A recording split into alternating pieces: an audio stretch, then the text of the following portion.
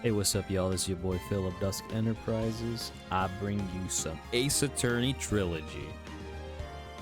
I can't wait for this. I'm gonna just get right into it because we're in the midst of not even chapter, sorry. The last case of the trilogy. I'm gonna get in there real quick. Also, hello, Keto. Thanks for putting points towards the T-Rex Burger Challenge. Alright.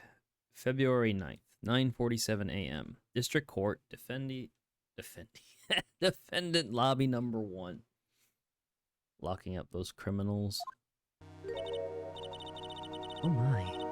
Mr. Larice feels that way about me. Apparently, he isn't aware of your real secret at all. This is no time to be embarrassed. I'm sorry.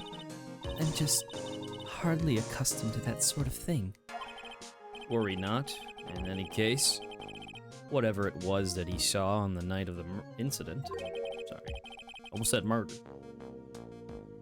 Mark my words, I will drag it out of him.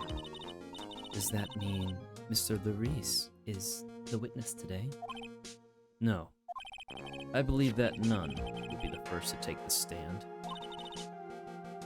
Sister Bikini. She claims to have seen the very instant in which you carried out the crime.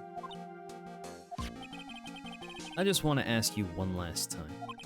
It really wasn't you who killed Miss Elise Dunham, correct? That is correct. It wasn't me. Very well, then. Mr. Edgeworth? Yes? You are a prosecutor, aren't you? Are you sure about this? If your true identity is revealed... Don't worry, I've made the necessary arrangements. I see. Iris, it is a prosecutor's job to doubt people. But right now, I am a defense attorney. A defense attorney's job is to believe in people, and to believe until the bitter end. That's what my friend told me once. Mr. Edgeworth. I simply ask that you watch and decide for yourself whether or not I am fit to do the task I have been entrusted. Very well, sir. I leave my defense in your capable hands.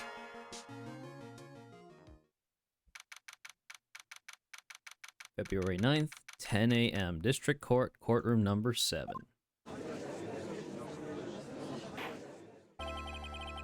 Court is now in session for the trial of Sister Iris of Hazakura Temple. The defense is ready, Your Honor. The defense does indeed appear to be ready. However, the same cannot be said for the prosecution in this case. Indeed. I'm not sure I like such a blatant waste of this court's time. An empty prosecutor's chair can only mean that the prosecutor has no confidence in their ability to prove their case. It would seem this case is already over before it had a chance to begin. I am ready to announce my verdict at this time. This court finds the defendant...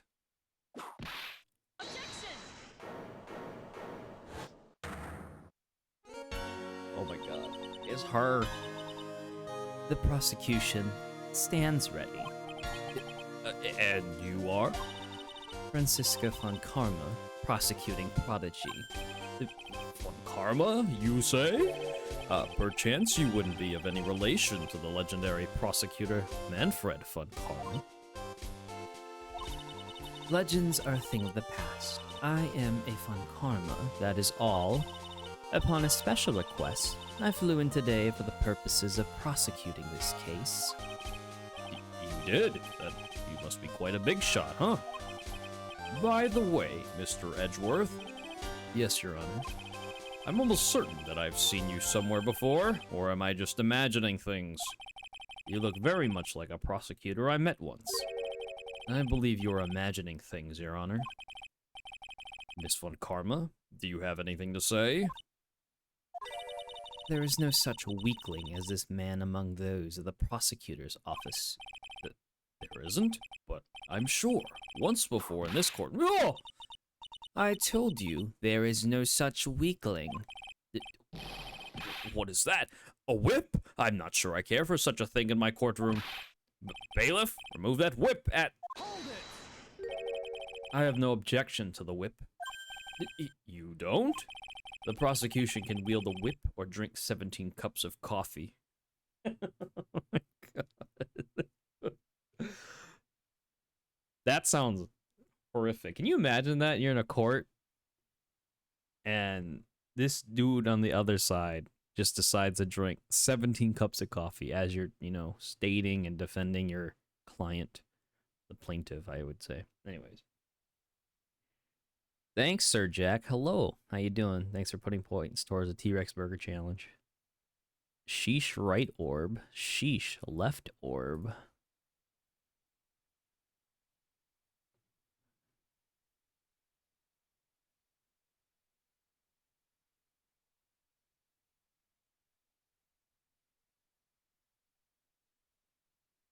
All right. Right orb is better. You mean the Norg pod is better? But there's still only one truth. That is what I stand here to prove today.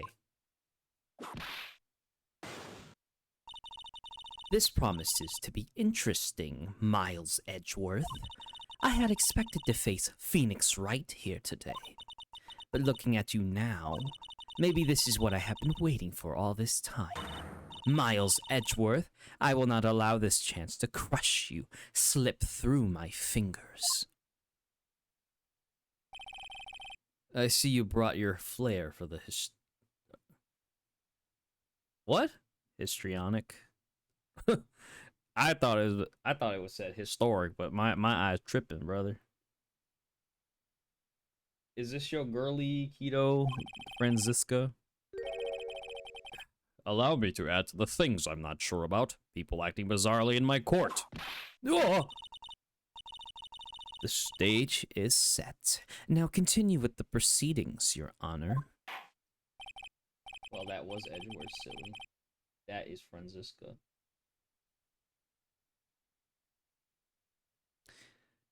Very well. Miss Von Karma, please give an outline of this case. With as little whipping as possible. The murder victim is the famed picture book author, Miss Elise Dunham. Her body was found in the Hazakura Temple courtyard. She had been stabbed through the torso by a ceremonial sword from a golden statue. The sword in this picture is the weapon in question, correct? Very well. The court accepts this photo of the crime scene. There is no mistake. This was the doing of Sister Iris. After all, there is a witness to her crime. Very well. Please bring this witness to the stand. And so it begins. My first and last trial as a defense attorney. Your dad would be so proud of you, bro. And I mean that, like, unironically.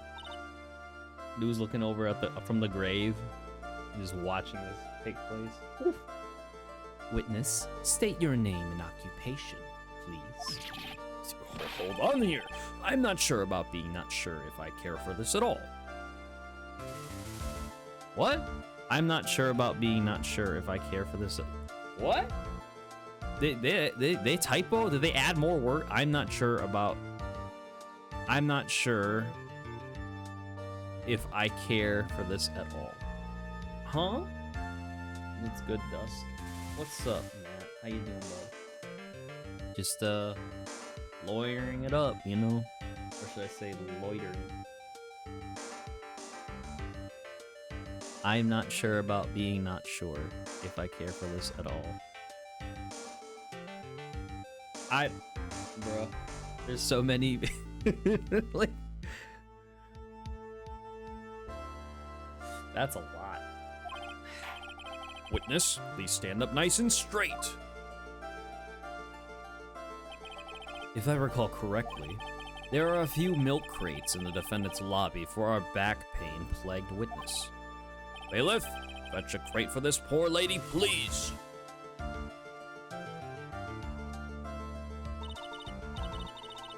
Once again, your name and occupation, please. Oh, little old me. Well, I'm the head nun of Hazakura Temple on Eagle Mountain. My name is Bikini. You got it? Bikini. Nice to meet everyone. But you don't appear to be wearing a bikini right now. Oh!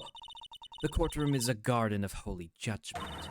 Those with lechery in their heart should leave this sanctuary at once. You want me to leave?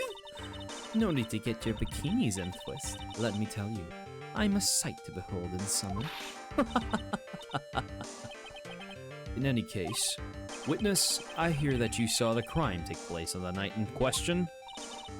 That's right. I can still hardly believe it myself, to be honest. There's no way dear little Iris could do anything like that. Let us hear what you have to say then. First, tell us about your own movements that night, huh?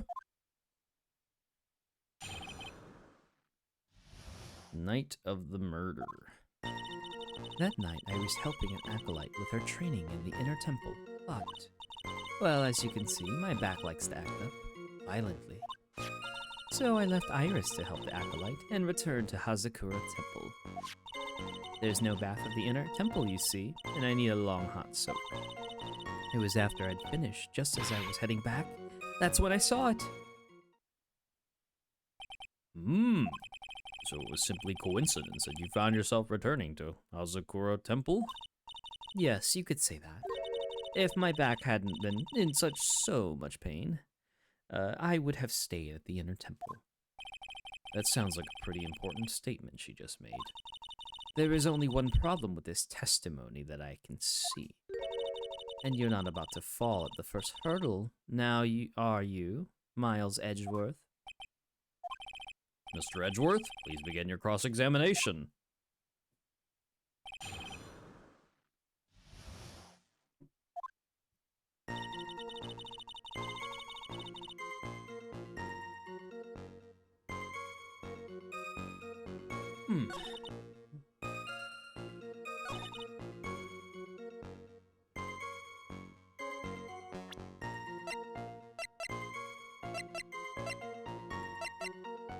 So I left Iris to help the acolyte return to Hazakura Temple.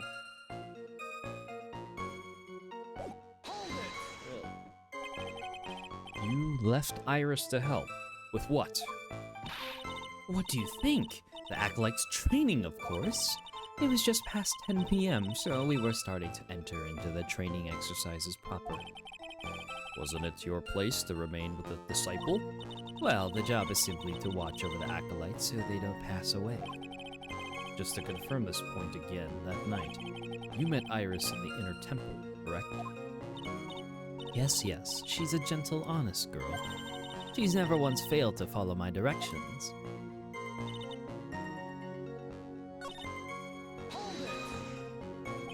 The crime took place in the courtyard, correct? When you go from my room to the main hall, you have to take a winding hallway from which you can see the courtyard. That's right. In other words, it was pure coincidence the witness saw the crime taking place before her eyes. There was no complicated setup in this case. That certainly seems to be true. There is indeed only one problem with this testimony. If I can clearly point out what it is, then I can begin to quantify just how good this witness's memory and observation skills are.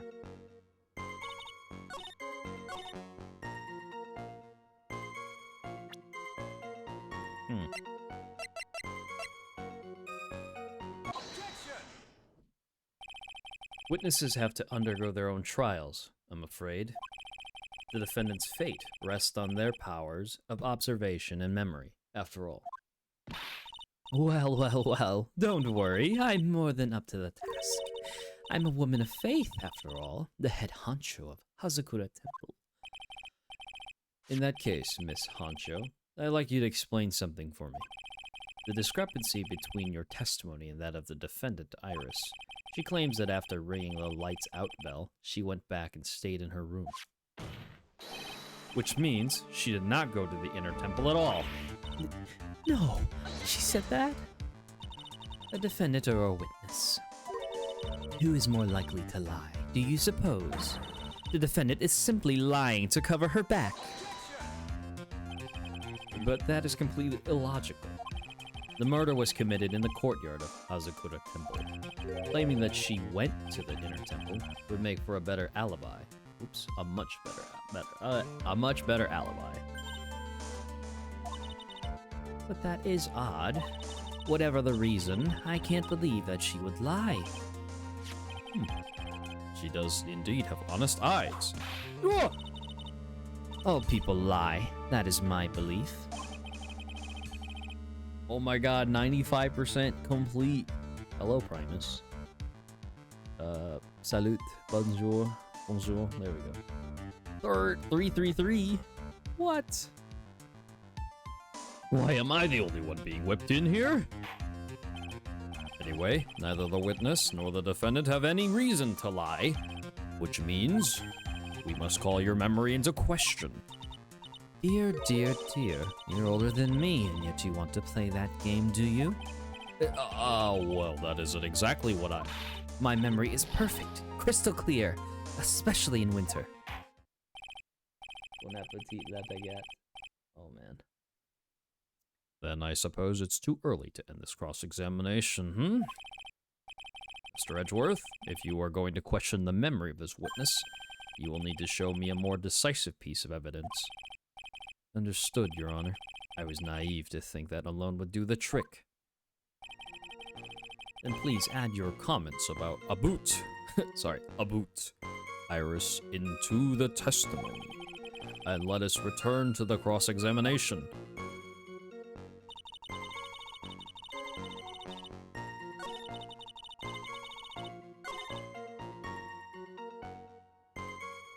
Really? I have this hood here that says otherwise. Witness, let's get one thing straight. The defendant whom you claim to have met, she was wearing this demon-warding hood, correct? Of course. That is a very important piece of clothing, I'll have you know. Wait a minute.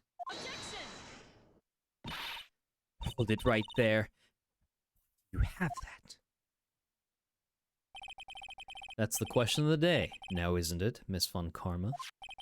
I'll have you know that this hood was given to someone as a gift that night, before the lights out bell was rung. What? You know where I'm going with this, don't you? If the witness had seen the defendant as she claims, then the iris she saw should have been missing this very hood. Well, well, well. It's not a bad feeling at all, exposing contradictions like this. Now I understand that happy look on Wright's face every time he does it.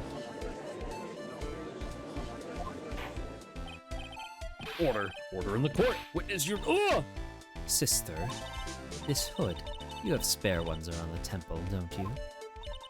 Spares. Well, I do tend to make too many of them. I see. A stockpile. A surplus of hoods, huh? Each nun is only given one hood. This should be the only hood that Iris owned. Then this is quite strange. If there was a surplus of hoods, then she could have worn one of those. There is no contradiction here. I'm sorry to break this to you, Miss Von Karma, but you won't get away that easily. Discrepancies such as this will sow seeds in any human heart. The seeds of doubt. Witness, while I don't wish to call your testimony into doubt, you must give every detail with precision. I'm not sure I'm comfortable going along with this. Sister, you shall continue with your testimony. Tell us what you saw after finishing your bath, on your way back to the inner temple. The seeds of doubt are sprouting in the judge's heart. They just need a little more stimulation to bear fruit. Contradictory stimulation. Alright. Oh, we got the full roster. My mentor, man for what? Age 19. Age 25. Bikini is 48. We don't have judge's profile. Oh my god, it's McKen's. Hi. Thanks for putting points towards the T-Rex Burger Challenge. I can imagine how much cholesterol I'm gonna intake that day, and I don't know how my body's gonna react to that. I finished my bath around 11, and I thought I should return to the inner temple. And as I was walking back, I heard a noise from the courtyard. I took a look, and Iris was... Oh, Mystic Elise! And with that sword of all things! Mystic Elise was staying in the corner room, which faces out onto the courtyard. Mystic Elise. The stabbing I saw must have occurred after she was pushed out of her window. Really?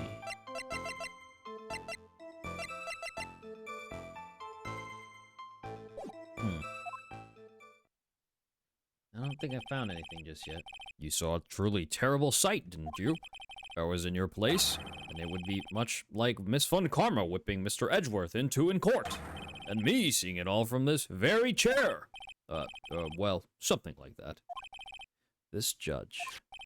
His imagination is about as vivid and creative as Detective Gumshoe. I would look the fool if I commented on such foolishness. Anyway, this case is mine, Miles Edgeworth. Calling everyone by their full name. Can't you do something about that habit of yours?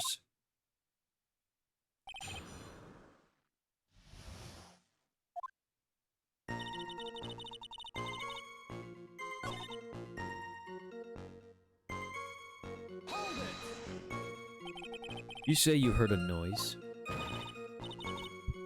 Just like that. That could only be the sound of the victim falling. It's very quiet in the temple, you know. You can even hear the snow falling from the branches. Just like that. Then, couldn't this noise you heard have been snow falling to the ground? I never thought of that. Oh, ho, ho, ho, ho. The next one to laugh gets a whipping. Well, whatever the source of the sound, I looked over at the courtyard and...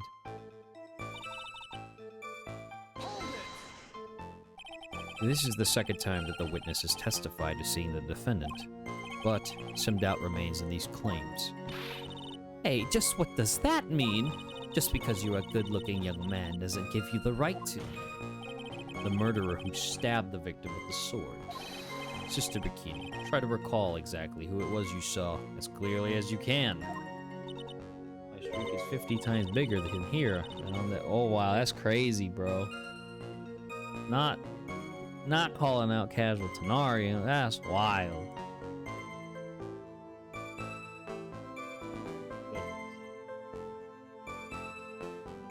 Well, you're a handsome young man, so I'll forgive you. How goes Kiwami 2?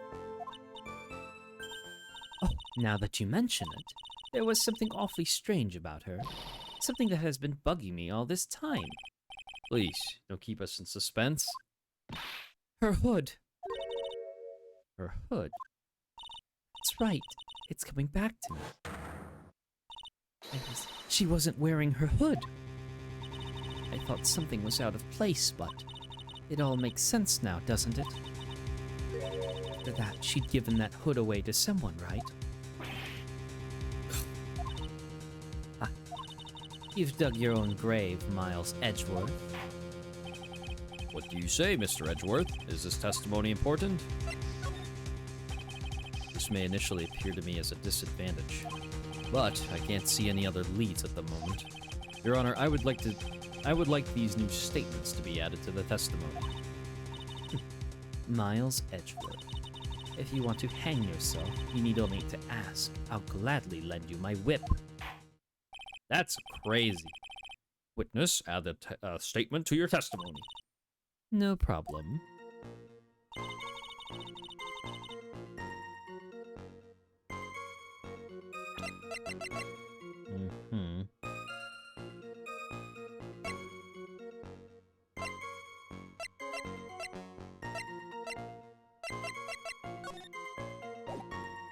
Not that one. Okay. Nothing I can object to there.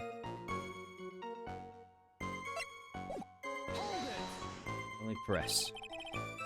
You were sure about that?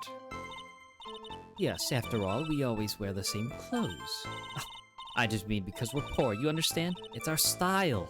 Yes, that's it. There's absolutely no need to explain yourself. Anyway, she looked different from normal, so that really stuck out. Like me holding a whippet puppy instead of my whip.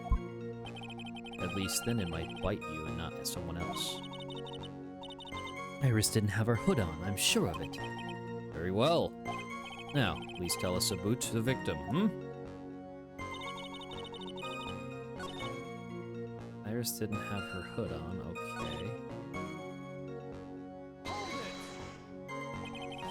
The room the victim was staying in overlooked the courtyard, correct? Which means the victim's room was on the second floor? No, Tatsuro Temple is a single-story building. The mountain itself slopes downward, which elevates the main gate, side of the temple, and the guest rooms in the back.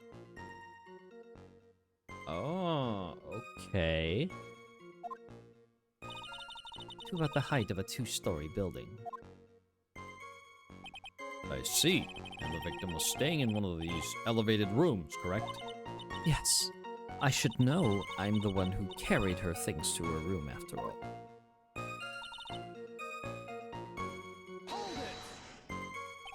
What makes you so sure of all of this?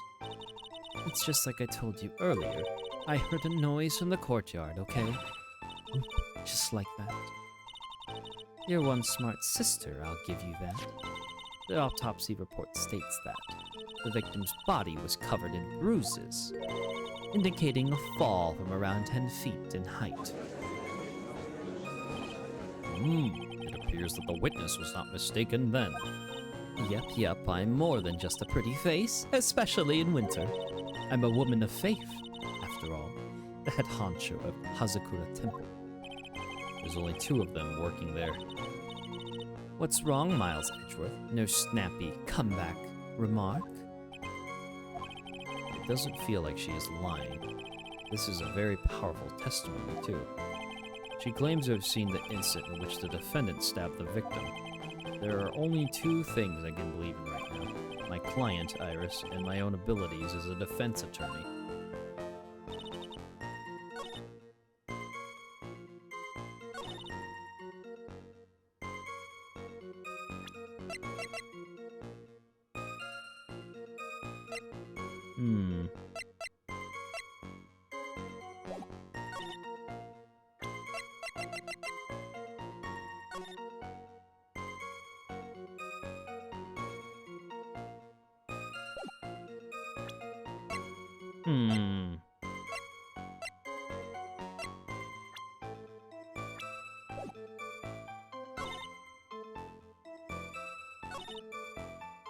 Iris didn't have her hood on because she gave that to Phoenix.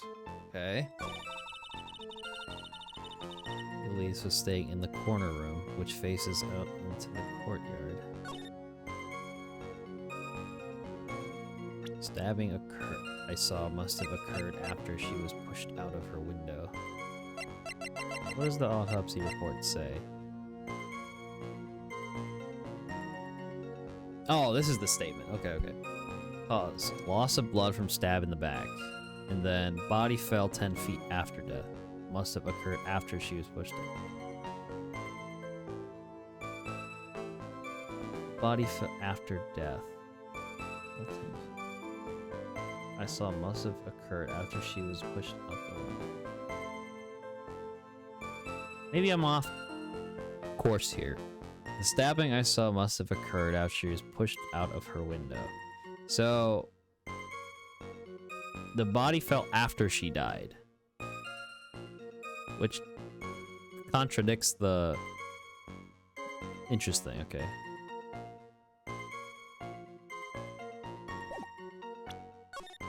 I'm gonna present the autopsy report here. So she got stabbed before falling out the window. The alleged part right here. Impressive logic. That's what I'd like to say, anyway. Oh, please do. My brain is something else, especially in winter. However, I think you are overlooking one thing. Miss Von Karma, would you be so kind as to take another look at the autopsy report? The autopsy report? The victim did fall from a height of 10 feet. However, this fall was after she was killed. That's right, it says after death right here. The scene the witness claims to have seen is contradictory. If the defendant stabbed and killed the victim there in the courtyard, how did the victim then go on to take a 10-foot fall? Order! Order! The victim was killed and then fell. If that is the case, then the victim must have been killed in her room. Don't you agree? That is the logical conclusion. Yes, that's right. The victim must have been stabbed at the defendant in her own room. And she was then thrown out of her window down into the courtyard below. Were there any signs of a struggle in Miss Dunham's room?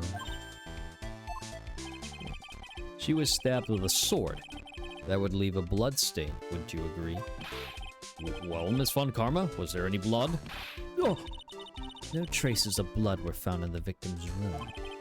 Your whip has just caused traces of blood to be found on my glorious payoff beard. However, there was no blood in the room, then you could— Ah!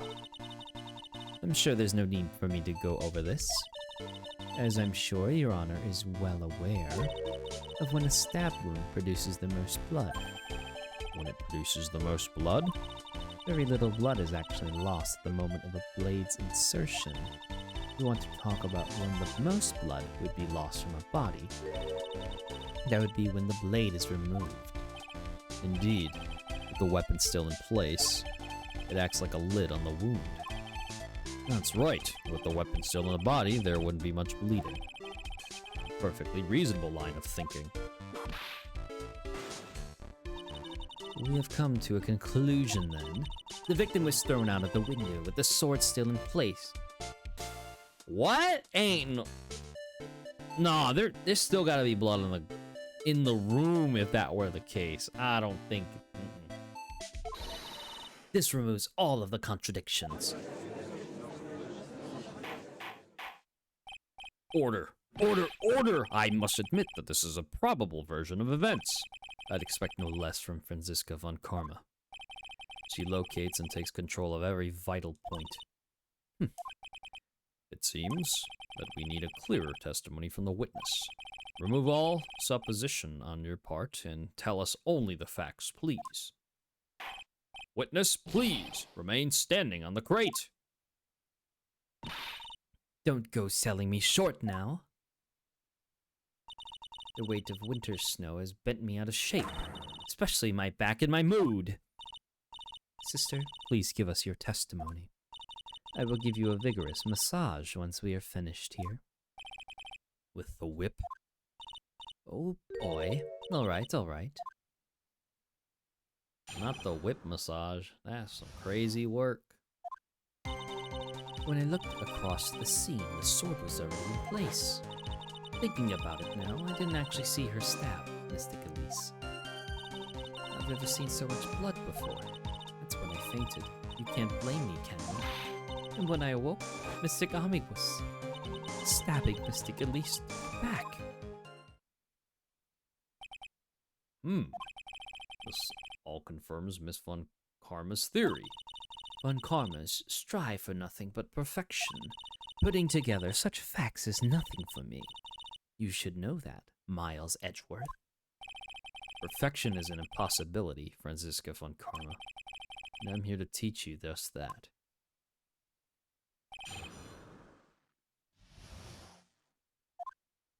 When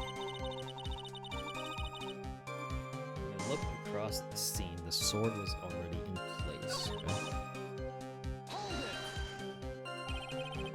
Think carefully, this is very important. It's Iris we are talking about here. I'm thinking for all I'm worth. No, when I looked over, the sword was already in Mystic Elise's body. Might not be conclusive, but This testimony supports your theory. The victim was stabbed in her room and then dropped into the courtyard. I think this proves it rather well, Miles Edgeworth.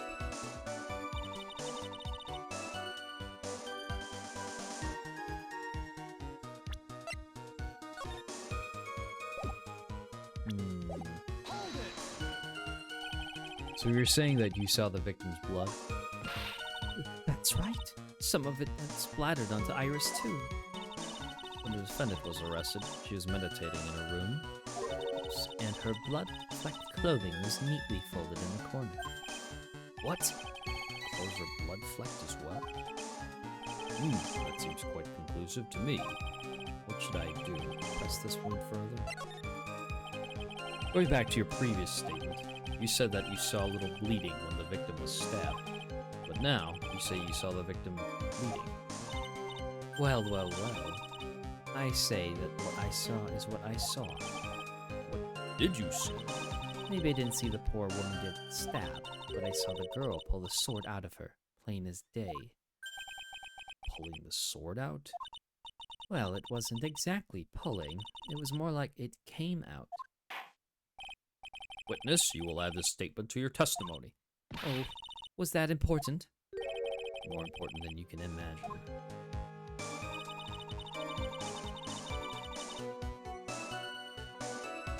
Smoothly drawn out?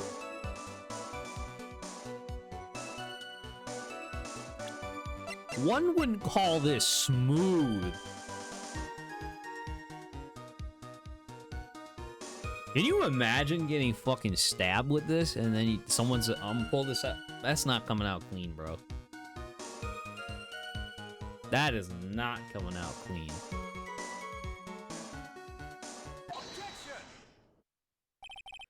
Sister Bikini, you are a reliable witness. At least, I like to think so. But there are too many contradictions here. What do you mean? You make it sound as though I'm a liar. But you're a handsome young man, so I'll forgive you. What contradictions are you talking about? In the scene that the witness claims to have seen, the weapon was thrust up to its hilt into the victim. Furthermore, the killer withdrew the weapon smoothly from the body. However, both of these are complete impossibilities. What do you mean? Please explain. Oh! Explain yourself. To start with, you think it would be possible to stab someone to the hilt with this? No matter how I look at the defendant, she doesn't appear strong enough for that. Doesn't appear? What meaningless dribble. I too may appear to be weak and frail, but I can crush men under my heel and make them weak, should I so choose. That is pretty gnarly. The objection stands. I wept a little back there, I must admit. That isn't the only issue here. If this sword was truly stabbed into the body up to the hilt, well, just look at all the branches on it. It certainly wouldn't come out smoothly. We also have the problem of the amount of bleeding. It's true that when a blade is left in a body, it acts as a plug of sorts. However, when the weapon is shaped like this, it's an entirely different story. The wound would be too large for the blade to completely stop the bleeding. It's nothing more than conjecture.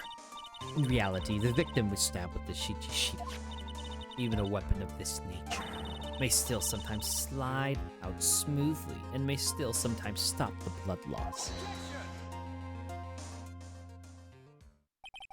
I'm not finished. There's still one more conclusive contradiction. You still got more? This one is simple. If this sword really was thrust in all the way to the hilt, why is there only blood on the tip of it? If this witness is telling the truth, then there should be blood along the entire length of the sword. Order, order. Ugh! Bravo, Miles Edgeworth. Raising this many contradictions from a single piece of evidence. All the other attorneys I know could maybe manage one, if that. What does this all mean? No proven contradictions regarding the murder weapon, but having come this far, there can only be one answer. That is... The weapon used to kill the victim was not the Shichishito. What?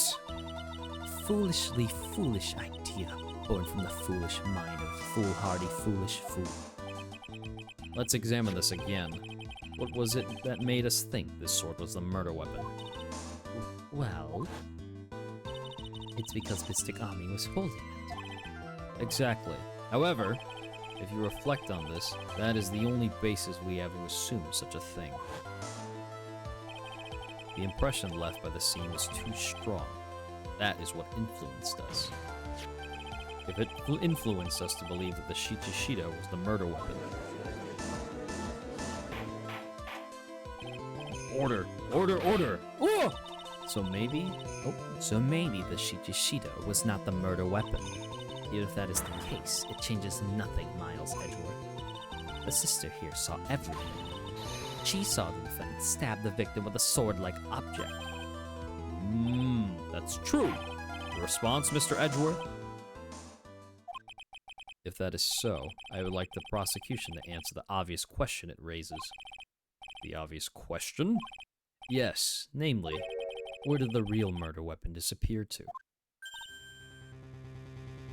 It goes without saying the police searched the main hall and the surrounding area. Perhaps the prosecution can enlighten us as to if a sword-like object was found. That's... Answer the question, Miss Von Karma. No evidence of that kind was found. Another mystery to throw onto the pile. A trial without a murder weapon is a tricky beast. Excuse me, could I say something? I just remembered something, actually. What is it, sister? I was just thinking, it's possible that just maybe what actually happened was, it was just over there. What exactly are you going on about here? The murder weapon, I mean. Maybe. I think I might know where the sword was disposed of. You what? Well then. I think we need to hear testimony from you one more time, sister. Impossible. What else could this old woman have seen?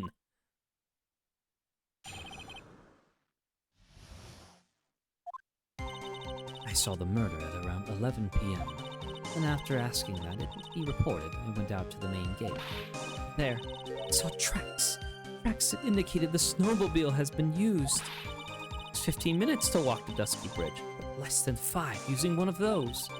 Maybe they threw the weapon into Eagle River and came back while I was knocked out. This could have done that. She can drive a snowmobile after all. Witness, please tell us everything you know right away next time. Well, I'm not in the best of shape. What with my back and my age, you know. Quite. There were indeed snowmobile tracks in front of the main gate. Here is a photograph. A snowmobile, huh? I see. Well, it certainly is an interesting theory.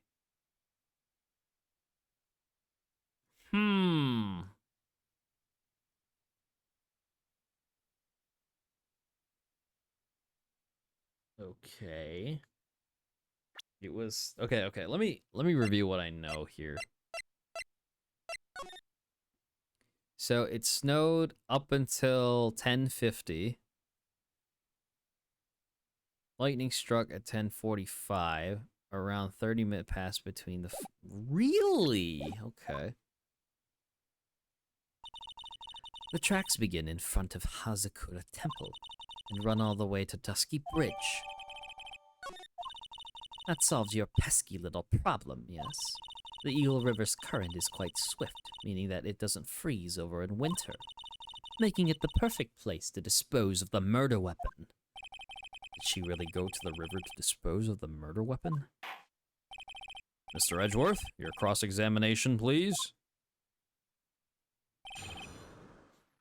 Oh.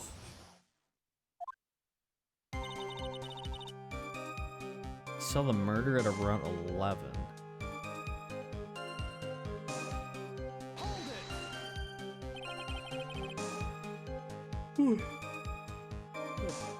Alright. You're sure about the time? Yes, I was worried about it after all. Why was that? Because I have a strong sense of responsibility, especially at this time of year. The acolyte was being doused in freezing water at the time. I could very well take it easy in the bath all night now, could I? So at 11, I decided to leave Hazakura Temple. Her estimation of the time seems reliable, at least. Please continue, sister. Okay.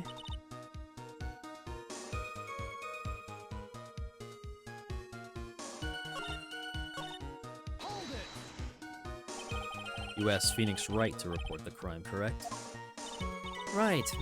The one who trampled me. It seems she is the type to hold a grudge. There isn't a phone in the main hall, so I sent him to the bridge. Phoenix Wright. He didn't even have his cell phone on him. He had forgotten it at home, apparently. What a naive boy, as always. Not only do I always carry my phone, but I always have my whip in my hand, too. Anyway, I was really scared, and it was taking him a while to get back. So I thought I'd go out by the main gate for a spell. Okay. As I recall, there was a snowmobile outside the main gate when I visited. That's it? That's the only one we have. It'll run no matter how much snow falls. Now you're certain the snowmobile was there at the main gate when you arrived? Yes, of course. It was parked in front of the gate. So she had already gone, discarded the murder weapon, and returned by that time. I'm not sure if this is really relevant. What should I do? I need answers to every possible doubt. The snowmobile in question, was it still warm at that time? Huh? Haha. What do you mean? What do you mean? What do you mean, huh? What do you mean, Miles Edgewood? I'm playing to a slow crowd here. It goes without saying that using a snowmobile will heat its engine. If it was still warm, then it means it was recently used. Ah, I see. I never thought of that. That's right, I overlooked that too. Of course you did. Then answer the question, please, witness. I don't often go around touching hot engines. However, now that you mention it, there wasn't any snow on it. Snow? Yes, for some reason, only the snowmobile wasn't covered in snow. There wasn't any snow on it? Curses! It seems highly likely the killer did use the snowmobile then, How long does it take to get this dusky bridge by snowmobile?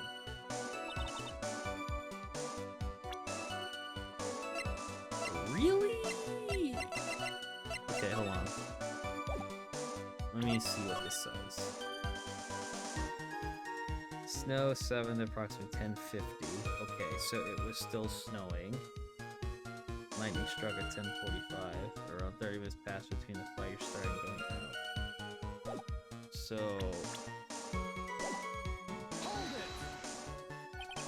in that case, why didn't you use it yourself? You could have spared yourself some walking. There's a reason for that. Have we got a moment for me to explain? I think that's why the question was asked in the first place. It was about a month ago. I was driving my beloved little snowmobile, happy as can be. I'd fetched some water and was heading back when I went and crashed into a tree. The tree and my back both went crunch, just like that. Crunch! Crunch. I haven't been able to find the courage to ride anything since then. Anyway, the killer must have used it.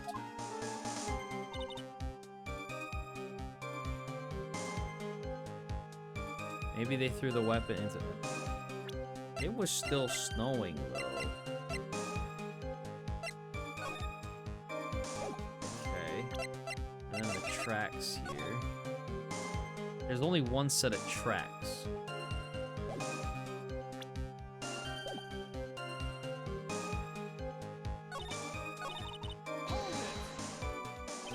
Refresh our memory. How long were you knocked out for? Like I said, somewhere between 10 to 20 minutes. impossible to get the bridge back in 10 minutes using the snowmobile. I have to concede that this is more than enough time. Is that all you wish to concede, Miles Edgeworth?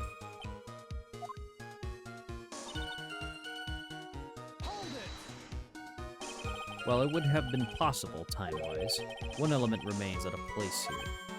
Oh, and what would this mystery element be? The killer's reasoning, Your Honor. Why did the killer do all of this? Why go to the Eagle River to dispose of the murder weapon when there are other methods? Too many unanswered questions. Your response, Miss Fun Karma? Ah! Turning to me for help over the slightest thing. Why don't you think for yourself once in a while, Your Honor? What? She's as over the top as always.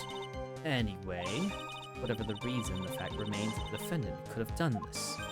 The murder weapon was disposed of in the river. Another point to me, Miles Edgeworth. Another mystery to feed the fire. Was there any reason to go and throw away the murder weapon? Luckily, there is surely a problem with this testimony. Now all I have to do is start poking holes in this flawed account.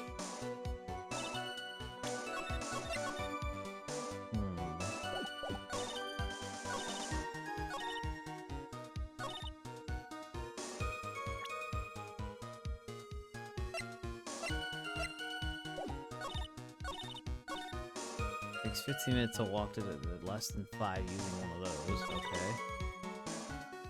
But why would they?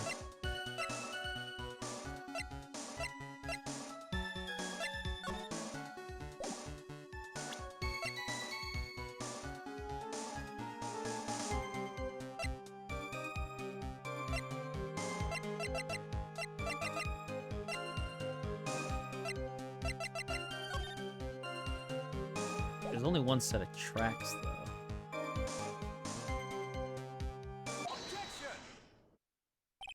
I admit this photograph proves something. It proves that the snowmobile was used on the night of the murder. You finally accepted the inevitable, it seems, Miles Edgeworth. However, if what this witness says is true, then why is there only one set of tracks? What do you mean? Iris left Hazakura Temple, threw the weapon into the river, and then returned. If that was the case, then naturally there should be 2 sets of tracks in the snow. Those from heading out to the bridge, and those from coming back. You're right. You are forgetting one thing, Miles Edgeworth. On the night of the murder, it was snowing. The tracks leading to the bridge were erased by the snowfall. This removes your precious contradiction now, doesn't it? I see. While she was at the river, the snow stopped, leaving just the return tracks in the snow. What do you have to say now, Miles Edgeworth? Is there a flaw in her theory? The idea that the snowfall covered one set of tracks? The tracks of the river were covered by snow. What a nice theory. However, Miss Fun Karma, that is impossible. Would you care to explain why there is a rude index finger currently pointed in my general direction? No need. The evidence will do all the talking for me. On the night of the murder, the killer went to and returned from Dusky Bridge. I don't trust this, but okay. In order to dispose of the murder weapon, the outgoing tracks were erased by snow, or so claims Miss Fun Karma. Mr. Edgeworth, present your evidence to the contrary, huh?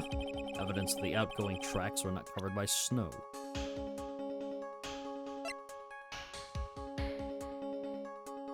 I mean, you have the footprints there, right? Here is the evidence. What do you have to say, Your Honor? This reminds me of when I was a little hockey goon in training. He was a hockey goon. Oh no. Not today's context, whatever that means. When I was a child, I hoped for school to be canceled due to the heavy snowfall. Perhaps, Mr. Edgeworth, it would have been better for you had the court been snowed in. That's all this evidence says to me, in any case.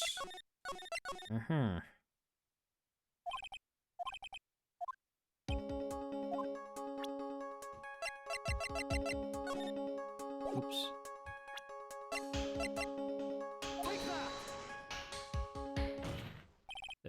witness, please tell us again what time it was when you witnessed the crime. Like I said, it was around 11. Of course, this means the weapon was thrown away after that time, correct? On that note, please take a look at this data.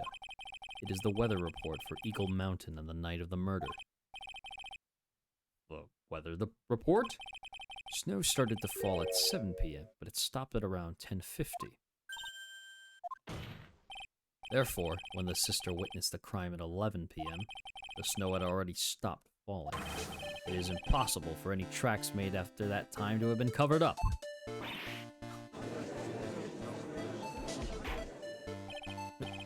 Order!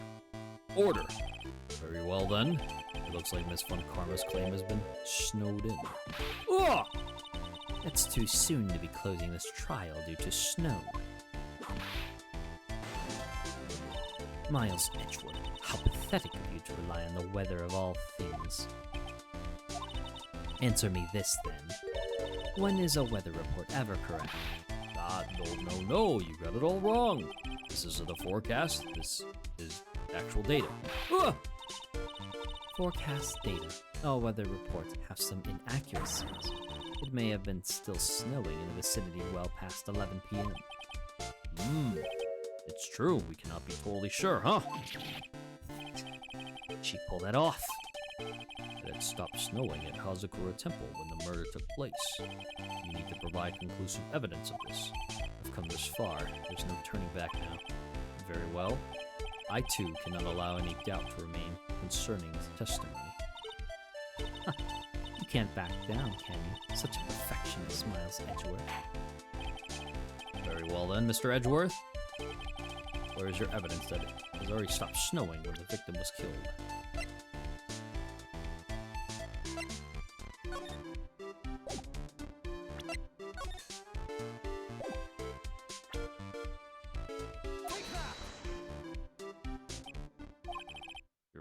What? Did I fuck it up? Oh my god. It looks like it is still snowing in your heart, too. Shivering in the cold, you are closing your eyes to the truth. And to think you just arrived after a long, tiring flight from Germany. That was poetry. Pure poetry. Lame. This evidence is only going to freeze my case solid. Respond, Miles Edgeworth. Even if it is snowing in my heart. At the time of the murder, it had already stopped snowing at Hazakura Temple.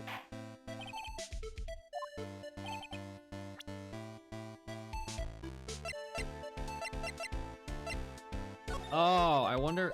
Okay. Oh.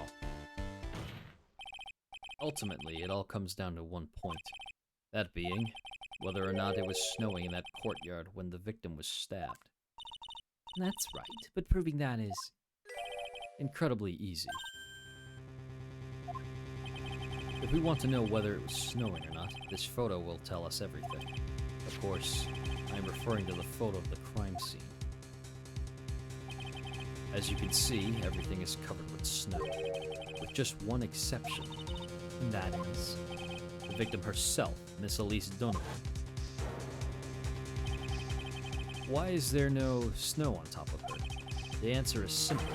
It had stopped snowing when she was killed, that's why. In other words, if the killer really did go to the Eagle River to dispose of the murder weapon, then in this photograph, there should be two sets of tracks.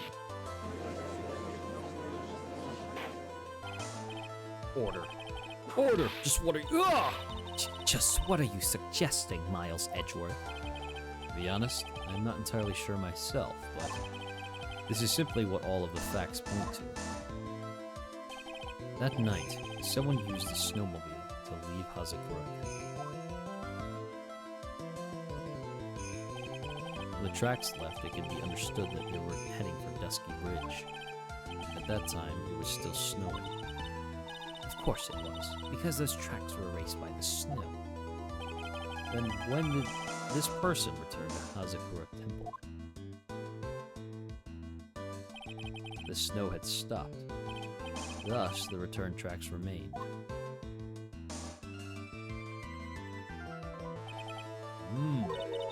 Can I say something? This is This all sounds a bit fishy to me. What does, sister? There is only one key for the snowmobile. Furthermore, on the night of the question, we know that the defendant had it. The key was found in her room after the murder. But you know, that night, Iris used the snowmobile to go to the inner temple. But Iris said that she never went there. I should probably press on this point some more when I get the chance. The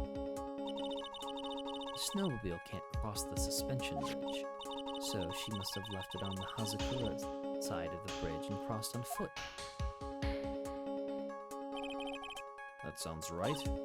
But what's odd is when I left Iris and returned to the Hazakura temple.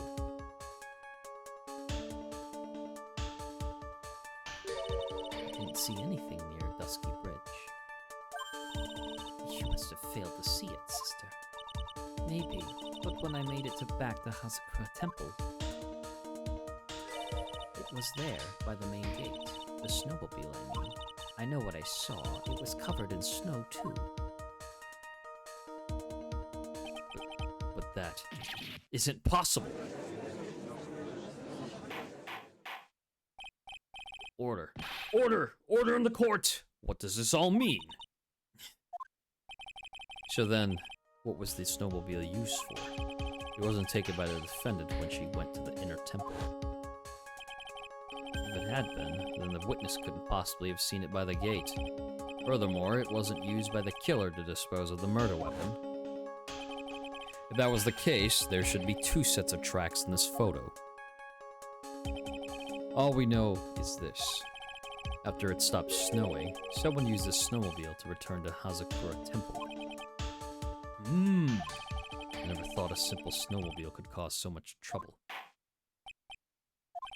I think we've learned all we can from this witness. Yes, I've nothing more to add. I've told you everything.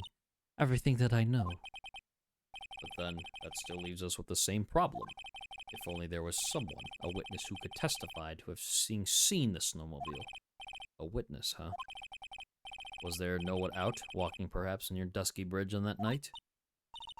I don't think that's likely. It was cold enough to freeze your ears off. Only an idiot would go out wandering in that. Unless they had something really important to do. That's a shame. Hold on. Something is coming to me. An idiot may well have gone wandering out on that subarctic night. Your Honor, actually, there just might be one individual who may be of help to us. Really? You know of someone who might have seen the snowmobile on the night of the murder? I don't know for sure if he saw it or not, but there are two things about him that do come to mind.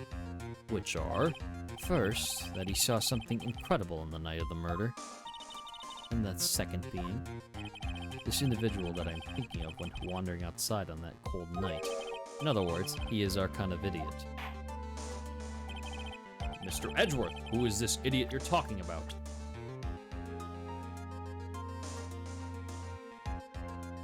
It was Gumshoe, JK. It was Phoenix.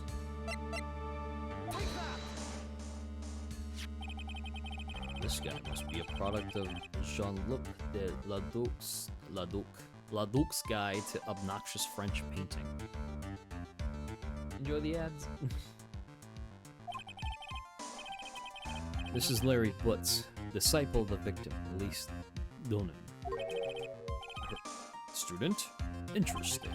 Why was he wandering a boot outside on the night of the murder? That's... I could tell them all about his designs for Iris, but it may cost us his credibility as a witness before I even call him. He is, after all, an artist.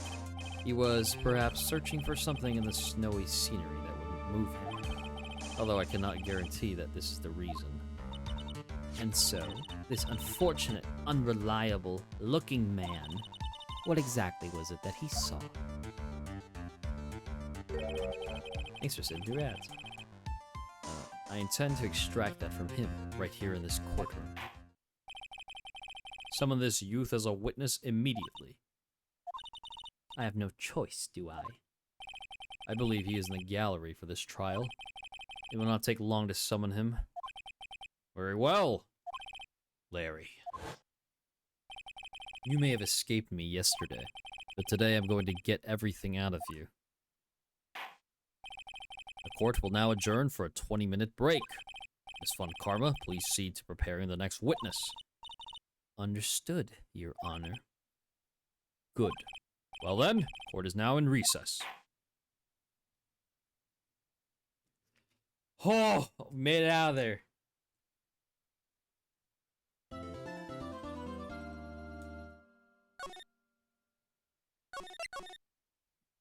So I'll take the 3 penalty, whatever. So my thought was, when they're showing that, oh, it stopped snowing, my thoughts were, okay, there's one set of track, right, with the snowmobile. Well, there's also footsteps as well coming, you know, out of there. February 9th, 11:15 a.m. District Court, Defendant Lobby number 1. Excuse me, Mr. Edgeworth. I'm not really sure what to say. Iris, we only have 20 minutes. So, this is what I'm going to say, right? So these are the tracks. When the snowmobile came back, you could still see the, you know, the footsteps there that are coming out from the temple. So what I am saying is the snow didn't cover the tracks, and they didn't cover the footprints. But it would also make sense since her body does not have any snow on top of it, which proves that it stopped snowing. So I was on that track, but should have referred to the photo. There are 2 things which I need to ask you before we reconvene. Alright, I'll help you in any way I can. First, about that night. You really didn't go to the inner temple, correct? The last witness claims to have met and talked with you in the training hall. Either you or Sister Bikini is lying. Mr. Edgeworth, it is just as I said yesterday. Until the incident occurred, I was in my own room, in Hazakura Temple. Very well. The second thing then. At night, the temple snowmobile was used in between the time Sister Bikini returned to the main hall and when she bore witness to the murder. Sometime between 10:30 and 11 p.m. that night, were you the one who used the snowmobile? There is only one key for the snowmobile. The only person who could have used it was me. So it was you. But why? What made you go out into Dusky Bridge? I'm sorry, Mr. Edgeworth. What?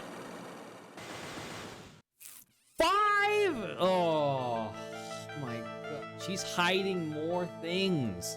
Man. Iris. Tell you about that. Yet. Yet? Not until her safety is confirmed. Her? The safety of the Acolyte. The Acolyte, huh? She must be talking about Maya.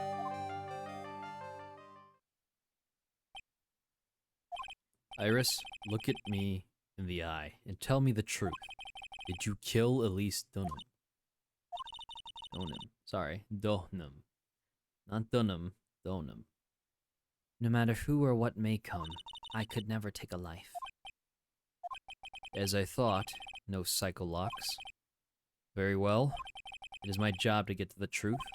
You'll discover this for yourself soon enough.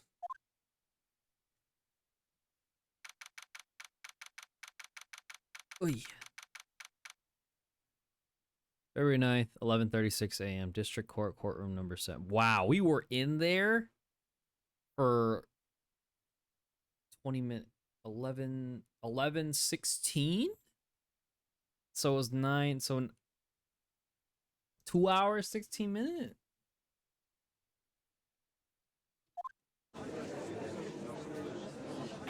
Damn. Court will now reconvene. Miss Von Karma, where is the witness? During the break, a man was detained for suspicious behavior in the gallery. Suspicious behavior? He was sketching something, very intensely.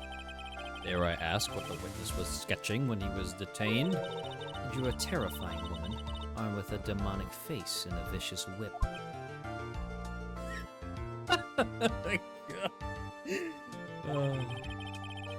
I could only presume that he's. Oh! Anyway, it's time to drag this pathetic excuse for an artiste before the court. Loris Donim, I hope you're ready. Get in here. It would seem that whip is going to see plenty more use today. Ouch! Your sketch is in contempt of this court. Hey, I was just artistic. Ouch! You tried to run away from the bailiff who was trying to hand you your subpoena, correct? Look, I'm nothing but a fledgling artist training out in the mountains. I'm only down here in the city because I ran out of green paint. Yeah, well, to use the technical term for the color, viridian. Larry, this isn't an art store now, is it? I know, I graduated junior high, okay? Look, art is all about working in the fields, isn't it? Working in the fields? I presume he wanted to say field work. I hope. That's it. Thanks, buddy. It's kind of sad that I was able to understand his mangled train wreck of a sentence. I just happened to stop in here and found a wonderful new model. So see, I've got nothing to do with this trial at all. I expect all of your faces to be red when you realize this mistake. Bright red. Or to use the technical term, Crimson Lake. Ouch! Ow, ow, ouch, ouch, ouch! Stop your pathetic blabbling and testify like a man. Blabbing. Sorry. Blabbing. Sorry. Refrain from whipping me, Miss Von Karma. Cross-whipping is as bad as cross-checking. Witness, that was all your fault. Testify now. This is too much for me.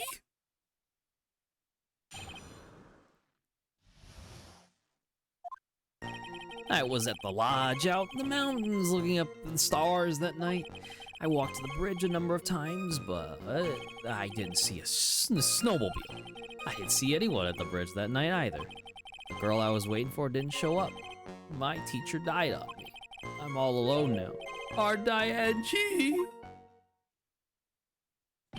Witness, please refrain from talking directly to the lawyers during your testimony. I'm just a nobody, nothing but a small, worthless man, aren't I? And why wasn't I asked for my name and occupation or anything else? Mr. Edgeworth, this man seems to have quite a severe inferiority complex. He's recently been the cause of numerous incidents. I think he's finally realized for himself just how much of a nuisance he has been to other people. Yeah, that's right. I'm behind everything, every case. Watch out, okay? Just touching me will make you eternally unhappy. Well, then let us proceed with a cross-examination. With no touching, thank you. We can delve into other details at a later time.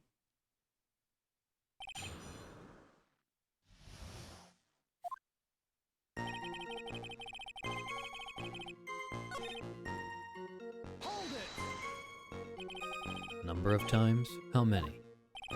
Maybe 5 times. I went at once every 20 minutes.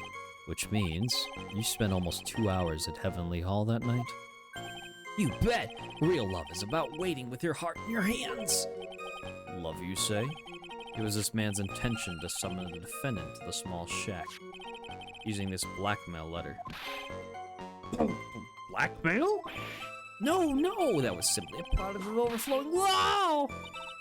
You huffy, puffy, loosey-goosey excuse for a whimpering, whiny wuss of a witness. The what? Huffy, puffy, loosey-goosey. Huffy, puffy, loosey-goosey. I might have to put that in my vocabulary book. So, what did you see? I hope for your sake you saw a snowmobile. You huffy, puffy, loosey-goosey excuse for a whimpering, whining wuss of a witness, huh? Well, you see. Being called those names doesn't seem to bother him at all.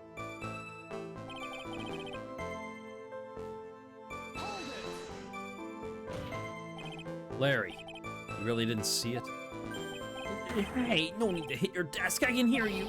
I didn't see it. I didn't see a snowmobile. Larry, say snowmobile for me, please. Snowmobile. If you truly have nothing to hide, then why are you stammering like you just flew over a cuckoo's nest? Shut up! What is this? I don't know. Don't ask me. It seems that I'll need to start from a more obvious contradiction. I'm going to strike the blow that will finally get him to spill the beans.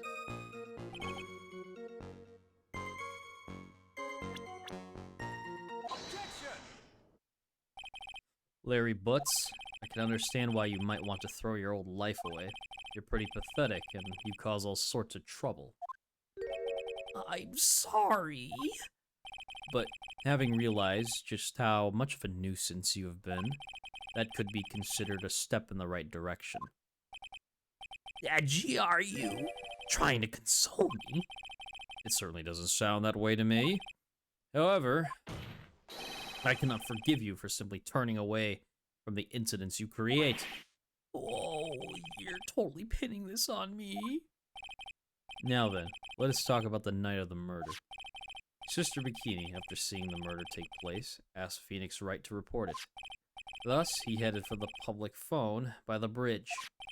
There, he happened across a certain nefarious individual. Nefarious, you say? You, Larry Butts. Ugh.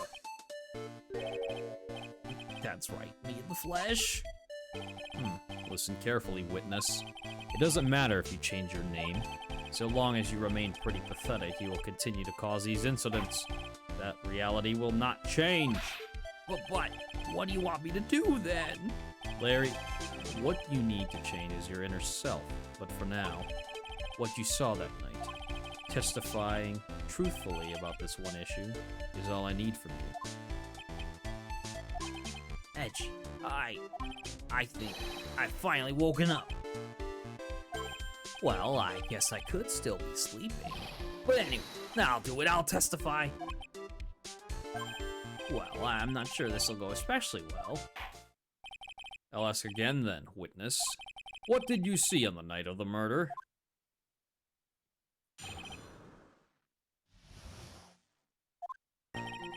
I went to the shack at around 9, so it would have been around 10:30 p.m. I was lying under my bedding when a light flash almost blinded me. I looked out the window. Dusky Bridge was on fire.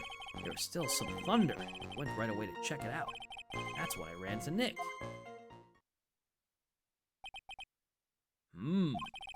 You certainly saw quite a lot, didn't you? So, what happened to the bridge after it caught on fire? It was like me after a 3-day stint chasing a girl. It totally burnt out, like almost totally gone. I mean, trying to cross the burning remains was what caused Nick to fall. What did you say? No, don't worry. It's nothing life-threatening. He just caught a cold. This man fell from the bridge into the raging river. And he got to the hospital, right? And all he has is a cold and a fever. That's it. Nothing crazy.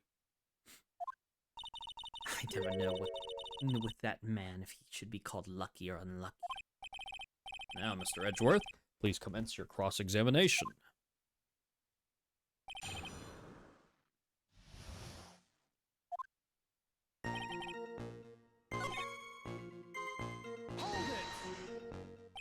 This light was, of course, lightning. Like, kapow! Like a slap from Naomi. Honestly, a big bada boom. Ah! Or a little like that. Oh, it's more like a punch from Miranda. Witness, did you actually see the lightning hit the bridge? Well, I was a bit startled by the flash of light, so... Seeing that, what did you do? What do you think? I was burning up as well. The fire in my heart. And that's why you went to take a look at the bridge? Well, to be honest, it was freezing cold, so at first I thought, forget it, I'm not leaving my covers. But it had pretty much stopped snowing, so I don't know, I changed my mind. I'm not sure I care for the forget-it attitude you had at first, witness.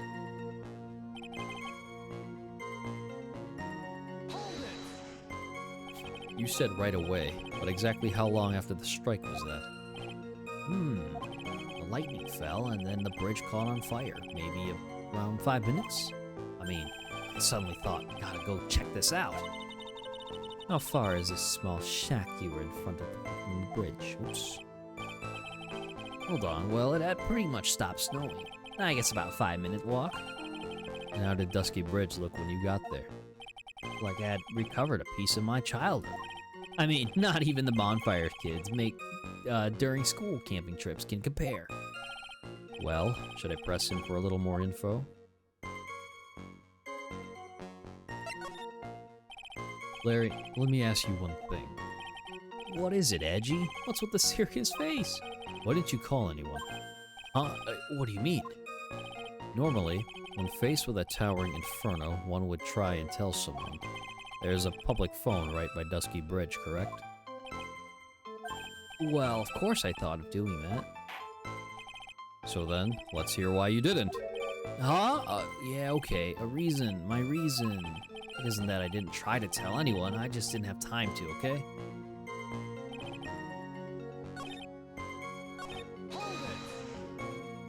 You claim to have arrived at the bridge at the same time as Wright? Yeah! I thought I'd better tell someone about this, but then Nick came up yelling about the murder. It totally made me forget about the bridge. Fire was pretty much out by then anyway. What's this feeling? I suddenly have a terrible case of unease. It was after contacting the police that Phoenix Wright fell from the bridge, correct? Yeah, that's pretty much it, more or less. You told me about the burning bridge yesterday, but there's still something that doesn't quite fit. It looks like, despite his change of heart, Larry still isn't telling us the whole truth.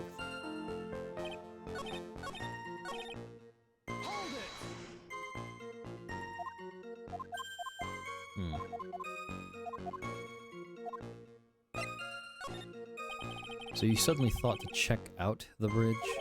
Does this mean that you initially had no intention of doing so? Well, yeah, I guess it does. It was really cold, I didn't really want to go out there.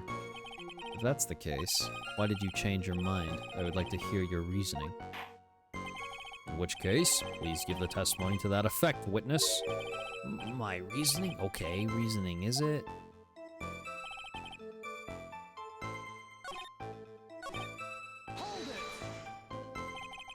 So you decided to go and see what was happening?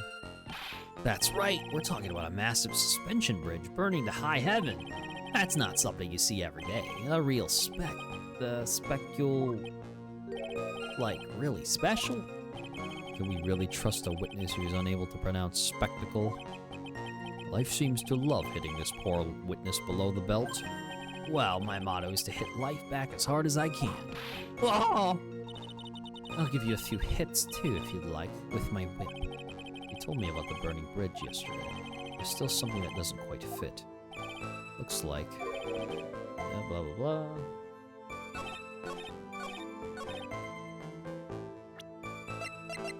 So big burn? What is...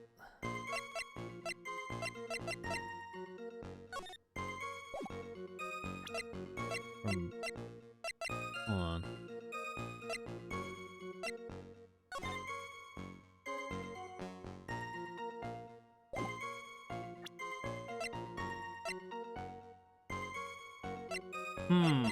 I don't think I have anything I can present with just yet.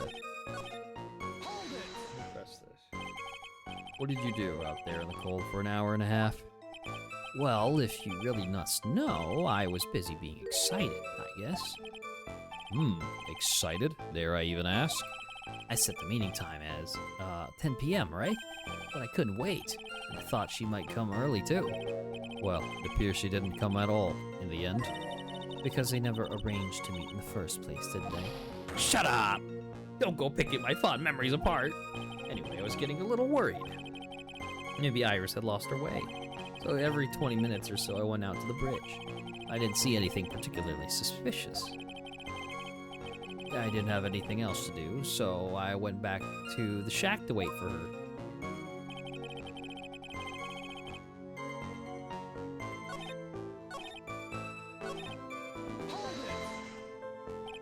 So you decided to go and see what was happening, blah, blah, blah.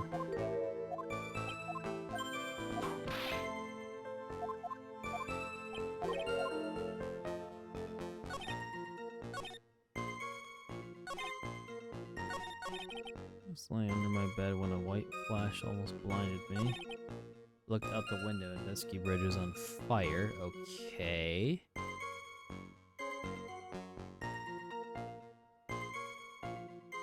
Out the window and Dusky Bridge was on fire.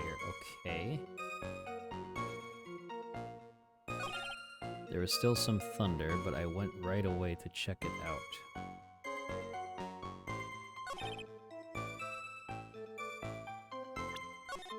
What is... The bridge is burning, but I thought I'd never get another chance to see something so big burning.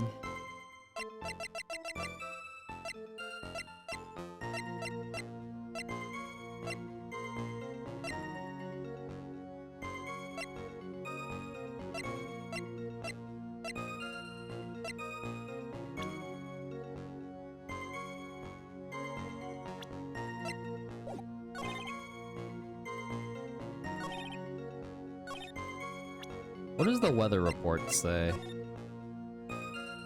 10 to approximately 11 p.m. Okay, that's fine. It lines up. Lightning struck Dusky Bridge at 10:45. Around 30 minutes passed between the fires started going up.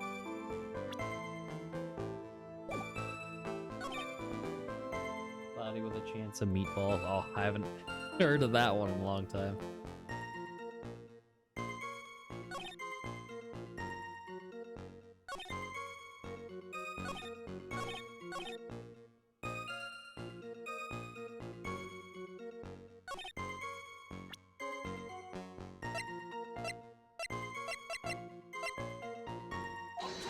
Yeah, I figured it was the case.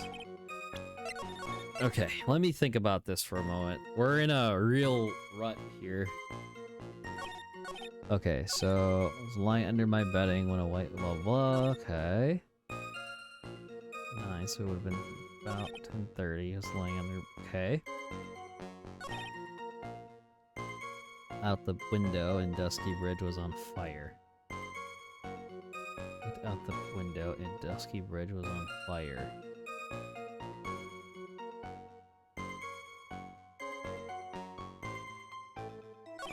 There was still some thunder, but I went right away to check it out. Let me press this again.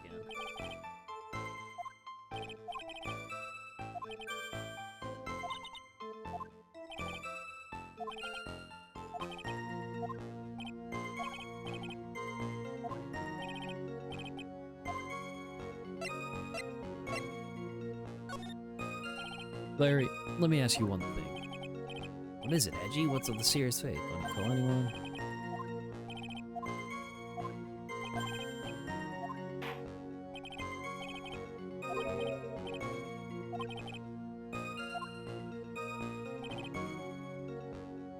Arrived at the bridge, and Nick showed up less than a minute later.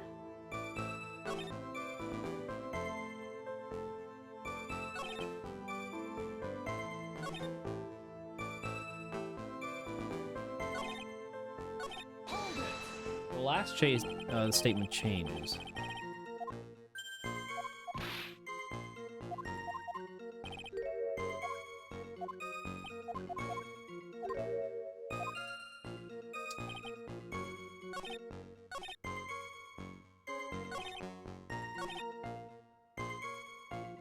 Arrived at the bridge, and Nick showed up less than a minute later. Okay.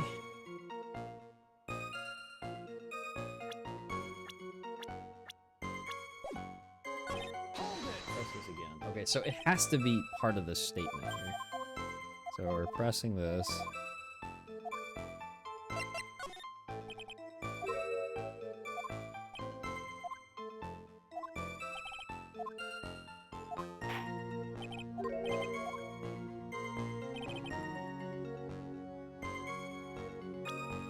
So big burning. Okay.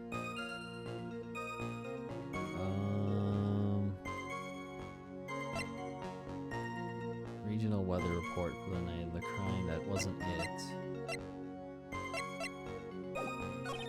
There's still some thunder, but I went right away to check it out. I thought I'd never get another chance to see something so big burning.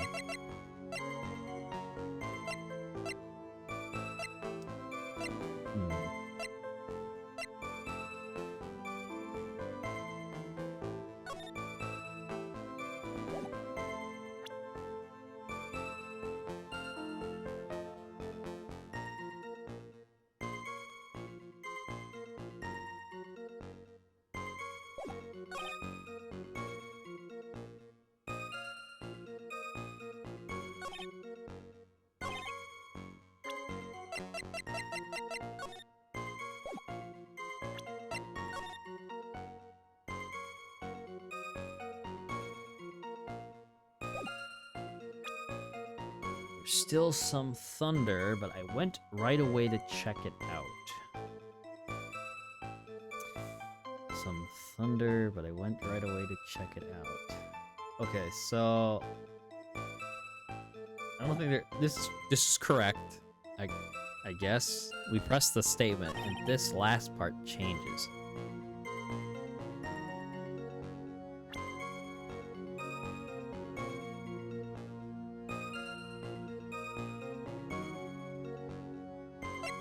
But why?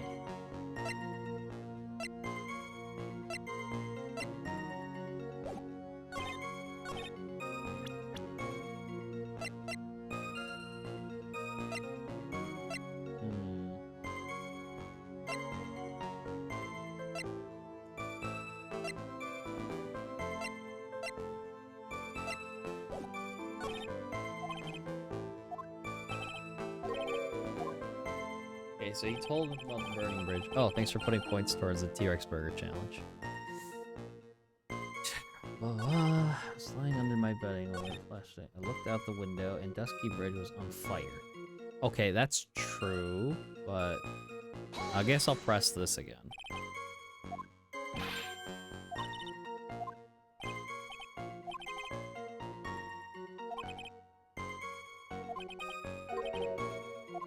Okay, that's fine.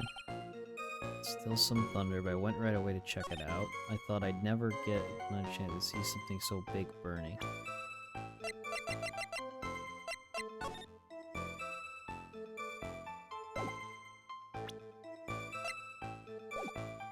But why, though?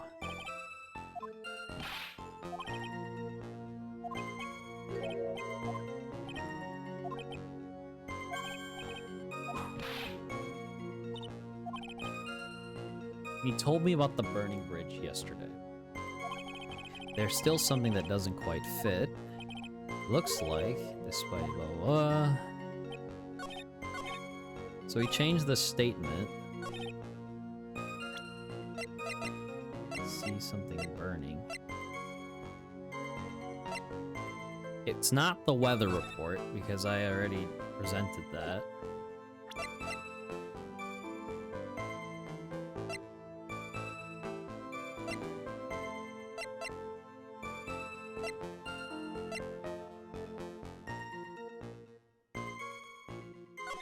Main gate to Dusky Bridge.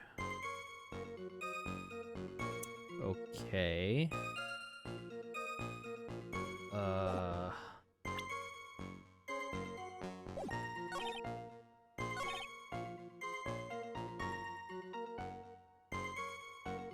thought I'd never get another chance to see something so big burning.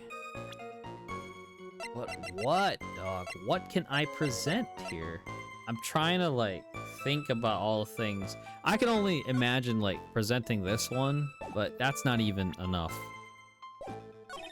There was still some thunder, but I went right away to check it out.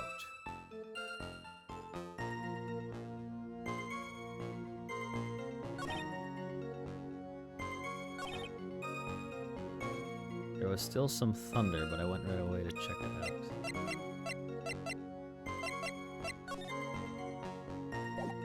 11 p.m.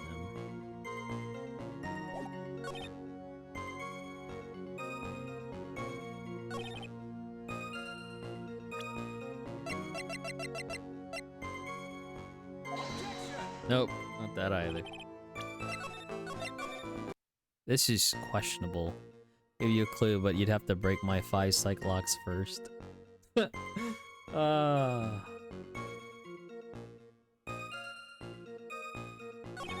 So, pressing this statement allows us to change the last statement there.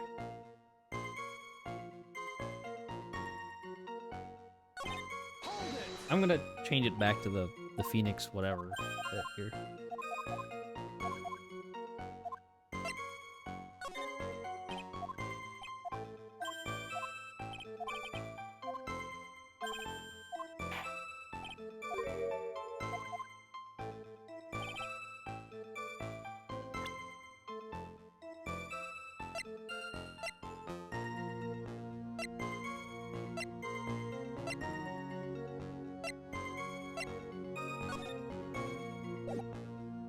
Lightning was around 10:45.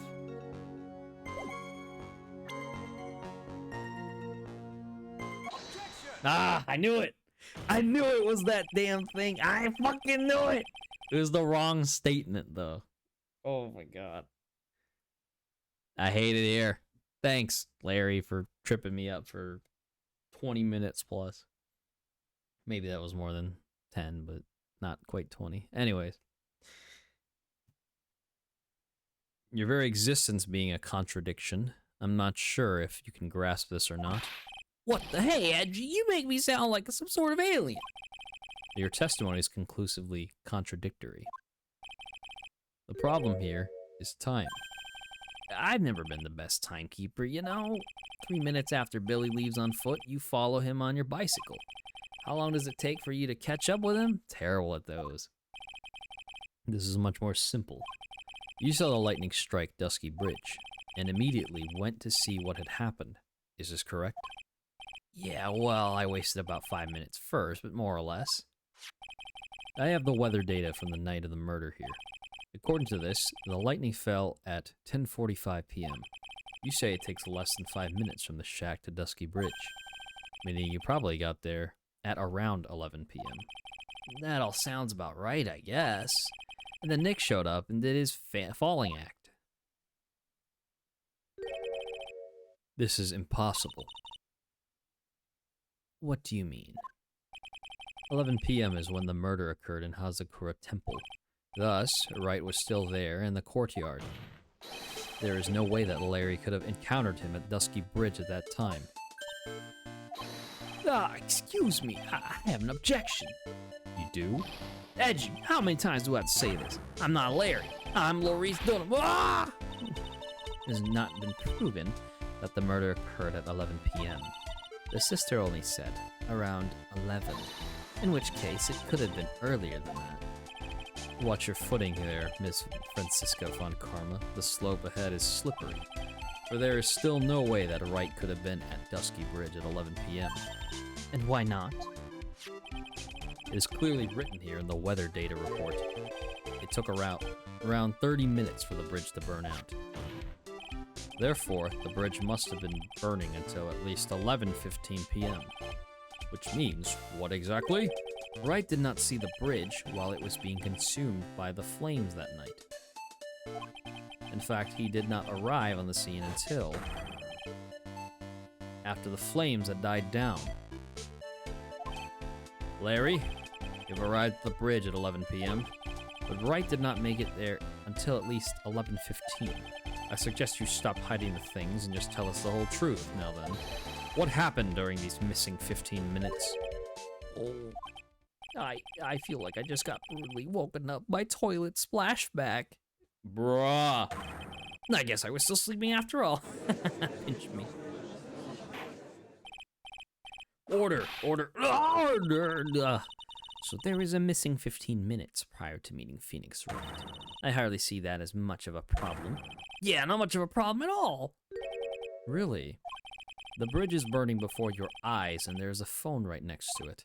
Why then did you not report the accident? Yes, witness, why didn't you? Were you there simply to watch the bridge burn? And therein lies the problem. For even after the bridge had burnt out, he was still there. Staring into space, this witness didn't even attempt to fulfill his civic duty. That's what it sounds like.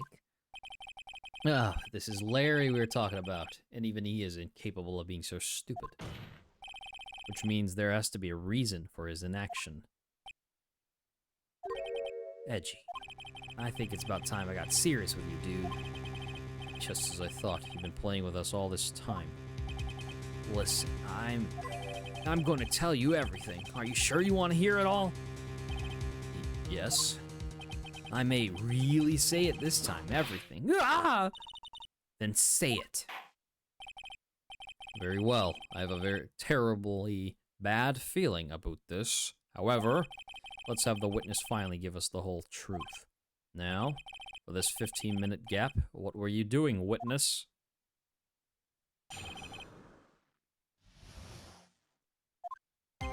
I'm an artist. What do you think I was doing? Sketching in front of the bridge. I was whipped up into a frenzy of art. The shock and awe that I was feeling, I transferred all directly onto the page. Before I realized it, the flames had gone out, and then he came running up. I suppose artists can be strange folk. That's right. I'm willing to sacrifice everything in order to draw the perfect sketch. Including the truth from the sound of it. Mr. Edgeworth, has this removed the last of your doubts? Not at all, Your Honor. One very large doubt still remains. And what would that be? This is a surprisingly believable story, especially considering the source. So why did he think he needed to hide it from us until now? I intend to drag the reason out of him. You'll regret this, Edgy.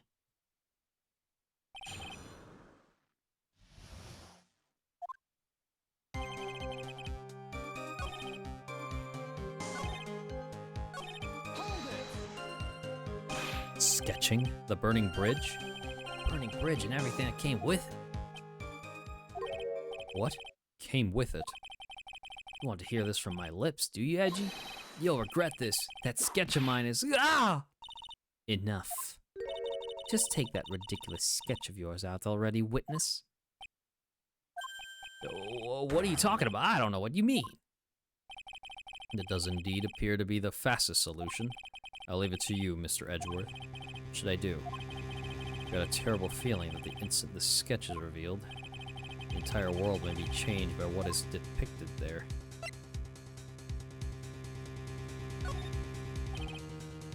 Larry, I wonder if you could show us your sketch. Please? Well, you and I couldn't have imagined it'd turn out like this. Imagine what? That Maurice Dunham's debut would take place here today, like this. Ouch! Show it, now. Okay, steel yourselves. This is the world of Maurice Dunham. Oh, what? Huh? Oh. Ah. Well. So this is Dusky Bridge, correct? Quite a large bridge, isn't it? Your response, Miss Von Karma?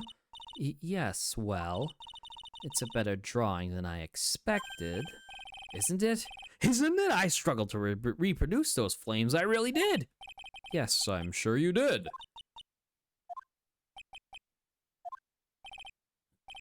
This is going to get ugly. No one has the courage to bring it up, it seems. This mysterious flying object. Larry? What? The burning bridge is fine, but what is that unfortunate-looking figure? Ah, you spotted that? I thought you might. However much I might want to ignore it, I can't. It's Iris, of course. Iris! I wish she'd take better care of herself. We have to plan for our future, you know. What would have happened to her if she had injured herself flying like that? Larry, please answer this next question honestly. Okay. Are you really claiming to have seen this? Are you claiming to have seen the silhouette of the defendant flying over a bridge that was engulfed in flames? Yep, that's what I saw. Oh my god. Hey, Maddie, thanks for putting points towards the T-Rex Burger Challenge. Get him, Edgeworth? Oh, man. Ooh. So you're telling me that the girly Iris flew over the bridge?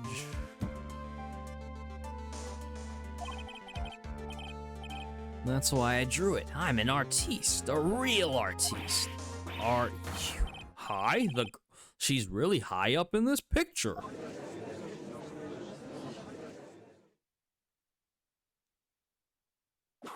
Ah! What was that for?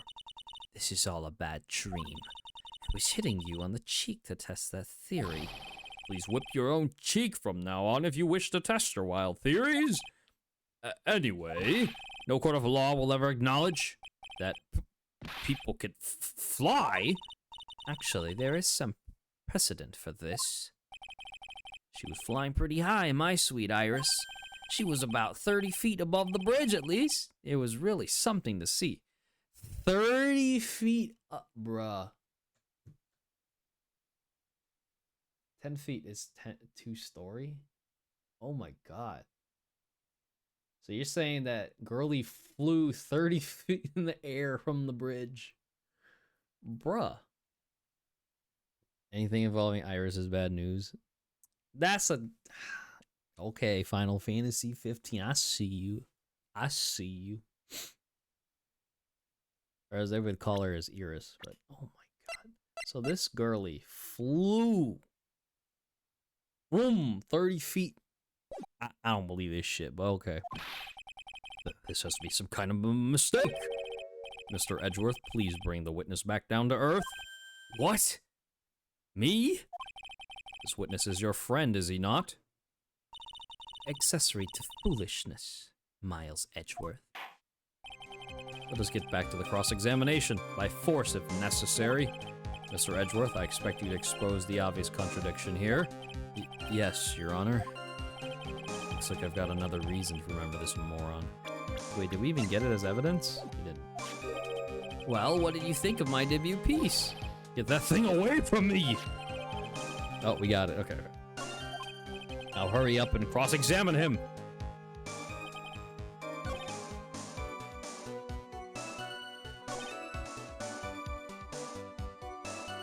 I saw Iris flying, her white hood fluttering. What? Well, we have it here. Larry, what did you really see that night? Not that I particularly care. In your position, that's just being irresponsible. I drew exactly what I saw. I'll give you a whole $1 that it's the truth. If that is truly the case, then there is one thing that we can say for certain. What might that be? The person who flew over the bridge could not have been the defendant, Iris. What? What do you mean? I don't understand. Ah! A foolhardy folly of a foolish statement By an equally foolishly foolhardy fool. How exactly can you make this claim? Tell us, Larry.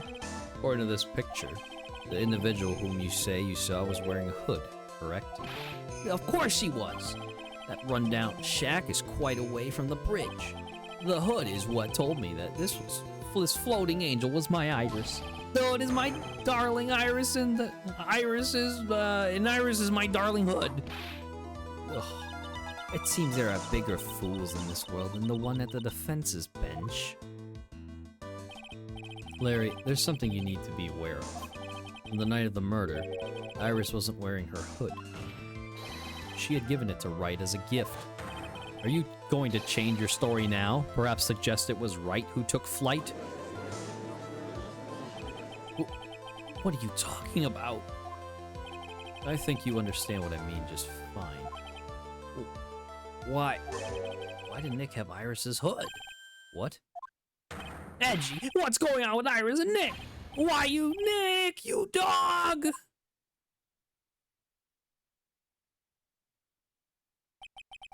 I do believe that this unbelievably mysterious sketch is destined to disappear, discredited and discarded straight to the garbage. Huh. What is it now, witness? It feels like I've been waiting 25 years for this very day to come. Edgy, today is the day I get to completely stupefy you. What? What is the meaning of your outburst, witness? I hate to have to do this, but I have some definitive evidence. Definitive? Evidence? Iris did indeed come flying over the burning bridge, and I, Maurice Donham, shall prove it. I didn't expect to ask this again, but we shall be needing your testimony once again. Tell us anything you know concerning the defendant as depicted in this sketch, and show us your evidence that this nightmare was actually a reality. Okay, I hope you're ready, Edgy, because I'm gonna feed you a whopping serving of pain. You've been serving us a whopping serving of pain this whole time. Trust me. Proof that Iris flew. I'm sure she didn't. When I reached Dusky Bridge, she was already gone. I was so worried, so I frantically searched all over for her. That led me to finding a beautiful crystal sphere, half buried in the snow. I'm sure that Iris was simply wearing a spare hood. After all, no one else could have lost a crystal sphere that night. A crystal sphere? This one. Pretty, isn't it? But finders keepers. That sphere, where did you find it? Let me see, around here somewhere? Looks about right. And it was half buried in the snow? It had pretty much stopped snowing by then. But there was still some falling as I walked to the bridge. The court accepts this crystal sphere. That's mine, okay? I want it back afterward. There's something on it. Oh my, it's blood! What? Blood! You ready, Edgy? By tomorrow morning, you'll be calling me Master Larry. Yeah, I like the sound of that. No one's going to push me around anymore. Didn't you want to be called Maurice Donham only a few minutes ago?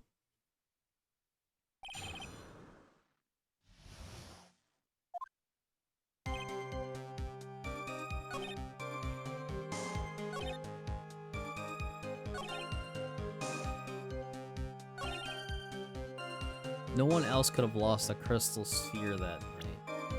Are you sure? I don't know if it's this or the girl. I mean, the lady. Alright, hold up. It's gotta be one of the two, but I'm gonna present the picture first.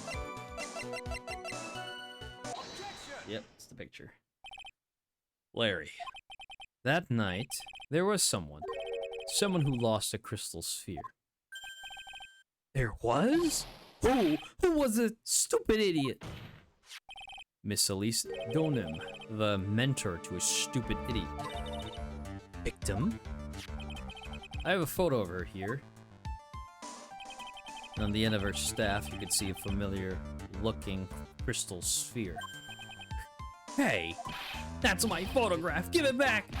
Ouch! A crystal sphere like that is quite easy to find. I have one just like it on my brooch. They look nothing alike. In any case, please take a look at this. This is the victim's staff found at the scene of the crime. Ah, the crystal sphere. It's gone. What? What? What? What? What? Just what does this mean? If anyone jumped or flew across the bridge that night, it certainly was not Iris. After all, she was not wearing her hood. More importantly, the crystal sphere found at the landing site was not hers either. That means the one who flew and dropped the sphere was the victim, Miss Elise Donham. A fool alongside another fool on a fool's errand to reach a foolish conclusion. First of all, this sketch, which I prefer to call a scribble, is ridiculous. People cannot fly, thus it is rejected. You can't do that. I saw it with my own two eyes. And is this crystal sphere? This is nothing more than a red herring. You honestly believe that? Give it some thought, and I'm sure you'll realize it as well, Miles Edgeworth. At least Donna was in her room on the night of the murder. There was no reason for her to go to Dusky Bridge. Therefore, this sphere cannot be related to this case. That is all. Miss Francisca von Karma. The only people who will accept that explanation are scatterbrains and clowns. Why are you pointing at me? The victim's crystal sphere was found near the bridge on the night of her murder. Yet you expect us to believe this has nothing to do with the case? That crystal sphere was probably thrown away at the bridge after the murder. After the murder? There is blood on the crystal sphere, isn't there? This naturally suggests that it was thrown away after the murder took place. The killer placed it there to throw the investigation off the scent, which is the exact same reason that he drew that ridiculous sketch. What? You mean I'm the killer? No way! Ah! All joking aside, just when did this crystal sphere appear near the foot of the bridge? Unless this can be proven in some way, I refuse to believe this is related to the case. She makes a valid point. There is no evidence that Elise Donum left Hazakura Temple that night. However, if somehow this crystal sphere can be proven to have been dropped before the victim was killed, then this case is going to transform into something else entirely. Your response, Mr. Edgeworth? I want your final opinion on the disposition of this crystal sphere. It is not related to the case, and this witness who you called will have been nothing more than a monumental waste of time. Prepare yourself for some very appropriate punishment, Miles Edgeworth. Can I prove it? Can I prove that crystal sphere was dropped before the murder took place? Can I prove it? That isn't the issue. To simply prove it. That's the only option. That's what he did. That's the way Phoenix Wright would do this. Your Honor, allow me to prove something to you. I will prove that this crystal sphere is a vital link to solving this case. You will do that? What? That look in your eyes. You remind me of Phoenix Wright when he is cornered. That should come as no surprise, because right now I am Phoenix Wright, and I am indeed cornered. I order you to present your evidence, Mr. Edgeworth. Evidence that proves that the crystal sphere was indeed dropped before the murder. Before the murder?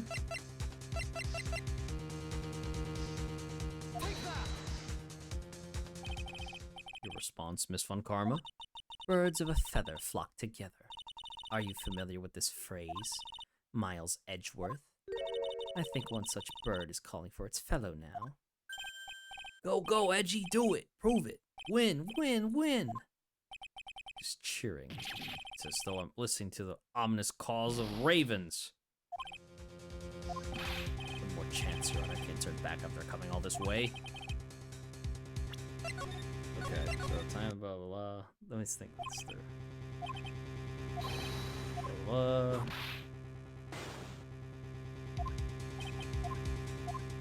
Yes, we're gonna prove it. I gotta think, though. Put that cap on. I'm thinking too far ahead.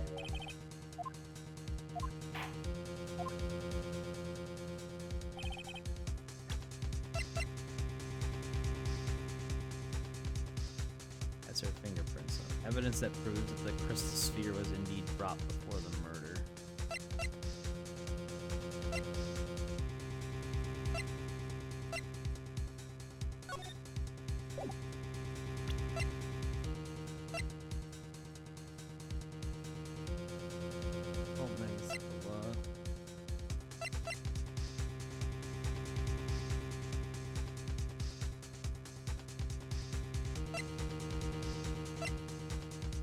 So it's not the autopsy report, for sure.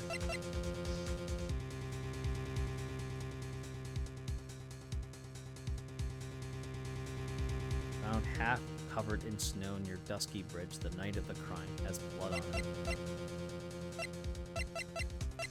I'm either thinking the staff or the sphere itself.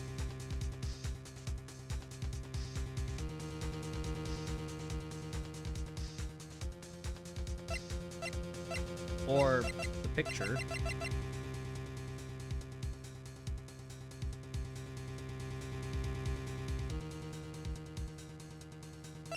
It's either the picture or the cane or the staff, sorry.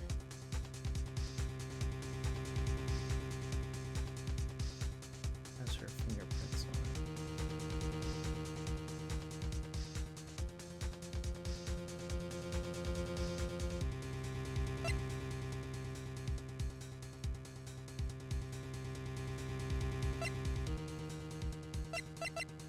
What do I know here? It's definitely not the autopsy report. That's thinking too much ahead.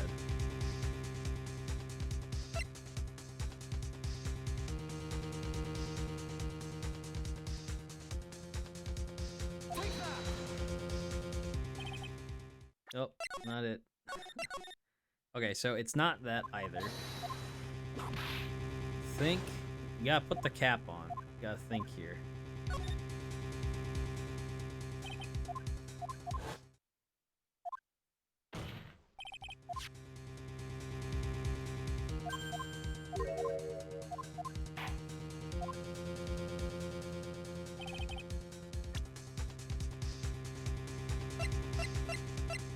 What is it?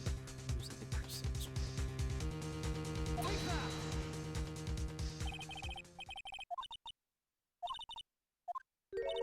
Ugh. God damn it, man. Okay, okay. We have to prove it. And I'm just like, I threw 3 things out, and it's not even there. I would have been cooked.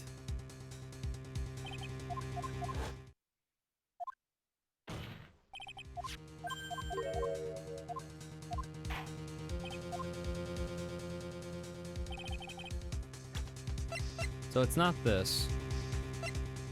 It's not the picture.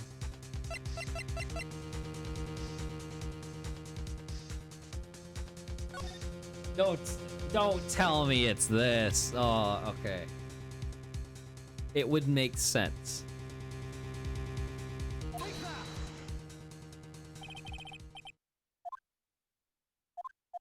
Again, brother. Come on, man.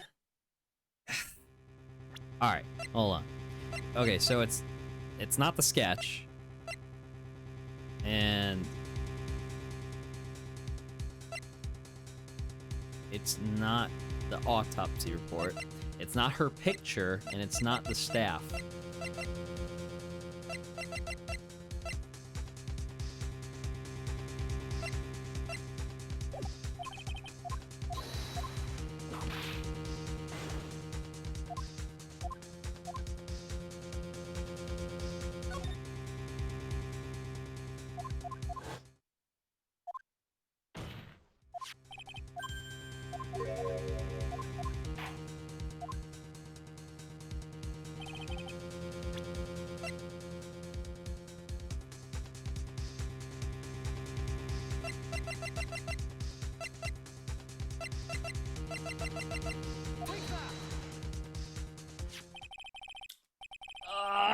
God, it's so simple. I was overthinking so much. This crystal sphere, it was half buried in the snow, correct? That's right. If it hadn't stopped snowing, then it would have been game over. Snow would have totally covered it. Thanks for sitting through ads. Oh my god. That's all I needed to hear from you, Larry. Your testimony makes one thing quite clear. What? When the crystal sphere was dropped, it was snowing, even if it was ever so slightly. Snowing? On the other hand, let us look at the scene of the murder. As proven earlier today, there is no snow on the victim's body. Ah. Therefore, the crystal sphere must have been dropped before the murder. What? Order. Order! Order! On the night of the murder, the victim did indeed go to Dusky Bridge. And there, something occurred that caused the staff's crystal sphere to come loose. What could that have been? This sphere. There is some blood on it, isn't there? Allow me to raise a certain possibility at this junction. The real crime scene was near the foot of Dusky Bridge. The murder didn't take place in the Hazakura Temple courtyard. Only a fool would suggest such a foolish piece of absolute foolishness. Just who is the fool, and which part is so foolish, Miss Von Karma? Have you been paying any attention this whole time, Miles Edgeworth? The sister saw everything. She saw the victim being killed by the defendant in the Hazakura Temple courtyard. That's not exactly true now, is it? To put it more precisely, what she saw was the murder weapon being removed from the victim's body. It's the same thing. No, it isn't. You said it yourself. Very little blood is actually lost. The moment of a blade's insertion. If you want to talk about when the most blood would be lost from a body, that would be when the blade is removed. If that statement is the truth, then Dusky Bridge could very easily be the scene of the murder. The murder weapon was not removed, thus there was no bleeding.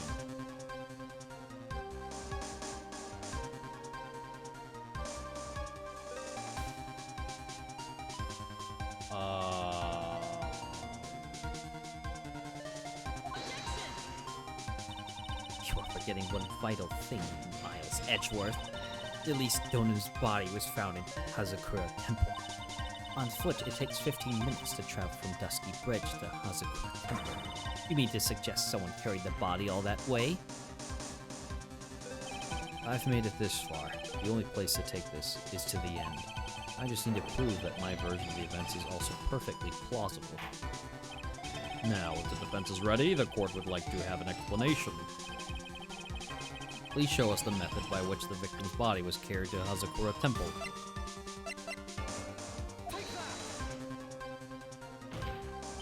On that snowy night, there is one way that a body could have been moved: a snowmobile. As we know, the snowmobile was used that night. It was explained as having been used to dispose of the murder weapon, but it could also have been used to carry a body. Order! Order! Order! Ah! This is completely unacceptable, Miles Edgeworth. You've dug yourself into your own grave. What do you mean? The only one who could have used the snowmobile was the defendant. She's the one who moved the body. Doesn't that put the final nail in your coffin? You're too late, Franziska von Karma. And in fact, the defense has proven it's something else entirely. We've shown that this case requires further investigation. What? Where was the victim, at least Donna, really killed? If her body was moved, whatever for? And finally, just what does this image mean? Do you even need to think about that? Such a creature could never see the truth, let alone describe it. This witness certainly sits on one of the lowest possible branches of humanity.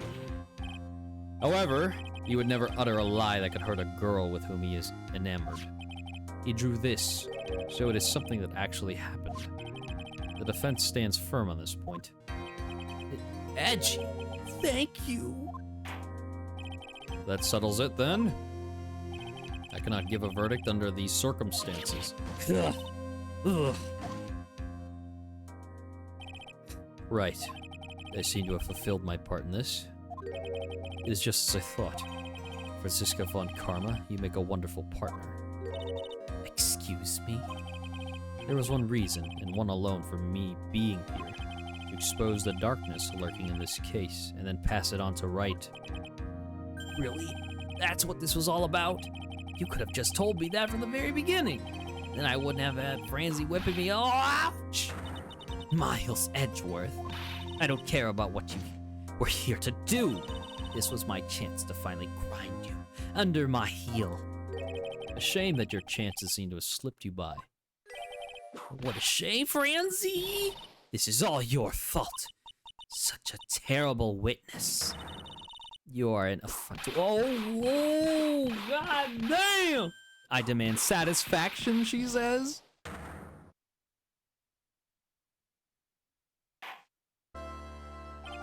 I cannot believe that the witness's testimony relates to an actual event.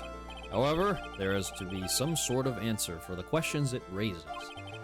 Have his words here today been the truth or lies? Next time we gather in this courtroom, those are the matters that shall be addressed. I am counting on thorough investigations by both the defense and the prosecution. And with this, the rest is up to you, right? Court is now adjourned. Hi, Misa. Thanks for putting points towards the T-Rex Burger Challenge. Nice to see you. Maddie would be glad to see you be here. Okay, this is a break time for me, though, because... Oh my god. My head hurty. All because I couldn't figure out how damn Jewel, or Crystal, sorry, is just sitting in the snow. Alright, quick break. I'm gonna water my plants and get some more water in my system. So make sure y'all hang tight.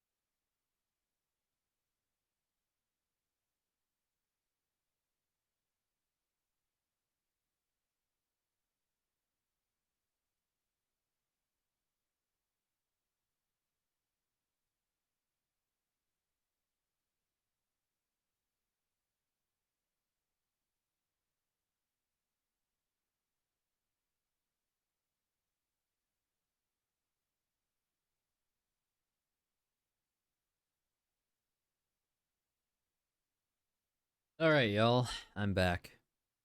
Plants are watered. It's quite hot out.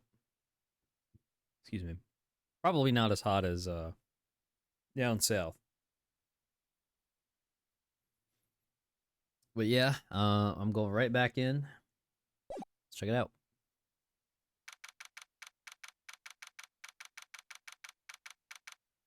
February 9th, 3:43 a.m. Hottie Clinic, Intensive Care Unit. He was in the ICU? Damn, bro. I'm still up at this hour, reading through a trial record of a certain case.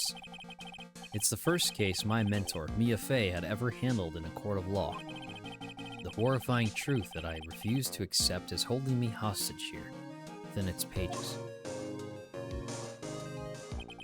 Dahlia Hawthorne. What have I read? I don't want to believe. What is written here? This isn't the Dahlia I knew. After falling into Eagle River, I was somehow miraculously saved. But I ended up catching a cold that seemed to knock me around the world and back. I feel dizzy, my ears are ringing, it burns, my head is on fire. But I will recover. I have to recover by this afternoon. I have to meet with the most ill-tempered witness imaginable, but I know that he will be able to help me with him, somehow.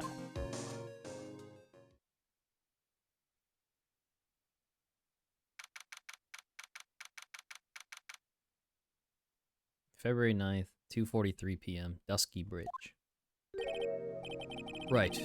Are you sure you're well enough to be doing this? You still look a little green in the face. Maybe Viridian, in artist speak. Actually, my fever has gone down quite a bit. How's your temperature now? Only 102.2 degrees. Nothing to worry about. Dog, you have a fever and you're still doing this?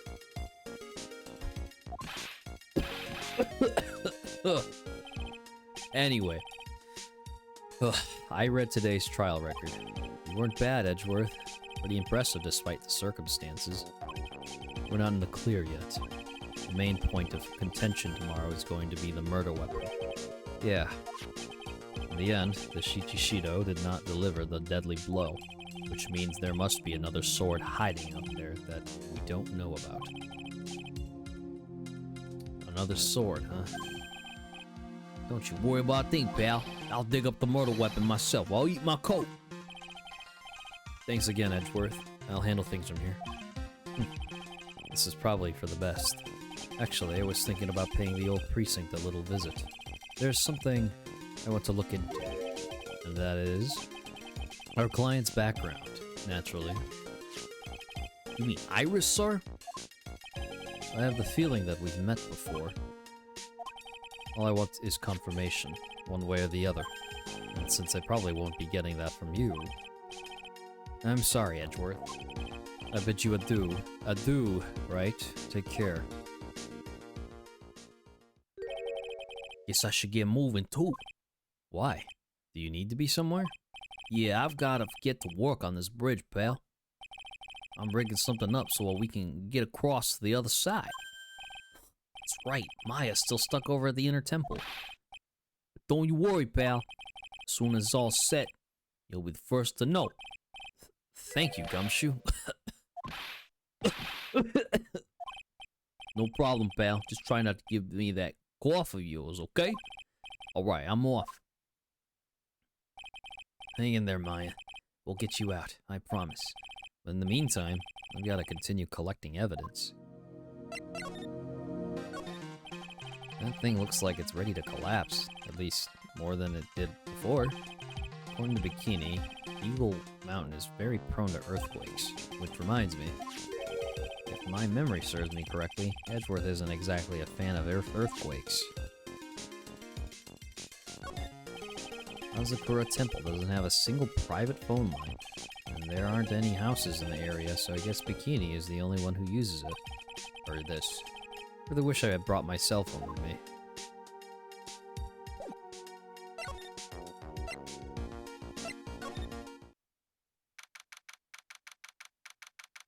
February 9th, Hazakura Temple, main gate.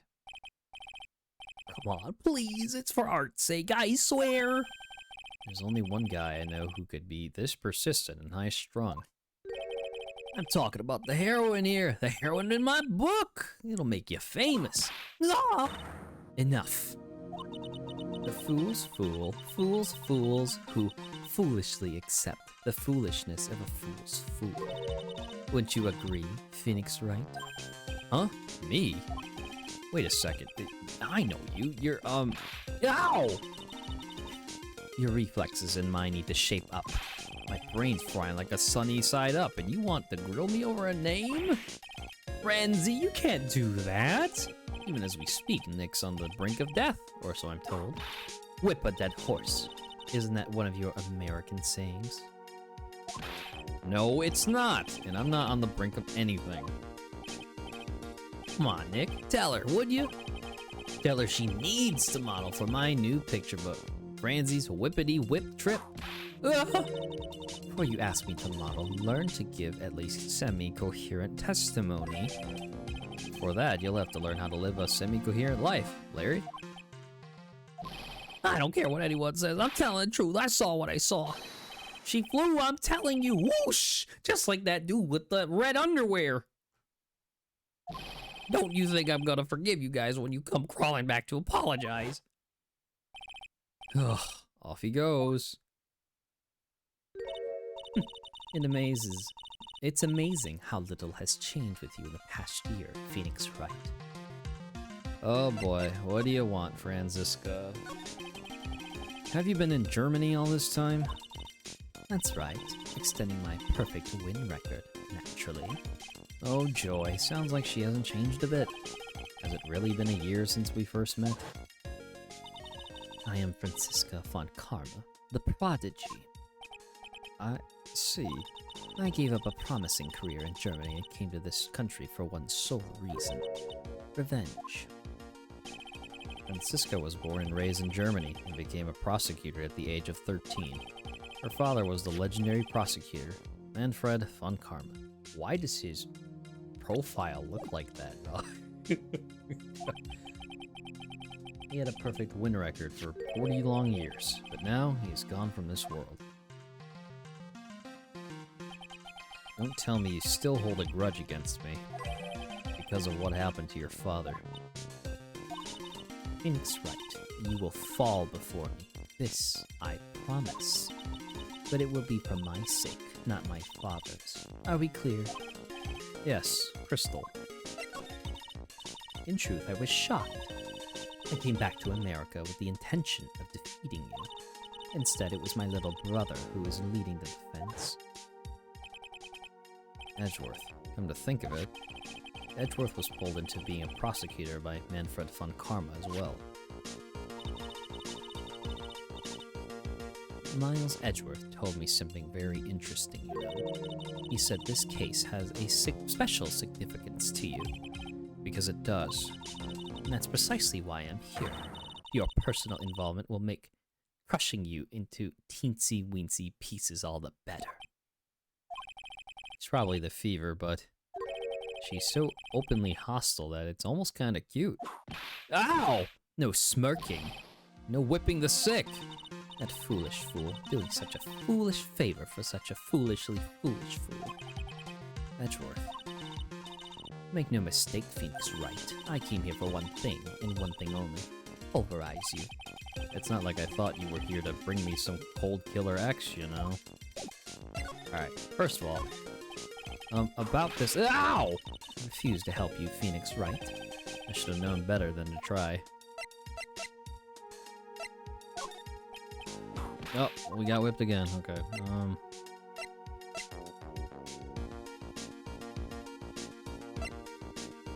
What do you know about— Ah! God damn. Her bad back really bothers her.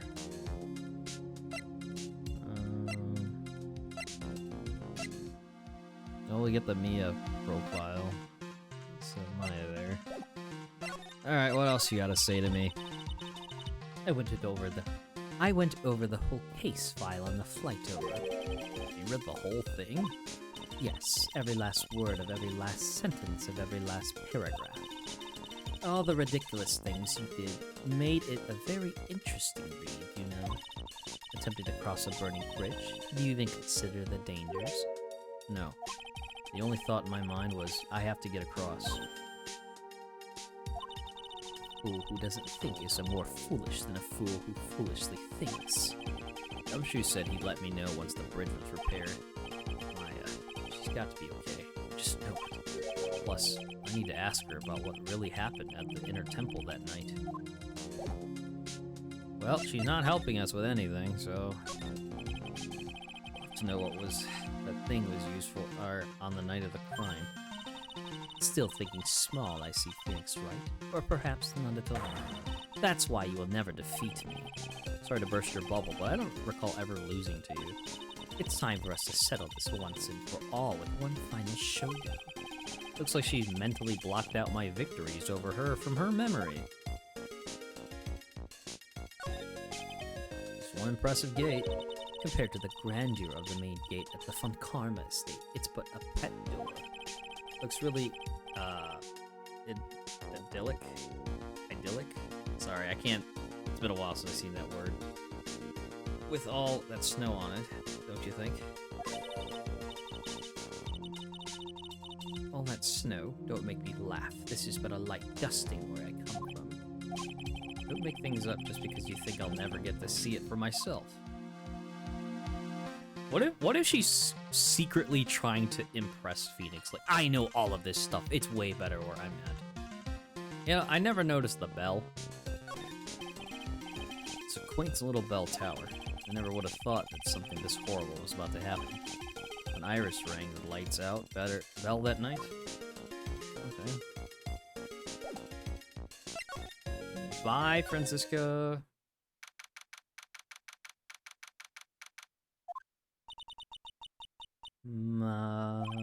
That was one long sigh. Sister Bikini? My, I didn't know you were here. How are you doing?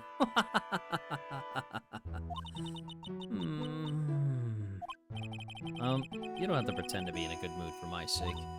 I suppose I've made a terrible mess of things, haven't I? I let Mystic Elise die, and then there's Iris as well. Mystic Elise, now that I think about it. There's an acolyte stuck at the Inner Temple, and that poor little girl has gone missing too. That little girl? You don't mean Pearls, do you? Yes, I'm afraid I do. She hasn't been since the... she hasn't been... What? She hasn't been seen. There we go. She hasn't been seen since the morning after the incident. Pearls? She's missing? Why didn't anyone tell me about this? Must be getting old. I think I've seriously lost faith in myself. Are you talking about your performance at the trial today? You believe me, don't you? I'm not a liar. I would never lie. I know what I saw. I saw Iris pull that sword from Mystic Elise's body that night. I'm certain of it. At least I was until this morning. I don't see any psych locks, so she must be telling the truth. So why are you so unsure of yourself all of a sudden? You know that artist who testified after me? I saw Iris flying, her white hood fluttering. I felt like I might start flying myself. But I saw the man testify so fervently about something so impossible. I started to wonder if I had acted just like him when I was on the witness stand. I wouldn't take that guy too seriously. He's an artist, but all he draws is trouble, and nothing else.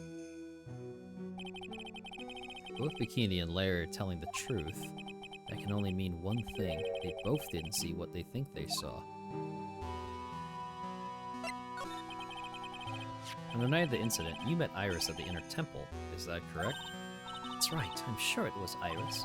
But Iris claims she was in her room in Hazakura Temple. I knew I shouldn't have come back here that night. Because you did, Maya stuck all by herself at the Inner Temple. I'm so sorry. The drafts in that place are nothing to shake a stick at. Winter especially bad. I'll bet. The training hall looks like it's about to fall down any second. Eagle Mountain has always been prone to earthquakes, just so you know. Earthquakes? Yes, I wouldn't be surprised if the next big one levels the training hall. We've got to get Maya out of there, fast. Still, there's really no need to worry. That area on the other side of Dusky Bridge is isolated like an island. It's like an island? How so? Well, the only thing on that side of the bridge is the inner temple. No one lives out there, and it's surrounded on all sides by the river or the forest. I see. So a criminal would be trapped should they choose to flee in that direction. And as long as the bridge is out of commission, he or she will have to stay there.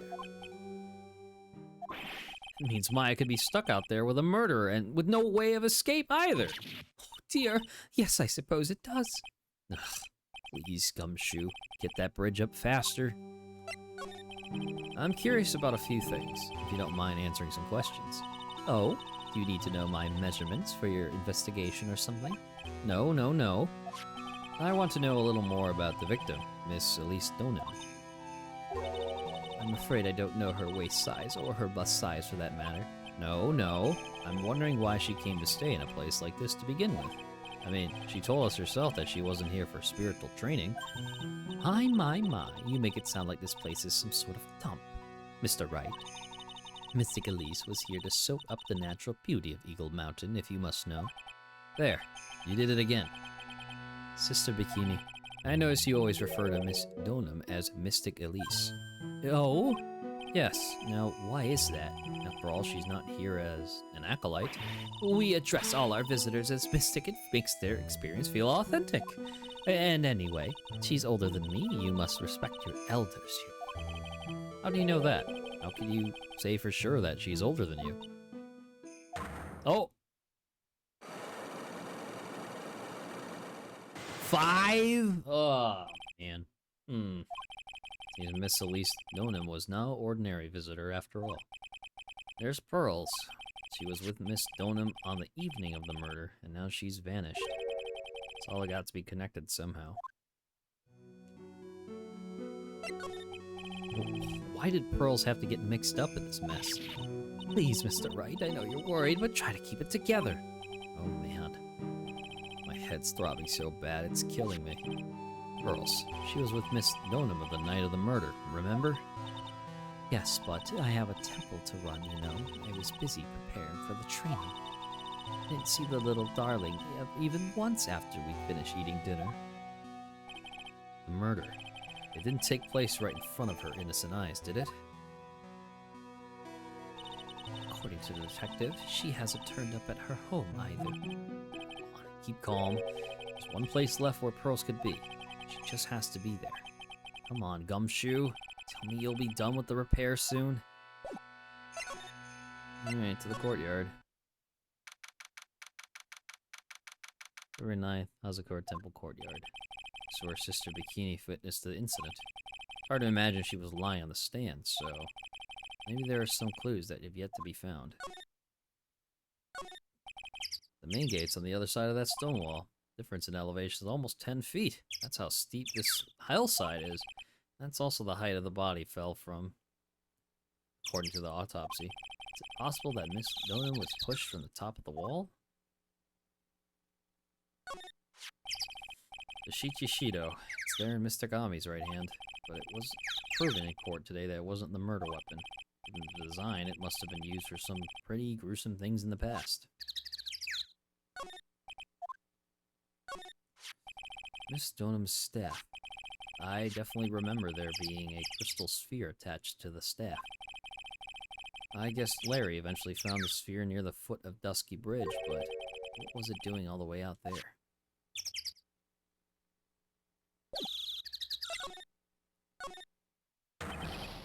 Hey! What was that jarring, inconsiderately loud yell? So this is where you've been. Keep it nice and warm, I see. Detective, have you finished ripping the bridge? Yeah, I did. I told you I'd let you know. Well, then I'll come along with you then. Sorry, ma'am. No unauthorized entry. Access restricted to people involved in the case. What was that? I'm involved, aren't I? You couldn't get much more involved than me. Well, yeah, but that's not what I mean. Ah! It's been a while. Scruffy. It's Miss Karma! Sister, please leave the investigation to me. My. Well, you certainly seem to have everything under control. I am on your side. I won't do anything you don't want me to. As you work to pin the guilt on Iris.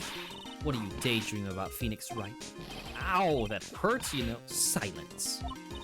I, Francisca von Karma, will personally guide you through your investigation, so you will follow me. She's not seriously going to follow me around, is she?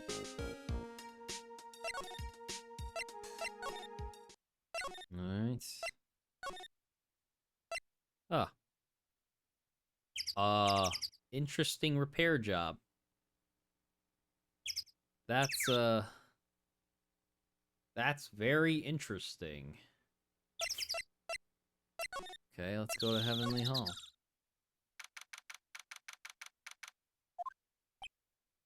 Looks like no one's here. Larry! Loris! I was sure he'd be hiding here. Guess I'll try again later. Look at this graffiti scrawled right on the front of the shack. At least he managed to get a pretty good likeness. When I really think about it, I guess art kind of suits him. I mean, his very existence is an art. Of sorts. Snow is really piled up on the straw roof. It's otherworldly, like something out of a fairy tale. Well, the roof part anyway. The sign says Heavenly Hall. I guess it's pretty fitting if you spend a night in this little freezing shack. You'd probably find yourself at the pearly gates by morning.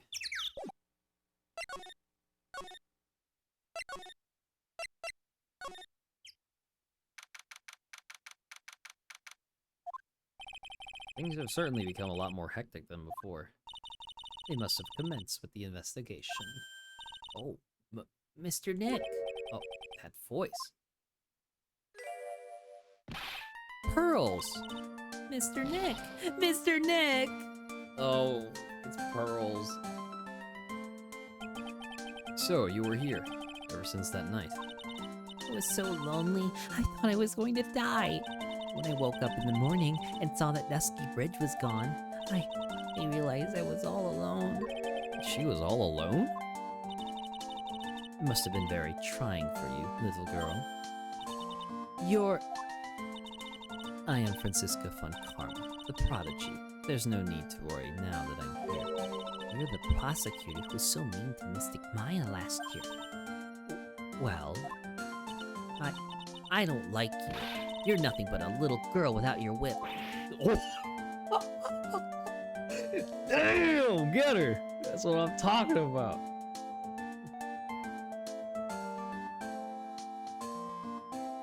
That's a wildin', brother. Oh my god. Mystic Maya didn't do anything wrong, but you were so mean. I'll never forgive you. It looks like Pearl's words are getting under her skin. Yow! Why are you whipping me? I didn't even say anything. You didn't have to. The smile on your lips gave you away. Anyway, Pearls, weren't you with Maya?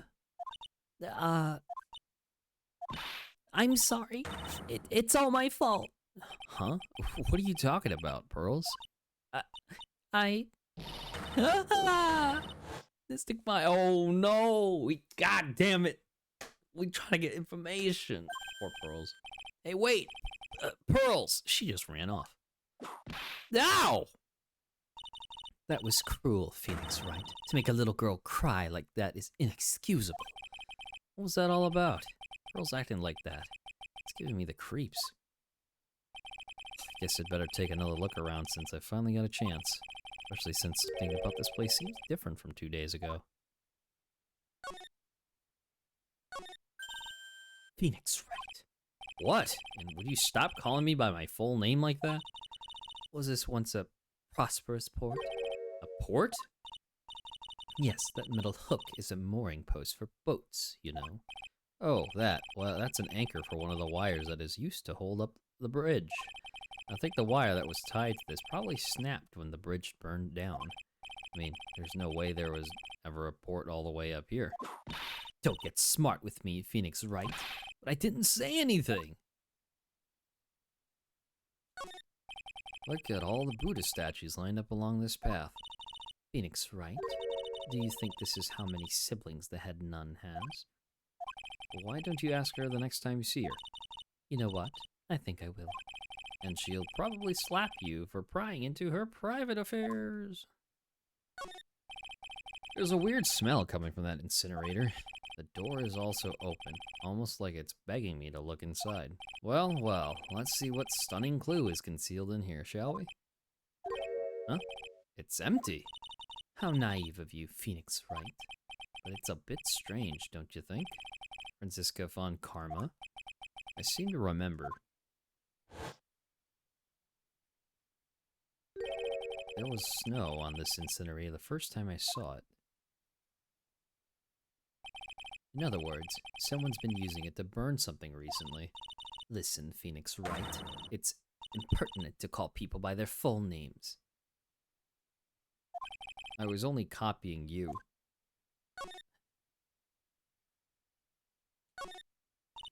This must be the door that leads to the inner temple, where Maya Fey was training on the night of the murder. Yes, there's a solitary room there called the training hall. You could do with some training yourself, Phoenix Wright. Yow! You're completely out of shape. I don't know how much more of this woman I can take.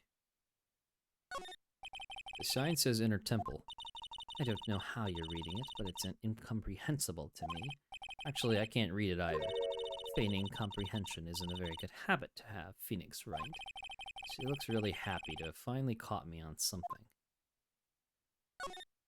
There's a little gate that leads into the garden. It says no entry on the sign, though. Come now, Phoenix Wright. What are you doing? Let's go in. It's half open anyway. What harm could come of it? But it says no entry. Don't you Americans enjoy doing whatever you like and then simply say whatever? That's got nothing to do with anything. Who told you that?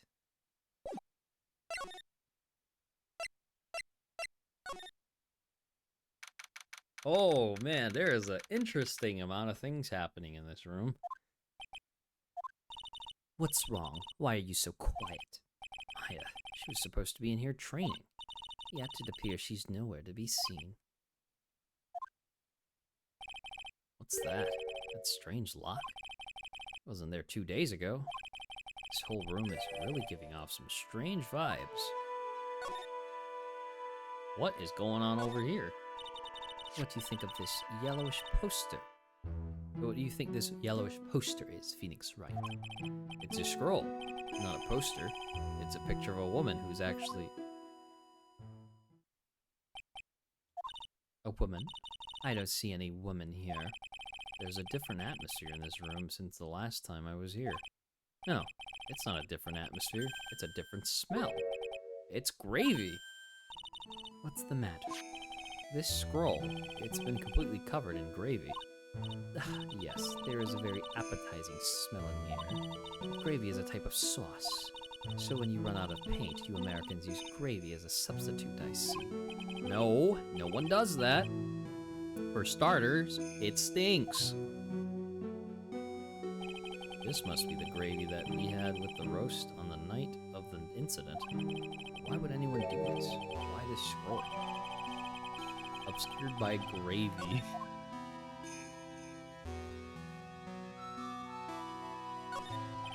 It's an antique dresser. Don't you dare open it, Phoenix Wright.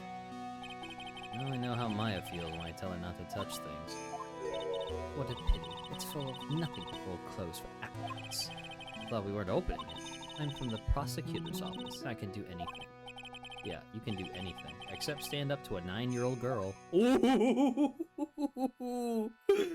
Damn! Look at those wafer-thin mattresses. I'm sorry, Phoenix Wright. Wafer thin? Yeah, you know, thin like a wafer. In other words, uncomfortable. That's how we describe things like these mattresses. I guess you must say wafer thick or something back in Germany? Not about these mattresses. Certainly not.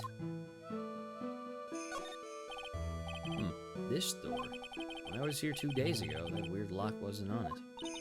Those chains, it's almost as if they're guarding something inside that cabin. I've never seen a lock quite like this before. I have. I've seen locks and chains just like this before. They look like the ones that guard a person's secrets during a psych lock. Or this lock is guarding something too. Dark secrets in a dark cabin. What took you so long? I thought even you'd manage to get here faster than this. Mr. Trite. Prosecutor Godot. I didn't know you were here. Prosecutor. How come you didn't show up at the trial today? I could ask you the exact same question. Huh? But I was. I had a cold, so I had something slightly more important than a common cold to deal with. The importance of which is something you have no hope of ever understanding. Enough. I believe I have the measure of you. You are the very worst kind of prosecutor. What could be more important than a trial? Who's the wild mare, Trite? This is Miss Von Karma. She was the acting prosecutor in your absence today. Well, I guess I owe you one then. But you can go now, princess. It's time for the big boys to take the reins. Just who do you think you are? This case is mine. Hey, Philly. Know your role and shut your mouth. Can't stand women like you. I'm only going to say this once, Lady von Wittenberg. Go home. Phoenix Wright? What are you hitting me for? You deserve more cracks of the whip than that, Trite. What? You still don't get it, do you? You don't realize that you've set something in motion that you'll never be able to undo. There's something different about Godot today. Getting such a strong sense of something from behind that mask of his. Is it anger? Or is it sorrow? Behold, my attorney badge! Godot, would you mind taking a look at this? My eyes have a date with the horizon and flirting with the gulls. I don't have any intention of aiding a defense attorney like you, Trite. But you must help him, even just a little. Look who's talking. I have no idea such a smooth refusal can make me so angry.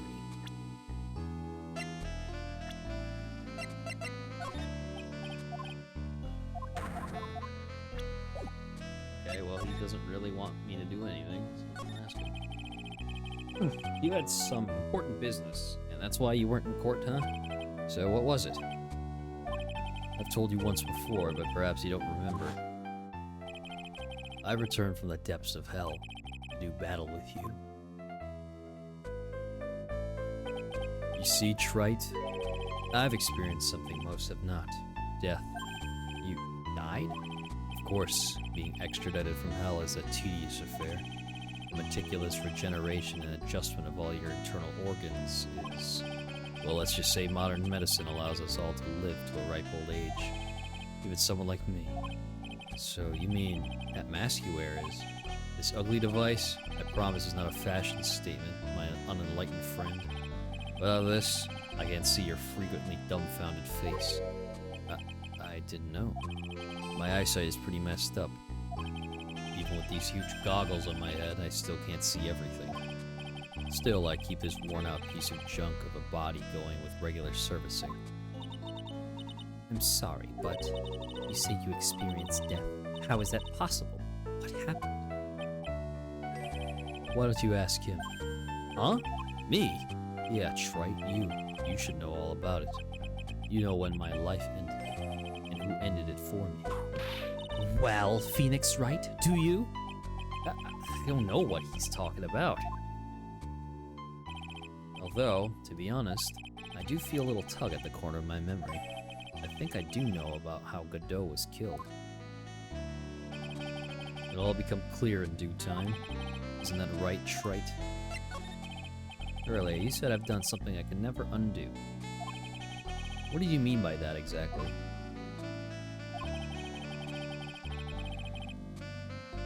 Oh. The inner temple here, on this side of Dusky Bridge, is an isolated island. That's what Sister Bikini said too. And I wondered, Trite, do you know what the police are doing here today? What do you mean?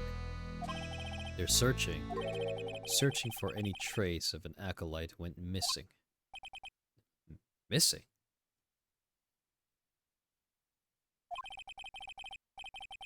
As leader of the search party, I can tell you with absolute certainty.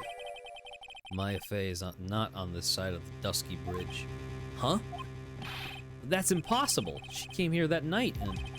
I won't say it again. The chances of her being here are nil.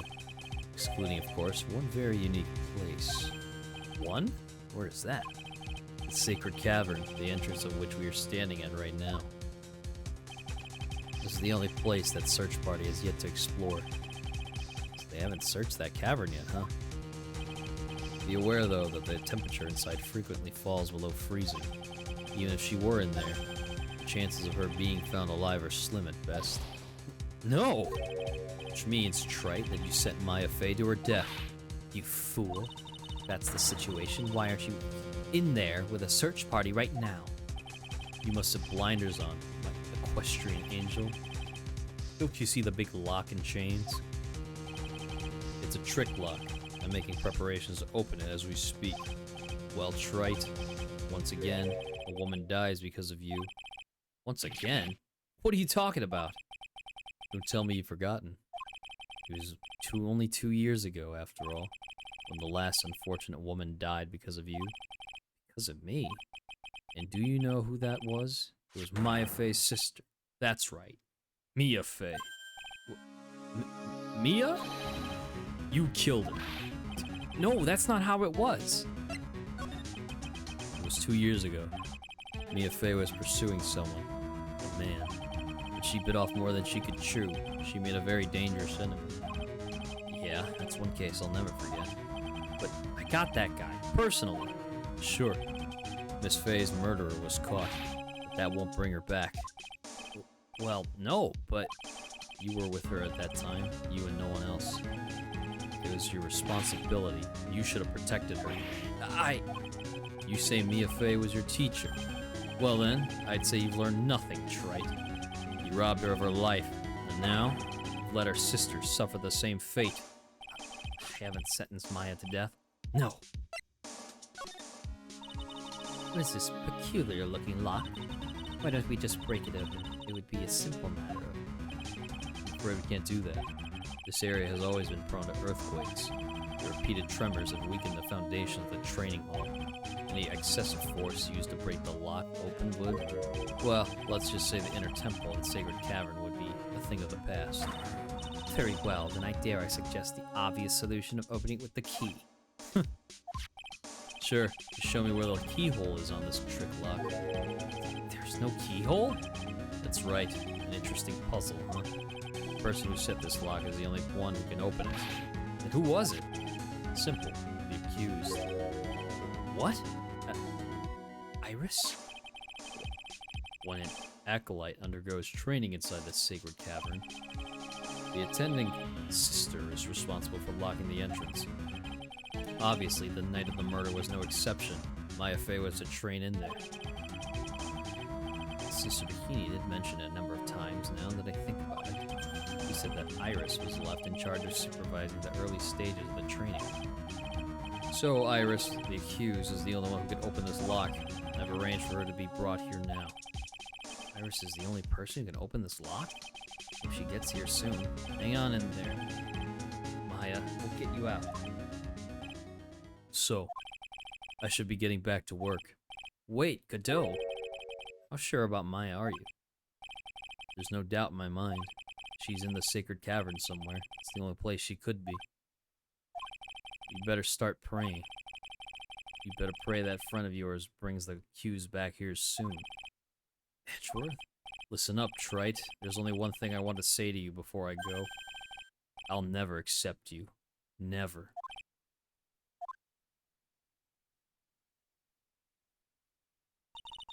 You should choose your friends more carefully, Phoenix Wright. That's what everyone says. Looks like I don't have much of a choice. I guess I'll have to do what I can for now. I don't know, should I or shouldn't I? Sounds like someone's talking to himself, but where's that coming from? Yeah, I guess I better wash that off. That's what I'll do. No, but I can't do that. I'm a detective. Oh, my brain, this is driving me nuts. Oh! Is something troubling you, Scruffy? Please don't whip me like that all of a sudden, sir. It was merely a simple greeting, a friendly tap on the shoulder, with my whip. So what's up, Gumshoe? Is something on your mind? How did you know, pal? Perhaps you were trying to decide if you wanted to wash that off or not. How did you know, sir? Oh yeah, nearly forgot. You can't go through that little gate there, okay? You mean the one that says no entry on it? Kinda already snuck in there. Is he trying to be clever or something? So what's behind there, Scruffy? Huh? A kind of garden-like garden. Garden? Yeah, anyway, it's under investigation right now, so keep out. I'm not telling you, I'm not asking you, pal. Got me? Isn't it normally the other way around? Well, see you later. So, shall we adjourn this to this garden, Phoenix Wright? Of course, what else would we do? I really want to know what Gumshoe was thinking of washing off. Oh, god damn it, man. Oh, man.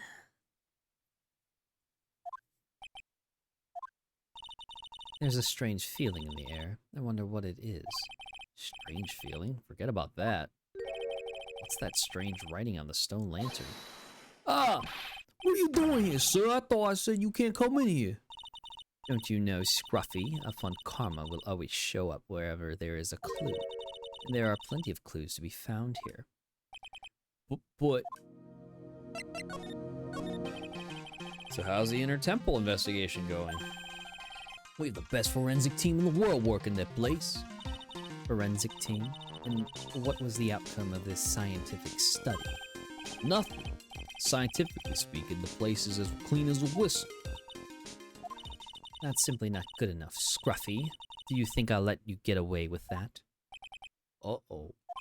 Well, there were a couple of things that bothered me when I first got here, sir. That stone lantern and the surrounding area that's not covered in snow, correct? It looked kind of fishy to me, scientifically speaking. So I got the lab boys to look them over. The results were, it's kind of hard to say, actually.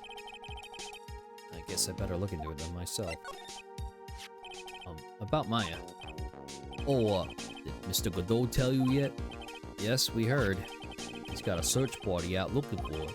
But there's nothing else she could have disappeared to on this side of Dusky Bridge. All we can do is wait for Mr. Edgeworth to get here, pal. Edgeworth? He's escorting Iris, the defendant, over here. We'll have to wait, since she is the only one who can open the door to the sacred cavern. Oh, I think Mr. Edgeworth wants to talk to you about something too, pal.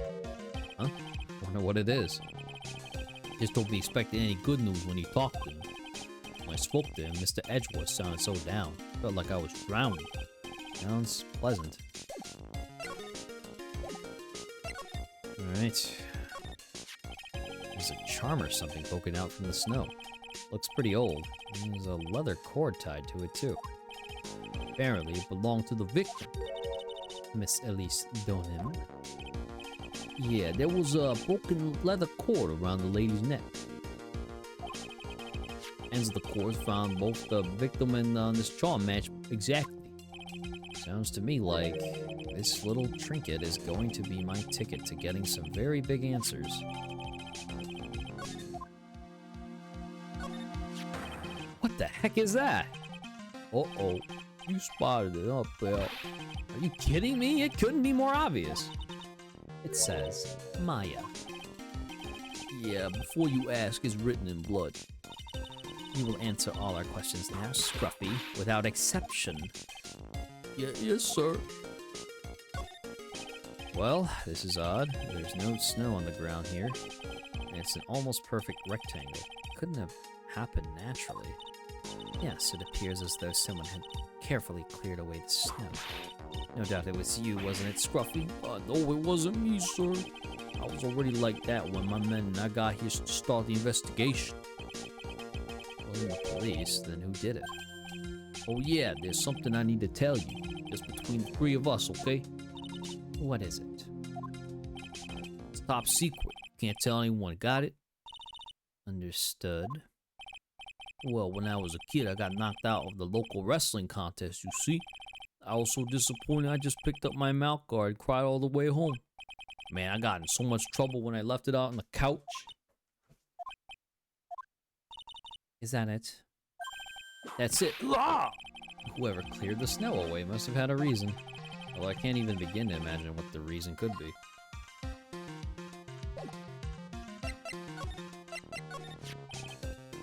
Maya, so these letters are written in blood? Yeah, what's worse is it's the victim's blood. Huh? This is Miss Dunham's blood? I haven't done a detailed analysis yet, but it's looking that way, pal. Most interesting. Phoenix Wright, I presume you know, don't you? Why Maya's name is written upside down. You know what? That was really bothering me, too. Just came up with the answer to resolve my own special gumshoe investigation. Really? Do tell. Well, on the night of the murder, the stone lantern was upside down. Anyway, there's really only one logical explanation to this mystery. Miss Elise Donham wrote these letters herself in her own blood. You must be joking. That's impossible.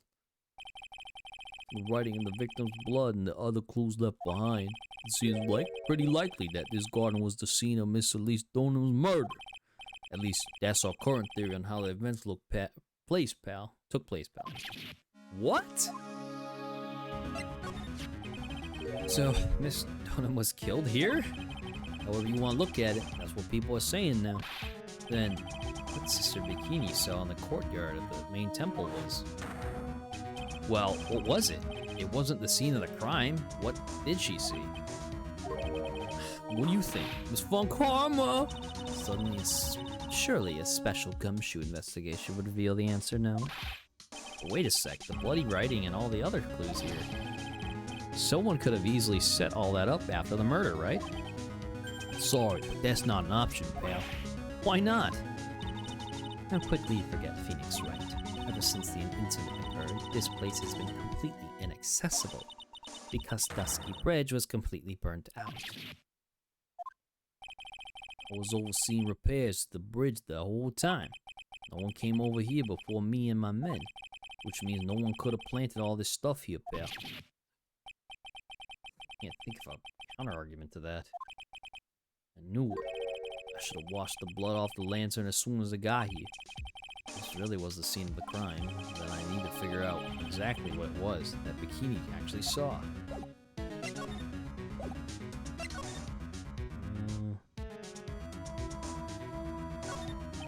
There are a couple of torches here. I guess you need all the light you can get up here in the mountains. Yeah, I was looking at those things, pal. It looks like they've been lit pretty recently. Recently? How recent are we talking about? As recent as the night of the murder. Maya was training here on the night of the murder. It's not unreasonable to think these things were lit up at the time, I guess.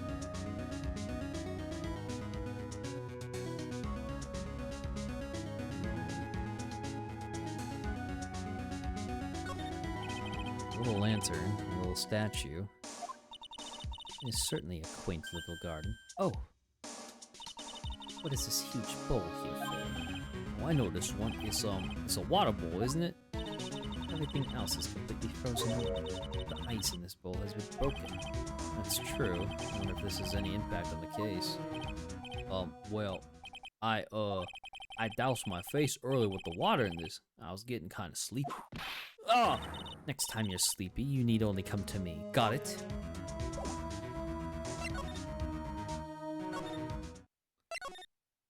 Okay,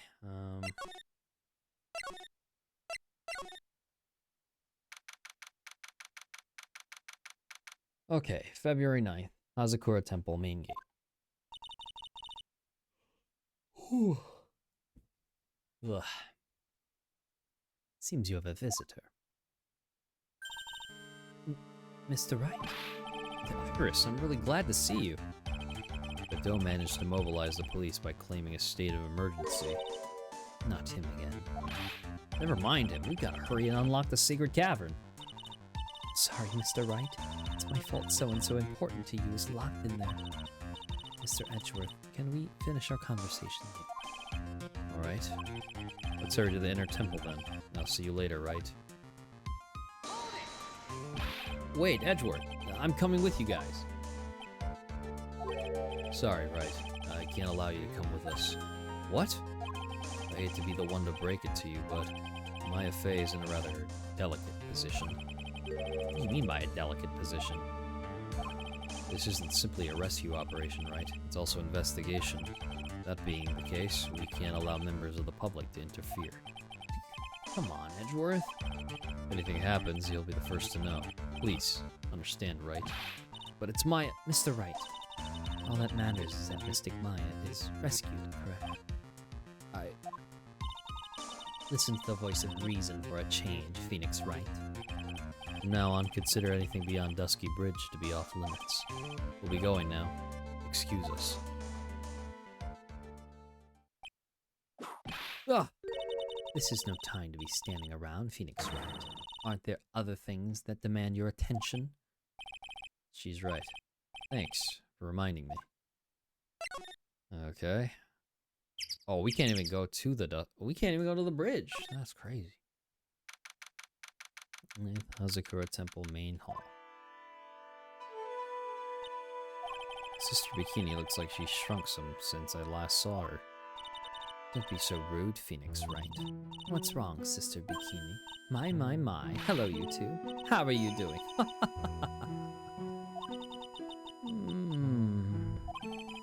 From the sound of that sigh, I guess she's still pretty down. Iris was just here, you know. She was accompanied by that handsome crimson-clad prince. Talking about Edgeworth? It was just a courtesy call. I wasn't allowed to talk with her at all. Oh dear, it's all my fault that this has happened. Poor Iris. She was worried about my back, would you believe? What have I done to her? Only what you had to, sister. You bravely and truthfully testified of what you saw. There's no shame in that. And we'll see to it that your testimony wasn't made in vain. Well, I don't hear anyone else saying that. Mr. Blue Suits doesn't seem to share your opinion, I see. Huh? Me? Okay. Oh, yes. You did great, Sister Bikini. Absolutely spectacular. You two are the only ones who said that to me. I can't shake the feeling that I just became a shill to a shrew. Do you have a problem, Phoenix Wright? Sure, she was brave to testify so truthfully like that, but I know she's still hiding something. Guess it's time to break those cyclocks of hers. Is it time? Do we have enough evidence?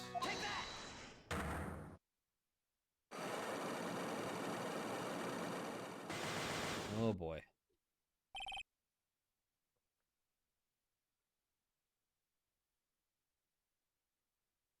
Elise Donham.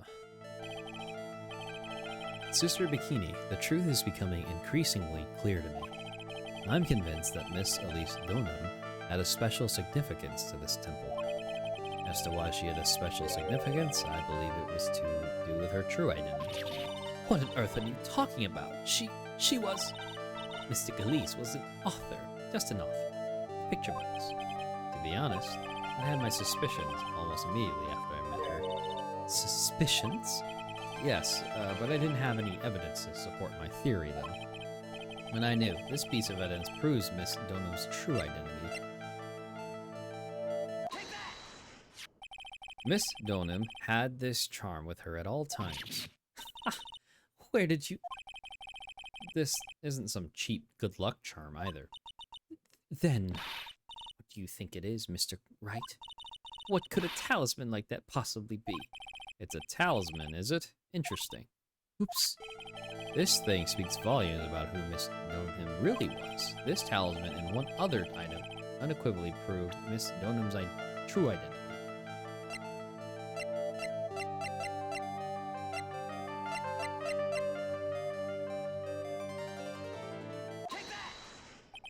The painting is obscured by this gravy stain at the moment. But this scroll shows the master of the Korean channeling technique. The crest at the top is a sign of that honorable title. The very same crest that adorns the talisman the victim carried with her. This crest is reserved for the Master of Kuran. Who on earth told you that nonsense? I've got no idea what you're talking about. The new master, Maya Fey, told me. What? You mean that Acolyte is Misty Fey's Daughter? Yes. Are you sure? Yes. In fact, since her eldest daughter passed away, Maya is Misty Fey's sole successor. Mystic Misty. That's it? Oh, that was easy as hell.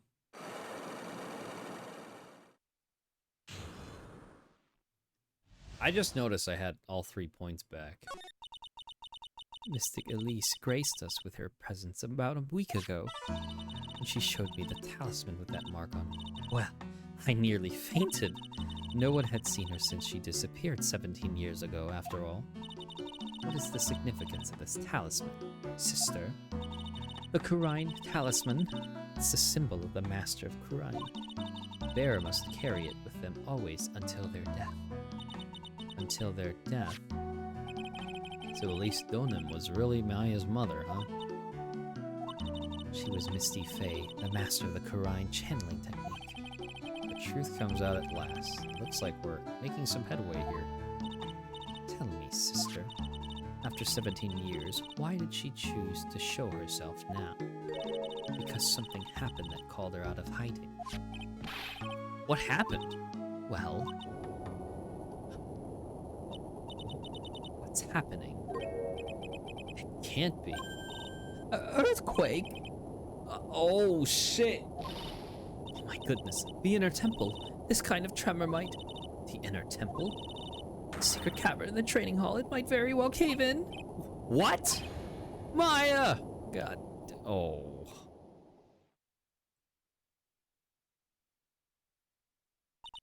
It seems to have passed. Well, we can't just stand here and do nothing. Let's go. What? Where? To the inner temple, of course. Where else? Sister Bikini, we'll finish this later, alright? Of course. You run along now. People may have been hurt. I must get some first aid kits ready. Come on then, Phoenix Wright. They won't bar you from entering as long as I'm with you. Thank you. Right. At the moment, I have the worst feeling in my gut. We just had an earthquake. Wonder if he's alright. You look worried. Are you thinking about Miles Edgeworth? Come on, let's go.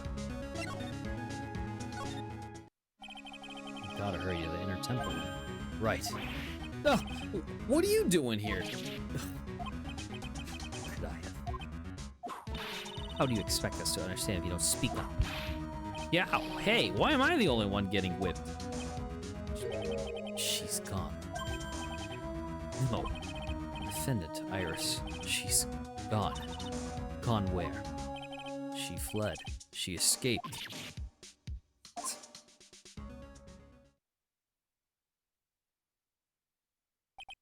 So, it was just now, during the... It's easy to see Edgeworth's one and only weakness, his fear of earthquakes. I should have known better than to escort the defendant alone. As soon as the ground started shaking, everything went dark before my eyes, and I stupidly passed out. That incident haunts you to this day, doesn't it? That's no excuse for letting the suspect get away. I can't believe I let it happen. Right? The inner temple area is a dead end, so she could have only escaped to this side. We haven't seen her, and we need to get a manhunt underway now and search Eagle Mountain from top to bottom. Wait, Edgeworth, have you thoroughly checked the inner temple yet? It would be ridiculous. Why would I? The inner temple is like an island.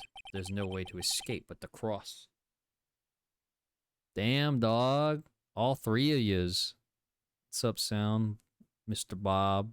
What's up, Bab? Putting in points for the T-Rex Burger Challenge. We're there. We're almost there.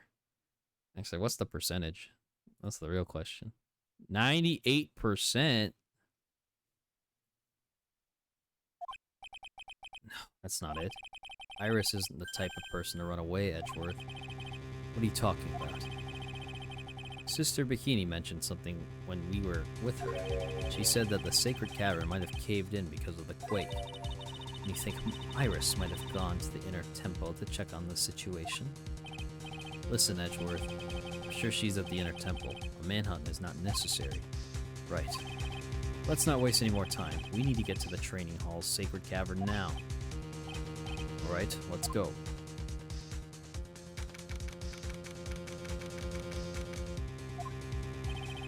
Fortunately, the sacred cavern hadn't caved in, but what we found was something none of us could have ever expected.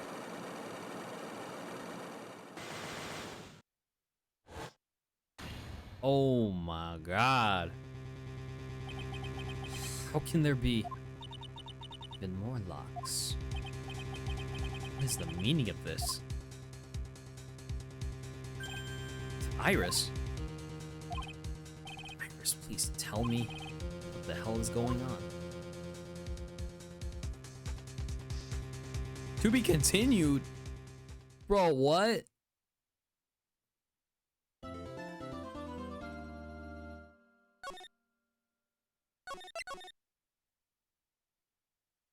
Oh, investigation again.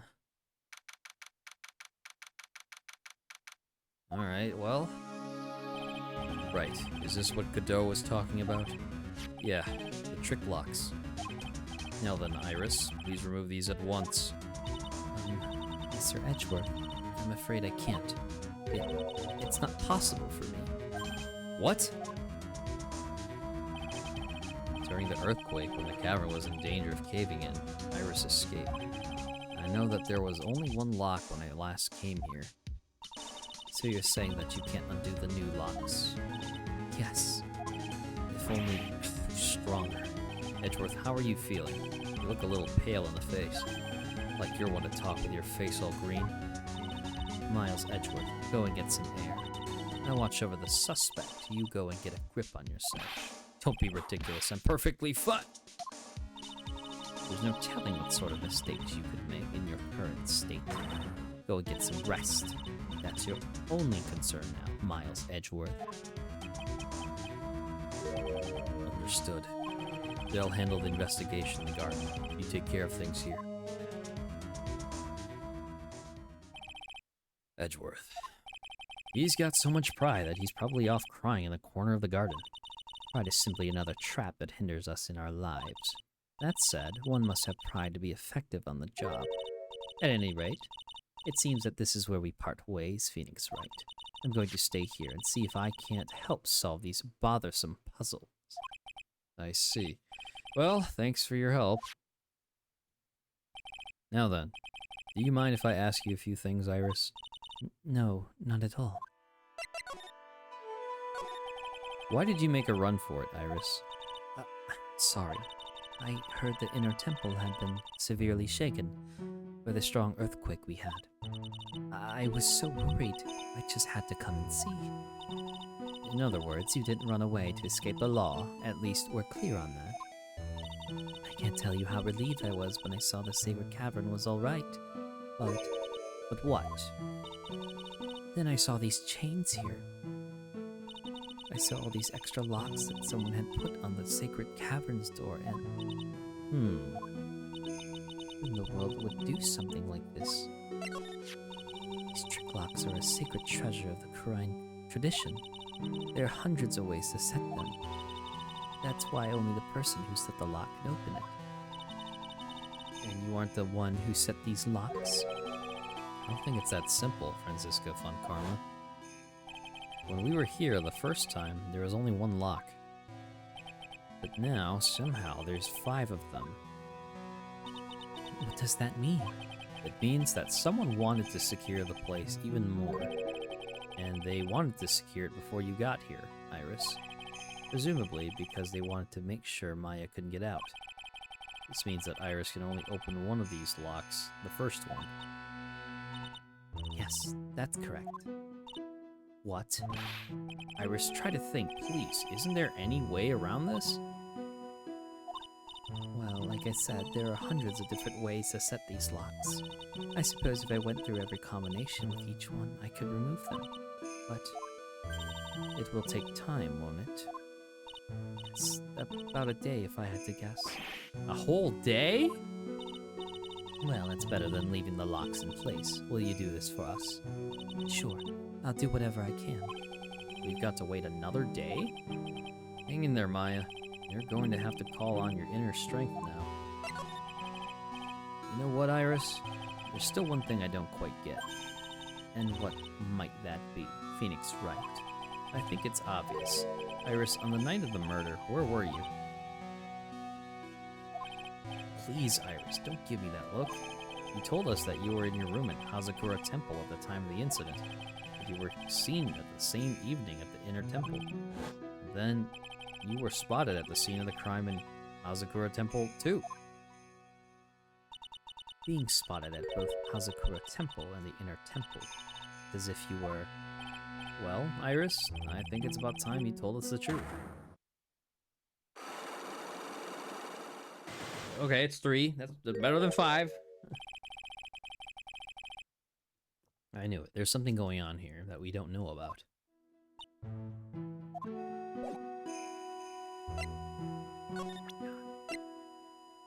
Okay.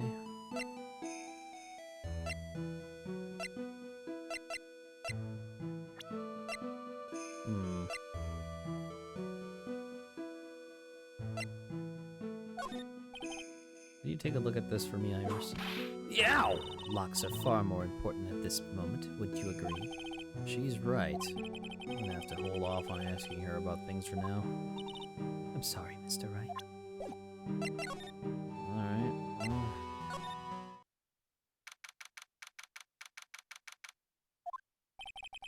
Cops are still combing the place. They look pretty nervous. I'd be nervous too. Gotta be a tough job. Especially with someone giving you the evil eye the whole time. How could I have done that? Wow, I can't believe it's still bothering him. Edgeworth? Ah! Hey, don't you dare run away. What do you want, Wright? What do I want? If you came here to laugh at me, then get on with it. Go on, laugh away. I was ready to hug it out with him, but he's just the same prideful Edgeworth. You went back to the criminal affairs department, right? You said you wanted to look into something concerning Iris? Yes.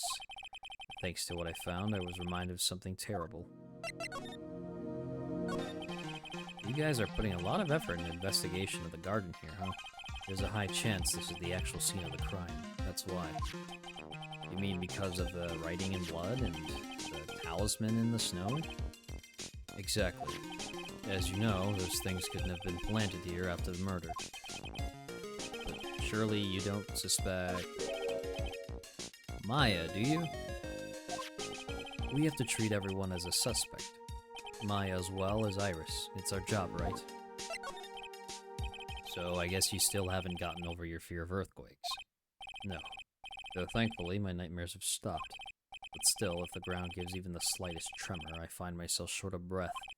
17 years ago, we were little school kids at the same elementary school. Edgeworth found himself in the middle of a murder. All started with that big quake that hit the courthouse.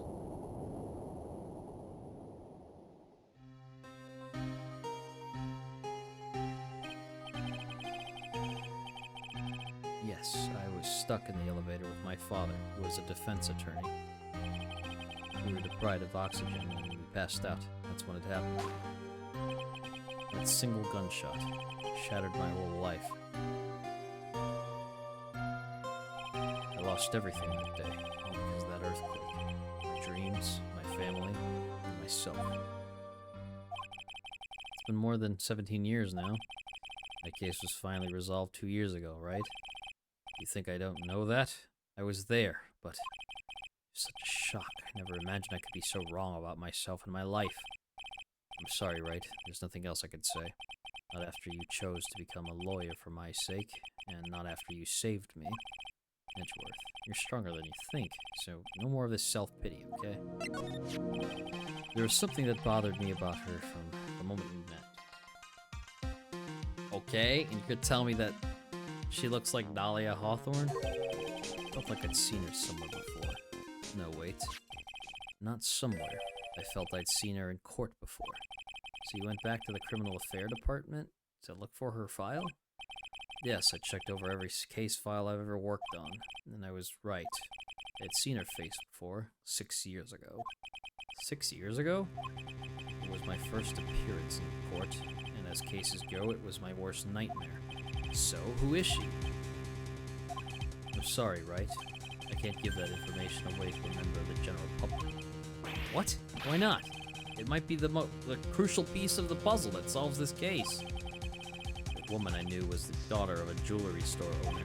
She had nothing to do with Iris and Hazakura Temple, and neither did the case.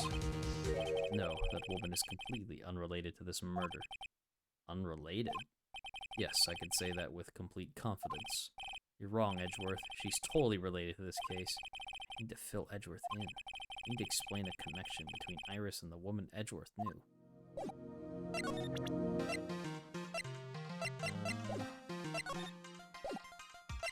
I don't have anything to present.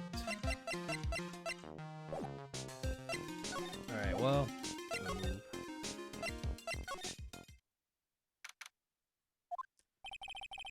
Finally getting to the bottom of this case. I can count on Iris to break those locks, so I should try to gather more clues. From Sister Bikini, Edgeworth, Gumshoe, and Pearls.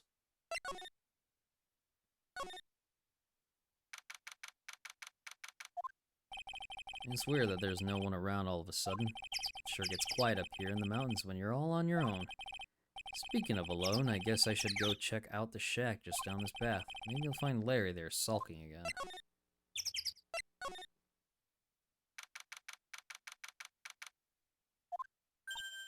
Oh, Mr. Knit. Pearls, what are you doing here? Nothing. What about Mystic Maya? Is she alright? Well, we don't know yet.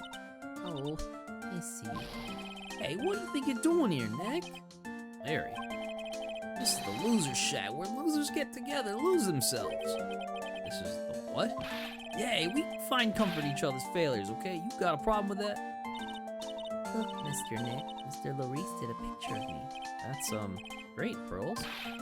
Go to gather firewood now. We'll be cooking some half-rotten potatoes over a miserable little campfire. What? Stay out of our way. I don't believe this. Why can't he try getting fired up over becoming a better man? No one believes a word I say anymore. Listen to me, Pearl. You don't want to trust this kind of guy, okay? He'll only let you down. Oh, Mystic Maya. Larry, is there something you want to tell me about this picture? I've got nothing to say, you know.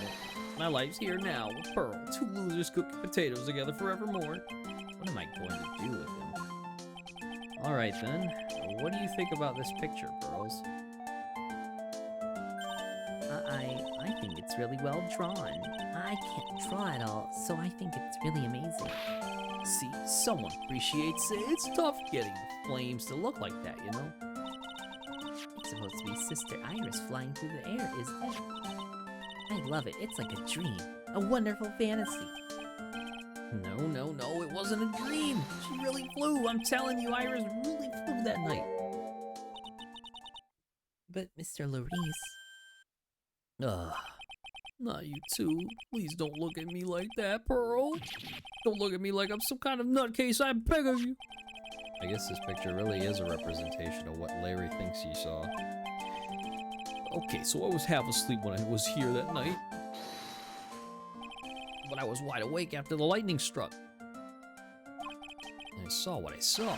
It was exactly like I drew in that picture.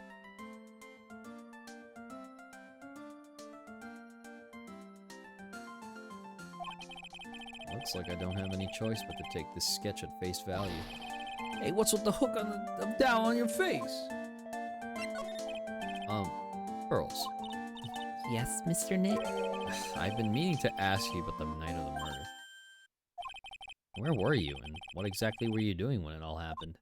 I I was just, well, I'm just a kid, you know. I'm sure it doesn't really matter what I was doing, does it, Mr. Nick? Sorry, Pearls. Yes, it does. On the night of the murder, you were supposed to be in Miss Donham's room reading a book together. But Miss Donham was murdered, and you, Pearls, were at the inner temple. Just what exactly happened that night, Pearls?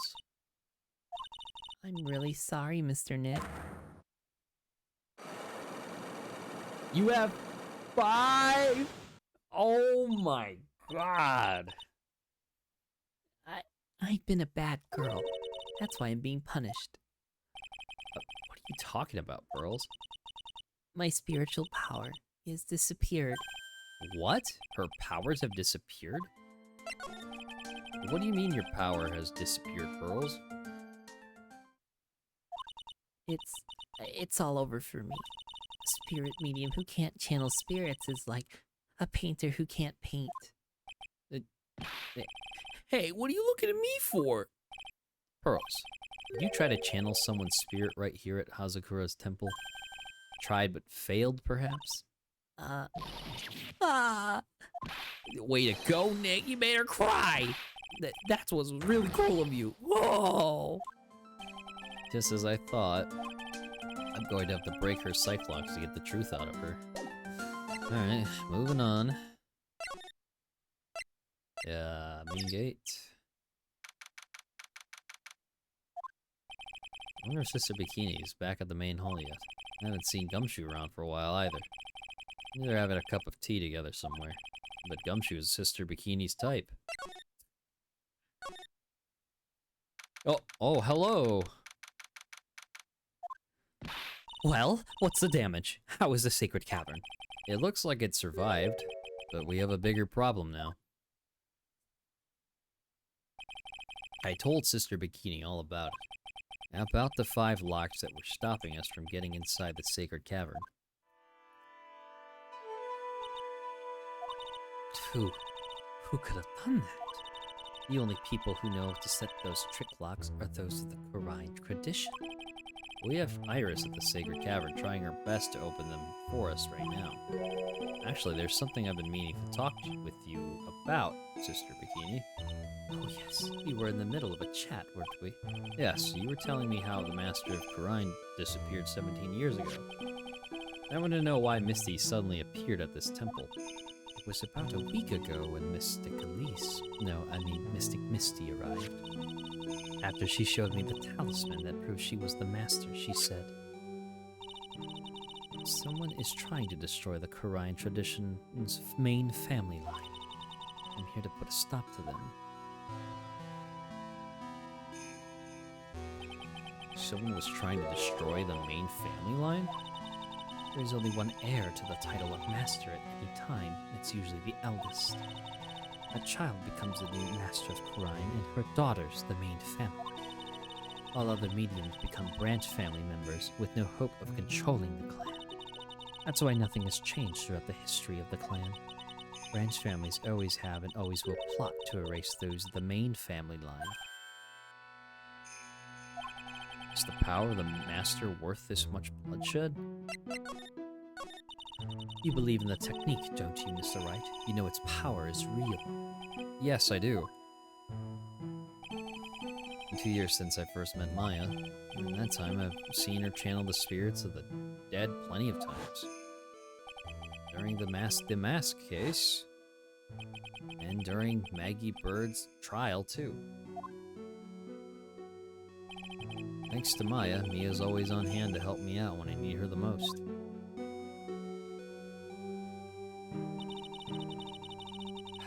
The Korean technique has made a huge difference to the world, you know. I mean, the ability to commune with the dead, that's true psychic power, you know. Members of the tradition have always been there, behind every important leader. Who wouldn't respect such a tremendous skill? I suppose so, but with all that power and influence, I kind of expected you'd be really rich by now. Are you saying we're poor, Mr. Wright? Oh, you're very direct, aren't you? People don't believe in it anymore, you see. All because of one little mistake. Mistake? What mistake? It was 17 years ago. That's when everything came crashing down. All because of that incident. That incident? Is she talking about what I think she is? I'm sure the record still exists if you're interested. Locked up, of course. It was called the DL6 incident. That's the name of the file. DL6 incident. I knew it. The DL6 incident. I know it well. I handled the related case just 2 years ago. That's right. So it was you who was the defense attorney in that case. A murder that took place 17 years ago. It was the first time in the country's history the police ever used a spirit medium. The idea was to channel the victim's spirit to learn the identity of the murderer. And the medium who performed the channeling was Misty Faye, Maya's mother. Through Mystic Misty's channeling, the name of a certain man surfaced. Armed with that as evidence, the investigators were spurred into action.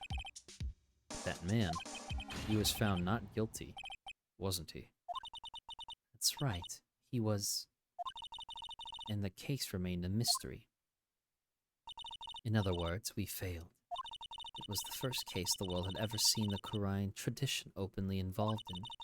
It was all over the media, the public, the judiciary, sorry. The people of Korean Village. Everyone judged her. Everyone said Mystic Misty's powers were a sham. Then she just disappeared. Vanished, while everyone still thought of her as a fraud. But I know the truth. Misty Faye's spirit channeling wasn't a sham at all. Of course it wasn't. And since you managed to reveal the truth, we're finally making a comeback. The Korean tradition is starting to recover at last. But with the new master wielding the power of the clan, does she mean Maya? The spiritual power of the Korean channeling technique is in the blood. Maya's told me the exact same thing before. We, the women of the Faith clan, have always been spirit mediums. It's because the power to communicate with spirits flows strongly through us. According to Maya, only the women in the family can inherit that power. The main family's bloodline stems directly from Mystic Ami. But with each new generation, only one daughter becomes the new master. The ones who don't become branch families, right? That's right, and it's always the cause of tragedy. You know, Maya had a sister too, an older sister named Mia. Oh yes, I've heard of her. What? You know about Mia? Of course, she became a lawyer in the hopes of discovering what happened to her mother. And lost her life as a result. You know what Mystic Mia is rumored to have said? She said it wasn't only because of her mother that she became a lawyer. She also didn't want to fight with her sister over the leadership of the tradition. Really? Well, she saw what happened to her own mother, Mystic Misty, as she grew up. I guess Mystic Mia got tired of seeing all the rivalry between her mom and her aunt. That's right, Misty Faye had an elder sister too. And Misty, having superior powers, managed to usurp the master's seat from her. Mystic Misty's sister is Mystic Morgan, as you probably know. Morgan? There's a name I know well. It was a year ago now at Maya's home, Korean Village. Why they have the spooky silhouette, bro? Ugh. What she did was terrible. It was all so she could make her own daughter the next master. I suppose if you know about Mystic Morgan's daughter, then you must already realize that Iris... Huh? Iris? What's Iris got to do with any of this? That Iris is Mystic Morgan's daughter. What? Iris is what? Is she kidding me? Iris is Morgan Faye's daughter? Did you just say that Iris is Morgan Faye's daughter? Yes, I thought you already knew. It sounded like you'd met one of Mystic Morgan's daughters already. I have. I know her very well. Oh? Yes, Pearls. Pearl Faye. But I always thought she was an only child. You jest, that child, she's Mystic Morgan's. I had no idea. Mystic Morgan. But she's in prison now, isn't she? Yeah, Or yes, ever since she was found to be a co-conspirator in a murder case last year.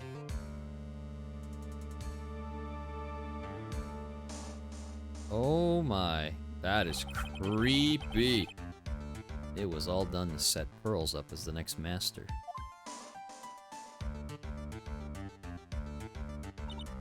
I see. So I've been wrong all this time. Mystic Morgan had 3 daughters, not 2. Wait, what? 3? Yes, Iris, her twin sister, and Mystic Pearl. What? Twin sister? Did you know? It all happened 20 years ago. After the clan leadership was taken from her by her sister, Mystic Morgan's life crumbled. It wasn't many years later that Karine's reputation hit an all-time low. When Mystic Morgan's husband realized his wife would never become the master, he left her in the village, taking their twin daughters with him. How awful. He was a jeweler, you know. In the end, he remarried, and that's when it happened. He decided to give one of his girls up, to be looked after by us here at the temple. And that was Iris, you see. It's unbelievable. Iris has a twin sister. Could it be... could you tell me one more thing, Sister Bikini? What was the name of Iris's sister? I'm sorry, Mr. Wright. I just can't remember. All I can recall is that her father was a jeweler. Well, that's a clue, I guess. A jeweler. Thank you very much. You've helped clear up a lot of details. Pearls had 2 older sisters, huh? Yes, that's right. No doubt it was all because of Mystic Morgan's anger towards the main family. Anger? What do you mean? Her twin daughters were taken from her by her jeweler husband, but even that couldn't destroy her dream that a child of hers would one day lead the clan. That's why she had pearls? It seems that the incident here was a result of Mystic Morgan's anger.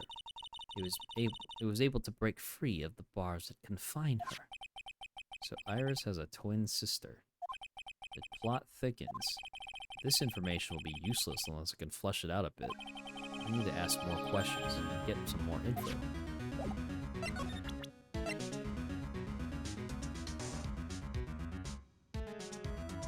Really? You know who it is, Phoenix. You don't have to be dumb about it. Very nice. Hazakura Temple Courtyard. Sounds like someone's happy. What tune is that they're humming?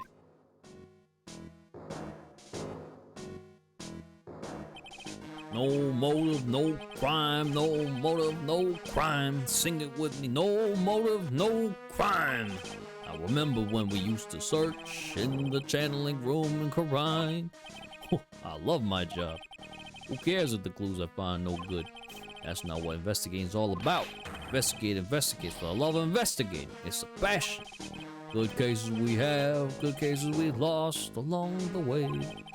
I would have never guessed that Gumshoe was into reggae. Every case is gonna be airtight. Every case is gonna be airtight. Hey, pal? Huh? Who, me? How long you been there?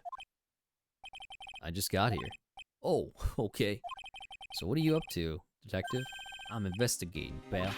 I made a promise to Mr. Edgewood. Promise I would find the real murder weapon. Real murder weapon? That Bob sword thing turned out to be a false lead, right? I'm giving it my best shot here, but I still haven't turned up any clues. Just found these weird scraps of paper. Looks like a letter or something. Doesn't seem to have anything to do with the case, though. A letter? So how's the investigation going, Detective Gumshoe? I don't know if I should be telling you, pal, but I guess it can't hurt. Looks like the murder took place in the inner temple garden. They're taking that bloody writing on the lantern pretty seriously back at HQ. What? You mean... I don't have the details, pal. All I know is if you don't find Maya down in that sacred cavern, we're gonna be faced with one ugly situation. What kind of ugly situation are we looking at here? You got me, I don't know. They're not my words, pal. Then who said it? Mr. Godot. Godot? What do you mean by that? Alright, I'm gonna be right back. I gotta take a bathroom break. And get up and stretch.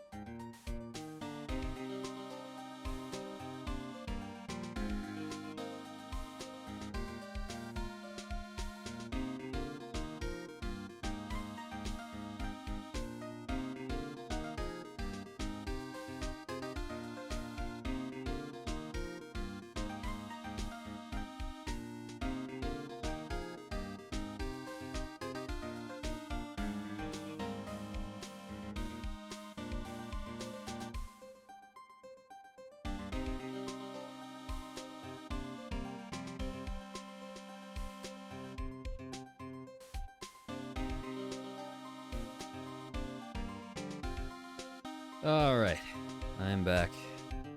One more water. Oop. About that letter you found. Don't remind me, pal. I'm busting the gut of you trying to find the murder weapon. All I can find is some burnt up old letter. Burnt up old letter? Yeah, it was in that incinerator right outside the Inn of Temple. The incinerator? I knew it. I knew I wasn't imagining it. There was snow on the incinerator when I first saw it. But after the incident, the snow had melted away, which means someone used the incinerator on the night of the murder. What's up with you, pal? I've got it right here if you want to take a look. Can I? Do you mind? Sure, go nuts. I don't want it, pal. You can have it. It's all spirit mediums and masters and stuff.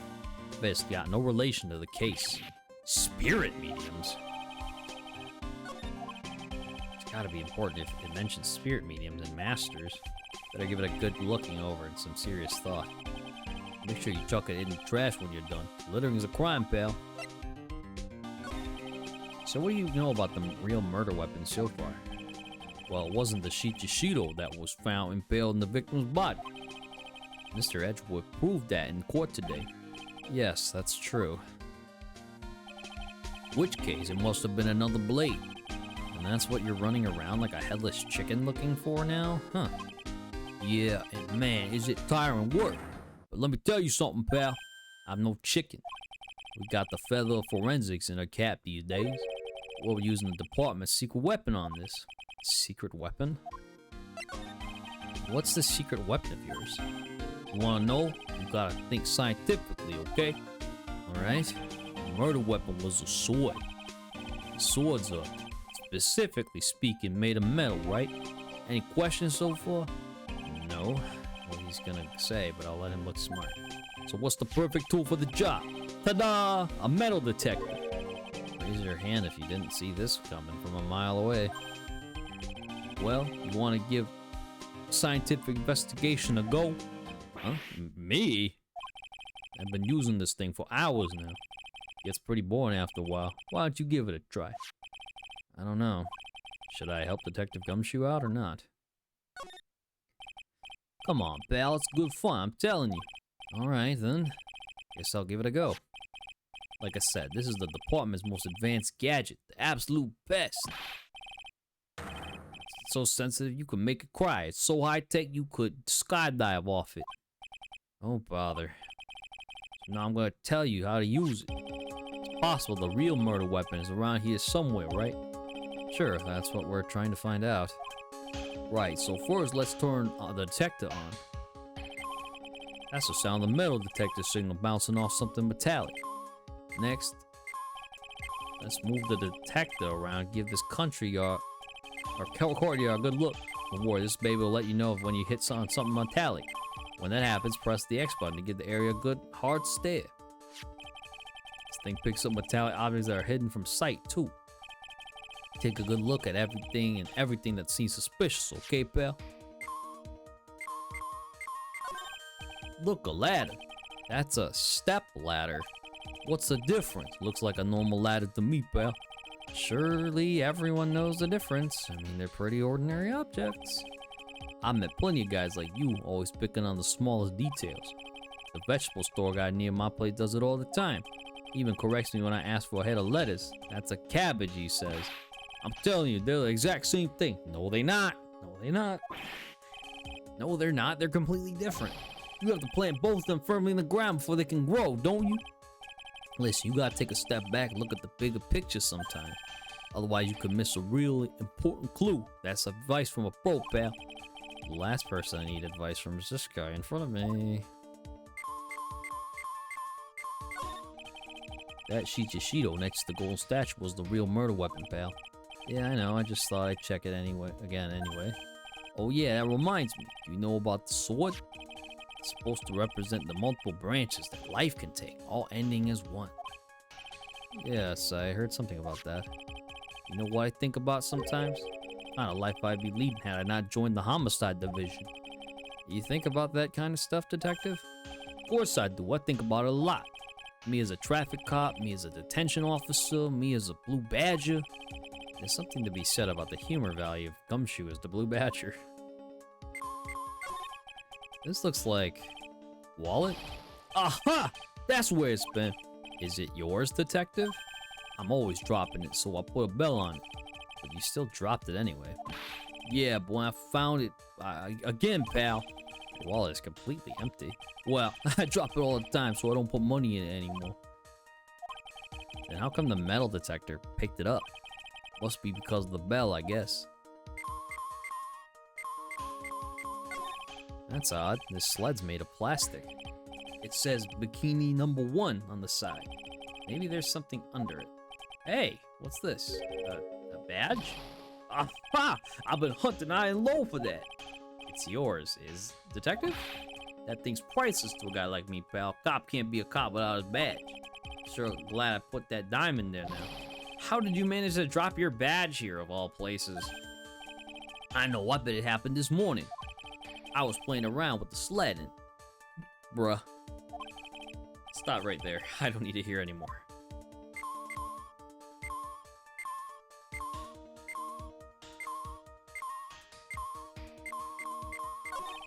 What's this? A pen? Hey, I've been looking all over for that, pal. Huh? It's yours? Yeah, my old man gave it to me when I qualified as a detective. He told me it'd be good for sticking in suspects' faces.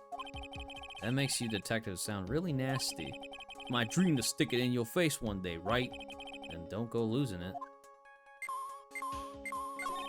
Looks like there's something brown buried in the ground here. Don't touch that, pal. Huh? What is it? It's a trap. People set them out to catch us detectives. They're real nasty. A trap for detectives? You mean like those fierce traps with sharp teeth that are supposedly to snag your leg? Yeah, those. I got my finger caught in one of those ones. Your finger? There was this bit of cheese and it looked so tasty. I reached out and then bam! I'm not sure I know how to respond to a story as stupidly pitiful as that.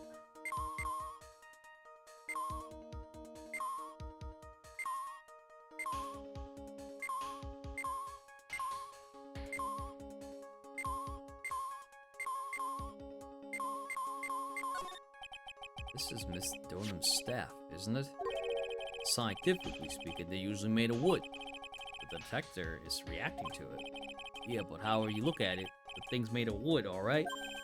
I don't bother investigating anything unless it looks like it might be metallic. Isn't the whole point of a metal detector to find metal where you can't see it? It's weird that this thing is causing a racket. Here, let me take a look at it. Hey, hands off! Examining evidence, a job for the top is coming off. Look what you've done. You've damaged a really important piece of evidence. Ah! That's a sword inside the staff. Is this? Could it be the murder weapon? I'd never have guessed there'd be a sword concealed in the victim's staff. They call this kind of thing a sword cane, pal. This one's a real gem. Horsemanship's really something else. Thank goodness it wasn't a cane sword, or else the victim would have stabbed their own foot. I officially give up on trying to figure out how Gumshoe's mind works. The real scene of the crime was the inner temple garden. Sorry, I'm moving the mic arm. Goodness, please stop creaking. Oop. Then why was the sword used to kill the victim found in the main hall courtyard? Hey, Gumshoe, who knows about the hidden sword? No one. Even the police didn't know about this till I discovered it just now. Well, as they say, there's no team in Gumshoe. It doesn't look like there are traces of blood on it. Then I guess this is the murder weapon, huh? No. I'm sure someone just wiped it off after the murder. Yeah, of course. This thing's definitely the murder weapon. Great job, pal. It's about the same length as the Shichido, too. This must be the murder weapon. Okay, I'm gonna run over the forensics. There's gotta be some traces of blood left, even if most of it has been wiped off. See you later, pal. Every case gonna be airtight. Every case gonna be airtight. Wait up, detective. Huh? What is it, pal? I'm a pretty busy guy right now, you know. You're going to get that staff analyzed, right? Would you mind holding off for just a while? Huh? What are you talking about, pal? Please. Just until we find Maya. Maya? What's this got to do with her? I don't know, but I'm starting to get a real bad feeling in the pit of my stomach. Oh, how so? Look, Maya's trapped inside the sacred cavern right now, and, well, we don't even know if she's okay or not. The more evidence and testimony I hear, the more uneasy I feel. You don't think Maya's been... Please, detective, let's just wait until we can get inside the sacred cavern. You're looking kind of meridian there. Okay, just stop with that face, pal. One thing, though. This staff's secret trick, let's keep it between you and me, aight? If it gets out that we knew about it and didn't say anything, we're finished. I understand. This is just a regular run-of-the-mill staff, you got it? Okay, now you take good care of it, pal. Thank you, detective. Don't worry, she'll be fine. Gumshoe. You know, there's a place at the base of this mountain that has some really good pasta. How about I take you there when you find Maya, huh, pal? Sure, thanks. Can't help but wonder, though. What was Elise Donham doing with a staff like this in the first place? Okay.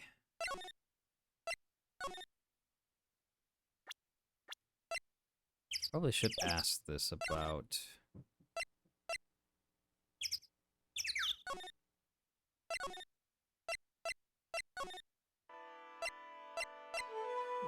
Okay. If she's busy doing that, so...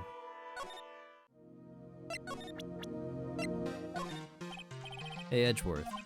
Did you know that Iris had a twin sister? What? A twin? You can't be serious.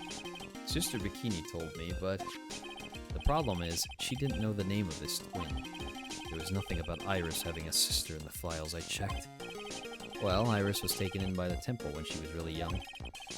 Apparently her sister was raised by her father, a jeweler, I think. A jeweler? Right, I just might know who this twin sister of hers is. I had a feeling you'd say that. Let me guess. Ugh. Her name is Dahlia Hawthorne, right? Yes, exactly. Please tell me what you know about her, Edgeworth. Please. It was my first court case, 6 years ago.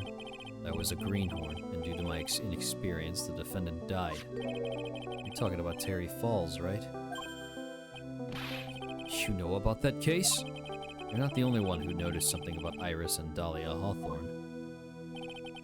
I checked one of Mia's old files from 6 years ago.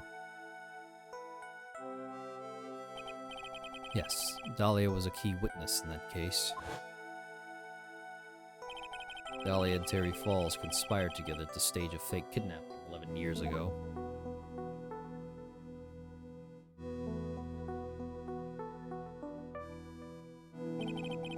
They stole a jewel worth $2 million from Dahlia's father, a jeweler.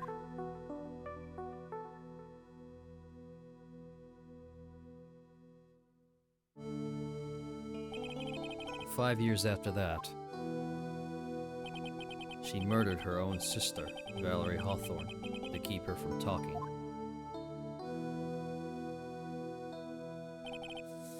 Her sister? Well, her stepsister, actually. They weren't blood related. Valerie was the only daughter of Dahlia's father's second wife. Oh, this is when she entered my life. The woman who tried to kill me.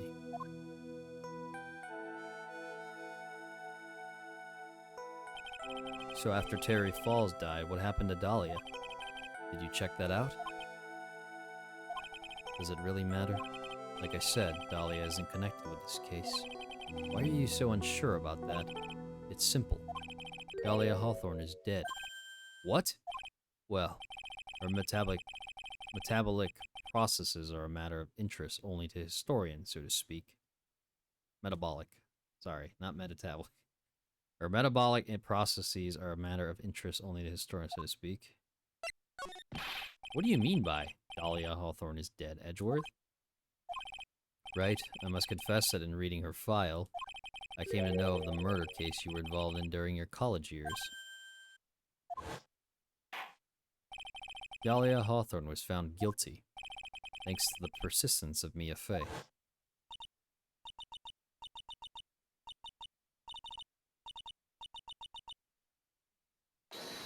Oh my god. At the time, Dahlia, it's like she was possessed by a demon or something. It's been almost 5 years since that guilty verdict was handed down, and her sentence was finally carried out. She was executed last month. Executed? I'm sure that's a bit of a shock for you, right? And for more reasons than one. But do you understand now? She can't possibly be connected with this case. She's dead. Once someone is dead, there's no way to revive them. There's no way to revive the dead? I wonder. It seems you're not aware of one other connection yet, Edgeworth. And what's that? It's about Iris and Dahlia Hawthorne's mother. What's their mother got to do with any of this? She's Morgan Fey, a spirit medium from a branch family of the Korean channeling technique. Did you say Korean channeling technique? Do you know something about it? Oh yes, I know it's connected with that fraudulent spirit medium. Fraudulent? I was involved in another nightmare 17 years ago. I was caught up in the middle of a murder investigation. Police didn't have any leads. They were stumped, and that's when they called her in. She was a very famous spirit medium, the master of her channeling school. But you know what happened? As a result of her efforts, an innocent man was accused of murder. She and her powers, they were all fraudulent. Edgeworth, go to the police records room, it's all in there. All you have to do is check the DL6 incident case file and you'll know. Of course, how could I forget? Edgeworth was the victim in that case. Edgeworth, you'll understand someday, and then you'll see that the Korean channeling technique is real. Be careful, once night falls should be there. As soon as you hear the lights out bell, you must channel her spirit, leave everything up to her. Her name is blank, she is our... The whole... Here's a picture of her, use it when you channel her, I know you can do it. Once this, burn the also make blank and tell anyone about this letter. Gravely roast the master in the fires of Hades and bring out vengeance in fruition. Okay, well maybe you make sense of this. What do you know? What do you think about this, Edward? Sorry, right? I'm a defense attorney and I'm a prosecutor. It wouldn't be right for us to discuss things so intimately. We're acting for the defense in the trial today. Get that piece of filth out of my face. You're still mad, huh, Edgeworth? I know a thing or two about Larry Butts, just like you. We both know he likes to act up. For this, even he couldn't make something like this up. If this is what he drew, then this is what he saw. As unbelievable as it may seem. I know, that's what I think too. Every single time I see that guy, he's in it up to his neck. I know it. And we're still mad at, as a hornet, at Larry.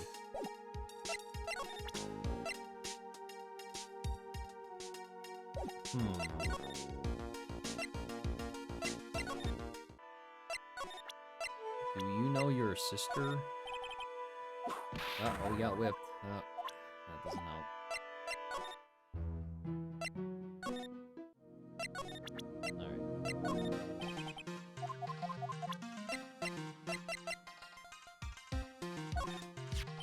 Another victim we know nothing about, same as always. I hope you'll tell me if you know something about our mystery woman, Wright. I know that at least Nona was no ordinary visitor to the temple, but her true identity could be a useful weapon for the defense. I can't give that away just like that. Okay, well... I think I got an idea of what we're supposed to do here. February 9th, Heavenly Hall. I was expecting Larry and Pearls to be here. I guess they must have gone to collect firewood. Suppose I'll have to check back later.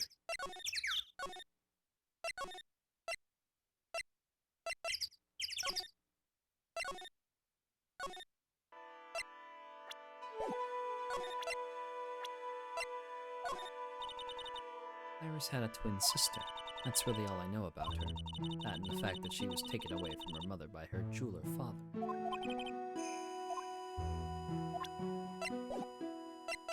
Okay. Courtyard?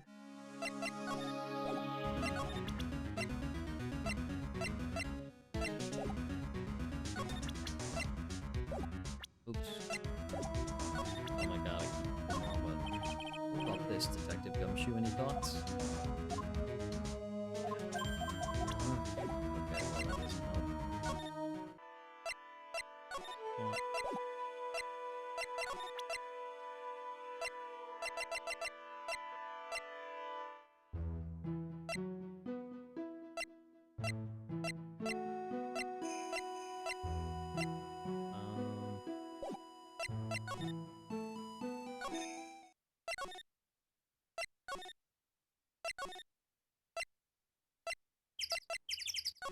Oh, whoops, I keep going back.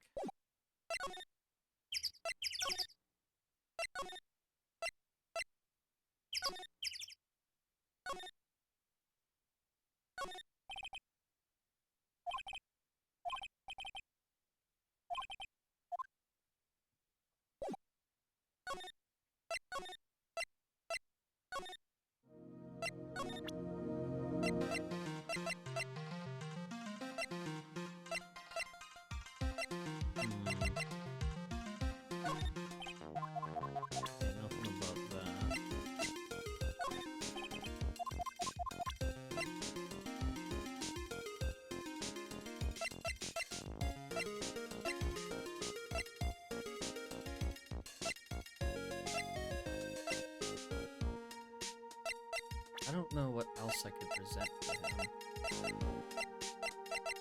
Okay.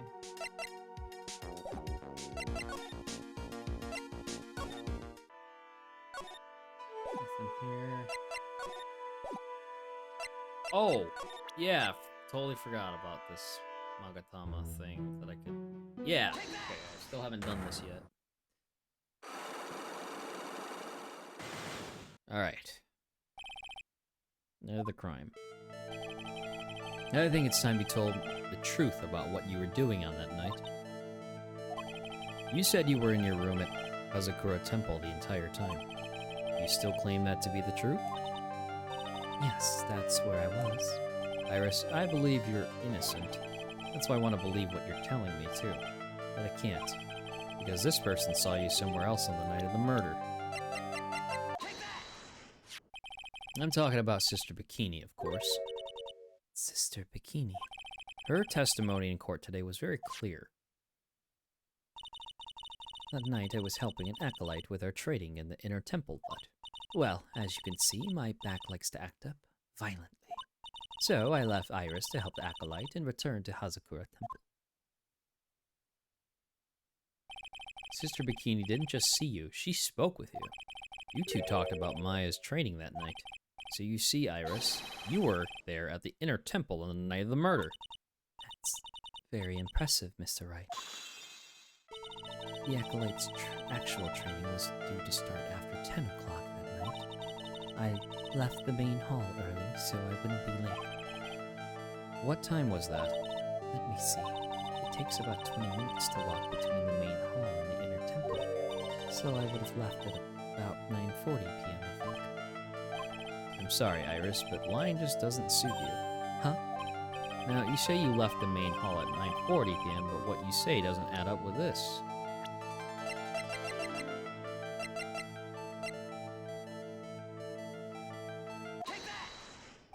You yourself testified to the contrary, don't you remember? You said you rang the lights out bell at 10 o'clock that night. Plus, only moments before you rang that bell, you were seen at the main hall by the most reliable witness I have. Who's that?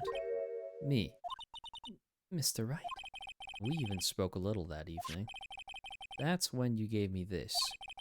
Surely you haven't forgotten. No, that's right. I remember. And that brings us to another puzzling fact, Iris.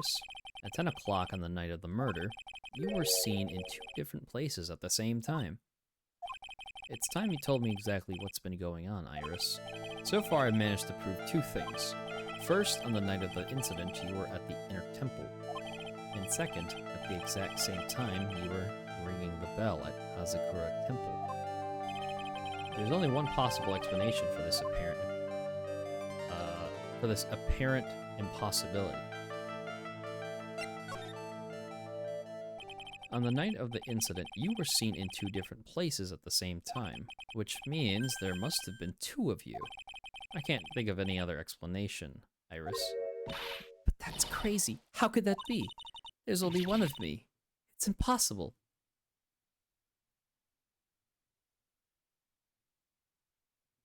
That face gesture is interesting. Iris usually doesn't have that. Sprite. Interesting. Possible? I wonder. The way you're trembling certainly seems to suggest otherwise. You're seriously trying to suggest there's more than one of me? And show me the evidence. Show me something that proves there is more than one of me.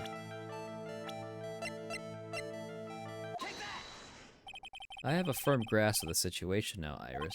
You have a sister, don't you? A twin sister, perhaps? That's right. Dahlia Hawthorne, a woman I know only too well. I had no idea you knew of her. Very impressive, Mr. Wright. But she's no longer... Yes, I know. Her sentence was carried out recently, wasn't it? I'm sorry. Thank you. There's no need to explain now, is there, Iris? The second you who was here at the temple on the night of the murder. It was your twin sister, Dahlia Hawthorne. You just said it yourself a second ago. My sister's dead. Have you forgotten that? Have you forgotten this, Iris?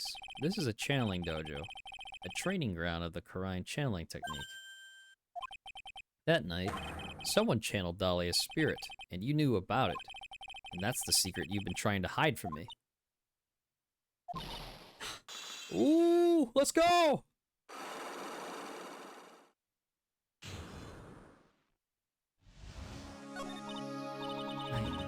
I was in my room in the main hall that night. As soon as I heard that I'd been spotted at the inner temple, I knew it was my sister. Dahlia, the other half of me, who passed away last month. Just as I suspected. The Iris that Sister Bikini saw at the inner temple on the night of the murder. It was Dahlia Hawthorne. Why didn't you tell me this before? Because my sister always does the right thing. Excuse me? Because I mustn't get in the way of what she's trying to do. I already betrayed her once before. I can't do it again. What do you mean? You betrayed her? What do you mean? That's why I have to accept I may be found guilty. It's the only way. What is she talking about? You know about it, don't you, Mr. Wright? The fake kidnapping that took place here on Eagle Mountain 11 years ago. That was the start of it all. It's what started her down that twisted path.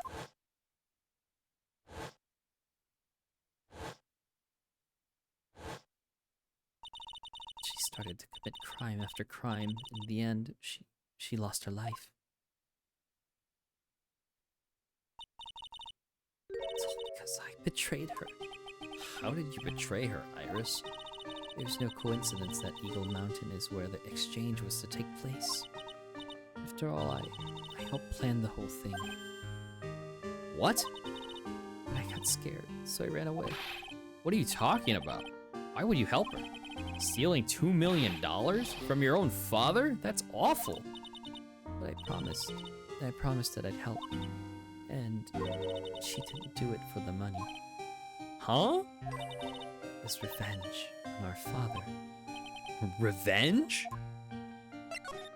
What do you mean by revenge? He was a hideous man. He threw our mother away and then sent her to hell. Her mother?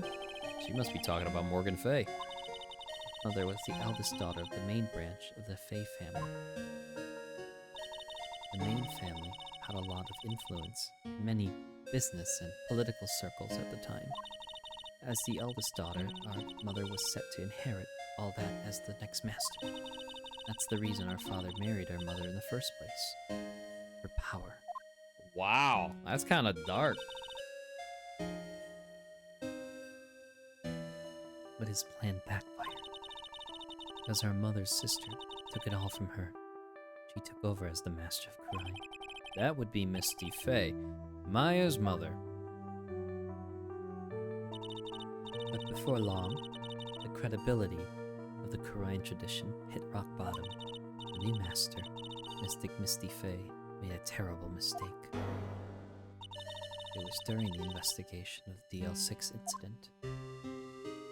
Well, how do you know all of that? After that happened, our father took me and my twin sisters away, leaving our mother and our home behind. He hated the place. He said it was a hick dive and that he had no reason to stay there. That's when you came here to Hazakura Temple? Yes, the woman my father took as his next wife already had a daughter, Valerie. I had no place in his new family, you see. Oh, And I haven't seen my mother once since then. Having the master seat stolen from her and being rejected by her own family, I've heard she's been very battered, spiritually and emotionally. I think I'm finally beginning to see how the pieces fit together. I have asked her everything I can in my capacity as a prosecutor. This incident, everything related to it, goes back to the history of the Fey clan.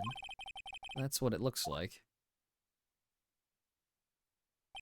Iris, there's just one more thing I want you to tell me. What is it? During the incident in which your sister, Dahlia Hawthorne, poisoned a lawyer, she began a relationship with a certain college student in order to hide the evidence. That college student, have you heard anything about him? Well, I did hear one thing. She said she hated his guts. I see. Thank you for your help. You're welcome. Hurry up, Phoenix Wright. There's still much to investigate. Leave these locks to me. I'll open them for you, I promise. Thank you. I suppose I'd better continue my investigation.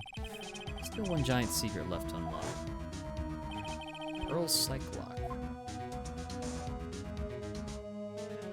Yeah, the 5. The 5 of them. Ugh.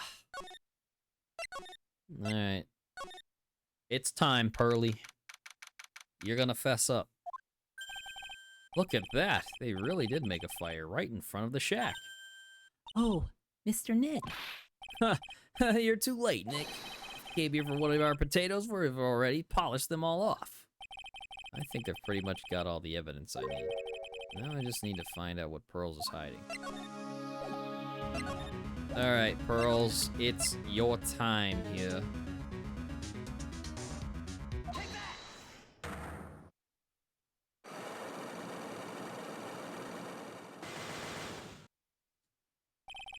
The night of the crime. After dinner on the night of the murder, you were supposed to be in Elise Dunham's room reading a book together, correct? Yes, I was so happy when she invited me. But I didn't go in the end. You didn't go? There was somewhere else I had to go instead. I was so worried. I had to go. I didn't know what to do with myself. I was so nervous. So Pearls never went to Miss Dunham's room. Donim, sorry, because she was too worried about something or someone else. Pearls. On the night of the murder, you went to this place, didn't you?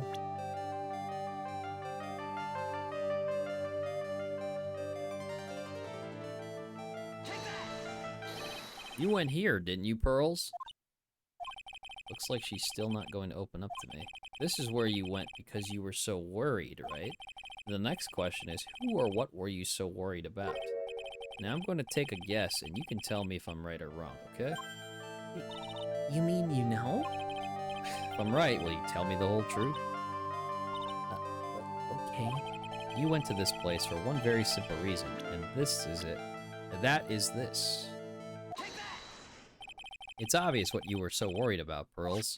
It was Maya, wasn't it? Ah. You knew the training Maya was undertaking was dangerous. After all, it was the special course. I signed up for the special course. Well, my. Quite brave of you considering how cold it is. Young people can be so reckless with their health. You'll blame me if you become one of those you channel. Sister Bikini scared you with what she said, didn't she? And because it was you who introduced Hazakura Temple to Maya in the first place, you felt responsible, didn't you? Thinking about what could happen to Mystic Maya made me more and more worried. I couldn't sit still at all. That's why I decided to go and find how she was doing at the inner temple. Okay, that's one. We got 4 more. Then we're clear now that you went to the inner temple that night, Pearls. What's not clear is what happened after that. Well, about what time was it when you headed over to the inner temple? It's probably around 9:30 when I left the main hall. I heard the real training was supposed to start at 10. I wanted to get there before it started. But there was so much snow I didn't get there until after 10 o'clock. Until after 10? How did you know what time it was? Because I heard the bell ringing for lights out. You heard the lights out bell? The Hazakura Temple's bell's pretty small though, isn't it? You must have really good hearing. I was really trying to pick up the sound of that bell, that's all. I didn't want to miss it. That would be terrible. She was trying to hear the bell? Tell me, Pearls, why were you so worried about hearing that bell? Huh? I think I know why. The reason you were so worried about that bell was because of this.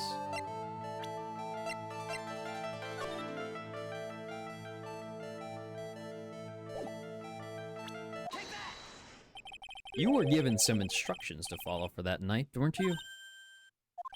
I presume you recognize these pieces of paper? Where did you... In the incinerator at the inner temple. Pearls, you were following the instructions in this letter that night, weren't you? That's why you couldn't afford to miss the sound of the lights out bell. I'm speechless, Mr. Nick. You're amazing. These instructions that were found in the incinerator, I believe they were written for you, Pearls. For me?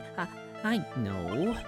As you can see, a large portion has been burned, but the last section is still fairly legible.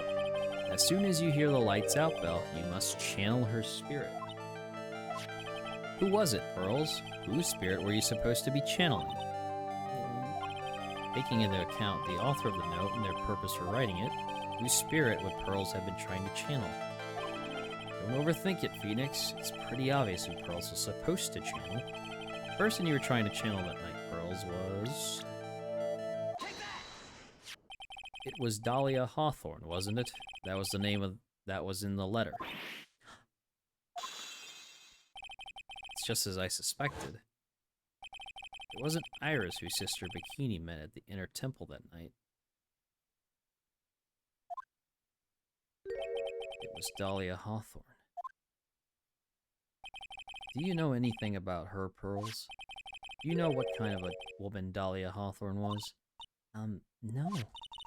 I've never heard of anyone by that name before reading those instructions. I thought so. Pearls doesn't have a clue. She doesn't know that Dahlia is her sister. About the instructions in the letter I found, Pearls. Who wrote them? Whoever it was asked you to channel the spirit of someone you've never heard of. You must have quite a lot of respect for them.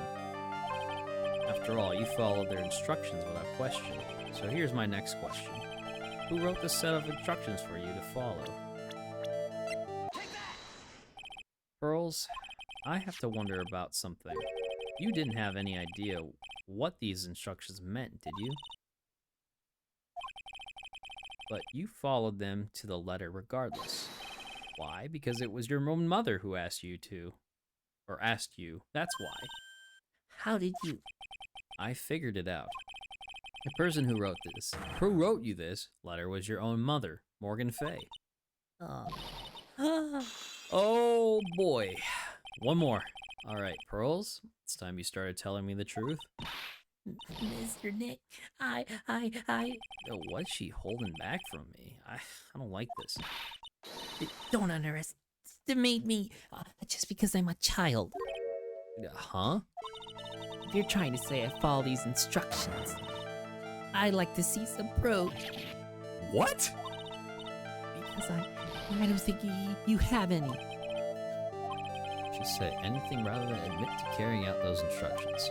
Guess I'll have to produce some more evidence then. One more thing should do it. Alright, Pearls. We both know someone carried out these instructions on the night of the murder. But you're right. There's no evidence that proves it was you. I knew it. However, I do know that whoever did it was a child. How do you know that? It couldn't have been an adult. No adult would have made a simple mistake like that. Simple mistake? What do you mean by that? I'm sure you thought you were carefully following the instructions you've been given, but you misunderstood some of the words, and this is the evidence that proves it.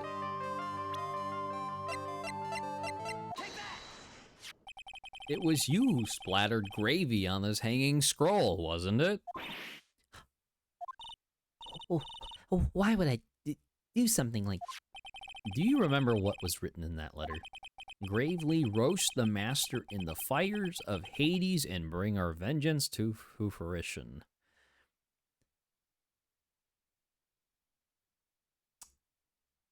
Damn. Gravely roast. You didn't know how to read the words gravely and roast, among others, right? How do you know that? Remember the conversation you had with Miss Donham on the night of the murder? Perhaps we can read some books together. Really? I'd love to. I'm not very good at reading. Well then, would you like to practice reading with me? Miss Elise, so for example, how do you read this? It says gravely. It's kind of a tough word. Sure, Miss Donham taught you how to read gravely and roast, but what she didn't teach you is what they meant. Gravely sounded like gravy to me, and the only roast I could think of was the food. And that's why you did it. That's why you covered the picture of the master in gravy from that night's pot roast. Oh my god. Oh my god. That's some crazy work. How do you mix up the words gravely with gravy? But then again, she didn't know. To be honest, I did think it was a bit strange. I guess I really did get the wrong idea. Just a tiny bit. I really am useless. I couldn't even burn the letter properly as my mother had asked me of me. Oh, such a simple thing. I couldn't even do it right. It's okay, Pearly. I'm glad you didn't carry out the whole plan, because holy fuck. Alright. After dinner that night, I did go to the inner temple. A pot full of leftover gravy. The gravy? I saw the picture on the hanging scroll near that sacred cavern. Sure was the massive Korean like it said in the letter. I see. And then? Well, it was already way past 10 when I got there because of all the snow. So I went to the inner temple guest area. So, the guest area? Yes, I thought I could wait there until the training was over. Why didn't you just go to the training hall? Because Mystic Maya's main training had already started. I couldn't interrupt it. So I just stayed where I was and prayed for her to get through it. But then Pearls, did you fall asleep? I'm sorry, I didn't mean to. I just couldn't help it. Hey, don't worry about it, Pearl. Who cares if you fell asleep? I fell asleep while I waited for Iris too. It happens. Anyway, then you found yourself trapped at the inner temple? Yes, when I woke up, it was morning. I tried not to cry, but the bridge wasn't there anymore, and there was no one in the training hall. I thought everyone had left me because I overslept. I threw the letter into the incinerator, then I heated up the leftover gravy And let off some steam by chucking the gravy on the scroll while you cried?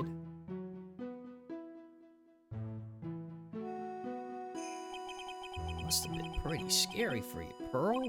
I don't know what it's like. Nick used to leave me behind when I fell asleep at school, too.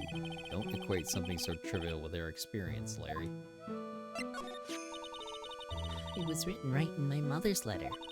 It said, as soon as you hear the lights out bell, you must channel her spirit. I was on my way over to the inner temple when I heard the bell ring. So you channeled Dahlia Hawthorne's spirit? No, I tried, but I couldn't do it. You couldn't do it? I've never failed at channeling someone. This is the first time it's happened. I tried and I tried and I tried. Yesterday, this morning, the whole time. I just couldn't do it. Don't let it get to you. Don't let it get you down, Pearl. It'll all work out. If you want, I'll come flying through the sky for you. Whoosh, just like that. So she's never managed to channel the spirit. Is that why you think your spiritual powers are gone? Yes, I don't know what to do. Isn't there any other explanation for why you couldn't channel a spirit? I suppose there's one other possibility.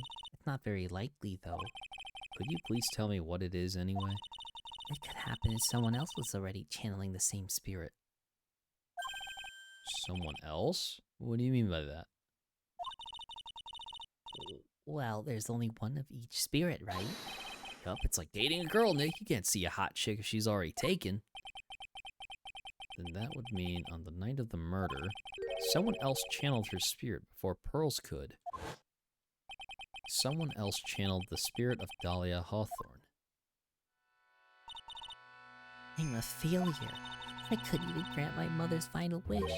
Her final wish? Yes, this letter. This is my last wish, she said. So make sure you follow the instructions carefully. This letter. I definitely need to find out more about it. My mother was gone to a place called a penitentiary. Oh my god. Yeah, I know, Pearls. I visit her every month, and last month she told me... The time we've been waiting for has come, Pearl. There's something I need you to do for me. I hid a letter for you at our home before they brought me here. I want you to read it and do exactly what it says. It's for the good of the Fae clan, my angel. You'll be doing a great thing. Now listen carefully, and I'll tell you where the letter's hidden.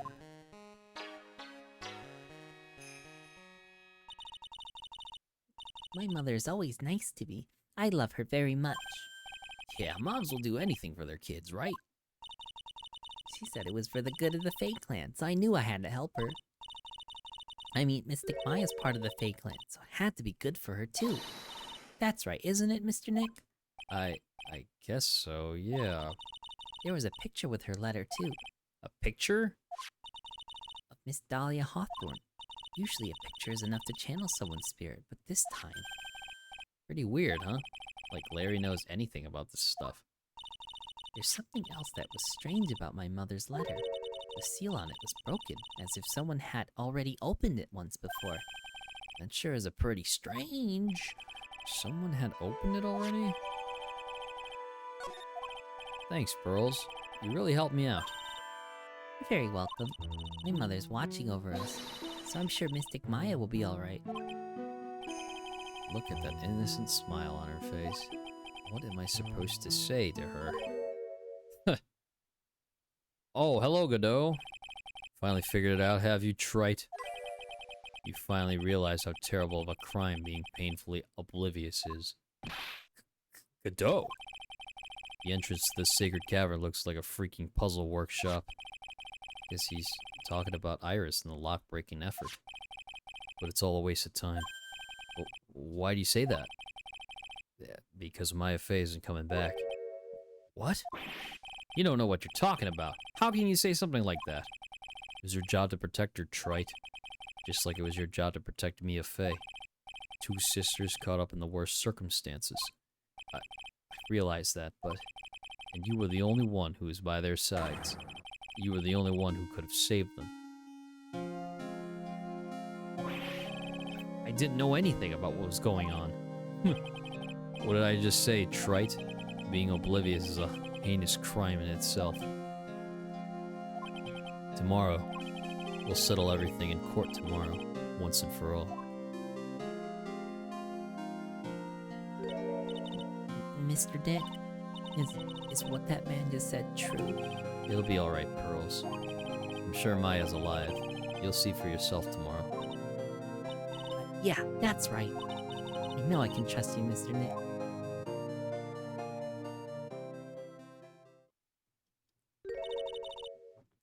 My dear Pearl, you've done so well, my child, my Pearl. Why you gotta show her like this? She's creepy, bro. It's better that you don't know what you've done. I knew this day would come for you. The plot of the main family is no more. Now, finally, after all this time, the master's seat is yours. My last great wish. It seems I was just in time.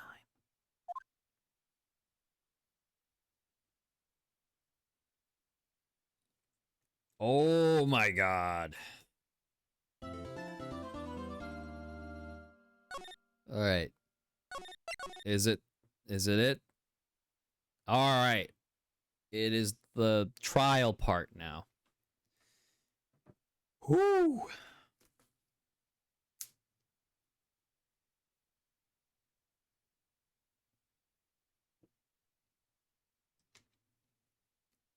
All right, everybody strap in. We're in for a long one.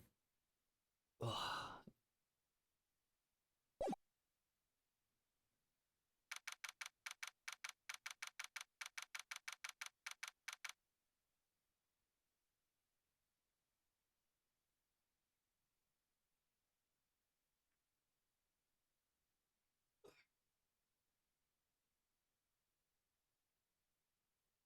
February 10th, 9:39 a.m. District Court Defendant Lobby number 1.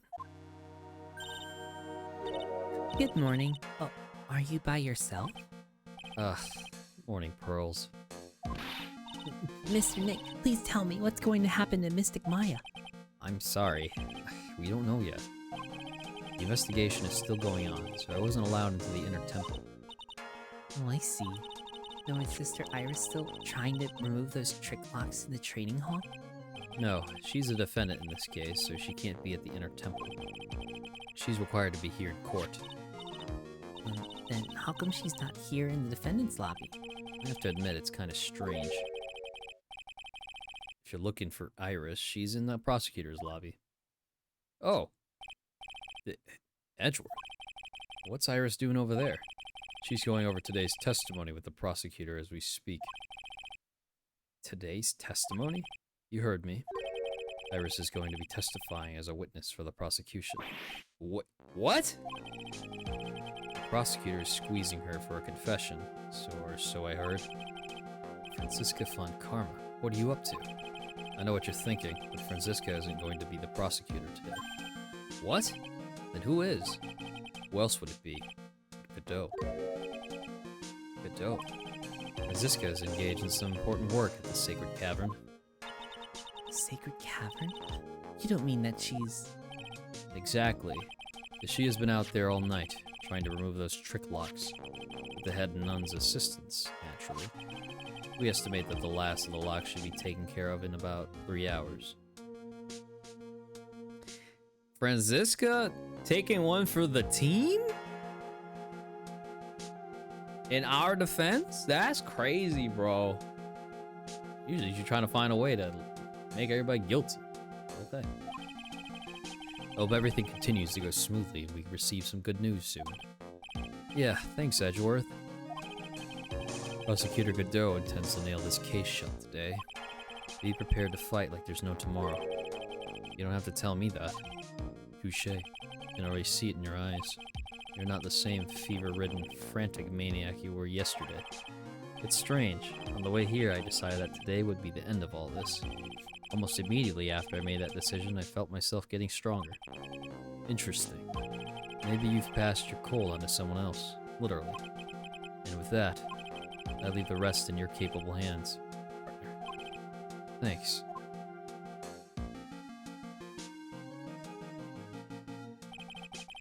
I still don't have answers for most of the riddles plaguing this case. The circumstances around the murder of Miss Elise Onim, no, I mean Misty Faye. Miss Misty Faye. The impossible flight Larry claims to have seen. And what that woman is really after. It will solve them all and bring this whole tragedy to an end.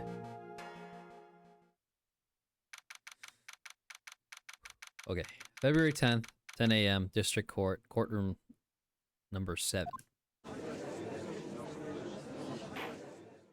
Oh, it's... Hey, buddy. Court is now in session for the trial of Iris of Hazakura Temple. Your Honor? What are you... Who, me? Well, my little brother came to visit me in my chambers earlier this morning. All of a sudden, in the blink of an eye, he developed a scorching fever and fainted. What? What? Huh? Therefore, I'll be standing in for him. I see, Your Honor. So they're brothers. That explains a lot. My poor brother, he looked a bit pale. Not to mention sad that he couldn't be here.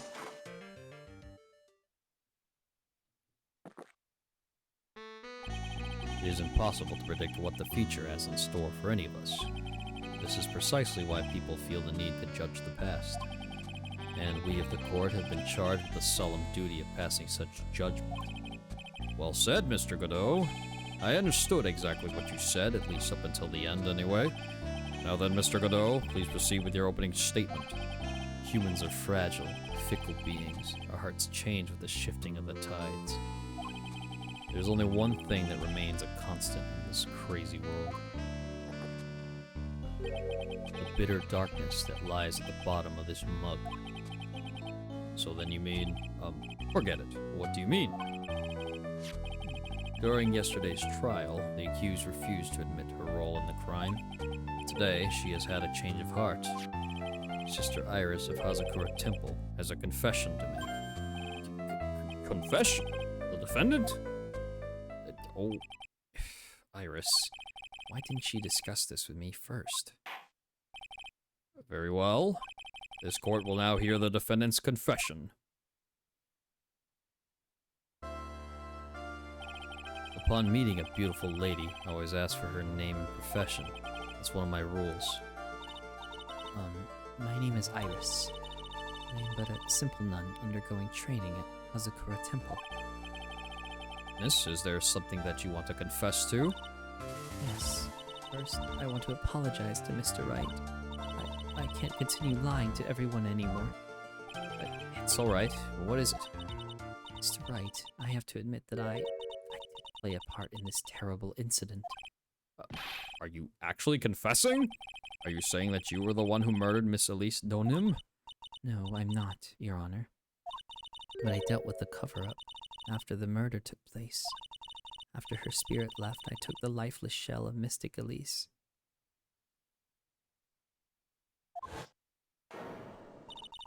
Carried it to the Hazakura Temple courtyard where I desecrated it. What? Okay, we shouldn't be surprised at this point that, okay, that she was involved in that. Okay. Order in the court. Order. Miss, are you saying you were an accomplice to the murder? Yes, that's correct. What? Phoenix, why are you surprised? You should know! 3 minutes in court and I'm already covered in cold sweat. Everyone on the planet is an accomplice to something. It just happens to be that in this case, it's to murder. Isn't that right, Mr. Trite? Ecto. This is the confession they were conferring about. It pains me to say this, but it looks like Iris's testimony was all a lie. Now then, little lady, if you don't mind, I've got a question for you. Whose crime were you trying to cover up by your actions? Iris covering for someone? Now, definitely up the creek without a paddle or a life jacket. I've been at Hazakura Temple ever since I was a little girl. Hazakura Temple is run by one of the branch families of the Korean tradition. One of our missions is to protect the main family. I'm sorry, but main family? Yes, and that's why I would dirty myself, if need be, to protect her. The daughter of the master of the Korean channeling technique. Mystic Maya Fey. Huh?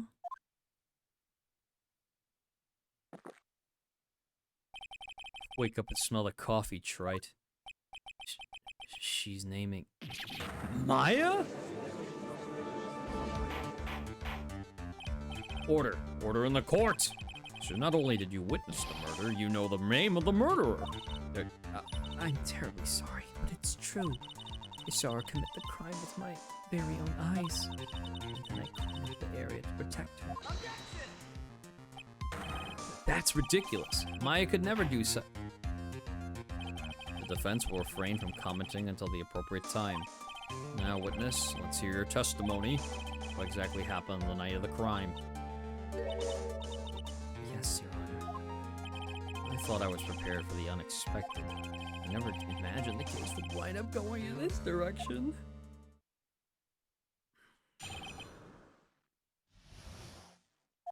I went to the inner temple that night, and I saw it all happen in the garden. I saw Mystic Elise strike Mystic Maya with her staff. But Mystic Maya was still stumbling. Mystic Elise moved in to deliver a fatal strike. Mystic Maya tried desperately to defend herself and stole the weapon. It was only in self-defense. You can't blame her for it. Ooh, that's a lot to unpack in that. We all know that she accomplice for sure. She covering, but I don't think Maya the murderer. So it was in self-defense? Yes, Mystic Elise was the one who attacked first. That's why I tried my best to protect Mystic Maya. You moved the victim's body to the temple so that Maya wouldn't be suspected. Isn't that right? Not bad. You got the instincts of a true criminal. Something's not quite right. I'm sure it was established yesterday. But Iris never went to the inner temple that night. That the person who did go was that woman. Iris even admitted to it. Or even admitted it. Now then, Mr. Wright, please proceed with your cross-examination. All right.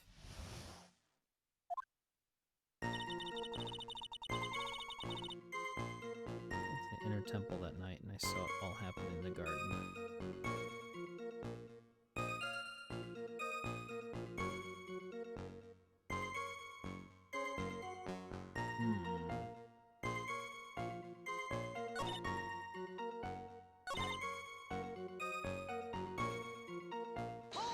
Really?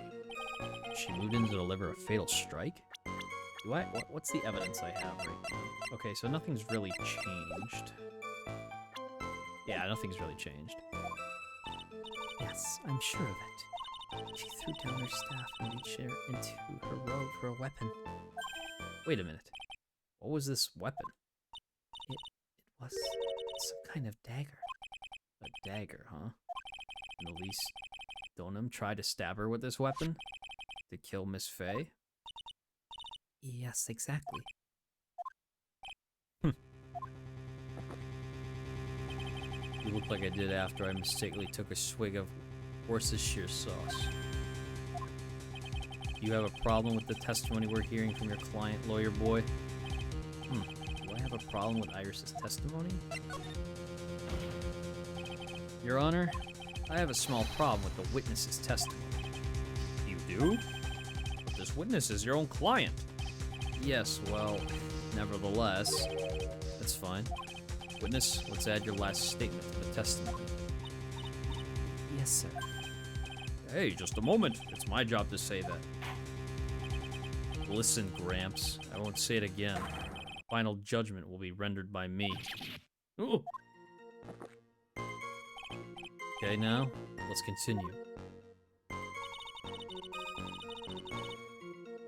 Really? Why would she do that when this is a weapon? Sister Iris, there's something strange about your version of events. Huh? Miss Donham, throwing your staff away makes no sense at all to me. But all you can do with staff is hit someone. Naturally, you wouldn't know this, Sister Iris, but the victim's staff had a special feature about it. As you can see, it's a sword. If Elise Donham really had wanted to kill Maya Fey, she wouldn't have needed to use a separate dagger. Not when she already had a beautiful blade in her hands already. Well, Sister Iris, what do you have to say?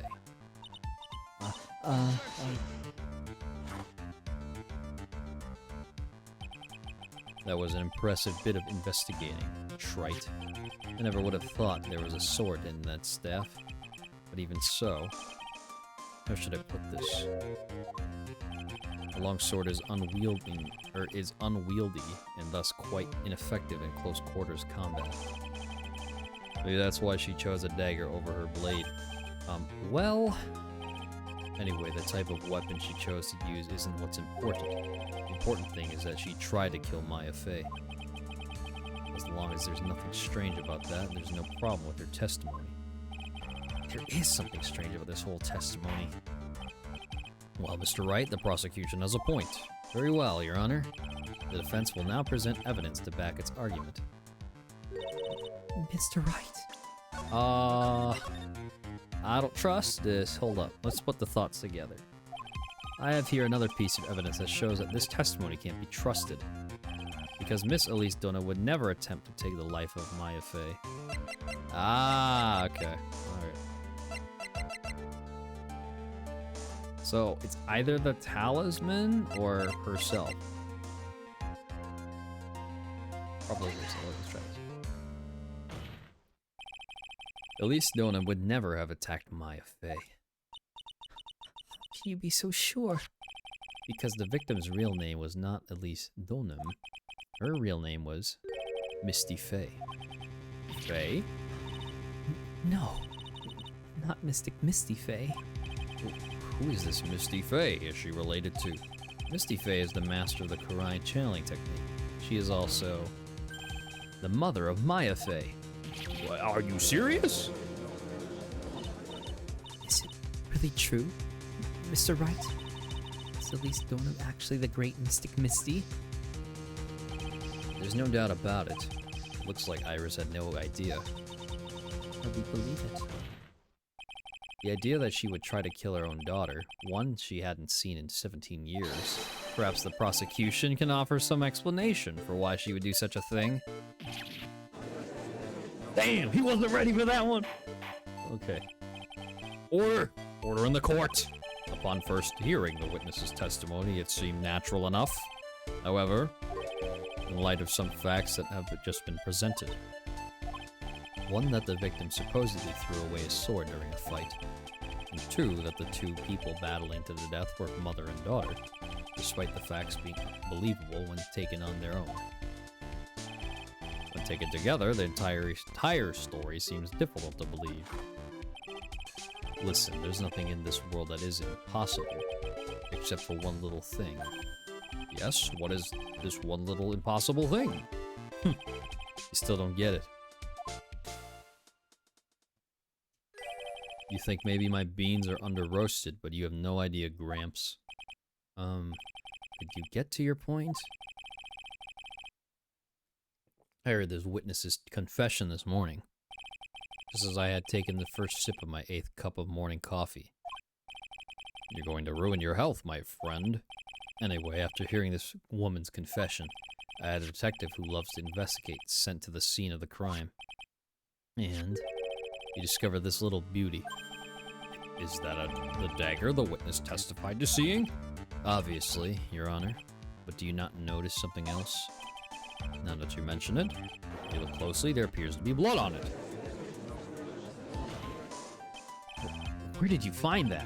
I didn't see that when I investigated the crime scene. Did you investigate the pine tree at the crime scene? Huh? The pine tree? Its dagger was stuck at the backside of the pine tree, and the last blow was struck, ending the violent battle between the two women. This little baby was thrown in the direction of the back of the pine tree. Which means the blood on this dagger belongs to the victim, correct? Were you even listening, old man? I first heard this confession this morning, just as I had taken the first sip of my 13th cup of morning coffee.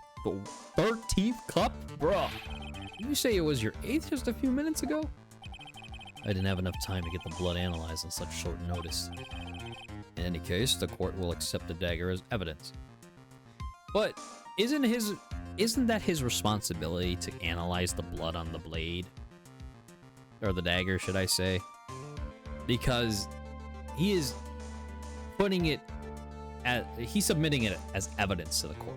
So he should be doing the due diligence, because he's the one presenting it, to cover if the blood is somebody's or whatever. Furthermore, I order that a blood test be performed on it immediately. This is my sweetheart. Make sure you treat her right. Bailiff, get this piece of evidence to the crime lab for testing immediately. Now then, the testimony we've just heard had numerous unbelievable aspects to it. However, after having found the very dagger the witness spoke of, I believe we could consider her testimony to be credible. Man. You girls never lie. Ever. Are you sure? Because the court in case 1 and 4 said this girl was cute, and you know what? She turned out to be a demon. Don't be saying that shit about I can fix them or some shit like that. Don't do that.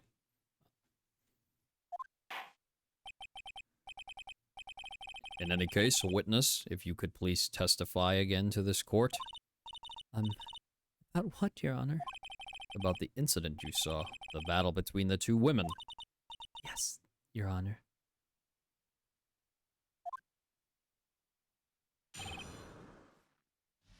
Look, man, I could absolutely fix Jury in Street Fighter. Bruh.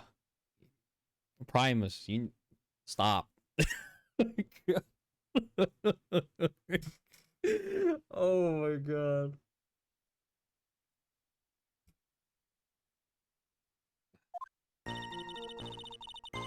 Mystic Maya stumbled briefly after being hit over the head with the staff. Then she dodged Mystic Elise's next attack and stole her weapon. Suddenly, Mystic Elise was the one on the defensive with her back to the stone lantern.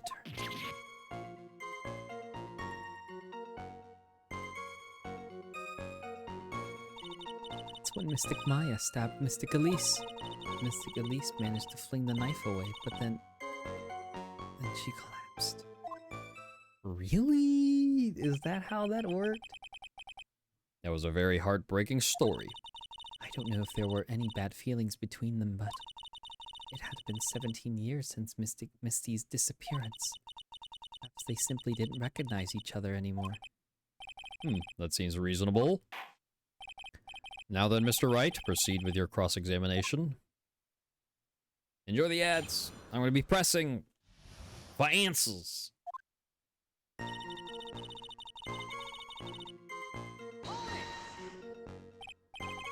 Iris, where were you standing when you witnessed all this?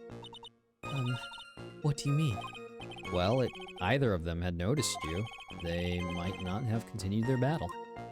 I wonder if that's true. The two of them, they were standing near the garden stone lantern. Okay. Wait, is that not submitted as evidence or anything? Okay. I was watching the whole thing from behind.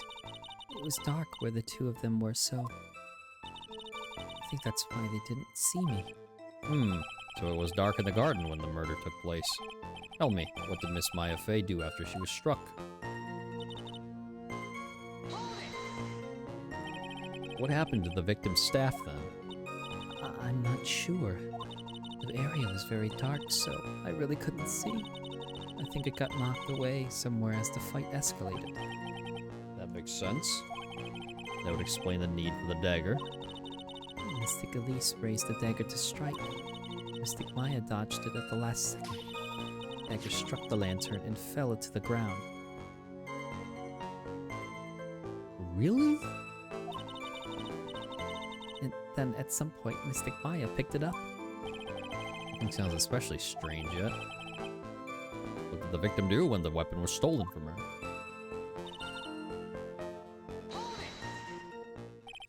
You're saying that Maya Fey turned the tables on the victim?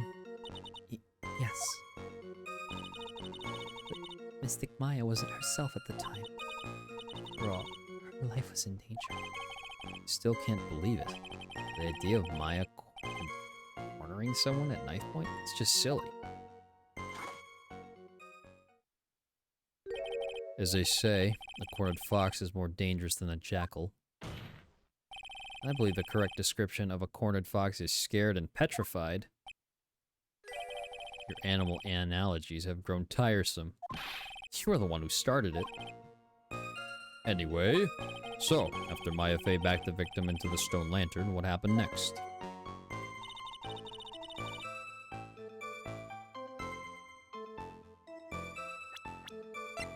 But the blood is yet to be analyzed.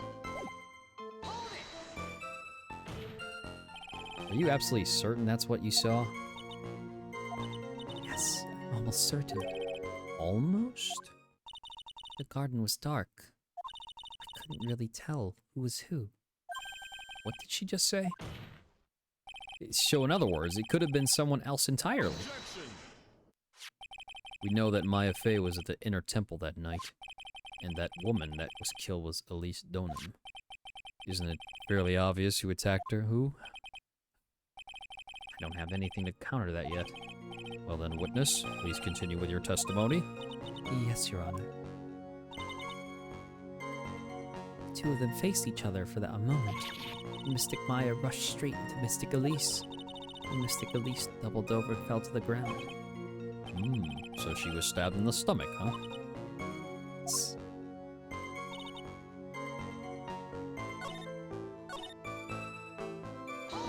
Really? I don't know about this. Where did that dagger go? No idea. It was dark and I couldn't see. According to the detective who found the dagger, it was stuck to the pine tree in the garden. Most likely it was flung towards the tree after the struggle. That is the most likely explanation, yes. After being stabbed in the stomach, the victim collapsed right away. Now that I think of it, she seemed to stare at Mystic Maya for a while, and Mystic Maya stood there, not moving an inch. It felt, for a moment, like time had just stopped. But then, suddenly, as if the spell had worn off, Mystic Elise fell over. It seems like a reasonable story at first, but there's one thing that is completely impossible. The very idea of Maya stabbing someone, that alone is impossible, which means this faulty testimony must contain another contradiction in it somewhere. Alright, I gotta gear up because it's somewhere in here.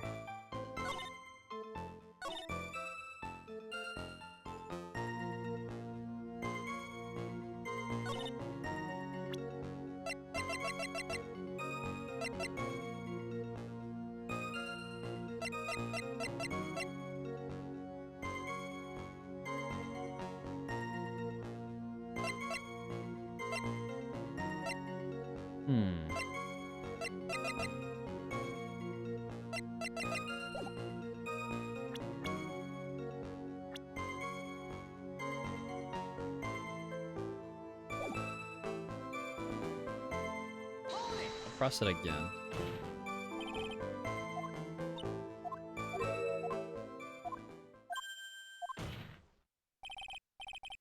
Objection!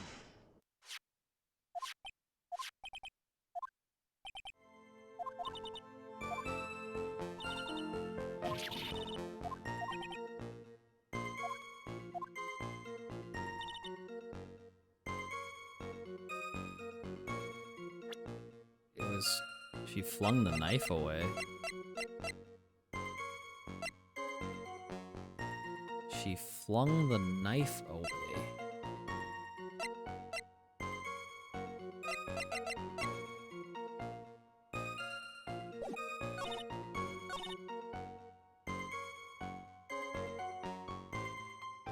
Suddenly, Mystic Elise was the one on the defensive, with her back to the stone lantern. I don't have anything that presses the idea.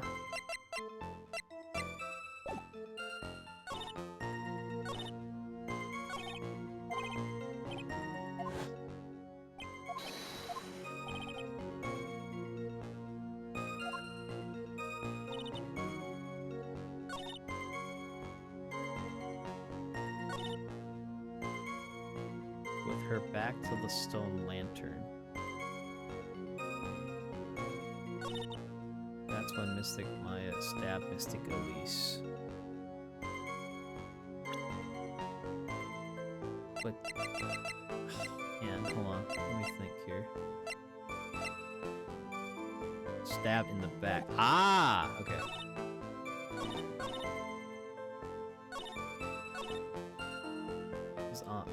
Was the one on defensive with her back to the stone lantern.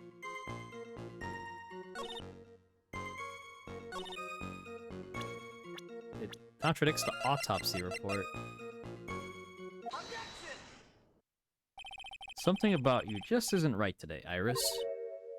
Huh? Until now, I didn't think you were the type to make such a careless mistake. However, the testimony you just gave contains quite a few contradictions. What do you mean? What's so wrong about my testimony? According to you, Maya Fey stabbed the victim while she had her back to the stone lantern, correct? Yes, that's right. But in that case, the victim would have been stabbed in the stomach, right?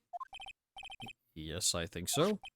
But, according to the autopsy report, the cause of death was due to blood loss from a stab wound in her back.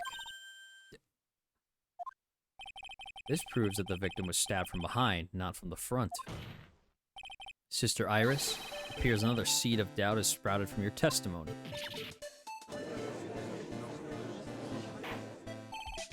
What? What is the meaning of this, Mr. Wright? It's simple. People are like books. We've all got a front and a back. You get my drift. Is that all you have to say? I can also say that darkness loves to play with the human mind. Can you please knock it off with the cheesy proverbs and illogical metaphors already? The point is, too much of this testimony just doesn't make sense. Throwing away useful staff, the people fighting being mother and daughter, and now she falsely claims the victim was stabbed in the stomach. There certainly are some inconsistencies. Well, Iris, how about it? Well, it's just... If you ask me, you're just being too naive about the whole thing. What do you mean?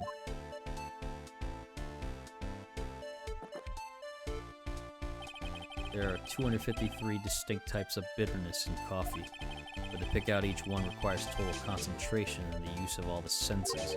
Are you really concentrating on what this witness actually said? Prosecutor Godot, explain yourself. The witness was quite unambiguous about her own ambiguities when she said that the garden was dark and she couldn't see clearly. Human needs one thing to see clearly, and that is light. Light. By the way, did you know? Hazakura Temple has a rule that on nights when an acolyte is at the inner temple training, the stone lantern in the garden must be kept lit. I did wonder about that stone lantern was there for. Well, that's true. Shouldn't the witness have been able to see the crime more clearly? Normally, yes, Your Honor, but according to the head nun, Sister Bikini, the night of the crime, it was impossible to light that stone lantern. Impossible? It hadn't been used in a long time, and the wick was no good. In other words, it had to have been nearly pitch black in the garden that night.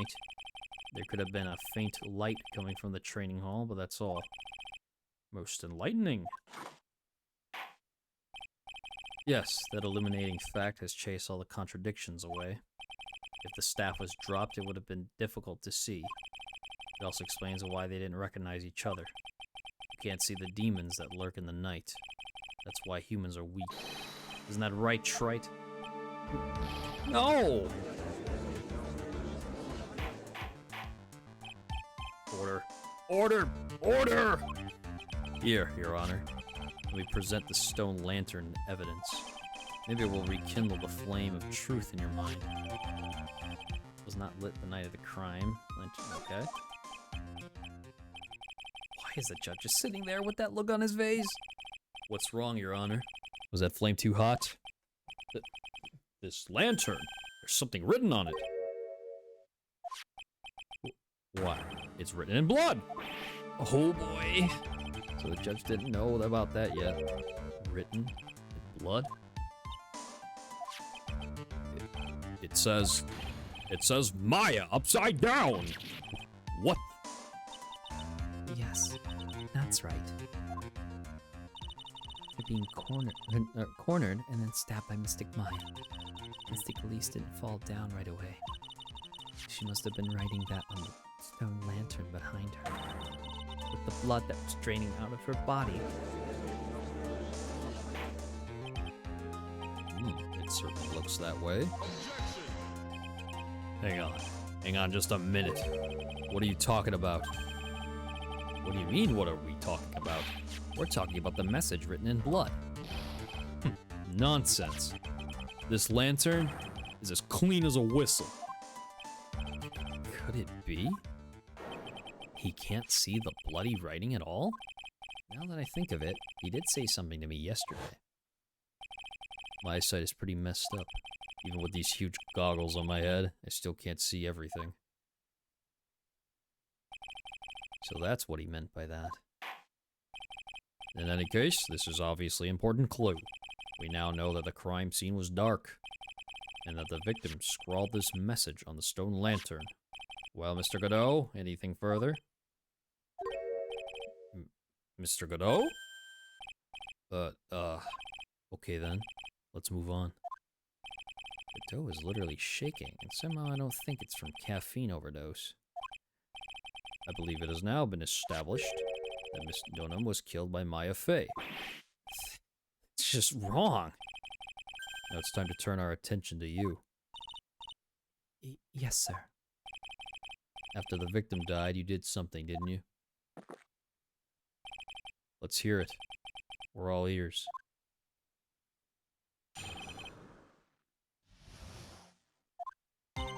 After Mystic Elise died, I called out to Mystic Maya. I thought it was my duty to protect the future master of the Kurama tradition, so I removed the body from the inner temple by myself. I dragged it behind me all the way across Dusky Bridge, and I used a snowmobile to carry it to Hazakura Temple and...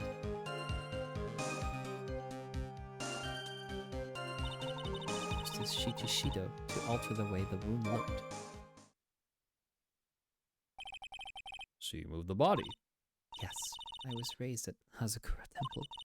I owe a great deal of thanks to the Fei clan, but even so, I never imagined that Elise Donan was actually Misty Fei. I've committed a terrible sin. A terrible trick of fate. I believe you're looking for a twist of fate, Your Honor. I intended to return to the inner temple after taking care of the body, but You were spotted by the head nun, correct? yes, that's why I couldn't go back. Story makes sense, I suppose. But it's... no, ain't no way it's true. Mr. Wright, go ahead with your cross-examination. Yes, Your Honor.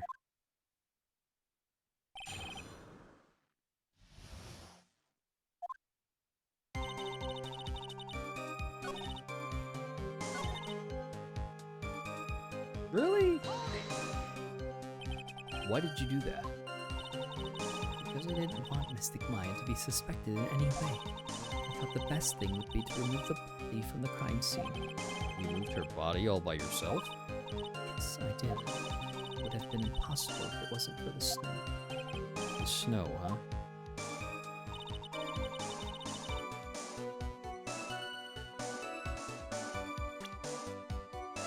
This has to be the contradiction.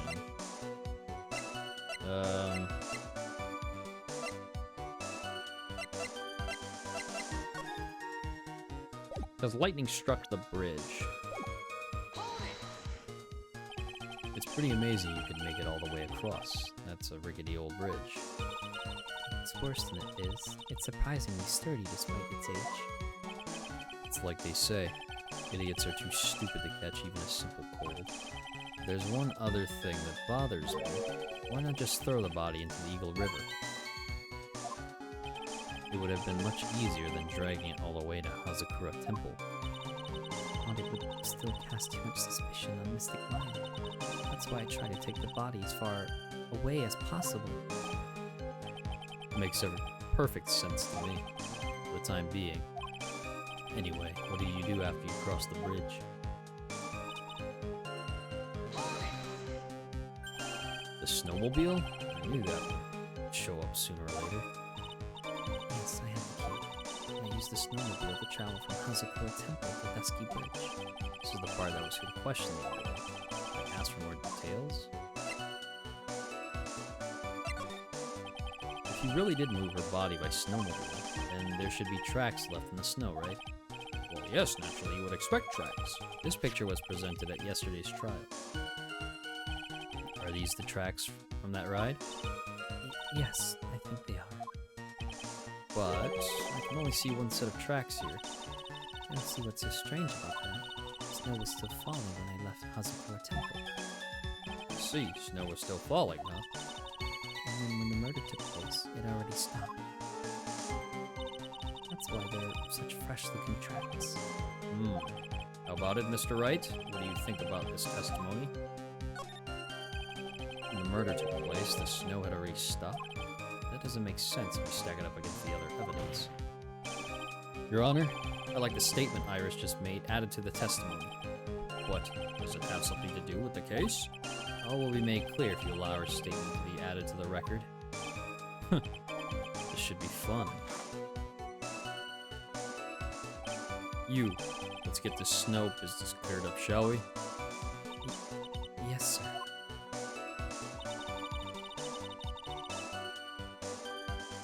When the murder took place, the snow had already stopped.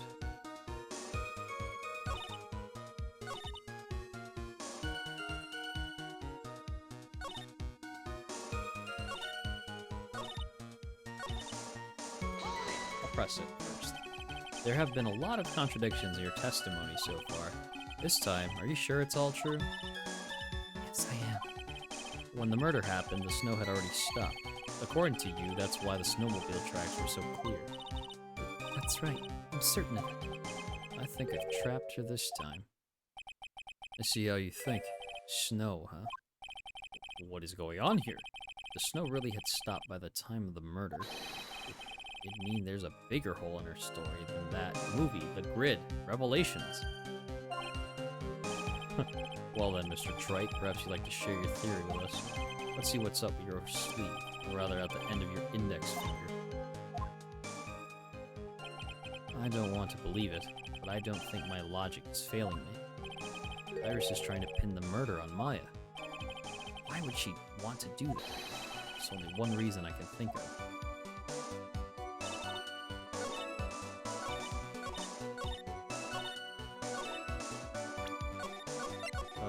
Okay.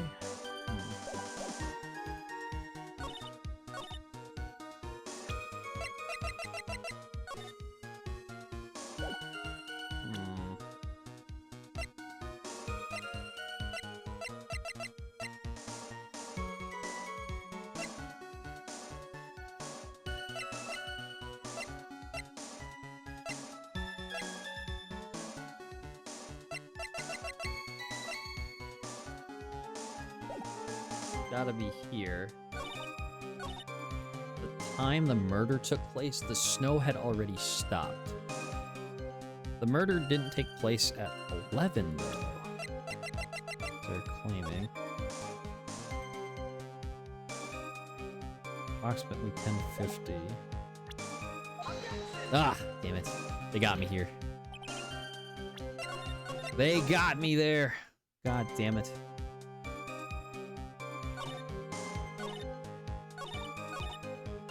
When the murder took place, the snow had already stopped.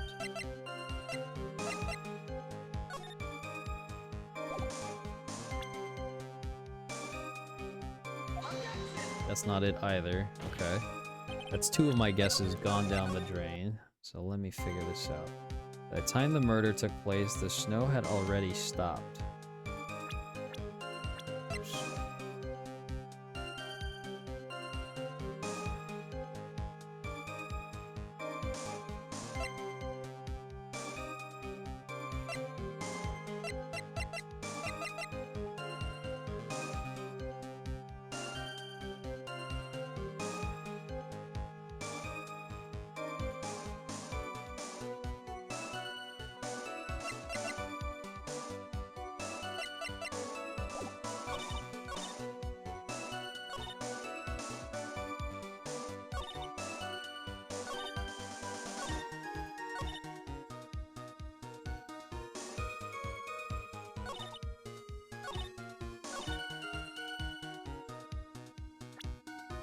Okay. What is the context clue here?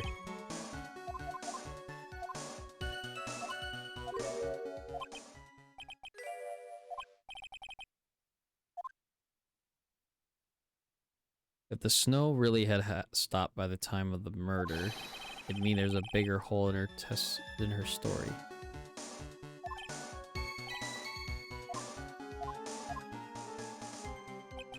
Don't want to believe it. Blah, blah.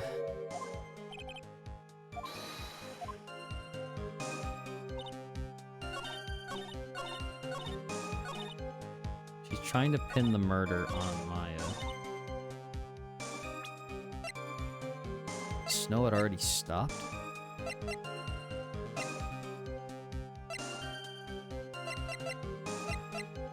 So I already showed this one.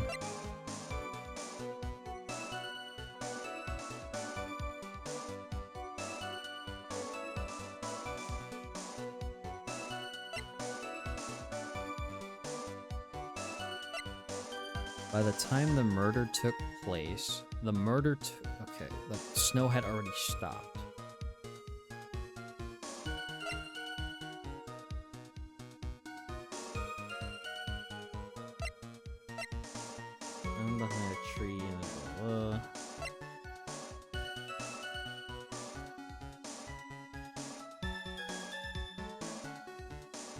time the murder took place, the snow had already stopped. What contradicts with that statement? I mean, wouldn't there be snow on the lantern?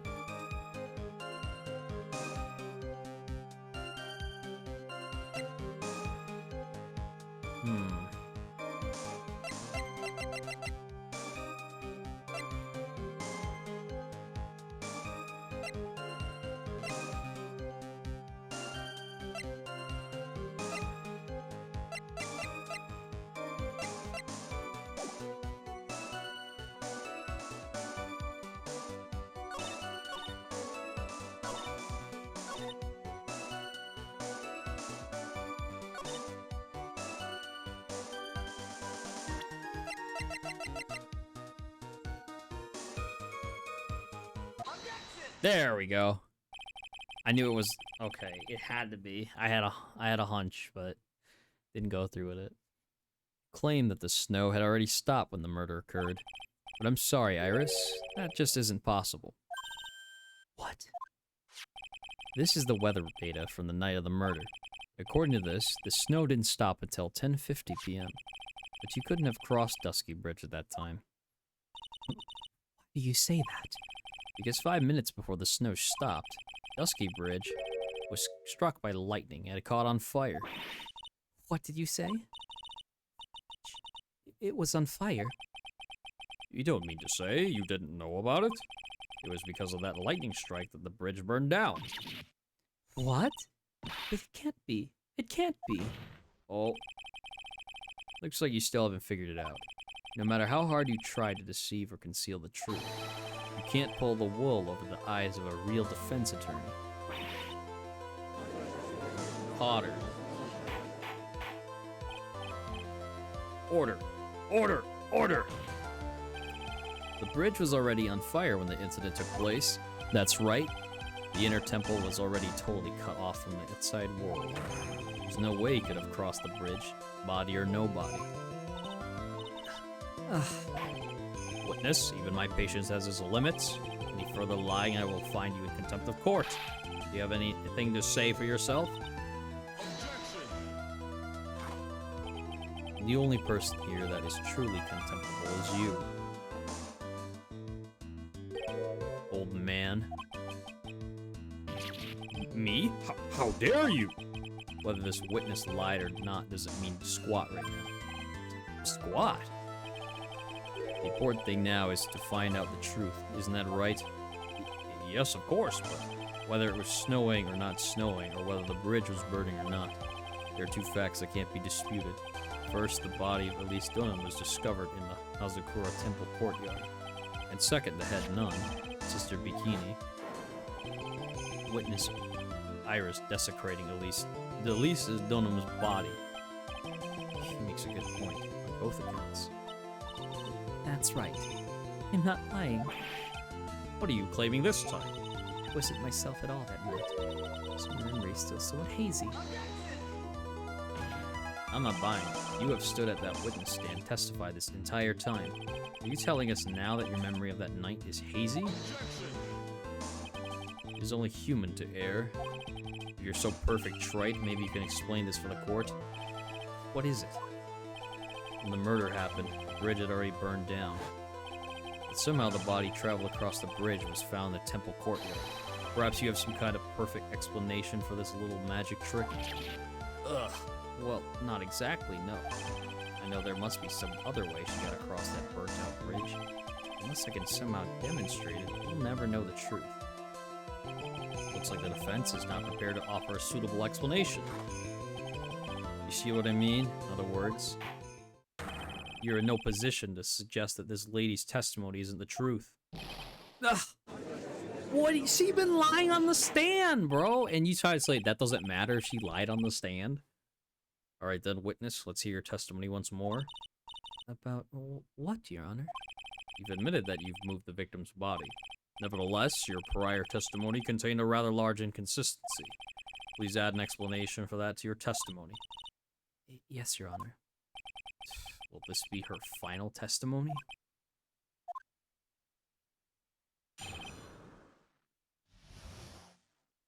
Other than walking over the bridge, there's no way to move the body. Are you sure?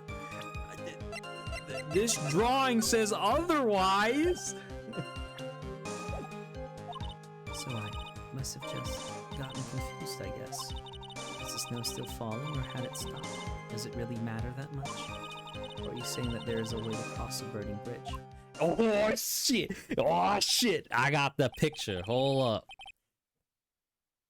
So it was just a misunderstanding, I see. This is a photo of Dusky Bridge after it burned down from the lightning blast. It was taken on the morning after the incident. Interesting.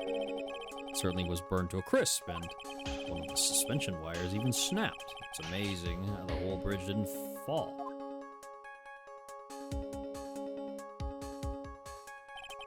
Clearly, it would be impossible to carry a corpse across a bridge in this condition. Unless I do something to discredit this testimony, it's going to be deemed as the truth. Maya will be accused of murder. Right? I'm only going to say it one more time. It is only human to err, and only humans can spot the errors of our ways. The more sense he makes, the less sense he makes. All right, Mr. Wright, please begin your final cross-examination. My final? God damn.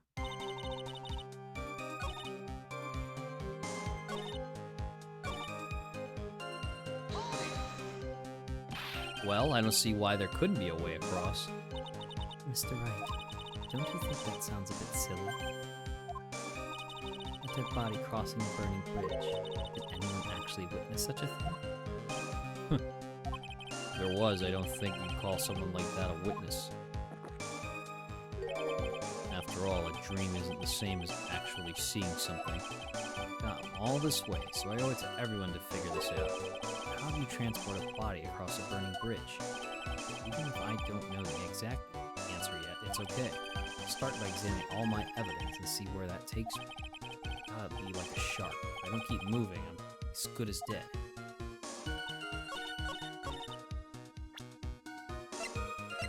There is! There is!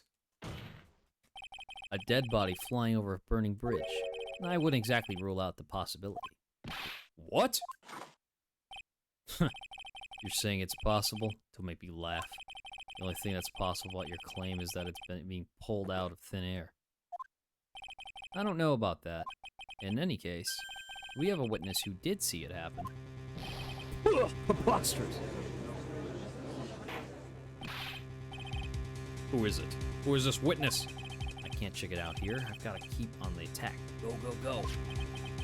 Miss Elise Dunham's brilliant and highly gifted apprentice, Larice Dunham.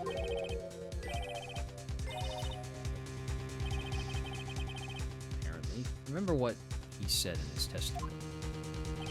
That night he was at the Mountain Shack, Heavenly Hall, and that's when he witnessed the event. I think you've all seen this sketch before. It's an exact drawing of what he witnessed that night. Are you serious? Today's not April Fool's Day, is it? Mr. Wright, are you seriously claiming that the victim flew through the air? And you're using this pathetic scribble to support your argument? Uh-oh. The judge looks like he's about to blow a gasket.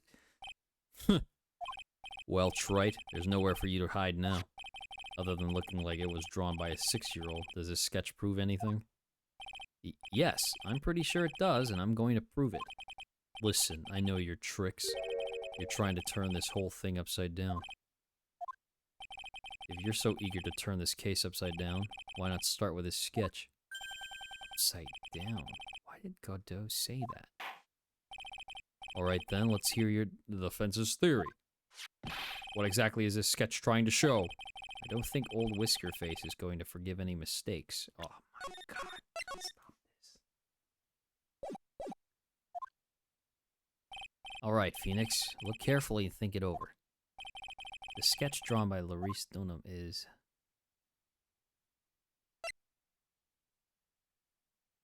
exactly what happened. Evidence of nothing, a complete contradiction. Something is obviously funny about this sketch. I'm no art critic, but even I can see that. No, that's not what I mean, Your Honor.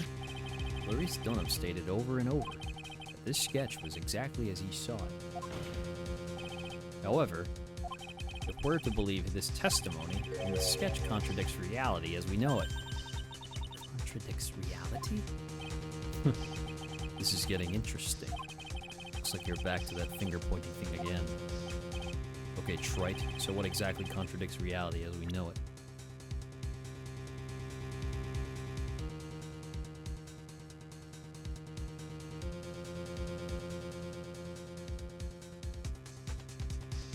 Gotta be the wire. I just saw it. It's this wire connected to the bridge. The wire? Is that the thing that contradicts reality? It is indeed. Then show us the reality it supposedly conflicts with. Show us something that will point out how the sketch contradicts reality.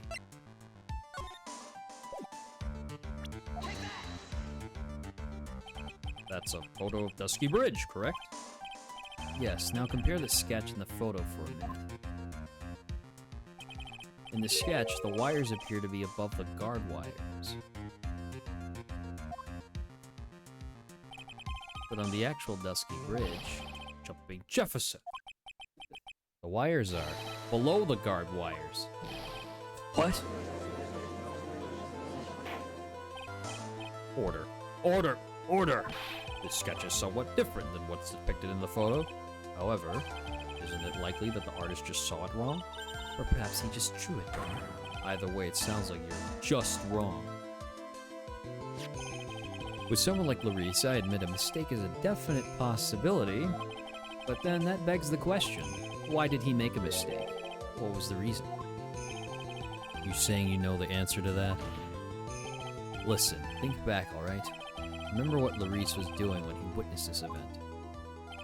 He was at Heavenly Hall waiting for a lover that was never going to come. He waited and waited, and finally he laid down. But then, lightning shoots from the sky and sets the bridge aflame. Now ponder what sort of position Larice must have been in at that time. He was lying on his back, which is why he remembered the scene the way he did. He was lying on his back? I can't see how it relates. But it does, Your Honor. That is the reason why the wires in the sketch go up instead of down. Ah!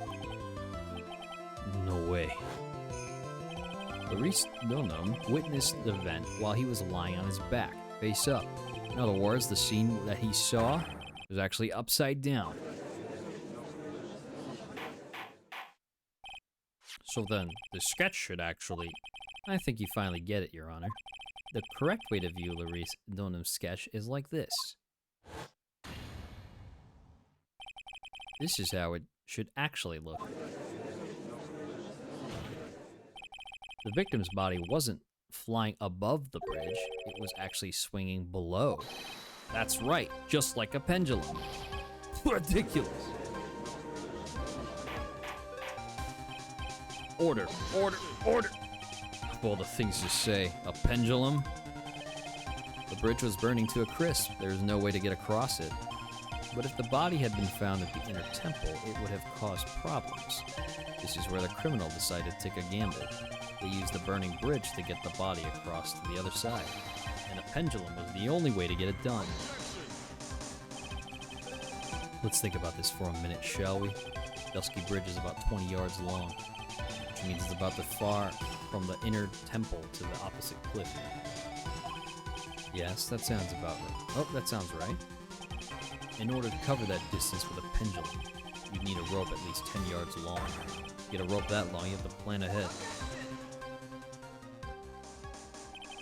The lightning strike that night could only have been an accident, so it doesn't make sense that the culprit would have prepared the rope beforehand. So then...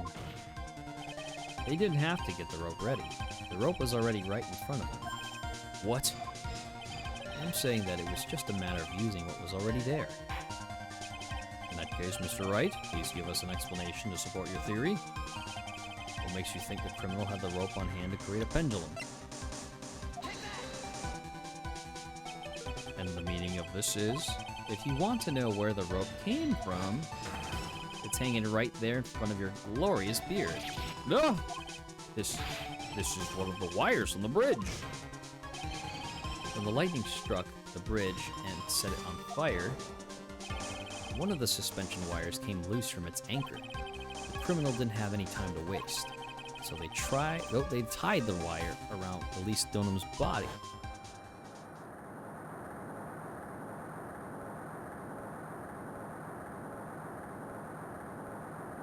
Somehow. Because there was simply no other way to move the body. So the body was tied perfectly enough that when the body swung up, the rope released the body and it hit the ground. Somehow.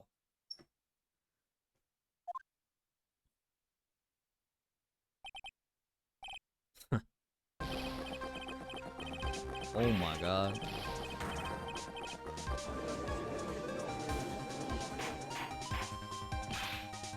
Mr. Godot? It seems that Mr. Godot is more focused on his coffee than answering my question. It seems the odds of a rope being readily available were very high, so I suppose that's not an impossibility after all. Possible or impossible, that's not the question we need to ask. There's only one question. Did that really happen? Trite, I wonder if you could prove what happened to us. Do you have any actual evidence that the body was swung over like a pendulum?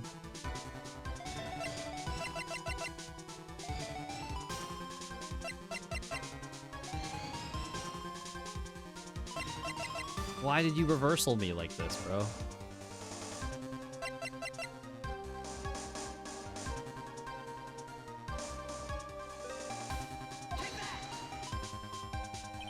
Before I present my evidence, let me review what we know so far.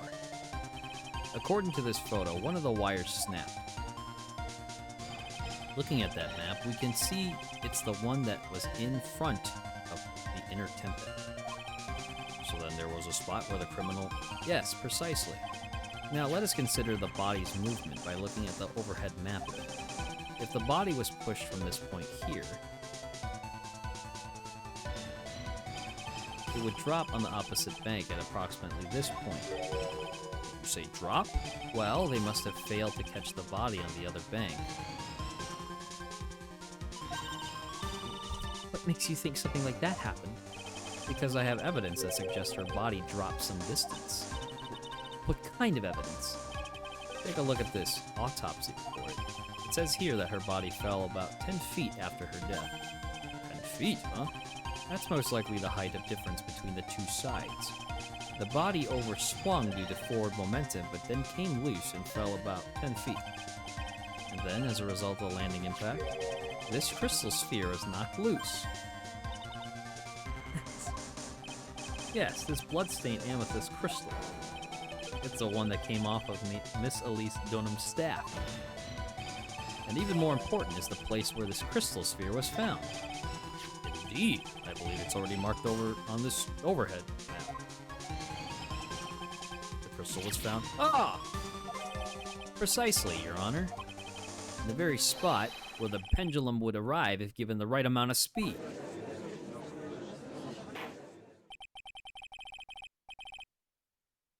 This explains your theory quite well, Mr. Wright.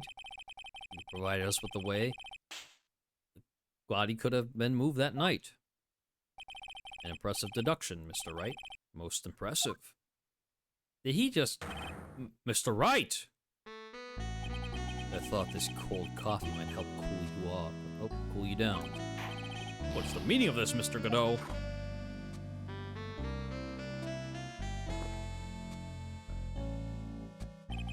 That was a dark and bitter guess that you made, Trite. But you forgot about one thing. Oh, and what would that be? The aroma. Huh? The coffee's most reliable accomplice is its deep and profound aroma. The rest of the court doesn't speak Coffeenese. Can you elaborate a bit more? The criminal had sent the body to the other side, like you say. Then naturally, there must have been an accomplice lying in wait to catch it. An accomplice? Criminal wasn't able to cross Dusky Bridge, so who collected the body? Who do you have to say what do you have to say about that, Trite? Mr. Godot is correct. This can't be the work of a single person. Well, Mr. Wright, you know what you must do. Yes, Your Honor. The body couldn't have made it to Hazakura Temple without an accomplice. Very well then, if you please, Mr. Wright. Who was the person that received the body in the Hazakura Temple, sir? Had to be Iris. It can only be you, Sister Iris. Huh? Ah, but I don't see why you're so surprised. The only way to transport the body from Dusky Bridge is by snowmobile. But with her bad back, Sister Bikini could never pick up a body like that. You're the only one that could have managed it. Trite, were you even listening to the witness's testimony? On the night of the crime, this little cutie pie was on cleanup duty in the inner temple garden after the mother-daughter bloodbath. I haven't forgotten, but have you, Mr. Godot? This witness was also seen at Hazakura Temple, desecrating the corpse of the victim. Strange indeed. It's almost as if, that night, the defendant was in two different places at the same time. Sister Iris, let me ask you something. Why didn't you mention it when you first gave your testimony? Mention what? The pendulum, of course. Using the sketch drawn by an eyewitness, I have established how the body was moved using the burnout bridge, which means it's now a fact that this occurred, something you should have already known. No, I had no idea. I didn't know anything about a pendulum. But the body couldn't have been passed along to the other side without your help, so you should have known about it. In fact, it'd be impossible for you to be clueless about this whole thing. Unless you're not really Iris to begin with. How could you say that, Mr. Wright? What? What kind of nonsense is this?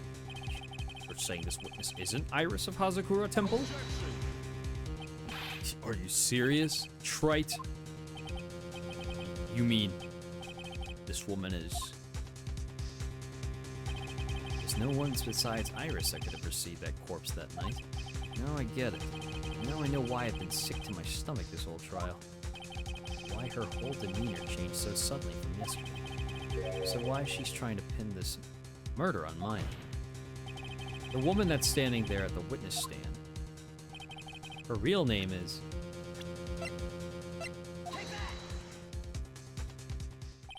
I never thought I'd have to utter your name again, let alone see you. It's been a long time, Dahlia Hawthorne. Hawthorne? Sister Iris had a twin sister, and you're looking at her, Miss Dahlia Hawthorne. Name rings some bells, distant bells, but bells nonetheless. It's just your imagination, Gramps. This file contains all the relevant data about Dahlia Hawthorne.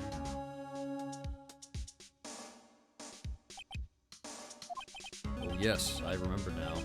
That case, 5 years ago. My name is Dahlia Hawthorne. I just want to say, it's an honor for me to be here in your noble presence. The honor is all mine.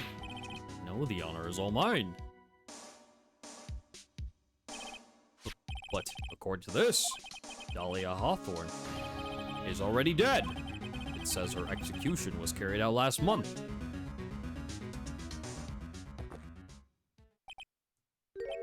So what? Death has no meaning in this courtroom. What? Order. Order. Order! Wait a moment. How can you... My sister, she's already dead. What kind of... You of all people should already understand, after all. The blood of the master of the Quran channeling technique flows within that body. Quran channeling technique? Now where have I heard that? That's right, you're not Dahlia Hawthorne herself. You're the spirit of Dahlia, currently inhabiting the body of the spirit meter. What an exciting story. Exciting, but quite impossible. You're asking us to buy that Dahlia Hawthorne just happened to be channeled by someone? on the very night of the murder to a temple where her twin sister Iris was? Well, if you're going to put things that way, then yes.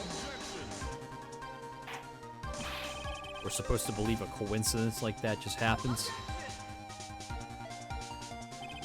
Naturally, it was no coincidence. The whole thing was part of a plan from the very beginning. It's all written right here in these instructions. What's that? These instructions were written by your mother, Morgan Fay. And part of the plan called for Dahlia Hawthorne to be channeled. That night, there were 2 irises at Hazakura Temple. 2 of them? Even the time of the channeling was planned out. As soon as you hear the lights out bell, in other words, 10 p.m. However, Iris was seen before dinner time. That means the Iris that was at dinner was the real Iris. And the Iris who gave me this hood in the main hall was also the real Iris. Meaning that the Iris sister Bikini saw at the inner temple was someone else dressed as her, namely one Dahlia Hawthorne. Do you even know what you're saying, Wright? It's all channeling the spirit of Dahlia Hawthorne business. Yes, it's true that you found plans that talk about it. However, there's one thing that's perfectly clear. The witness currently standing in the witness stand is the real Iris. What?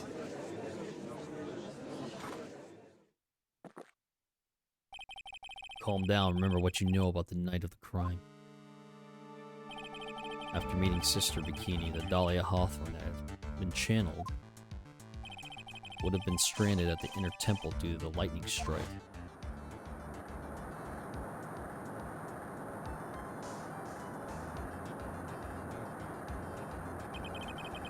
It was later that the body was moved by pendulum. That's right.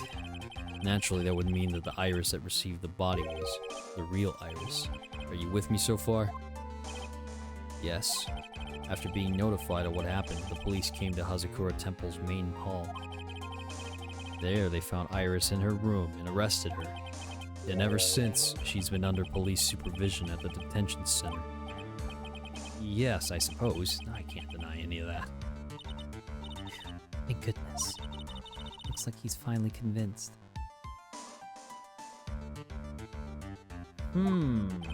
Sketchy behavior, but something still seems off. Way off. I'm still not convinced the Iris here is the same one from the other night. I suppose you're about to say something really ridiculous?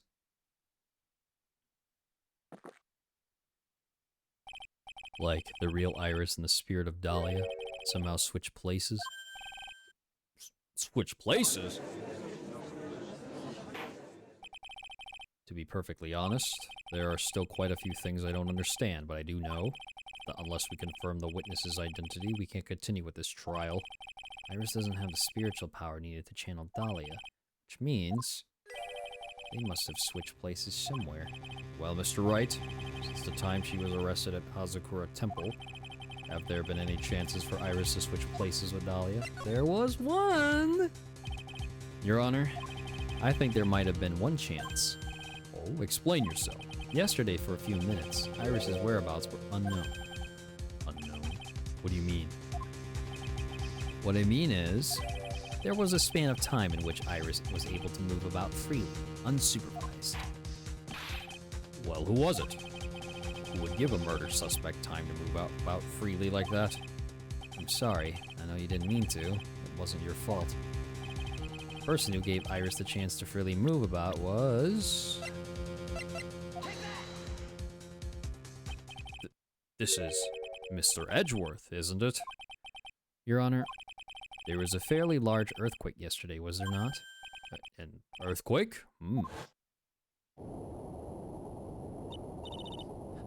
Earthquake! Oh my goodness, the inner temple. It's kind of tremor-mite.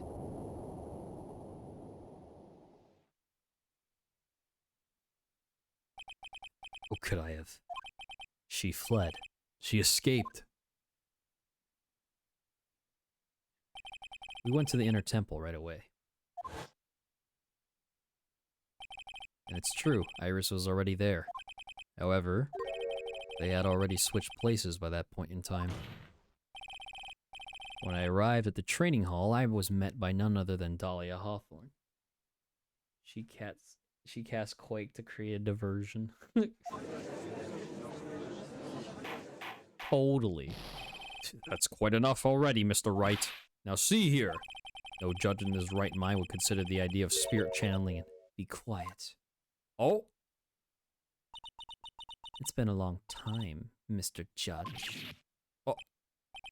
oh. That voice. Guess I'll have to ask again. Upon meeting a beautiful lady, always ask for her name and profession. That's one of my rules. Dahlia Hawthorne, and my current profession, permanently retired. So you're not going to bother hiding your identity anymore, huh? Why should I? After all, I'm dead. There's really nothing you can do to punish me. What's with that crazy face, bro? What is going on here? Dahlia Hawthorne. Never thought we'd meet again, and I never thought we'd meet like this. But this time, I'll end it. For her, and for myself.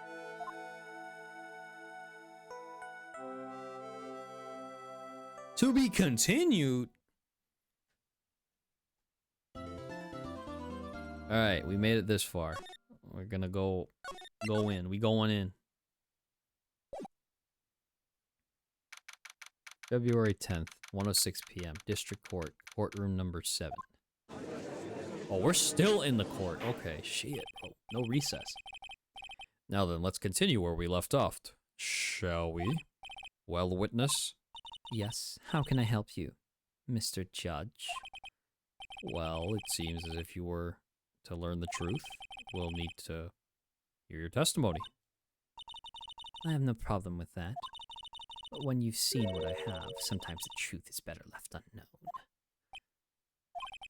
In any case, let's hear your testimony. Tell us about the plan that was carried out that night.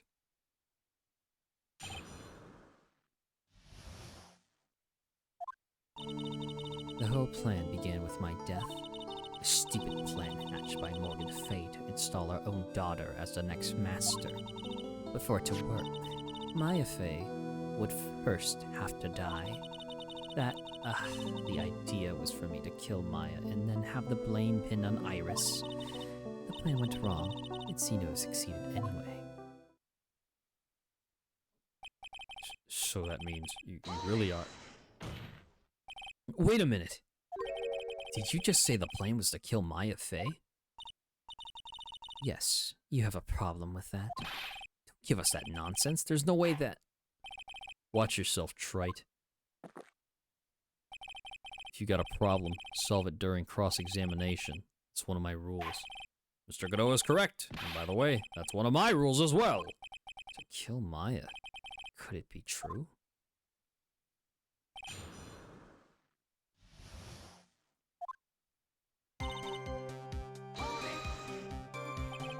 You were executed last month, correct?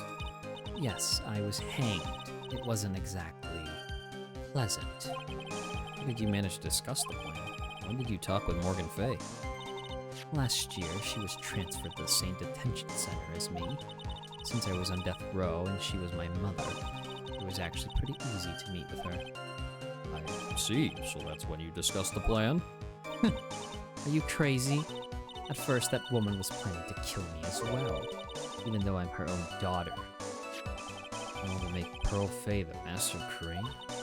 She's a cold, twisted one. She thought she could finally regain her lost honor. The honor she lost when her younger sister, Misty, took her place as the master. Ever since that day, she's been working on this plan. A plan, huh?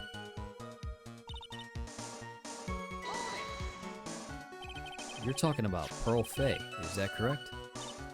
Yes, though at first she had high hopes for the two of us. You and your twin sister, Iris? That's correct. Fortunately, neither of us had much spiritual power. That's why we were abandoned by her, along with our father. Abandoned? The only person I ever really cared about in life was myself. My sister was a nuisance, so I convinced my father to leave her at an old temple. She did that to her own sister. Bruh. You mean Iris? Yes, my father remarried a woman who also had a daughter. The less children you have, the more money there is to go around, right? On top of that, my father had absolutely no interest in children in general. How horrible. The really horrible one was that woman, that bitter, vengeful woman. It was all her stubbornness that gave birth to that child, Pearl Faye. She was born with an abundance of spiritual power, unfortunately for her. Morgan Faye heaped all of her broken hopes and dreams onto that poor child's back. All because her pathetic dreams of having her bloodline become the main family. Ugh. Well, yeah, I would have to die, but why? For our bloodline to succeed as the main family, thus making Pearl the new master. The remaining descendants of the current master had to be taken care of. Pearls would never agree to a plan like that. She adores Maya. How sad. You still don't get it, do you? What Pearl wanted had nothing to do with it. Morgan didn't care one bit about Pearl.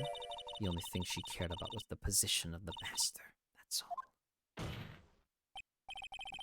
That's ridiculous. She was willing to sacrifice anything and anyone to achieve her goal. The life of her daughter. And naturally, the life of Maya Fey as well. Could anyone do that?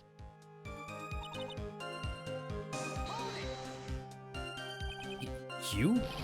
You were going to kill Maya? Pearl didn't need to know anything about it. All she had to do was to follow the instructions in the letter and channel me, and I would have simply used her body and finished the job. In any case, I'm already dead, and there's nothing any of you can do to me. Ugh. So the plan was to blame the crime on your younger twin, on Sister Iris of Hazakura Temple. She and I look absolutely identical. No one can tell us apart. If someone were to witness me killing Maya, naturally they would think it was Iris that had done it. The witness in this case was the head nun, Sister Bikini. I never would have guessed she was going to return to Hazakura Temple that night. But she wound up seeing Iris's crime anyway. Why did you want to pin the murder on Iris in the first place? She's your twin sister, isn't she? Twin sister? Don't make me laugh. She's nothing but a backstabber. I couldn't care less about her. Backstabber? You just don't understand. You never will. Anyway.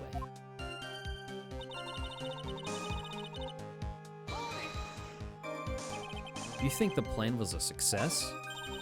You heard me. Just as that woman had hoped. Maya Fey is dead. Now the title of the master will pass on to Pearl Fey. That's absurd. Maya is just... She's just trapped. Trapped inside the sacred cavern. Really? You're as foolishly optimistic as ever, aren't you, my darling Feeny? Do you want to know the truth? Ever since we met, I've despised you. Your sniveling naivete and your pathetic faith in other people. Just want to know one thing. What did you personally think of Morgan Fay's plan? I told you already, didn't I? It was a stupid plan. At no point, no value other than fulfilling her own greedy desires. Yes, it was certainly nothing to be proud of. If that's how you feel, why did you help her carry it out? Why would you do it? Why would you kill Maya? You may not understand it, being the kind and gentle soul that you are. You may not be able to appreciate why someone like me would help a woman like that. So then, tell me, why? Isn't it obvious? I'm not like that woman. I only act in my own self-interest. The reason I helped her was for myself, for my own personal satisfaction. What do you say? This woman, Dahlia Hawthorne, So she had her own reason for wanting Maya dead? You understand why I would kill Maya Fey now? What my goal was? Impressed. Obviously, it's because you were helping Morgan Fey. Helping? Don't make me laugh. From the day I was born to the day I died, I never helped anyone. I lived for myself, and in the end, I died for myself. I thought that was obvious. So she wasn't actually cooperating with Morgan. She was just using Morgan in her plan so she could accomplish her own goal. All I wanted to do was kill Maya Fey. That was the only way I could think of to get revenge. Revenge? Looks like I have no choice but to present that piece of evidence. Can't believe it. She's meant to kill Maya. Got to keep a cool head.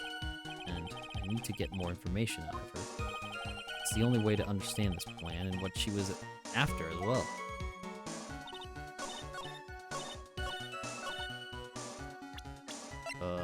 Is it her? It's gotta be. Could it be that your actual goal had nothing to do with Maya Fey herself? As I said, none of you have the power to punish me anymore, because I'm already dead. Well, I have the same problem, you see. You can't punish the dead, you can't take revenge against them either. You wanted to take revenge on someone?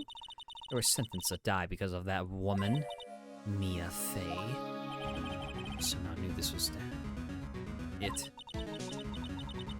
I wanted to send her a message. It was at her hands that I suffered my first humiliation. I wanted her to feel the same pain she made me feel. Sadly, when I really realized revenge was impossible, I gave up. The reason it was impossible? Was it perhaps because Mia Fey had already died? Yes, and I realized there's only one way to take revenge against the dead. How do you do that? Even when the body dies, the spirit, the ego, it lives on forever. I wanted to take away that person that Mia Fey loved most. I wanted to kill her with my own hands. That would be the one and only way I could take my revenge against Mia Fey. That was the reason I helped out with that woman's plans. For that? For that, you would kill Maya? Your goal was no different than that of Morgan Fey. As they say, the apple doesn't fall far from the tree. What a cruel plan. Cruel, cold, and heartless. Don't waste your time preaching to the dead. I've already told you there's not a thing you can do to me. Ugh. That night,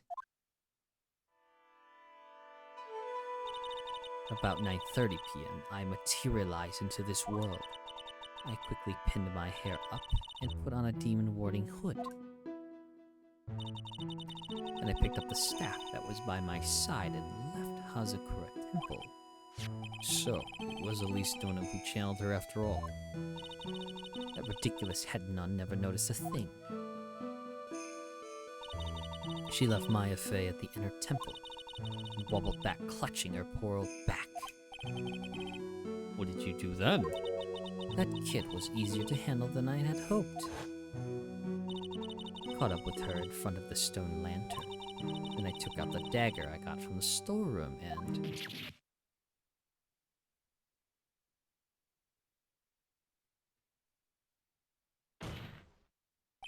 So then you're saying you stabbed Maya?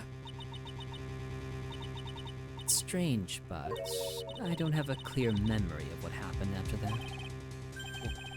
What does that mean? No clear memory? I don't know. I think I was stabbed. You were stabbed? Last minute. Maya Fey must have stabbed me, I'm sure of it. That's not like her at all. Maya wouldn't stab a French fry with a plastic fork.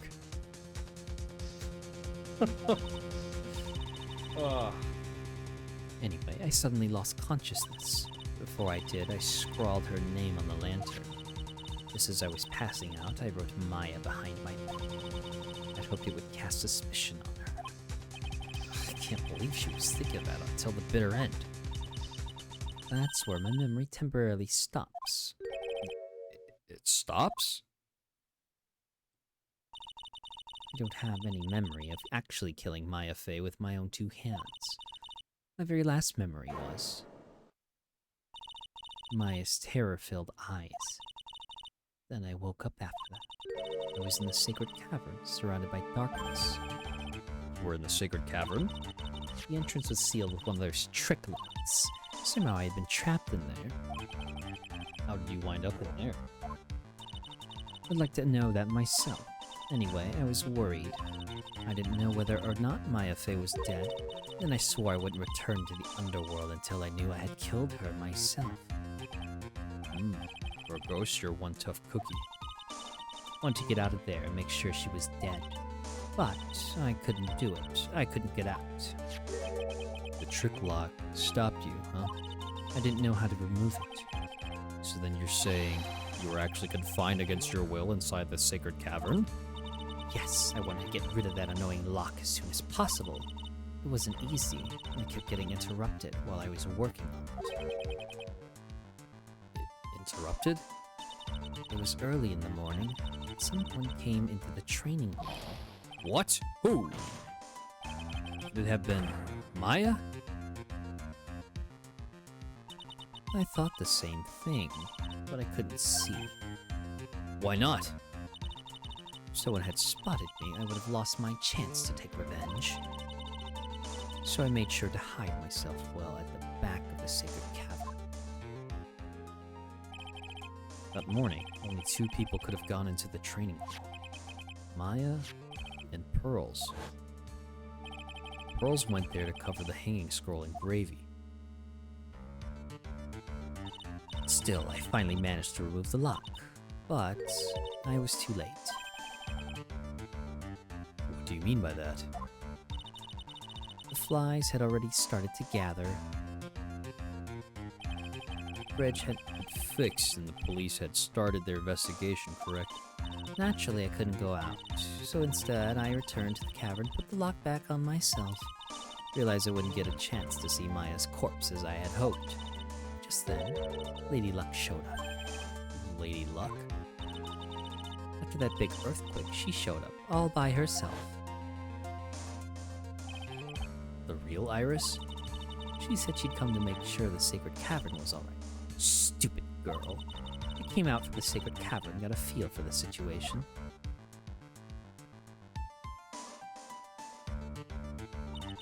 And I locked her away in my place.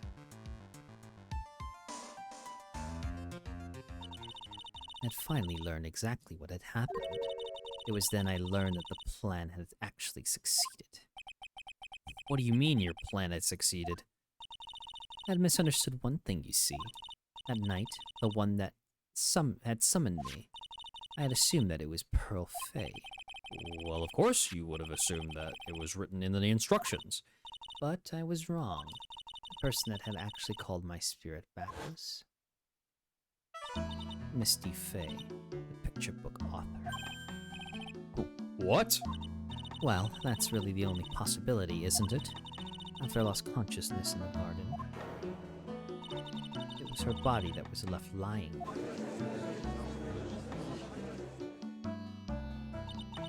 Maya Fey, I wasn't able to kill her with my own hands after all. But even so, I made her commit the most vile sin a human can commit. And that is? Matricide, the sin of killing her own mother. No way!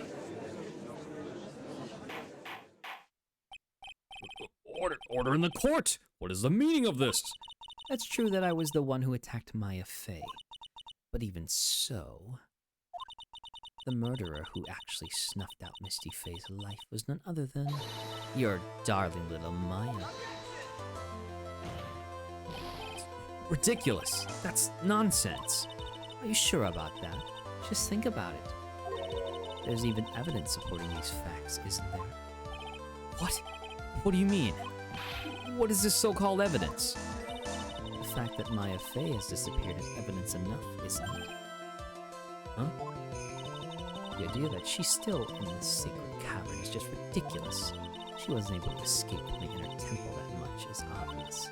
In that case, there is only one place she could be. Where?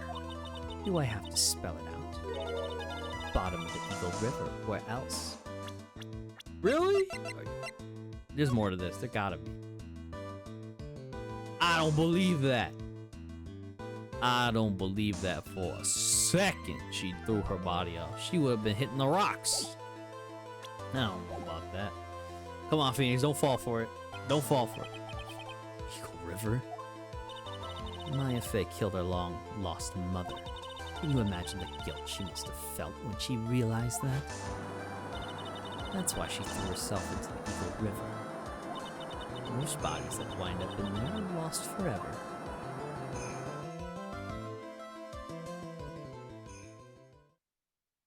So, what do you have to say now? Feeny?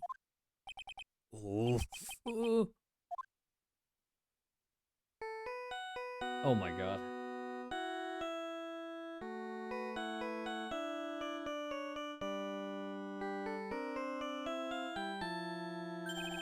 Oops. Sorry, that's my phone. What kind of ringtone is that? Godot here. Okay, thanks. Was it something important? They just finished removing the locks from the sacred cavern. That's great! What about Maya? There was a woman in the cave. Was it Maya Fey? Or was the accused, Sister Iris? Huh? Don't look so surprised. I locked her in there yesterday. I just finished telling you. So what about Maya? Where is she? There's no one else found inside the sacred cavern. No, it can't be. I told you, didn't I? She's dead. No!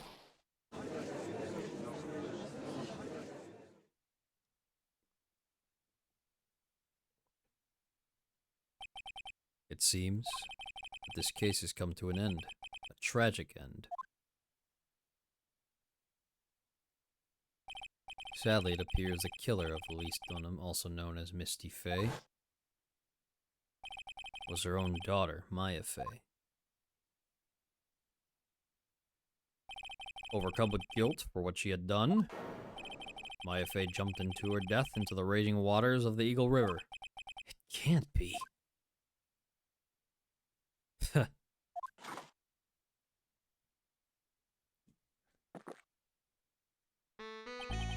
Right. You ever heard this one? Once you eliminate the impossible, whatever remains must be the truth, no matter how improbable it may seem. What is that supposed to mean, Prosecutor Godot? According to this witness, Maya Fey threw herself into the Eagle River. However, is that really the truth? Remember, this woman testified earlier that the bridge was already on fire when the murder was taking place in the garden, which means if Maya had thrown herself into the river, it must have been from the inner temple side, near the bridge. That's right. That's where she jumped from. But that's impossible. It's impossible to jump into the river from there. What? Don't get your panties all twisted up, Wright. Just relax and think through the whole thing again. So it's impossible? Maya couldn't have thrown herself into Eagle River?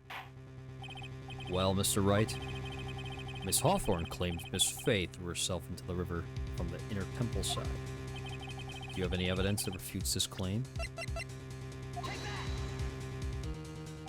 It's impossible to jump into the Eagle River from the inner temple side. No one knows that better than this witness. What did you say?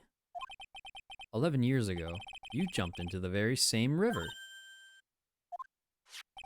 Just take a look at this overhead map. As you can see, below the cliff on the inner temple side is a big rock shelf. Oh, you're right. She wouldn't have reached the river if she had jumped off from there. In other words, if she had jumped, we should be able to see your body in this photo. So you finally figured it out. No! Order! Order! You're just playing with me. Maya Faye's body is at the bottom of the Eagle River. There's nowhere else she could possibly be hiding. Miss Hawthorne, have you ever heard this one before? Once you eliminate the impossible, whatever remains must be the truth. Yes, just a few minutes ago. Maya Fey wasn't inside the sacred cavern. We know that she didn't throw herself into the Eagle River, correct? That eliminates all the most likely possibilities. Now, although it seems improbable, there's still one other place she could be. What? What is this one possibility you were talking about? That's obviously a bluff. So where's her dead body then? Finally, I think the pieces are falling into place. Normally the living have no way to punish the dead, but I think there is a way to give Dahlia Hawthorne the ultimate punishment. Shall I tell you, Miss Hawthorne? Shall I tell you where Maya is this very instant? Maya Fey is... There's only one possibility left. Namely, she's right here in this very courtroom. Maya Fey's here? You say she's here in my courtroom? Dahlia Hawthorne, I seem to recall that you said I had misunderstood one thing, you see. So what? But I think there's one more thing you misunderstood. What do you mean? Tell me something. At this very moment, who is channeling Dahlia Hawthorne? That's obvious. It's Pearl Fey, that pathetic little sniveling runt. You're wrong. Pearl's tried, but she couldn't do it. Never failed at channeling someone. This is the first time it's happened. Isn't there an explanation for why you couldn't channel a spirit? Could have it happened if someone else was already channeling the same spirit. Someone called me before Pearl did. But who? Pearl's even tried again on the day after the crime, but she couldn't do it. What else? What could that mean? I think the truth is becoming clearer to you right about now, am I correct? It wasn't Pearl that channeled you. There was someone who called you before she could. It was Dick Gumshoe, bro. No, I'm just playing. This is an easy one. Pearl's couldn't do it, and Misty Fey is gone. There's only one possibility left. Come on already. I can't stand the tension. Dahlia Hawthorne, the person channeling you right now must be Maya Fey. What? Ooh, we got her!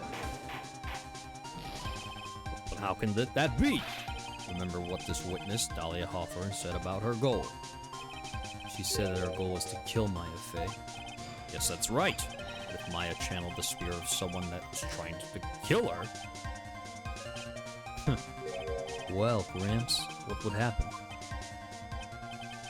Could it be? Looks like you finally understand, Your Honor. Well, I don't. What are you going on about? What I'm going on about is the reason Maya channeled you. And there's only one reason. To protect herself from you. Protect herself from me.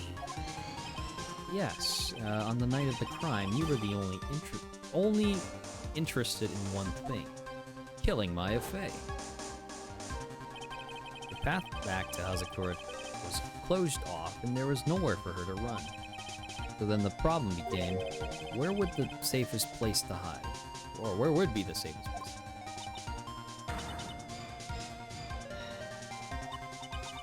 You mean that's when she channeled me? All this time you thought you had been channeled by Pearls. That's why it never occurred to you that Maya's hiding place was you. No, don't say that. Oh, her face changed, bro. You're saying that I, Dahlia Hawthorne, was played for a fool, but a little whelp? Maya Fey killed herself, isn't it obvious? Sorry, but no.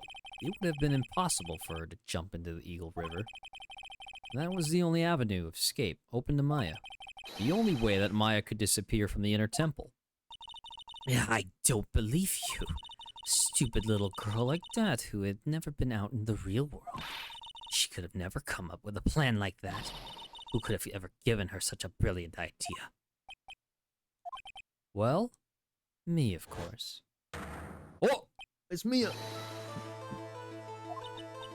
Mia Fey. It's been a long time, Dahlia Hawthorne. So it's true. Was you? Yes. There's something else. But what are you doing here? That hair. It's pearls, right? Oof. Tell me something, Dahlia. I want you to think back to that night one more time. You had just cornered Maya in the inner temple's garden, and then, in the final moments of the fight, you lost consciousness.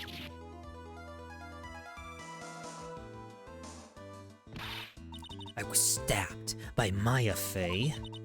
Actually, Maya lost consciousness at the same time as you. She did? Not terribly surprising since she was about to be killed. When she awoke, When she woke up, she was in the training hall. That's when Maya decided she needed help, so she channeled me. She explained in a memo that situation she was in. really? So she had a pen and paper all the way out there.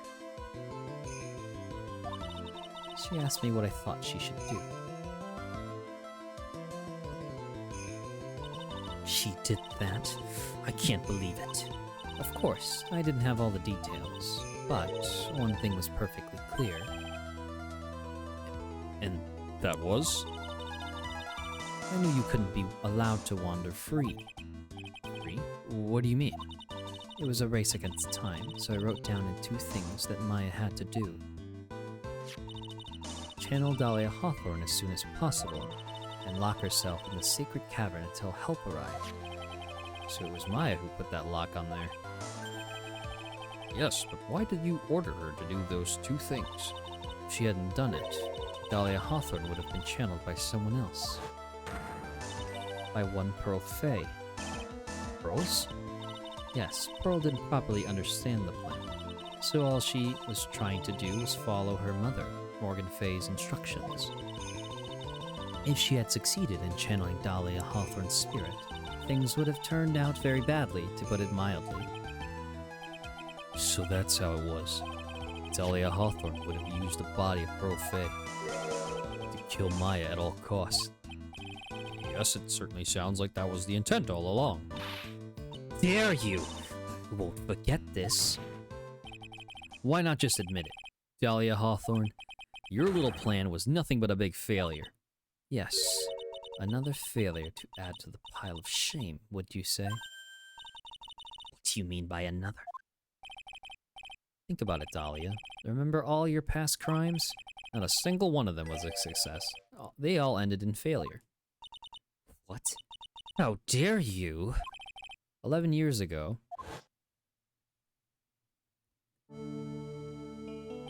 the fake kidnapping, your very first crime.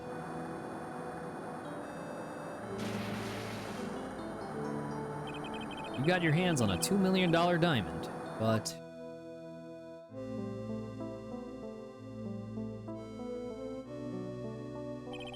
after Terry Falls escaped and went to meet with Valerie Hawthorne, the truth was exposed.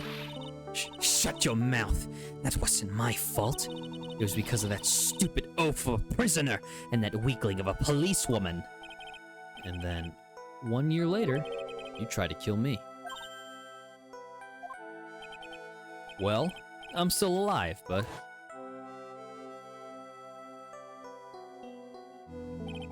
you wound up killing someone else.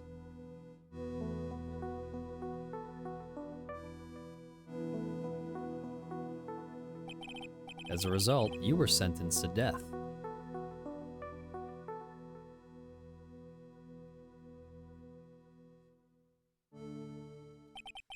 It's one stupid move after another for you, but it's no longer fun. You wipe that smug, happy-go-lucky smile off your face. And now this. You messed up again. You let Maya Fey escape, even though she was right there in front of you. Mia. Hey, Mia Fey, Mia Fey, Mia Fey! You spinster. I was supposed to kill Maya Fey like I swore I would. And if only you had gotten this spiky-haired jerk the guilty verdict, I wouldn't have been hanged to death. True. But I think you finally understand, Dahlia Hawthorne. You will never defeat me. Did you say? Whether you're alive, dead, or somewhere in between, You will never defeat me. As long as I'm around, you're destined to lose for all of eternity. I remember what you said earlier in the trial.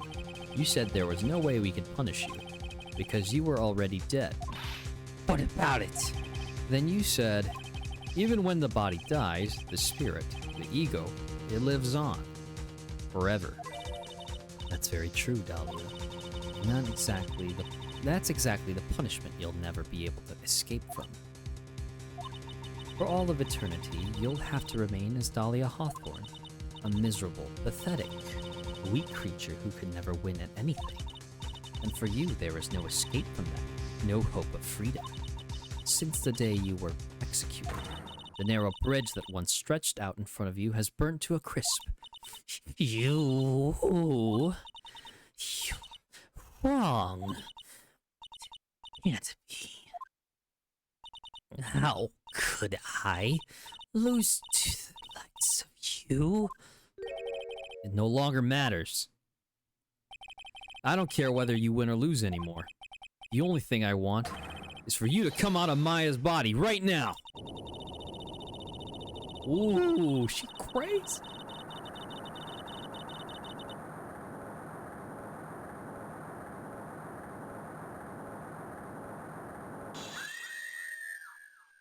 Oh my god. Oh, that's scary, bro.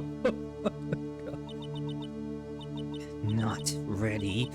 Not ready to.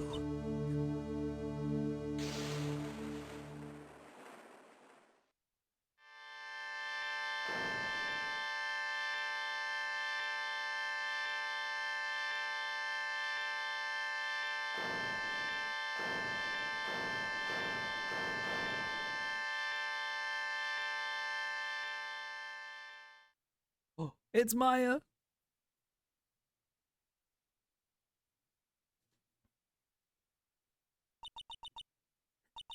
Nick. Sis.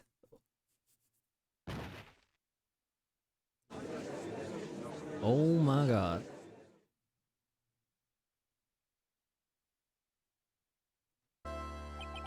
Now then, I assume you are the real Iris? Yes, I was just rescued from the sacred cavern.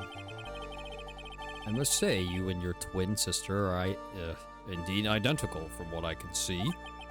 In any case, it appears that everything has finally been cleared up. Mr. Godot, what happened to Dahlia Hawthorne? If you ask me, Your Honor, it looks like she went back to the hell she came from. It seems that Misty Fey wasn't the only victim of this crime. Maya Fey, as well as the young Pearl Fey, were also victims of this wicked and selfish plan. Yes, Your Honor. The tragedy of Medium Valley has finally come to an end, it seems. It would be best for everyone if no further attempt was made to channel that spirit again. Your Honor? Yes, what is it? About this whole spirit medium thing. It's almost weird how comfortable you seem to be with the concept now. Well, to be frank, my younger brother is quite judgmental. He often criticizes me for not studying hard enough. That's why I made a concerted effort to study up on the Korean channeling technique. Hey, isn't that the New Year's issue of O Occult? I've seen quite a few things in my many years on the bench. In all that time, I've finally learned this one thing. Each case is different and takes place in its own world, if you will. In order to fully understand that world, first we have to immerse ourselves in it completely. And that's where my brother and I used to differ. Never thought of it that way. At any rate, it's time to pass judgment in the case of Iris of Hazakura Temple. Objection.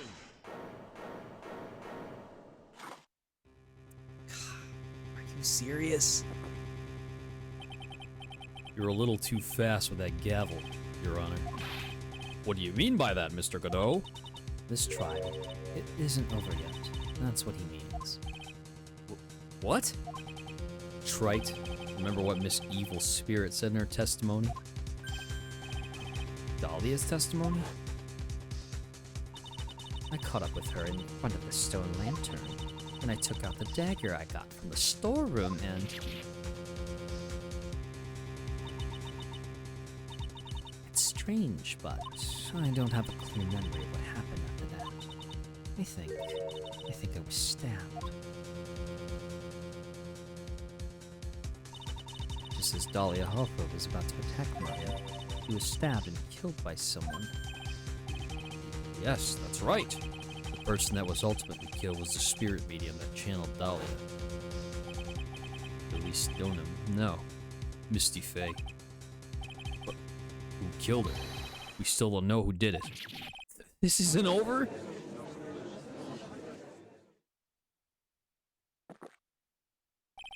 Unless someone else is found guilty, the accused is still on trial.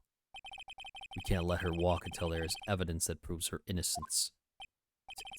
No way. But this court isn't prepared for any further testimony. The prosecution is ready to call our final witness. Final witness? This one will clear up the whole mystery. The mystery of who killed Misty Faye. Indeed. Is it really all right, Mr. Prosecutor? Of course it's all right, Madame Attorney. Very well then. Who is this final witness? Isn't it obvious? There's one person who saw the whole event and will put the final dagger in this case. Someone who saw the murder take place? The very person who saw her mother killed in front of her own eyes. You mean Maya? She can't testify after what she's been through. Bro, she just lost her mom, and you could tell she gotta testify? Bruh. We need to find the truth. Prosecution calls Maya Faye to the witness stand. Brother, you can't... Bro. Very well. First, we'll take a brief recess. We'll have to wait for Miss Faye to recover before her summoning her. Once we receive the doctor's permission, we will proceed with the trial. Hey, Trite, I've got something to say to you, so listen up. What is it? I don't think much of you as a lawyer. It's always the same with you. You somehow manage to just squeak by without even a faint understanding of the case. Some beautiful woman always seems to come dashing in at the last minute to save you. You got some nerve. But that's not going to happen this time. This time, you're going to have to do this by yourself. That's enough! This court is now in recess!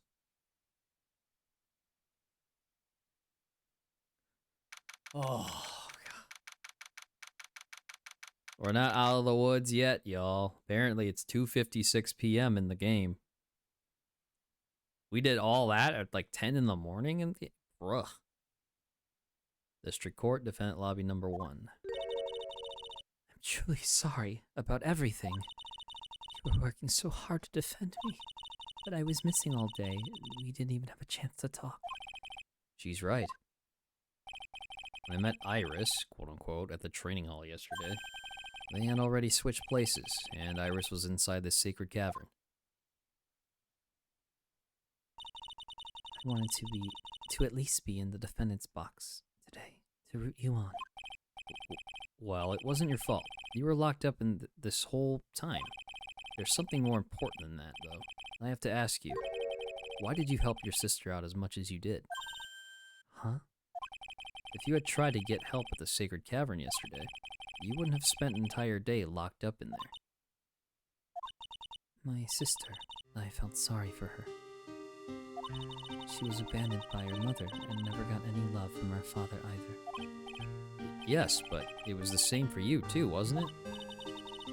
Yes, but at least I had Sister Bikini, who is like a mother to me. Only Dahlia had come with me to Hazakura Temple.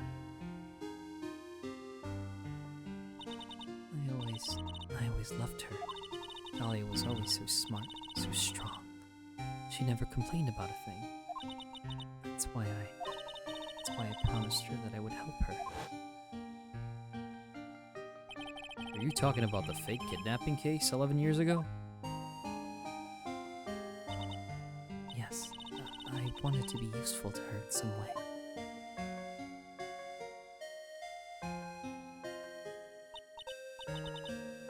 But, as usual, I was too cowardly. At the last minute, I ran. Because of that, Dahlia's stepsister, Valerie, ended up...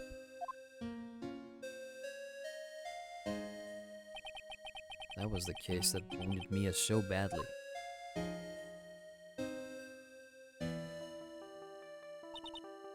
But things didn't end there, of course. Some people suspected my sister was involved in the murder. Some people? You must mean... Yes, 2 defense attorneys, Mia Fey and Diego Armando. After poisoning Mr. Armando, he was getting too close to the truth. Or learning the truth. Oops. Dahlia even tried to kill the person who had unknowingly hid the poison for her. You. That's right.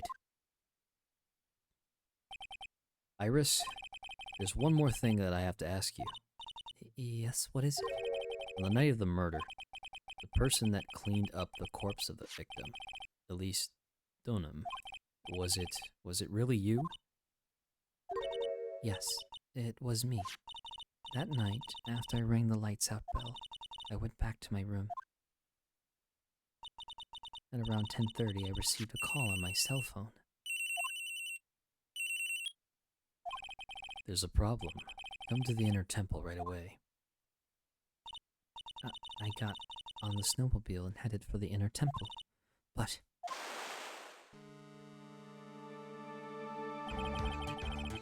The path to the inner temple was cut off, right? Exactly. You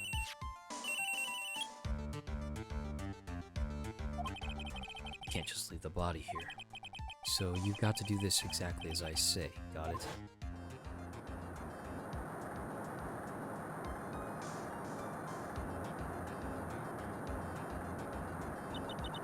It was me. I was the one that received her body. The murder weapon had been left in her body as she wouldn't bleed too much. So when she swung across, they had this... Oh my god, bro.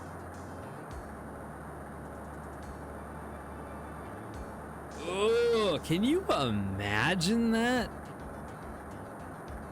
She flies 10 feet up in the air, and her body lands somehow perfectly that the weapon doesn't, you know, stick out.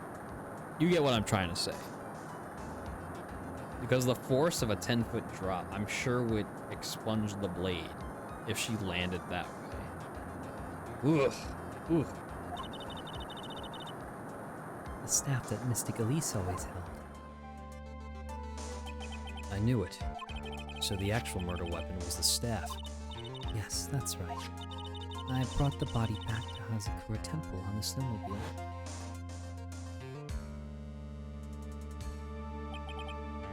Why?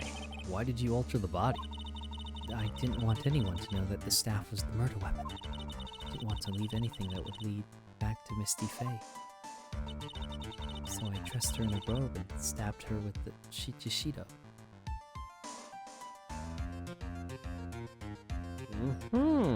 Okay. I wiped the blood off the staff's blade and left it next to her on the ground. Iris, just tell me one last thing. Tell me the name of the person that called your cell phone. The real killer. I'm sorry, Mr. Wright. I can't do it. I can't say who did it. I see.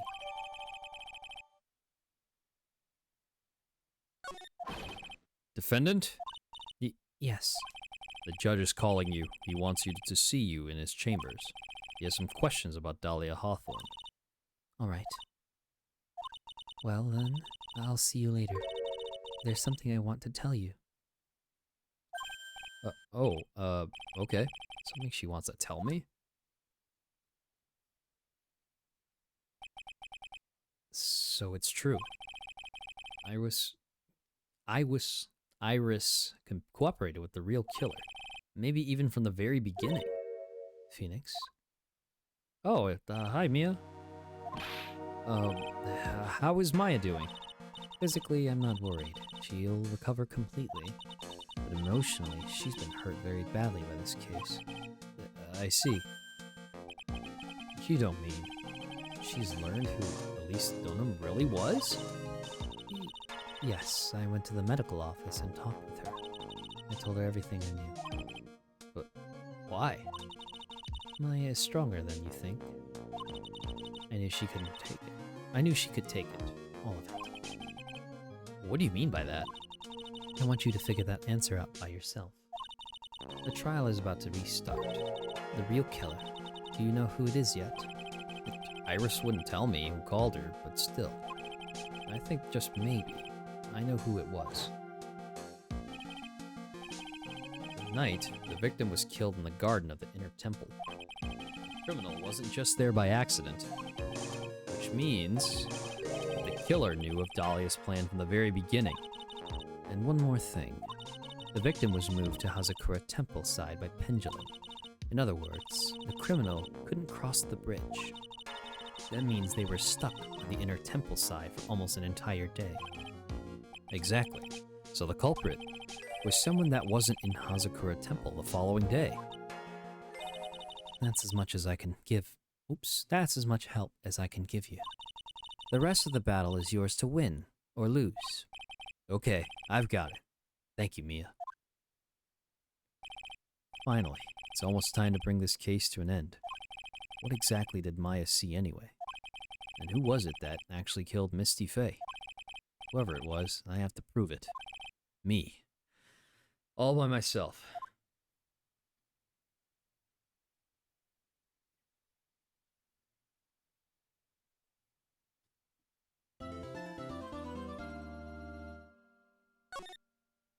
Oh boy, are we at the...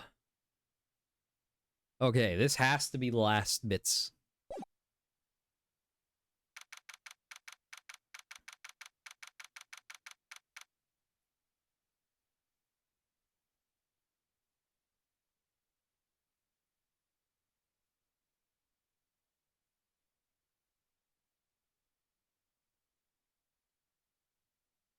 Oh boy. All right. It is 3:36 in-game, so we had a long recess. All right. No Mia, no support. It's just Phoenix. Now then, before we proceed any further, I'm going to announce the results of the tests we had performed earlier. Tests? Yes, tests on the bloody dagger that was found stuck in the pine tree. Oh yeah, that. I totally forgot about it. That's the weapon that Maya Fey used when she fought with the victim. So what are the results? Was it the victim's blood, or... Due to time constraints, a full test wasn't possible. However, there's one thing we can say with certainty. The blood that was on this dagger was not the victim's blood. That is all. Now then, let's restart this trial. So it wasn't Misty's blood on the dagger. Then whose was it? I'm sure both the defense and the prosecution know this, but this trial is rapidly coming to a close. Both sides will need to show some firm evidence with their claims. I understand, Your Honor. From what I've heard, the witness is dangerously weak, physically speaking, so let's finish this quickly. Agreed. Very well, please bring in the last witness!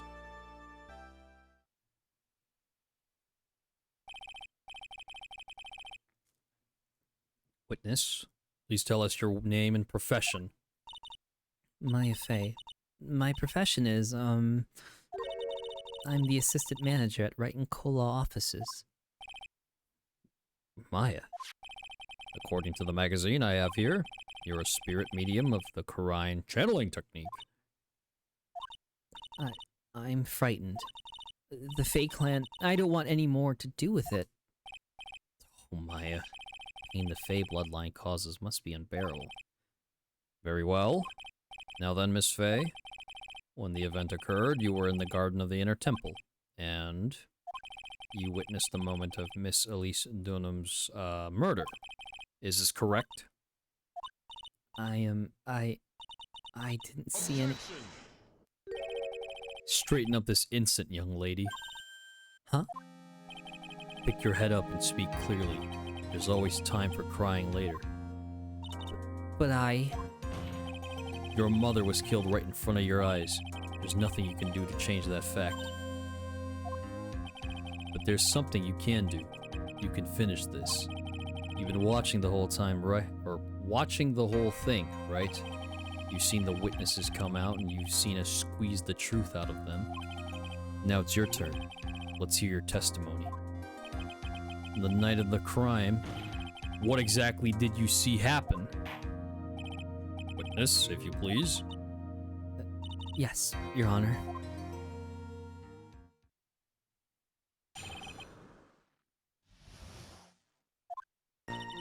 I was passing through the garden on the way to the spare prep room when it happened. Suddenly someone struck me over the head. I stumbled and ended up against the stone lantern. I think I screamed, "Help me!" And something warm splashed over me. That's when I lost consciousness. So you were struck on the head. I suppose it must have been the staff. Maya, the person who hit you. It was Dahlia Hawthorne, wasn't it? I'm sorry, Nick. I couldn't see. I don't know who it was. Maya, think hard. Sorry, Nick, but I really couldn't. Can't say it was an especially good night for young ladies to be walking around alone. Seems that it will be hard to determine the criminal through testimony alone. Very well then, Mr. Wright. Please begin your cross-examination. Maya, hang in there. She doesn't look well at all.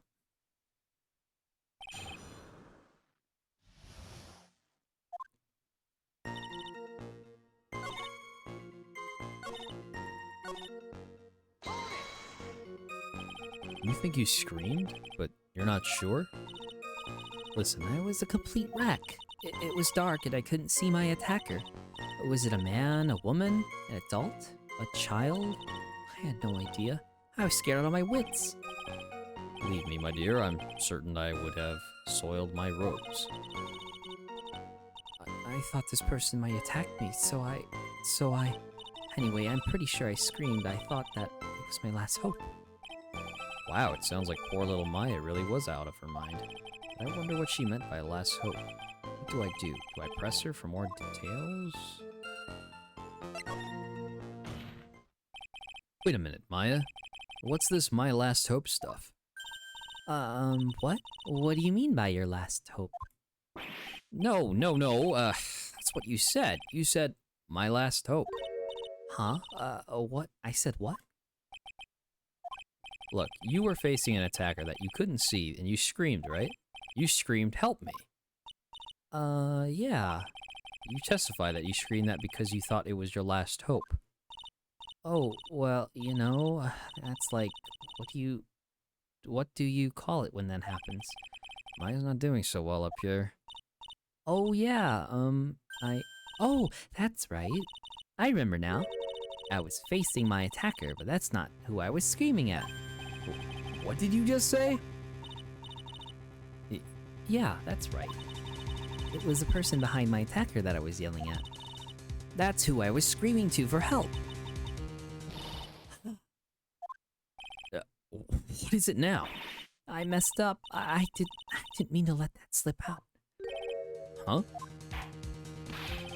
Witness, are you absolutely sure of what you're saying? Behind the attacker, there was another person?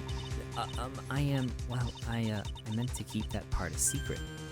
She's covering?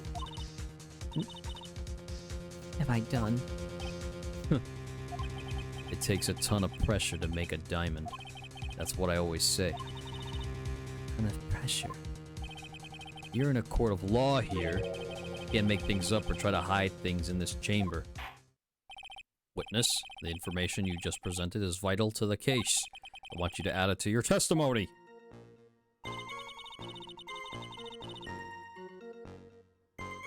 See a man behind my attacker by the light of the stone lantern? But this was never lit. So there was a man standing behind your attacker? Yeah. That man, he's the killer. He stabbed her from behind. He's the one who killed Elise Donut, otherwise known as Misty Faye, your mother. Maya, you know who killed your mother, don't you? What is the meaning of this, Mr. Wright? To be frank, Your Honor, I think she is in shock and quite confused. That's why she hasn't noticed the huge problem with her testimony. What do you mean? What problem? Maya, on the night of the crime, that stone lantern was out of commission. Huh? What? It's true. There was no light anywhere in the garden that night. No. Order. Order in the court. Mr. Godot, explain this. Add the pureness of milk to the perfect clear darkness of coffee. Stir. That is the state of the witness's mind right now. A cup of café au latte. Café au lait? Is that even legal? I think I said that word wrong. I'm sorry, I butchered. Mr. Trite's words are the milk, and you are the spoon, Your Honor. I'm a spoon? I'm no spoony bard, I'll have you know. What? Spoony bard? You must have noticed it too, Trite. This witness's mental state is highly unstable right now. It's not hard to understand why she would make a little mistake like that. Sorry, but that's not going to cut it. What did you say? There truly was no light in the garden. And there's a fatal contradiction in the witness's last bit of testimony. Nick. May I? Recall the witness's statement about her attacker. She said that she didn't know if this was a man or a woman, an adult or a child. And yet, the witness could describe a person that was standing behind her attacker, and she quite clearly described him as a man. In other words, that would have to mean that Maya actually saw our mystery person, despite it being so dark that she couldn't see the face of her own attacker. No! Order! What in the world does this all mean, Mr. Wright? Are you saying Miss Faye saw the real killer under pitch black conditions? Objection! Trite, do you have any idea what you're proposing? How could she have seen in the dark? There's no other light source at the scene. There are some things that you can only see in the dark, Mr. Godot. Maya, you did see who the killer was in the dark, and now you're trying to cover for him. No. Cover? For the man that killed her mother? There's only one conclusion I could draw from this. You know who this man is. Please, Nick. I don't know anything. Please, I'm begging you. You talk a good game, Trite. Let's see if you can walk the walk. It was pitch black, so what could the witness see? I'm calling your bluff. No, Nick, don't. Please, stop. Maya's dead set on protecting this guy. The man who murdered Maya's long-lost mother. But I can't let him get away with it. I'm a lawyer, an officer of the court. I'm here to find the truth. Alright, Mr. Wright, time to show us what you've got. Who was this person that you say Miss Faye saw in the dark? Gotta be Mr. Godot. Because it was pitch black, Miss Faye was able to recognize the killer easily. I'm sure the court would like to see for itself how this is possible, yes? What? How do you propose to show us something like that?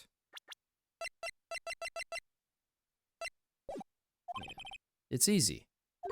We just need to recreate the conditions of that night. Conditions? Your Honor, the defense officially requests that all the lights in this courtroom be turned off.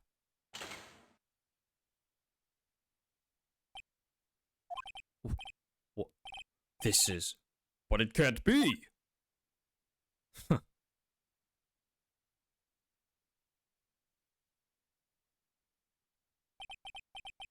There was a nice bit of deduction. Trite.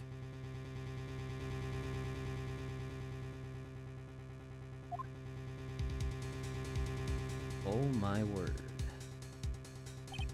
Well, everyone, this is the man Maya saw on the night of the murder. Order! Order! Order! Prosecutor Godot, what is the meaning of this? Surely you must be shocked to hear yourself accused of such a thing. Why aren't you denying it? Your Honor, you're asking the wrong person. What do you mean by that? You got a question, ask the witness. That's one of my rules. Well, Maya, how about it? What you saw that night? Was it 3 glowing red lights? Well, witness, answer the question. You're wrong. I never saw that. Maya. I thought the person that stabbed my mother was a man. For a totally different reason. What?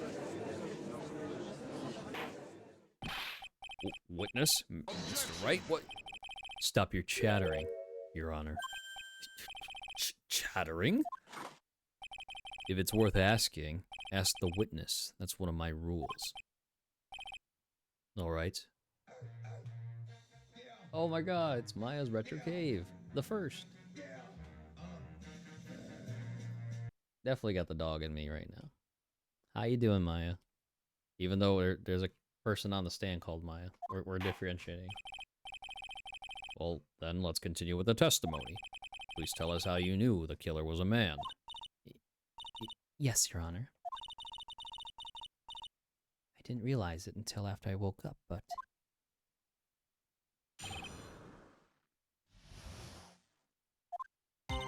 When I came to, I was just lying there on the training hall floor. By the time I got back to the garden, the place had totally changed. Okay, thank you. I'm doing alright. I've just been... We're in the, like, the last couple bits of the game. At least I think that we are. Getting close. I feel it. The torches were lit, and the body was gone.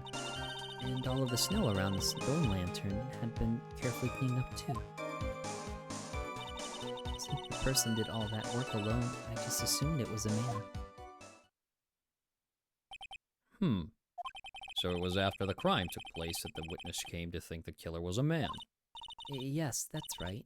I'm sorry, Your Honor, No need to apologize. It's as Mr. Godot said, you're utterly exhausted. It's only natural that you would be a little confused. Also, if you consider the situation you described, it doesn't seem too much of a stretch to assume the culprit was a man. Just ordered the S game? Oh yeah. What do you get? Mr. Wright, proceed with your cross-examination.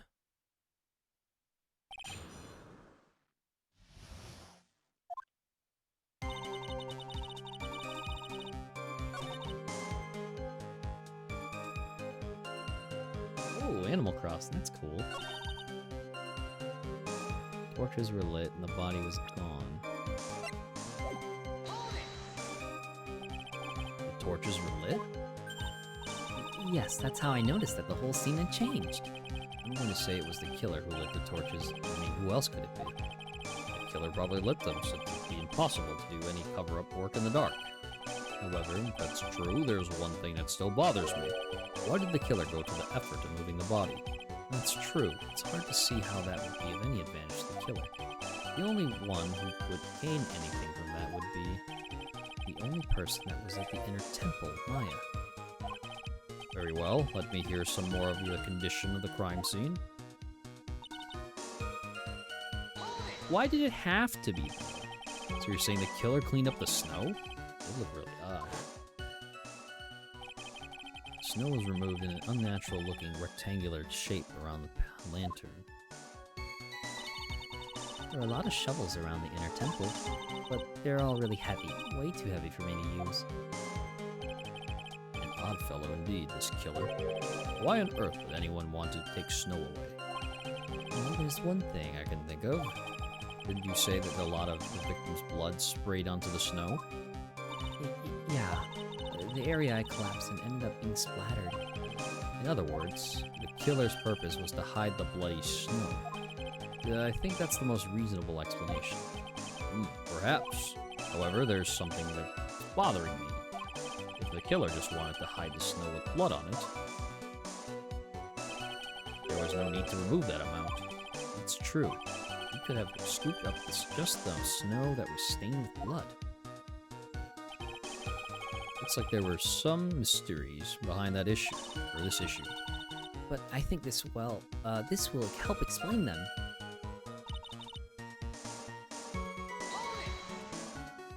So, you're saying that you never saw the killer, right? Yes.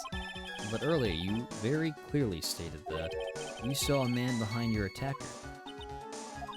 I'm sorry. The killer certainly went through a lot of trouble. Moving the body by pendulum, manipulating the crime scene. For what purpose? Why do all that? Maybe Maya knows more than she's letting on.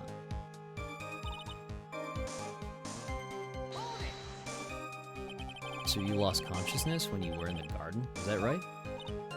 Yes, I think it happened when the victim was stabbed. So then the person that carried you into the inner temple could only have been the killer. That's what I think, too. So the killer carried Maya into the inner temple. Naturally, the killer must have done it, right? Yes, I think so. But why would the killer tamper with the crime scene like that? There must have been something that the killer desperately wanted to hide.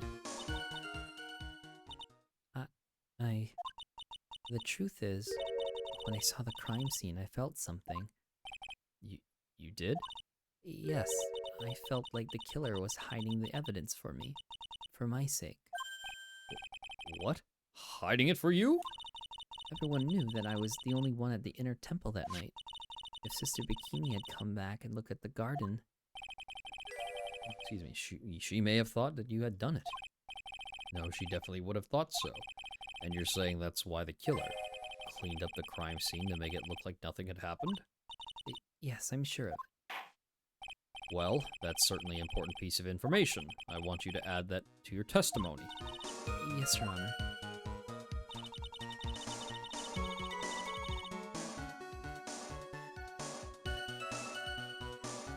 Your sake? They did it for your sake? Well, if the body and the blood hadn't been removed, I wouldn't have immediately been the prime suspect, right? Yes, I suppose that's true. Yeah, and if that happened, the body would have caused some other problems too. If her real identity had come out right then, it would have been terrible. Master of Karayan, killed by her own daughter. I don't think Maya would have been able to handle it. Still, it's rather difficult to fathom the killer's motives. What reason is there to go through all that much trouble to protect you?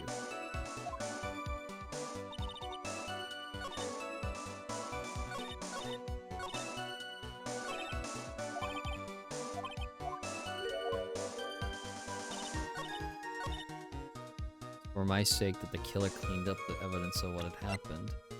But they missed the thing. The body of Elise Nonam was carried all the way to Hazakura Temple's courtyard. Then at the garden, the real scene of the crime, the snow that we suspect was covered in blood was scooped up and removed. It's reasonable to believe all this was done in an attempt to hide the true crime scene. However, there's still one matter that seems somewhat odd. Oh, and what would that be? You must have figured it out by now, Mr. Godot. It's the message written in blood on the lantern. It was written very clearly on the white stone lantern. Maya. If the killer was so motivated to protect Maya from suspicion, then why didn't they wipe the writing off the lantern? Ah, you're right! Order, but Mr. Wright, isn't it a fact the killer was trying to cover up the crime scene? Indeed, but it doesn't make much sense to move the body and remove the bloody snow, and not wipe off the most incriminating thing of all, the bloody writing. But if that's the case, do you have an explanation for the killer's mysterious behavior? Why would this killer move the body and remove all the snow, but then leave the bloody writing on that lantern? I don't know what the killer's plan was, but it's a fact that the killer left the writing on the lantern. There must be a reason for it. Well then, Mr. Wright, let's hear your opinion. Why did the killer leave the message written in the blood on the lantern? Prosecutor Godot, earlier in this trial, you gave me some good advice. Once you eliminate the impossible, whatever remains must be the truth. Maybe you're not as dumb as I thought. The real killer wanted to disguise the fact that a crime had occurred there. If that's the case, they wouldn't have left the bloody writing on the stone lantern on purpose. Therefore, it must mean they didn't notice it. But that doesn't make any sense. The torches were all lit and everything. There's no way any normal person would miss something as glaring as that. You're right. There is no way any normal person would. What are you trying to say, Mr. Wright? There's only one person involved in this incident who could have missed seeing the bloody writing altogether. And who would that be? Who is this person that could have failed to notice the bloody writing? Mr. Godot, this is what you said yesterday. My eyesight is pretty messed up. Even with these huge goggles on my head, I still can't see everything. You can't see everything? Is that correct, Mr. Godot? This lantern was submitted as evidence today. I would like the court to think back to the moment it was first presented. This lantern? There's something written on it. What? It's written in blood. Nonsense. This lantern is clean as a whistle. Mr. Godot, just admit it. There are certain colors you can't see, correct? You can't see red on a white background, can you? That's right. We went through this once before, during the poisoning case at Trilogy. This is the apron the delightful Miss Bird was wearing at the time, and somehow spilled coffee on. There's something still bothering me, Mr. Godot. Why have you not explained the bloodstain to the court? Bloodstain? What bloodstain would that be? Don't play games, prosecutor. The blood-colored stain that's smeared all over the apron. That's ridiculous. No one told me anything about a blood stain. Jesus. You could see the coffee on the white apron.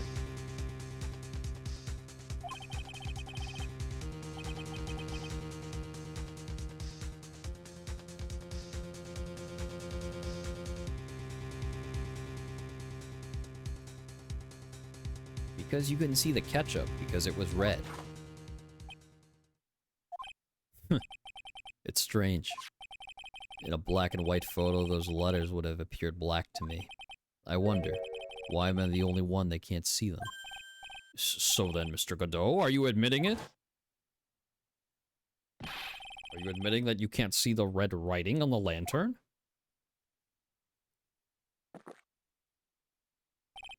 Hey, Gramps, didn't you know? That's the reason I don't drink red tea.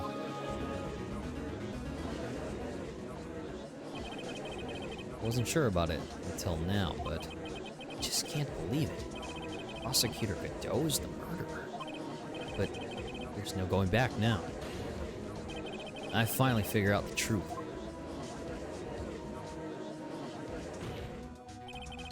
Mr. Godot, the defense at this time formally accuses you. You are the murderer of Miss Elise Dillon, also known as Miss Misty Faye. It's hard to believe this may be true, however. Once again, Mr. Wright has brought up a disquieting fact about you. Just make sure you don't fill out the indictment in red ink, Gramps. Come on, how does a little graffiti make me into the killer? Besides, it's not like it's my name that's written there. I'm certain that the killer wasn't able to see the color red. This is rich. Do go on, trite. The answer is right there at the crime scene. In the snow.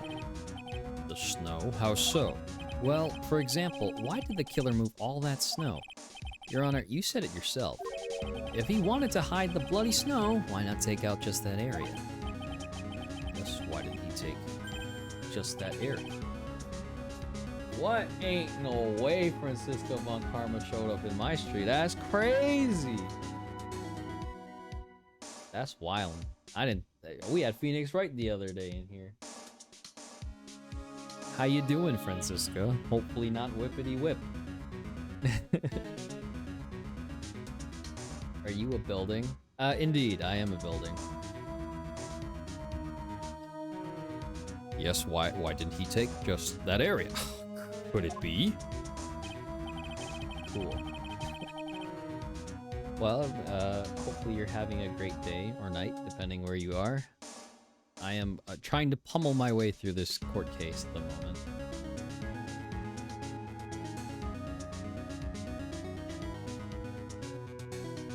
Yes, the killer couldn't see the red blood that had seeped into the snow, and so he had to remove all the snow. He couldn't be sure of where the blood had landed, so he removed the whole area. Isn't it more likely that the killer couldn't see the blood because it was dark? Not a chance. The torches were all lit. He would have been able to see just fine. It seems that once again this trial has taken an unexpected turn, to say the least. Can you explain this, Mr. Godot? Hold it, what? Wait just a minute. Maya? What is it, witness? Mr. Godot isn't the killer. After all, he didn't even come to the inner temple until 2 days after the murder took place. He didn't show up until after that old bridge got fixed up. Maya? You can't testify to something like that. Why? What do you mean? I may not look. After the murder happened, you didn't even exist. She didn't? I'm afraid I don't follow. Are you senile, old man? We established this just a little while ago. After the murder, this witness was unconscious for a long time. Because she was channeling Dahlia Hawthorne. Oh, that's right. Please, Your Honor, let me add to my testimony. Nick, please listen to me. Maya, do you plan to cover for Godot no matter what the cost? If that's the case, then I've got no choice. Your Honor, let's hear her testimony. If it means we're going to hear the whole truth, I say we should not silence her. Nicely done, trite. Very well, let's hear the witness's testimony. Please tell us what happened at the inner temple after the murder. Yes, sir. After I woke up, I began channeling and my spirit left me, as it were. But little Pearlie was there at the inner temple, too. Is this the final testimony, though? Pearlie was also stuck on the inner temple side that night. Next morning, she looked around but couldn't find anyone. Next day, when the bridge was finally fixed, she was in the spare prep room. That's when Mr. Godot arrived at the inner temple for the first time. He found Pearly first and cheered her right up. Is this true?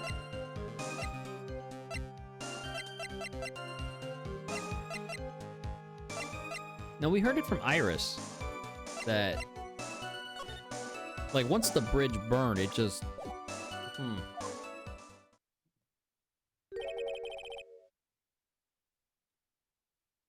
Who is this Pearl? That's my little cousin, Pearl Faye. So when did you hear about this? Oh, just a while ago, when I was in the medical office. I'm terribly sorry, but what you heard from someone else is simply not admissible as testimony. What? Come on. Pearly would never tell a lie. She's a way more honest person than I'll ever be. You're real smart, Maya. You always know the best things to say when you're under oath. The prosecution has no objection. We believe the witness.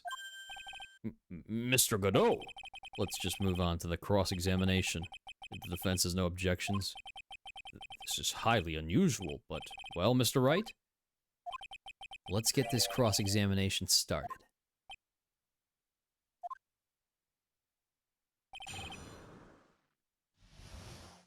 Oh boy.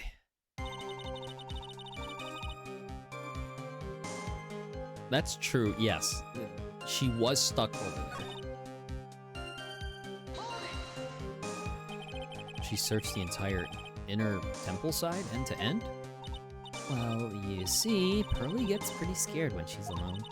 And there weren't that many places to look. She says that she even went back and forth several times.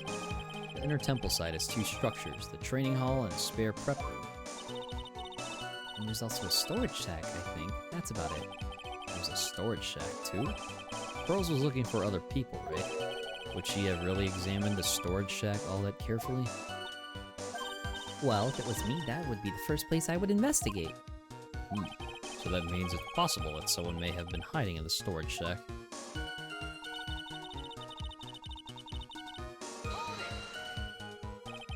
Pearls didn't hear the sound of them working on the bridge. What do you mean? I was just wondering why she would stay in the prep room.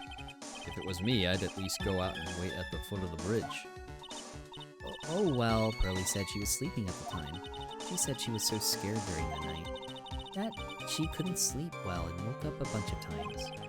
Poor little girl. All alone like that. Well, we know that she had at least one friend in the Sacred Cavern. Dahlia Hawthorne was busy battling with a trick lock. She couldn't let anyone see her, so she wouldn't have shown herself to Pearls. What happened after the bridge was finally fixed? So it was your first time on the inner temple side, Mr. Godot? That's funny. Am I imagining things, or did the defense ask me a question? Mr. Wright, please save your questions for the witness. What you heard from someone else is simply not admissible as testimony. Those are your words, Your Honor. Touché, Mr. Wright. Oh well. What do you have to say, Mr. Godot? Hot nights and even hotter coffee. That's what I always say. If I hadn't been for this case, I never would have visited there. The freezing cold temple in the mountains. I think I'll pass. So he had never visited Hazakura Temple, or the inner temple, huh? You want to say something trite? In any case, I have to find a crack in Godot's armor. While I cross-examine Maya, that is. Very well, please go on with your testimony. After fixing the bridge, the policeman came over to the inner temple side, right? Yes. Then Mr. Godot...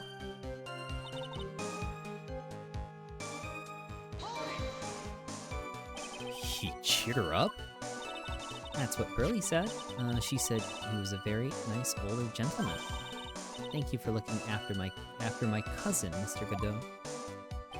And here I was thinking you were nothing more than a coffee addict. Put it out. You're making me blush. This guy is really beginning to get on my nerves, in more ways than one. The truth is, there aren't that many places to look on the inner temple side. The policemen were all busy going over the garden with fine-toothed combs. if I decide to carry out an investigation in my own way, Godot style. I'm the same way. I like to handle down verdicts in my own way, judge style. Maybe I should ask some questions, Phoenix style. You said that you conducted an investigation of your own. Did you find anything? Looks like my investigation went about as well as yours, Trite. After all, I did miss the bloody writing on the lantern. Well, I did miss it, so speak for yourself, Goggles. The only odd thing I discovered was the beauty in the training hall. Beauty? Misty Faye, naturally. Clad in her stunning Japanese garb, surrounded by the hue and aroma of Western tastes. Western tastes? Could you find a stranger way to describe gravy? So from there, you headed for the prep room? Wait a sec. What did Godot say just now? I think I just found his proverbial weak spot. There's only one thing of importance here. Where was Godot when the murder was taking place? He must have already been at the Inner Temple when it happened. Otherwise, he couldn't have killed Elise Dunham.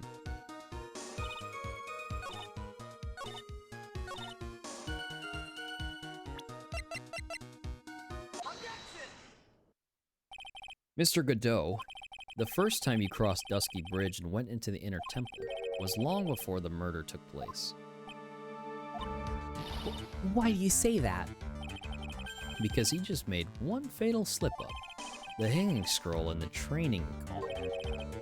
Hanging scroll? But Mr. Godot is right. That scroll shows a picture of my mother. Maya, I know you know who it is, but here's something you didn't know. By the time the bridge had been repaired 2 days after the murder, the hanging scroll in the training hall looked like this. What's that wonderfully delicious smell? The morning after the crime, someone covered it with gravy. Gravy? But why gravy, Nick? Because gravy was much more than a condiment to the culprit. Well, Mr. Godot, if you really hadn't seen the hanging scroll until after the murder, you wouldn't have had any way of knowing that it was Misty Faye. Wait a minute, Nick. Yes? Take another look at the hanging scroll. Look at the top. There's a crest there. It's the mark of the master, correct? Exactly. So if you know the meaning of the mark, You could guess that it was a picture of Misty Faye on there. True, but Mr. Godot described what was underneath like this. Clad in her stunning Japanese garb, surrounded by the hue and aroma of Western tastes. Oh.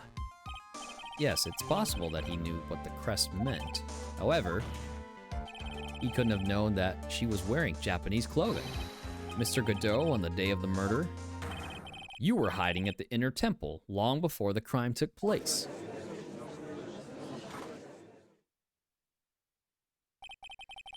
Can I ask you just one little thing, Trite? What is it? This whole theory of yours, it all rests on a certain assumption. That I knew beforehand that a crime was going to be committed. that's right. Otherwise, there's no reason for him to sneak onto the crime scene. Of course Mr. Godot knew about the plan. Huh? What did you say? Is it really possible that another person knew of that plan? This crime was actually planned over a year ago. Morgan Fay authored the plan for her daughter's future, and these instructions were hidden somewhere in Fay Manor for a year. However, by the time Little Pearls found these instructions, they had already been unsealed. Unsealed? Yes, the killer had read these instructions long before Pearls ever found them. That's how he knew the crime was to take place at the Inner Temple. You still insist this crafty killer is me? You bet I do. You just said that the instructions were hidden. That's right. Mr. Godot couldn't have known where the instructions were hidden. If he really wanted to know, he had one great chance to find out.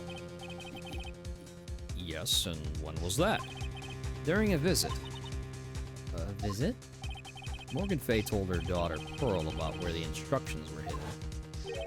During one of her visits to the detention center.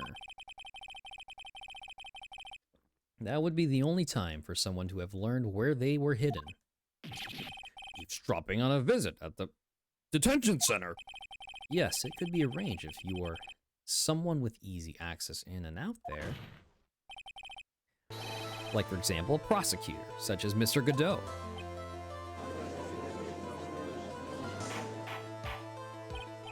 Order! Order! Order! Mr. Godot, you're under fire again. This murder could not have been carried out without prior knowledge. And you were the only one that could have acquired this information before the murder.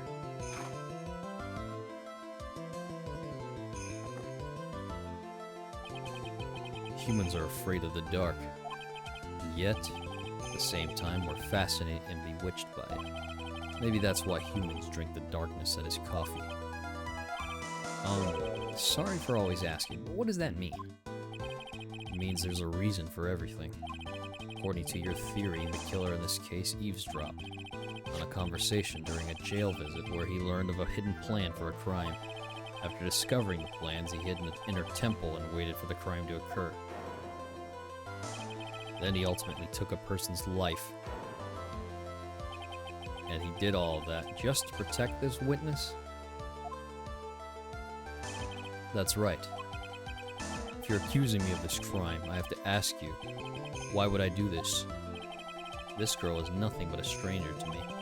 I've got no reason to go through that kind of trouble to protect her. I am what you see. I'm certainly not the type to rescue the damsel in distress. The killer's behavior is certainly extreme, for lack of a better word. Even considering that the killer wanted to protect this witness's life. His behavior is still a little too unnatural. However, you had a good reason, didn't you, Mr. Godot? An unshakable reason that forced you to protect this witness at all costs. I knew it. You figured it out, haven't you, Nick? Maya, I guess you were doing your best to cover for Godot. The same reason, huh?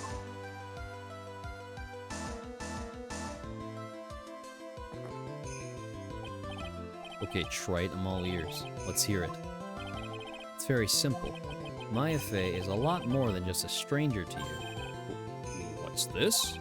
There's one person who lies at the very center of this whole story. One person that ties you and Maya Fey together inextricably.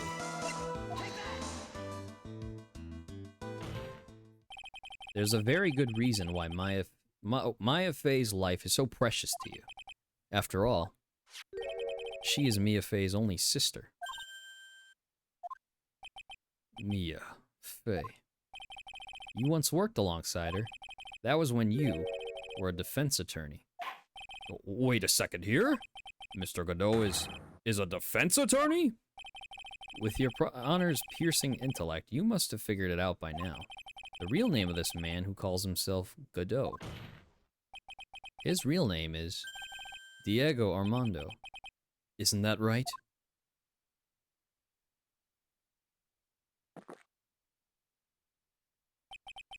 The last time someone called me by that name was over 6 years ago.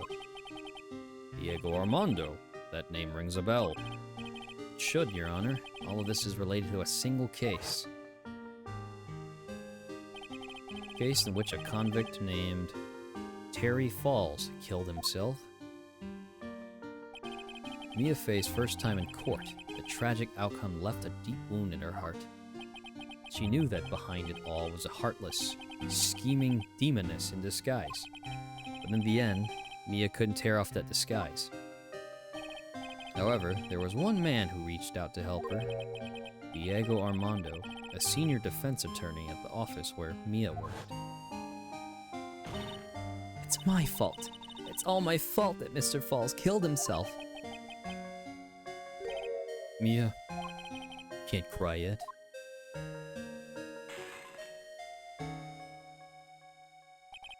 The only time a lawyer can cry is when it's all over.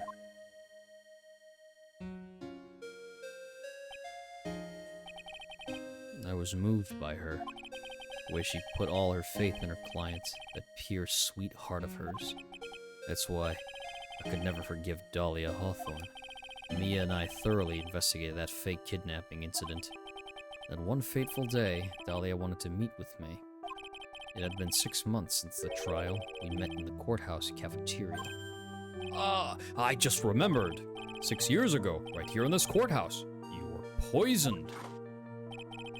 Even I didn't see it coming. Dahlia Hawthorne slipped some poison into my coffee. Some newspapers at the time called it a murder. Very little information about that case was released to the press. But you weren't dead at all. No official reports ever actually called it a murder.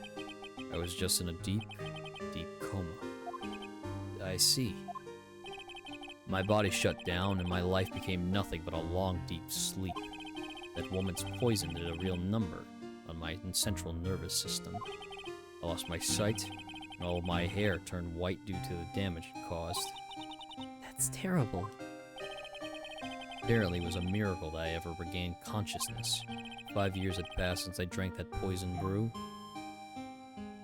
And one morning, my eyes flew open, and the smell of a doctor's cup of coffee. 5 years? You were asleep for 5 years? The worst possible news was waiting for me. Mia Fey was dead. From the very moment I opened my eyes, I had already lost everything I thought I had. The woman I loved had been murdered, and the woman I loathed had been sentenced to death. The woman you loathed? The woman who had spiked my scalding hot coffee, Dahlia Hawthorne.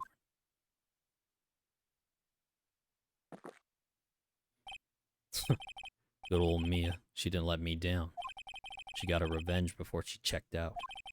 In the end, there wasn't anyone waiting for me when I woke up. That's so sad. For someone like me, for someone who had slept away their best days, there were only 2 reasons left to live. It was for those 2 reasons that I decided to become a prosecutor. If I may ask, what were you 2 reasons to live? First was you, Trite. Huh? Me? If I hadn't drank that stupid poison, Mia Fey never would have died, much less the way she did. You were the only one who was there to protect her, but you let her die. It was all your fault. It wasn't like that. I wanted to see for myself what kind of a man you really were.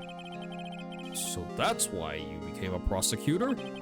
My other reason for living. She goes by the name of Maya Fey. You mean me?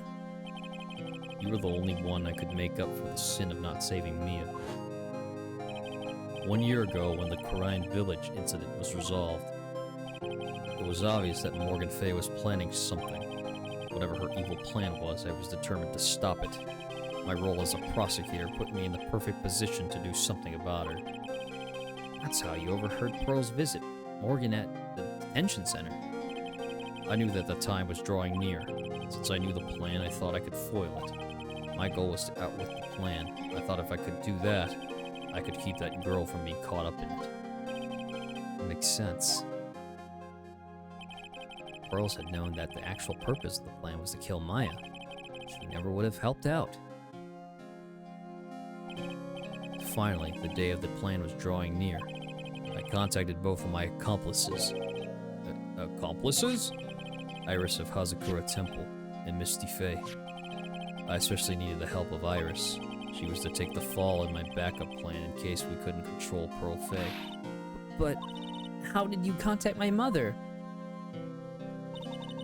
She had been missing for almost 20 years. Officially, yes. What do you mean officially? You've heard about it, haven't you? About the strong ties between the main family and the government? Now that you mention it, Bikini did say something to that effect. She said that the Master of Karain had great authority. Even without her official position, Misty Fey still wielded great influence. The police have been keeping an eye on her movements all this time. That's how I was able to contact her. Again, because of my position as a prosecutor. So my mother was cooperating with you? Don't ever forget, no matter how far away from you she was. She never stopped thinking about you. She was always... That's why I knew she would do anything to protect you. If you want to know how strong her resolve to protect you was, look at her staff.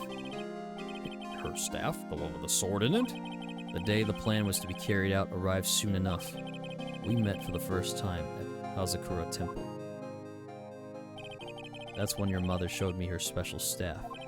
I realized it then, just how far she was willing to go. She was ready to use that sword to protect you from Morgan Fay if necessary.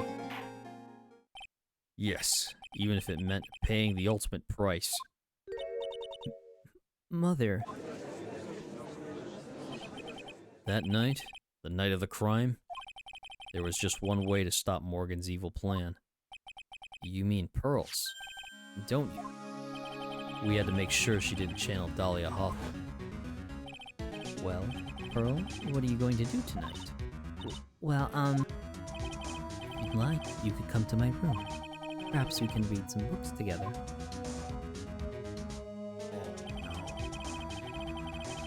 We thought we could prevent her from playing her part in Morgan's plan, but she never showed up. She was worried and followed me to the inner temple. That was the thing we were most afraid of, and that's why Misty Fey had to do the channeling herself. She channeled Dahlia Hawthorne into her own body. What? What do you mean? If she channeled the spirit first, then Pearls wouldn't be able to do it herself. As Master of Kurine, Misty Fey's power was supreme, so that's how it went down. She channeled Dahlia Hawthorne so that Pearl Fey wouldn't be able to. Ah! God damn. What? Is this true? My role in this plan was to make sure no one was going to hurt Maya Fey. That's why I hid myself in the inner temple, just in case you needed to be saved from Dahlia Hawthorne. Good dough. Anyway, that's all I'm going to admit to, Trite. Huh? There's no doubt about it, you're a great defense attorney, but you're going to have to do the rest yourself. The background leading up to this incident has been laid bare. There's just one question remaining, Mr. Wright. Who killed the victim? There are only two possible suspects right now. Maya Fey, and I'm sad to say, you, Mr. Godot.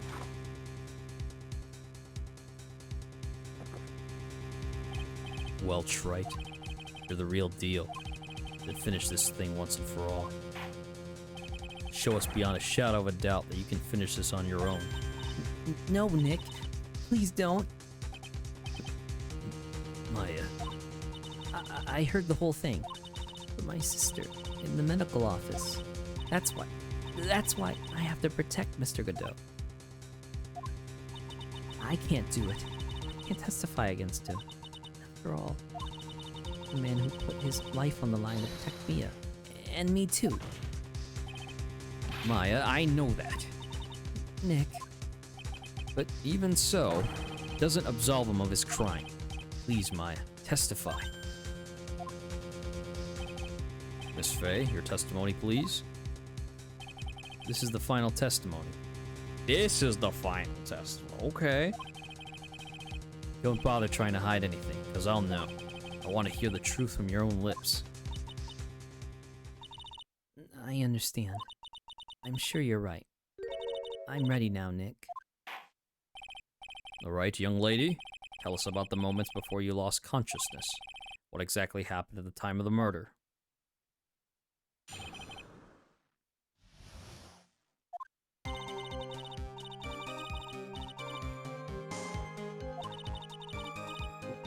Sorry. I thought I'd ask for help, but just then I was splattered with blood. She wasn't dead, though.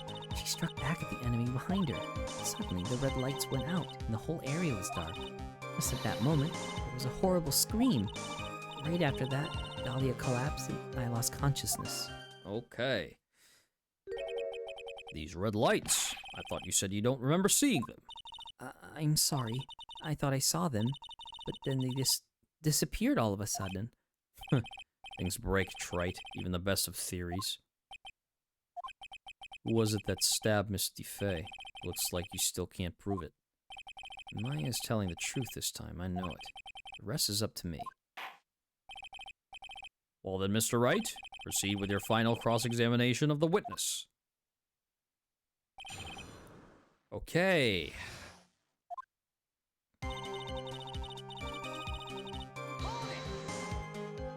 Lights shining in the dark? I don't think you could make a mistake about that.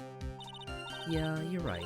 I think I saw them, but I can't say for certain. I can't tell you for sure if they were from Mr. Godot's mask either. I don't get the feeling she's covering for him anymore, but just after that, you turned towards the lights and called for help. Isn't that because you thought the lights were coming from Mr. Godot's mask? Yeah, I guess so. Maybe that's what I was thinking at the time. But I can't remember, after all. There was a person I couldn't identify in front of me.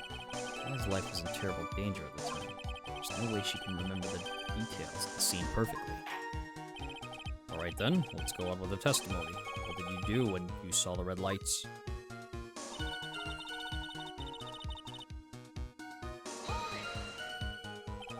That blood. Was it Dahlia Hawthorne's blood? I think so, probably. Just at that moment. I heard a soft scream that seemed to be close by. It was a woman's voice. So that was when the killer stabbed the victim from behind with a murder weapon? Is that right? Without a doubt, Maya was in the middle of a really dangerous situation. Anyway, the victim was stabbed with a murder weapon. What happened after that?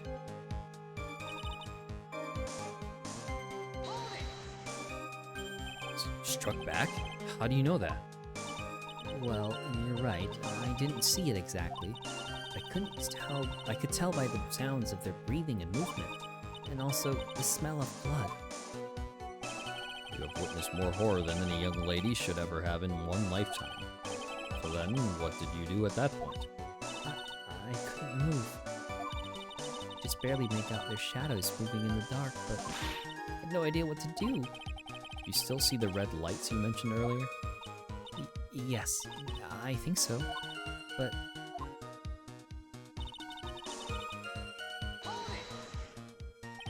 They went out? yes, suddenly I couldn't see them at all. What could it mean? The red lights were coming from Godot's mask, and they went out right in the middle of a fight. Maybe the mask was damaged. Or maybe it was knocked off. Or maybe the batteries ran out. Right, trite? Or maybe those little red pinhead-looking lights just stopped working. What could have really happened then?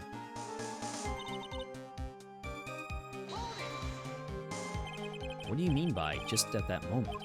Do you mean the moment when the red lights went out? Yes, that's right. The scream that you heard then, was it Dahlia Hawthorne?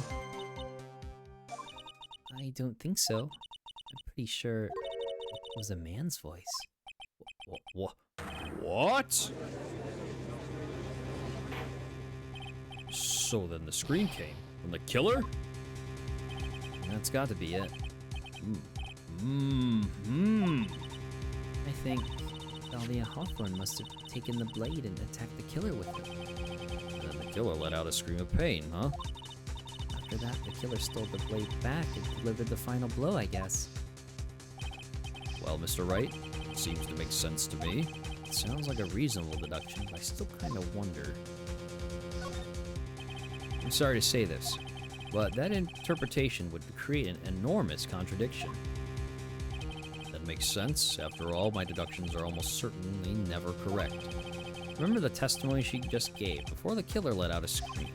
Maya said she had already been splattered by the victim's blood. In other words, the blade in the stab had already been plunged into the victim.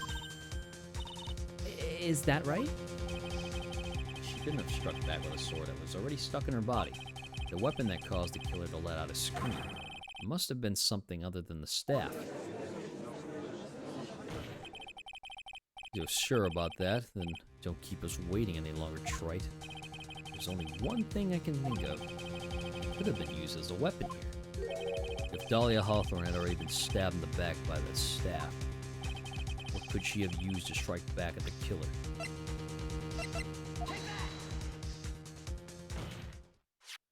Naturally, the dagger the killer brought to the scene of the crime. Oh, that's right. I forgot about that. This dagger was found at the crime scene, stuck into a pine tree. Yes, the detective found that this morning and brought it to me. Dahlia Hawthorne struck back at the killer with this. And she managed to wound him as well. Just because he let out a scream doesn't mean that he was wounded. For all we know, the blood on the dagger could have been from the victim. Have you forgotten that the blood has already been tested? Since we learned it wasn't the victim's blood, it must be the killer's blood. The killer must have a wound somewhere on his body. So you're saying the blood on this dagger belongs to the killer? Exactly. The DNA analysis of the blood would prove it beyond a shadow of a doubt. And yes, Mr. Godot, it would prove that it's your blood. Nice theory, Trite. Order. Order in the court! Is this the end? Have we done it? He won't be able to change the results of a scientific test. Let me ask you something, Trite. Let's say that it turned out I was the killer. You really think I would be stupid enough to leave evidence like that? What? Just think for a second. This dagger was found this morning by a detective and brought to me. There was already blood on it, correct? But even so, I was the one who brought this dagger here to the courtroom. Yes, well, what does that prove? Well, if I really were the killer, I could have washed the blade off and then planted another person's blood on it. That it can't be. In any case, there's one thing I can guarantee, Trite. That blood doesn't belong to me. Not a chance. What? In the event, it seemed to be established that the killer was wounded. All right then, witness, continue your testimony. Wait a minute. What's the problem? I know I probably shouldn't say this, but there's a big contradiction in Nick's explanation. My, This dagger, you said it wounded the killer.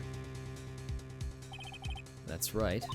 But, if Mr. Godot had really been cut with the dagger, his clothes should be bloody or have a rip in them, right? Maya, maybe he just changed his clothes. It solved the contradiction pretty easily. What are you talking about? It's not that simple at all. Remember back to the day of the murder? Everyone that was on the inner temple side got trapped there. That's right. And once the bridge was fixed, then the police headed for the inner temple. Mr. Godot was already there waiting for them. He never had a chance to change his clothes.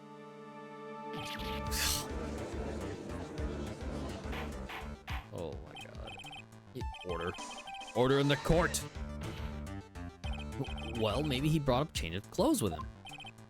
What? No one could have predicted a lightning strike that shut down the bridge. Why would anyone have brought a change of clothes? Ugh. Did the judge take smart pills during the last recess? Well then, maybe the killer took off his clothes before he committed the murder. That way he wouldn't get any blood on him. That's impossible, Trite.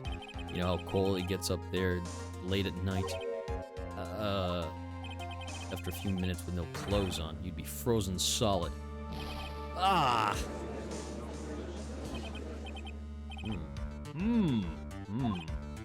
Huh. So that's all you've got? I knew you weren't tough enough to finish this. Right now, if Mia Fey were here,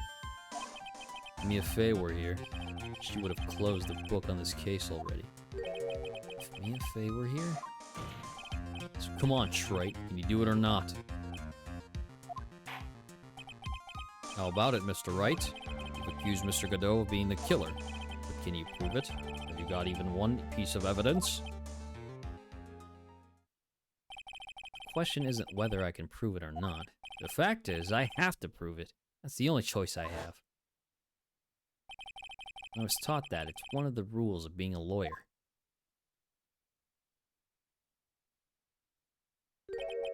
I can prove it. I'm going to bring your magnificent vengeance to fruition, just as you want it. That's good. Fight her till the bitter end, Trite. Since there's one piece of evidence that could prove your point, why don't we go for the old unlimited penalty?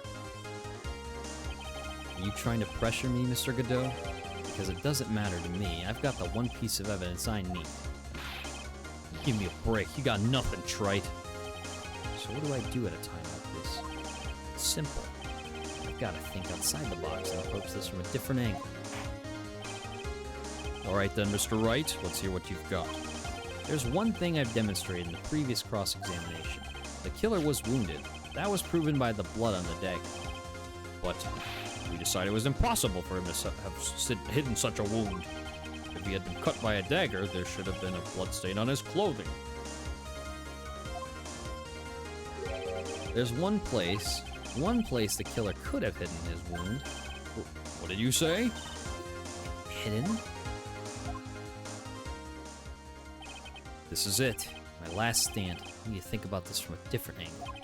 I don't need to think about why there were no bloodstains on his clothes. I need to show how he hid them. The wound. It's the end of the line. The final stop, trite. Let's hear what you've got. Where's this location where you say the killer hid his wound?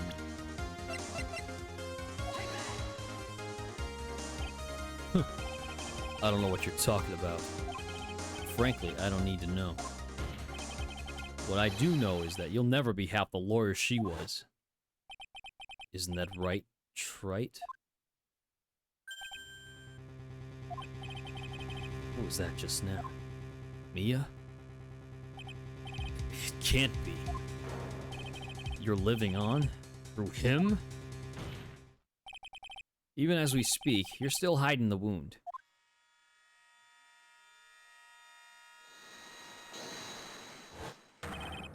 It's beneath your mask. During the fight, the red lights given off by the killer suddenly disappeared. Seconds later, the killer let out a scream. That's right, your mask went flying off your face. Mr. Godot, would you mind removing your mask? You have a dagger wound under there somewhere. Then I'd say this whole case is solved.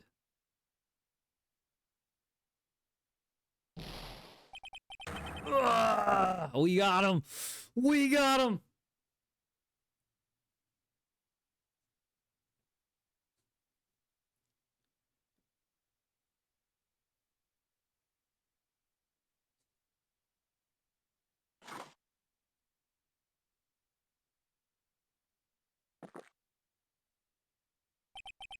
Just now, I saw her spirit in you.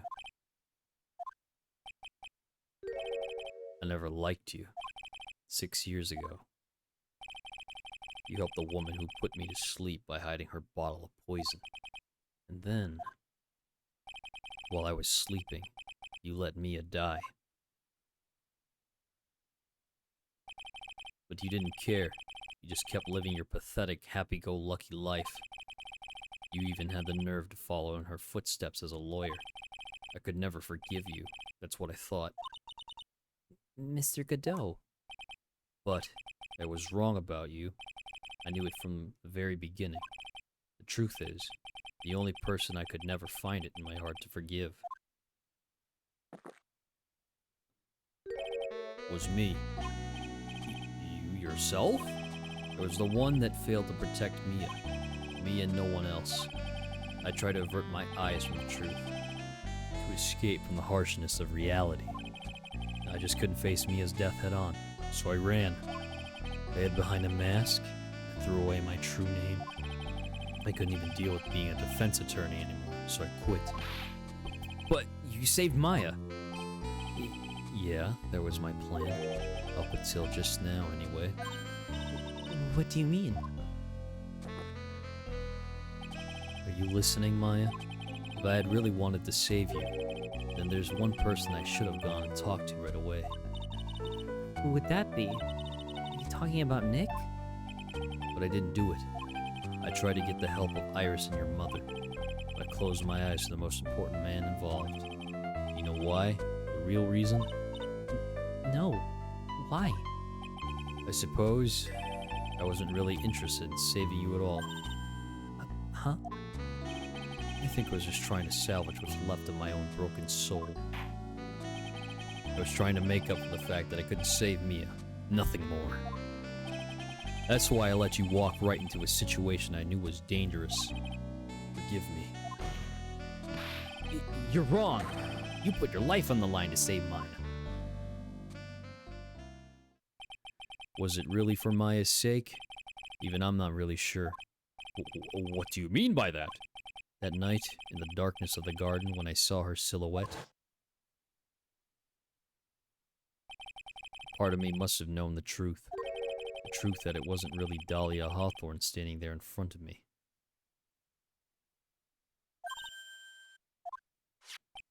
It could have been Misty Faye, or even that little girl, but I still picked up the blade. It was like I was dreaming. Not sure exactly what was going on in my mind at that point. Was I really motivated by the pure desire to protect Maya Faye? Or was it something else?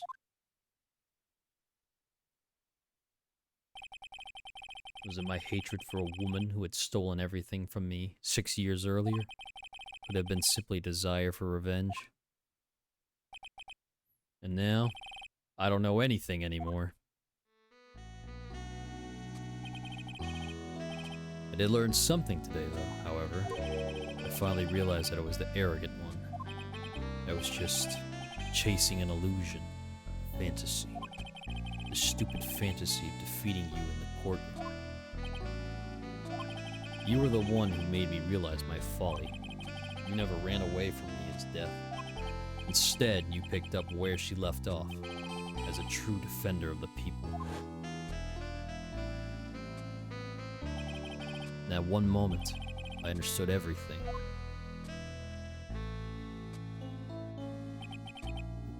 Mr. Godot.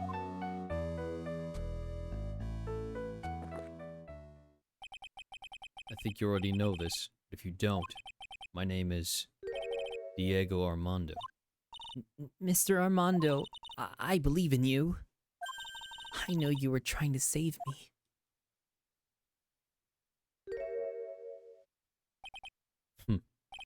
Thanks. Your wound, it's bleeding. Did you forget already? In my world, the color red doesn't exist. These must be my tears. Tears? Ever since I woke up from my coma, I think I've been waiting for this very moment. Mr. Armando. You do well to remember this, Maya. The only time a lawyer can cry is when it's all over.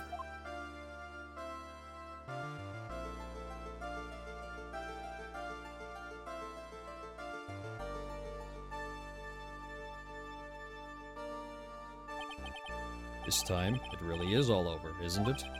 Defendant? Yes, Your Honor. Although you weren't directly involved in the murder, tampering with the body in the crime scene is a serious offense in itself. I understand, Your Honor. Mr. Armando... Oop, sorry, wrong voice. Mr. Armando explained that to me very carefully. I knew the risk, and I willingly cooperated anyway. Very well. Before I hand down my verdict, is there anything you'd like to say? Oh, hold up. I gotta move the mic arm. Bad posture. Well, there is one thing I'd like to say something to Mr. Wright. I want to apologize to you. Apologize? To me? For what? For the case 5 years ago, of course.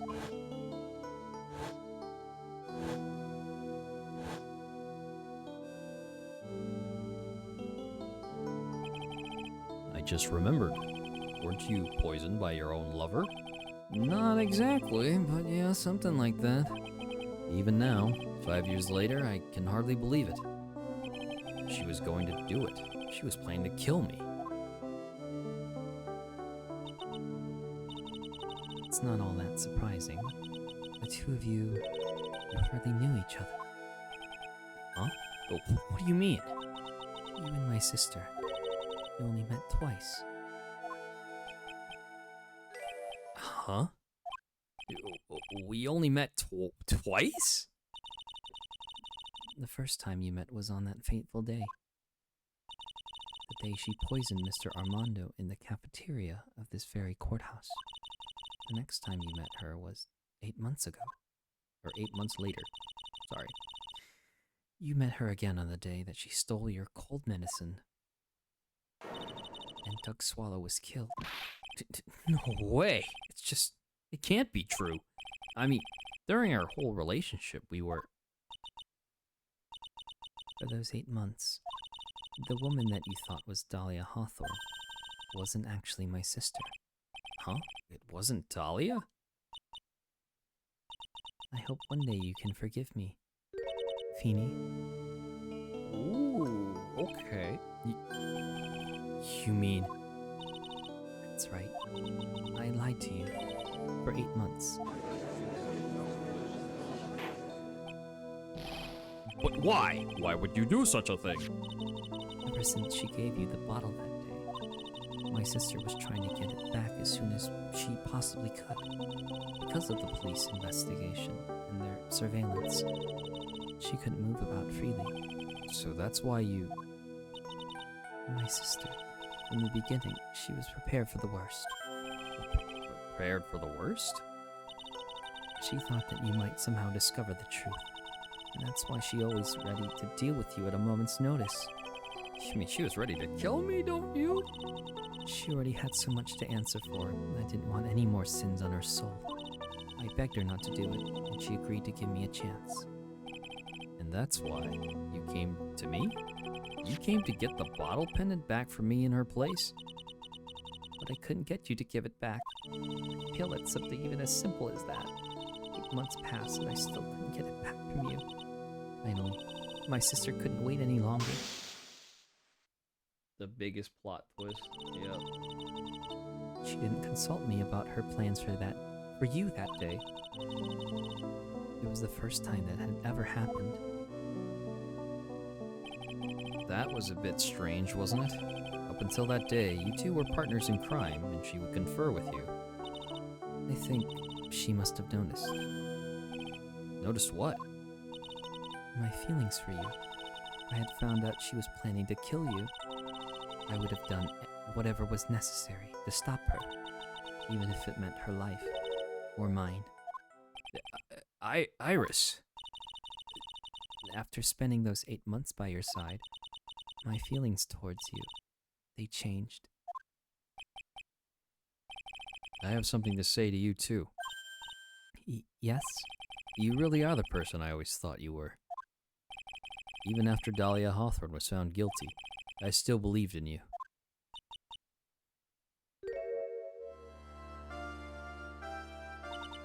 Thank you. Oh! He got closure. Oh, coffee.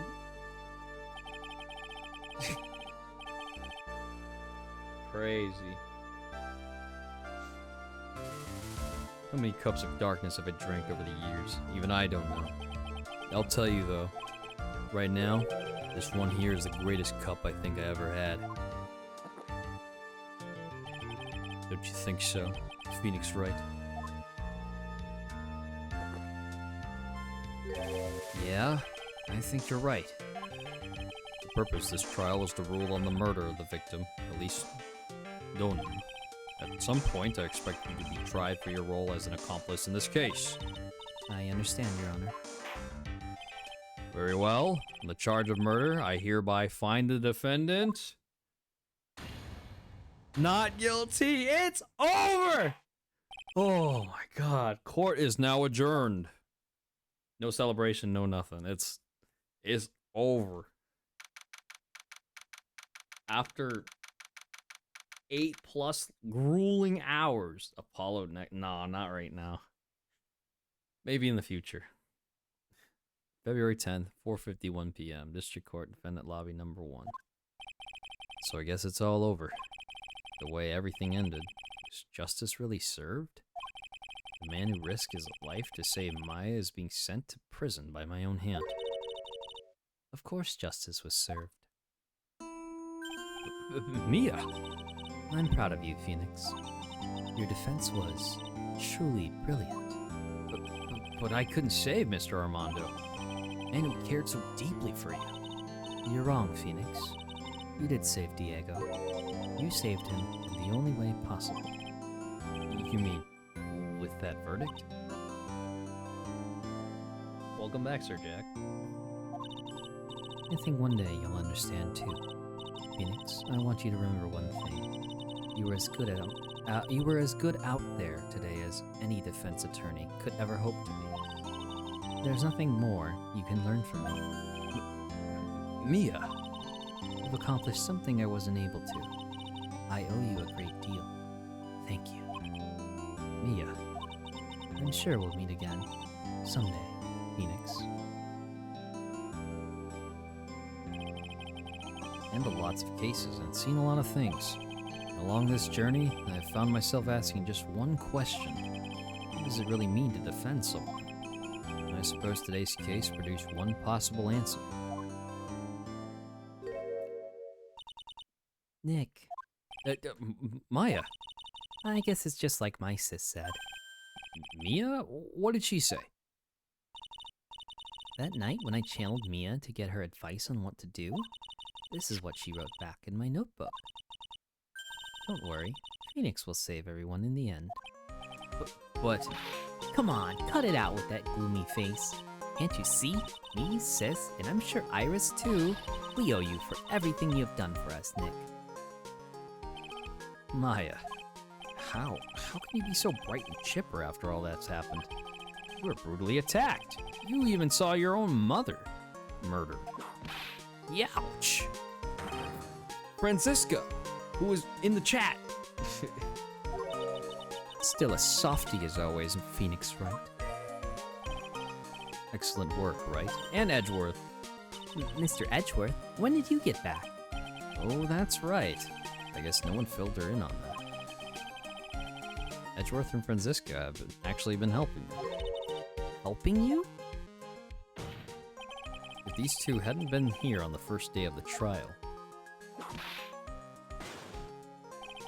the defense wouldn't have gotten anywhere. Ow, where were you, Nick?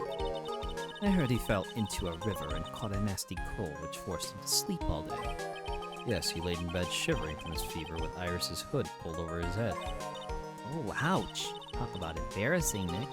You definitely need more training. Anyway, thank you, Mr. Edgeworth. And you too.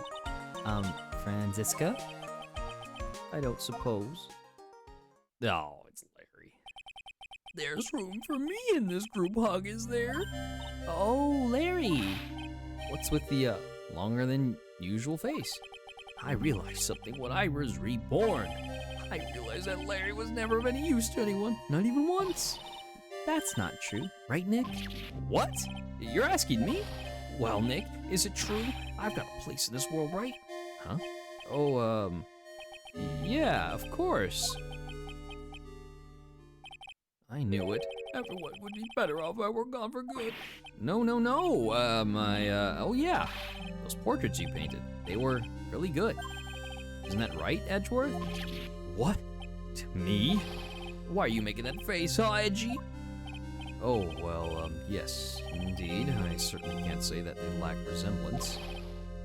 You really mean it? What about you, Franzi? Did I draw you well, too? Ah! My beauty can't possibly be captured by a mere crayon. Nevertheless, I recognize the effort you put into it, and that's worth something. So then you'll do it like you promised? You're going to model for my next picture book, Franzi Whippity Whip Trip. Ah! Don't get carried away. Well, how about that? I guess painting portraits is the only thing I'm good at. Painting a pearl was pretty darn good too, if you ask me. Huh? Now that you mention it, I haven't seen her around. Pearls? Where could she have gone? Normally, she would have made a beeline for Maya. Oh, I'll go look for her. Be right back. Hey, Pearly. Oh, man. Right? You seem to be uncharacteristically puzzled. I suspect you are wondering how Maya can be so cheerful despite all that has happened. Yeah. To be honest, I can't understand it either. It's this guy. That's right. She lost her father fairly recently as well. I think I understand how she feels. Maya is a much wiser person than she appears, and I think she realizes something. Now is exactly the time when she needs to be as strong as she can. What do you mean by now is exactly the time? Maya wasn't the only one that was badly wounded by this incident. In fact, there was someone that was hurt far more deeply than she. I believe it's for that person that Maya is trying her best not to cry. Someone who was hurt more deeply than Maya? Edgeworth, I think I'm starting to understand too. Ow! Tell me, Phoenix Wright, who is Maya Fey being strong for? For Dick Gumshoe. Oh, Fey.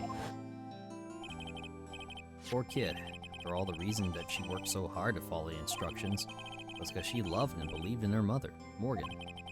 It's for the good of the A clan. I'm sure she believed in every last word. She thought she was doing it for Maya. That's why she was so happy.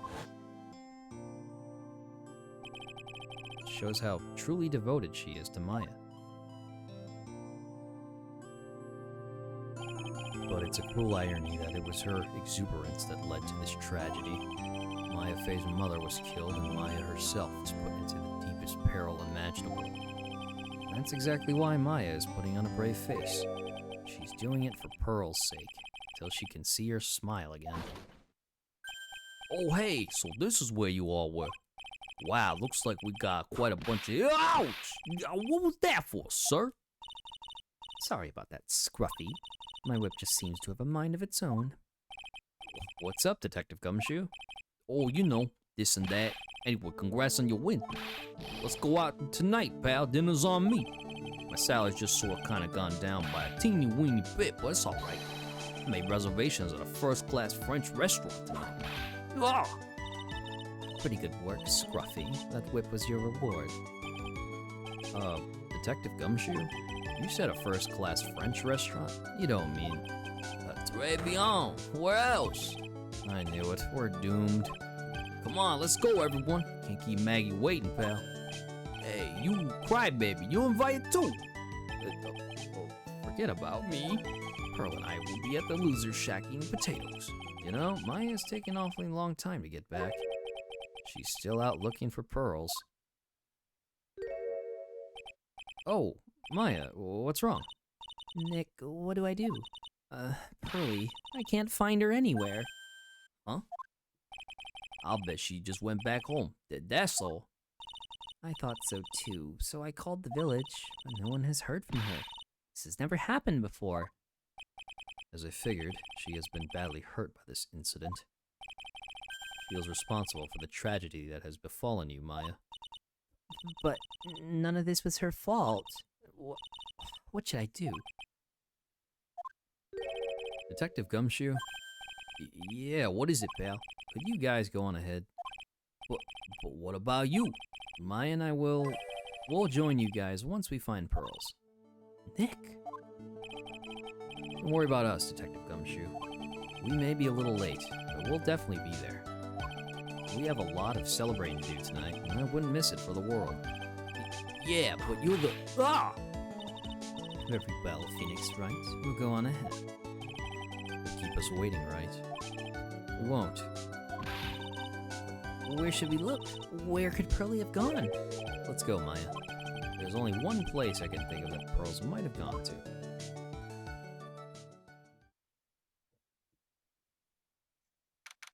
February 10th, Hazakura Temple, main gate. Hazakura Temple? For pearls, I bet this is a very important place. After all, it's where this whole incident started.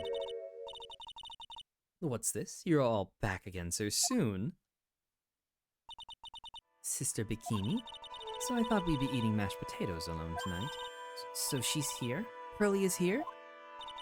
She's in the training hall. Why don't you hurry along and go see her? Okay. We're on the way, Pearly. Oh, hey, the poster's cleaned off. Pearly's not here. Ah, Maya, the hanging scroll. Someone cleaned it off. It's got to be pearls.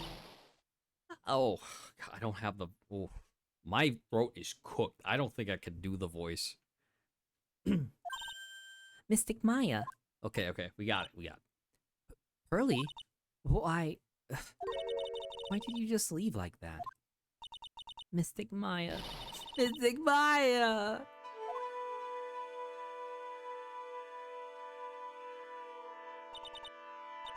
I swore that I would never trouble the two of you ever again. Because it's all my fault that Mystic Maya's mother. That's why you came here? It's the least I could do to pray for your happiness. You don't have to do that, Pearly. It wasn't your fault. You didn't do anything wrong. Of course, I'm sad that my mother is gone. But how do I say this? I'm still happy. You don't have to lie just to make me feel better. No, really. It's true. The only reason I'm still here at all is thanks to everyone who was there for me. My sis, my mother, Mr. Armando, Nick, and you. If even one of you weren't there, I'm sure I wouldn't still be alive right now. That's why I have to be strong. For all the people that were there for me when I needed them. That's all I can really do. Mystic Maya. I'm impressed. You truly are the daughter of Mystic Misty. Sister Bikini. Your mother, Mystic Misty, was a strong woman indeed. I want to tell you what she said to me that night. After dishonoring the good name of Kurine, I don't have the right to face my daughter. Still, Maya is always in my thoughts. It's true, she'll always be with me until the day I die. Your spirit was with her. That's why your mother was so strong.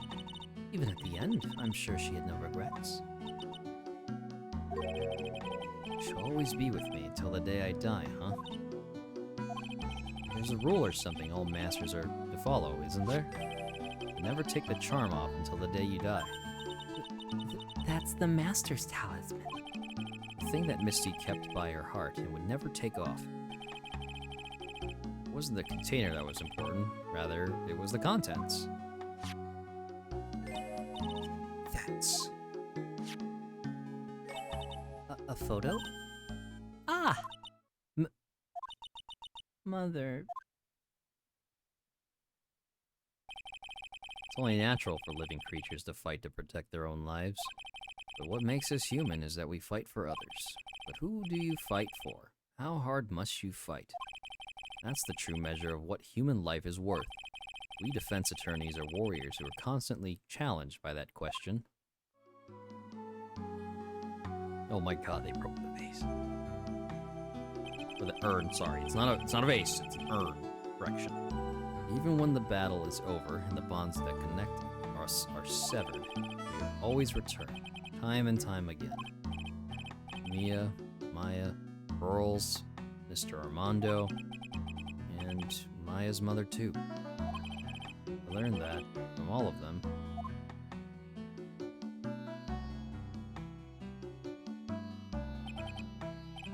Well, shall we get going? Everyone is waiting. Ah, This is a day to remember. A day when a lot of things were finally put to rest. I think we should celebrate what we've overcome today. but I still can't... Oh, go on, sweetie. You can come back for training anytime. Okay. Alright, I'm going to make a brand new start, too. Sister Bikini, I'll be back for more training, I promise. I know, and I won't go easy on you just because you're the future master. I'll make sure to prepare reservations for 3 or when you come back. Your net died? Oof. We're at the end of the game, Mr. Gulix. Alright, we're going to have a great feast today, Pearly. You know why? Because training is a battle of endurance. Okay, Mystic Maya, I'll eat lots and lots of food tonight. You know, there's one thing I don't get, and probably don't want to, but What is it, Nick? reservations for training is fine and all. Why for 3? Come on, what do you think? You're one of us, Nick. Next time you can train right alongside us. Huh? They'll be waiting for you. Sister Bikini will take special care of you. Oh, huh? It'll be great, Nick. We're going to do the special course naturally. Huh? Huh? That's a great idea. After all, Mr. Nick, you'd do anything for Mystic Maya, wouldn't you? Even walk on hot coals, right? We'll have a nice big meal before we come next time. Right, Nick? You know, I was wondering if I could say just one little thing. Oh, sure, of course you can. Oh, I love this part. I can't wait to hear it. I'm getting goosebumps too. Well then, here goes nothing. And that's the game! Oh my god. Strapped to a chair for almost 8+ hours trying to do this case. Oh my god.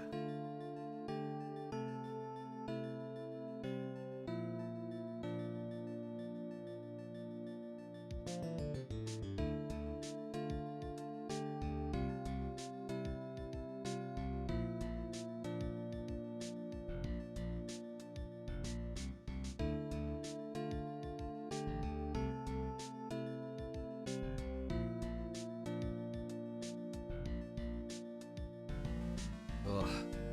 Oh my god, I didn't even eat dinner. Oof. That's rough.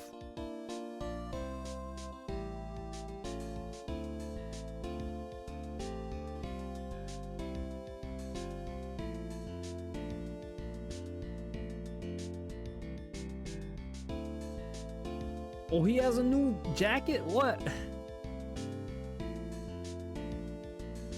Oh my goodness.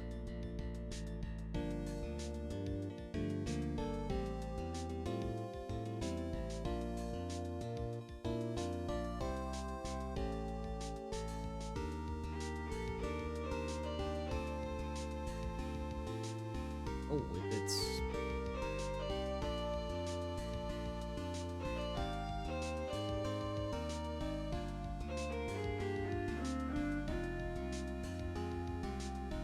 What? Taught you how to use a whip? That's some crazy work, man.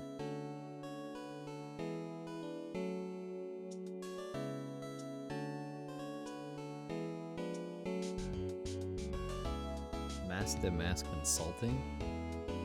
Stopping the evil plans of all the criminals in the city. Oh my god. You also sell plans to criminal.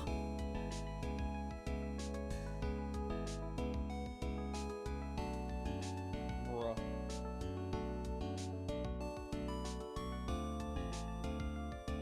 Oh, it's Viola.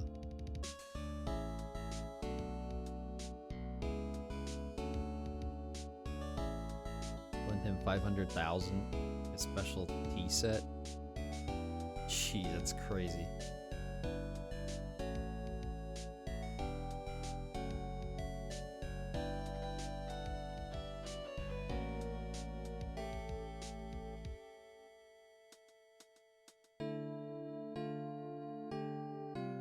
Kudo.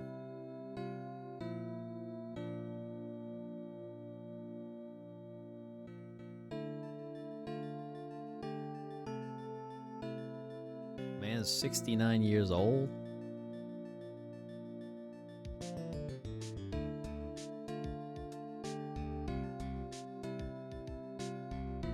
Lisa Basil.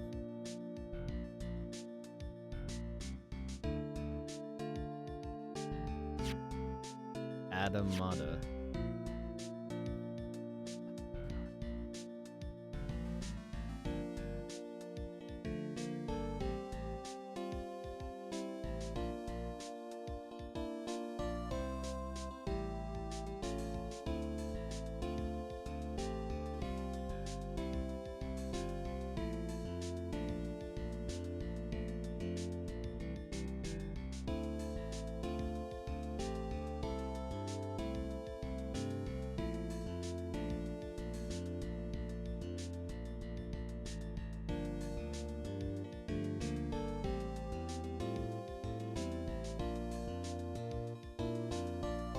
Oh, it's Iris.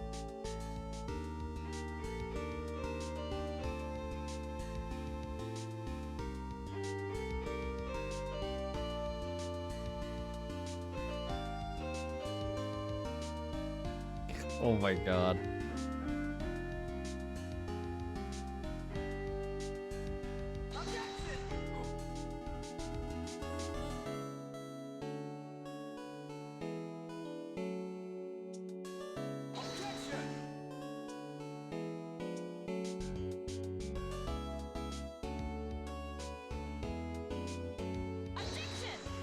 Oh my.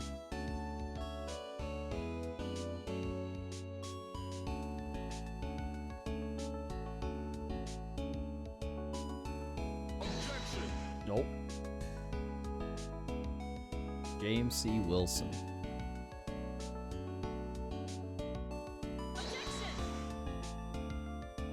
Francisco made it. That is Sue.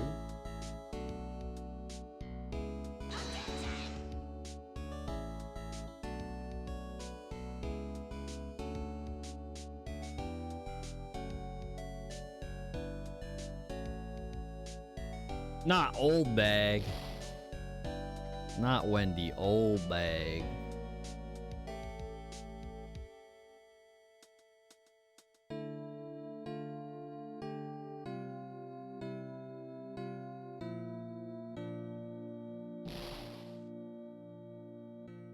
All the macadamia nuts.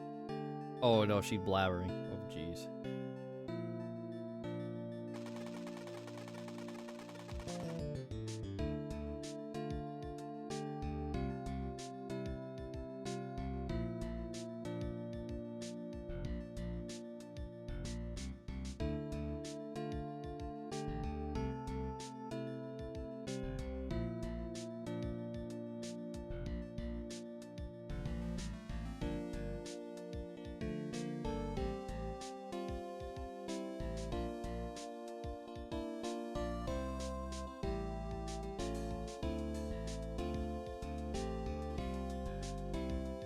Oh wow.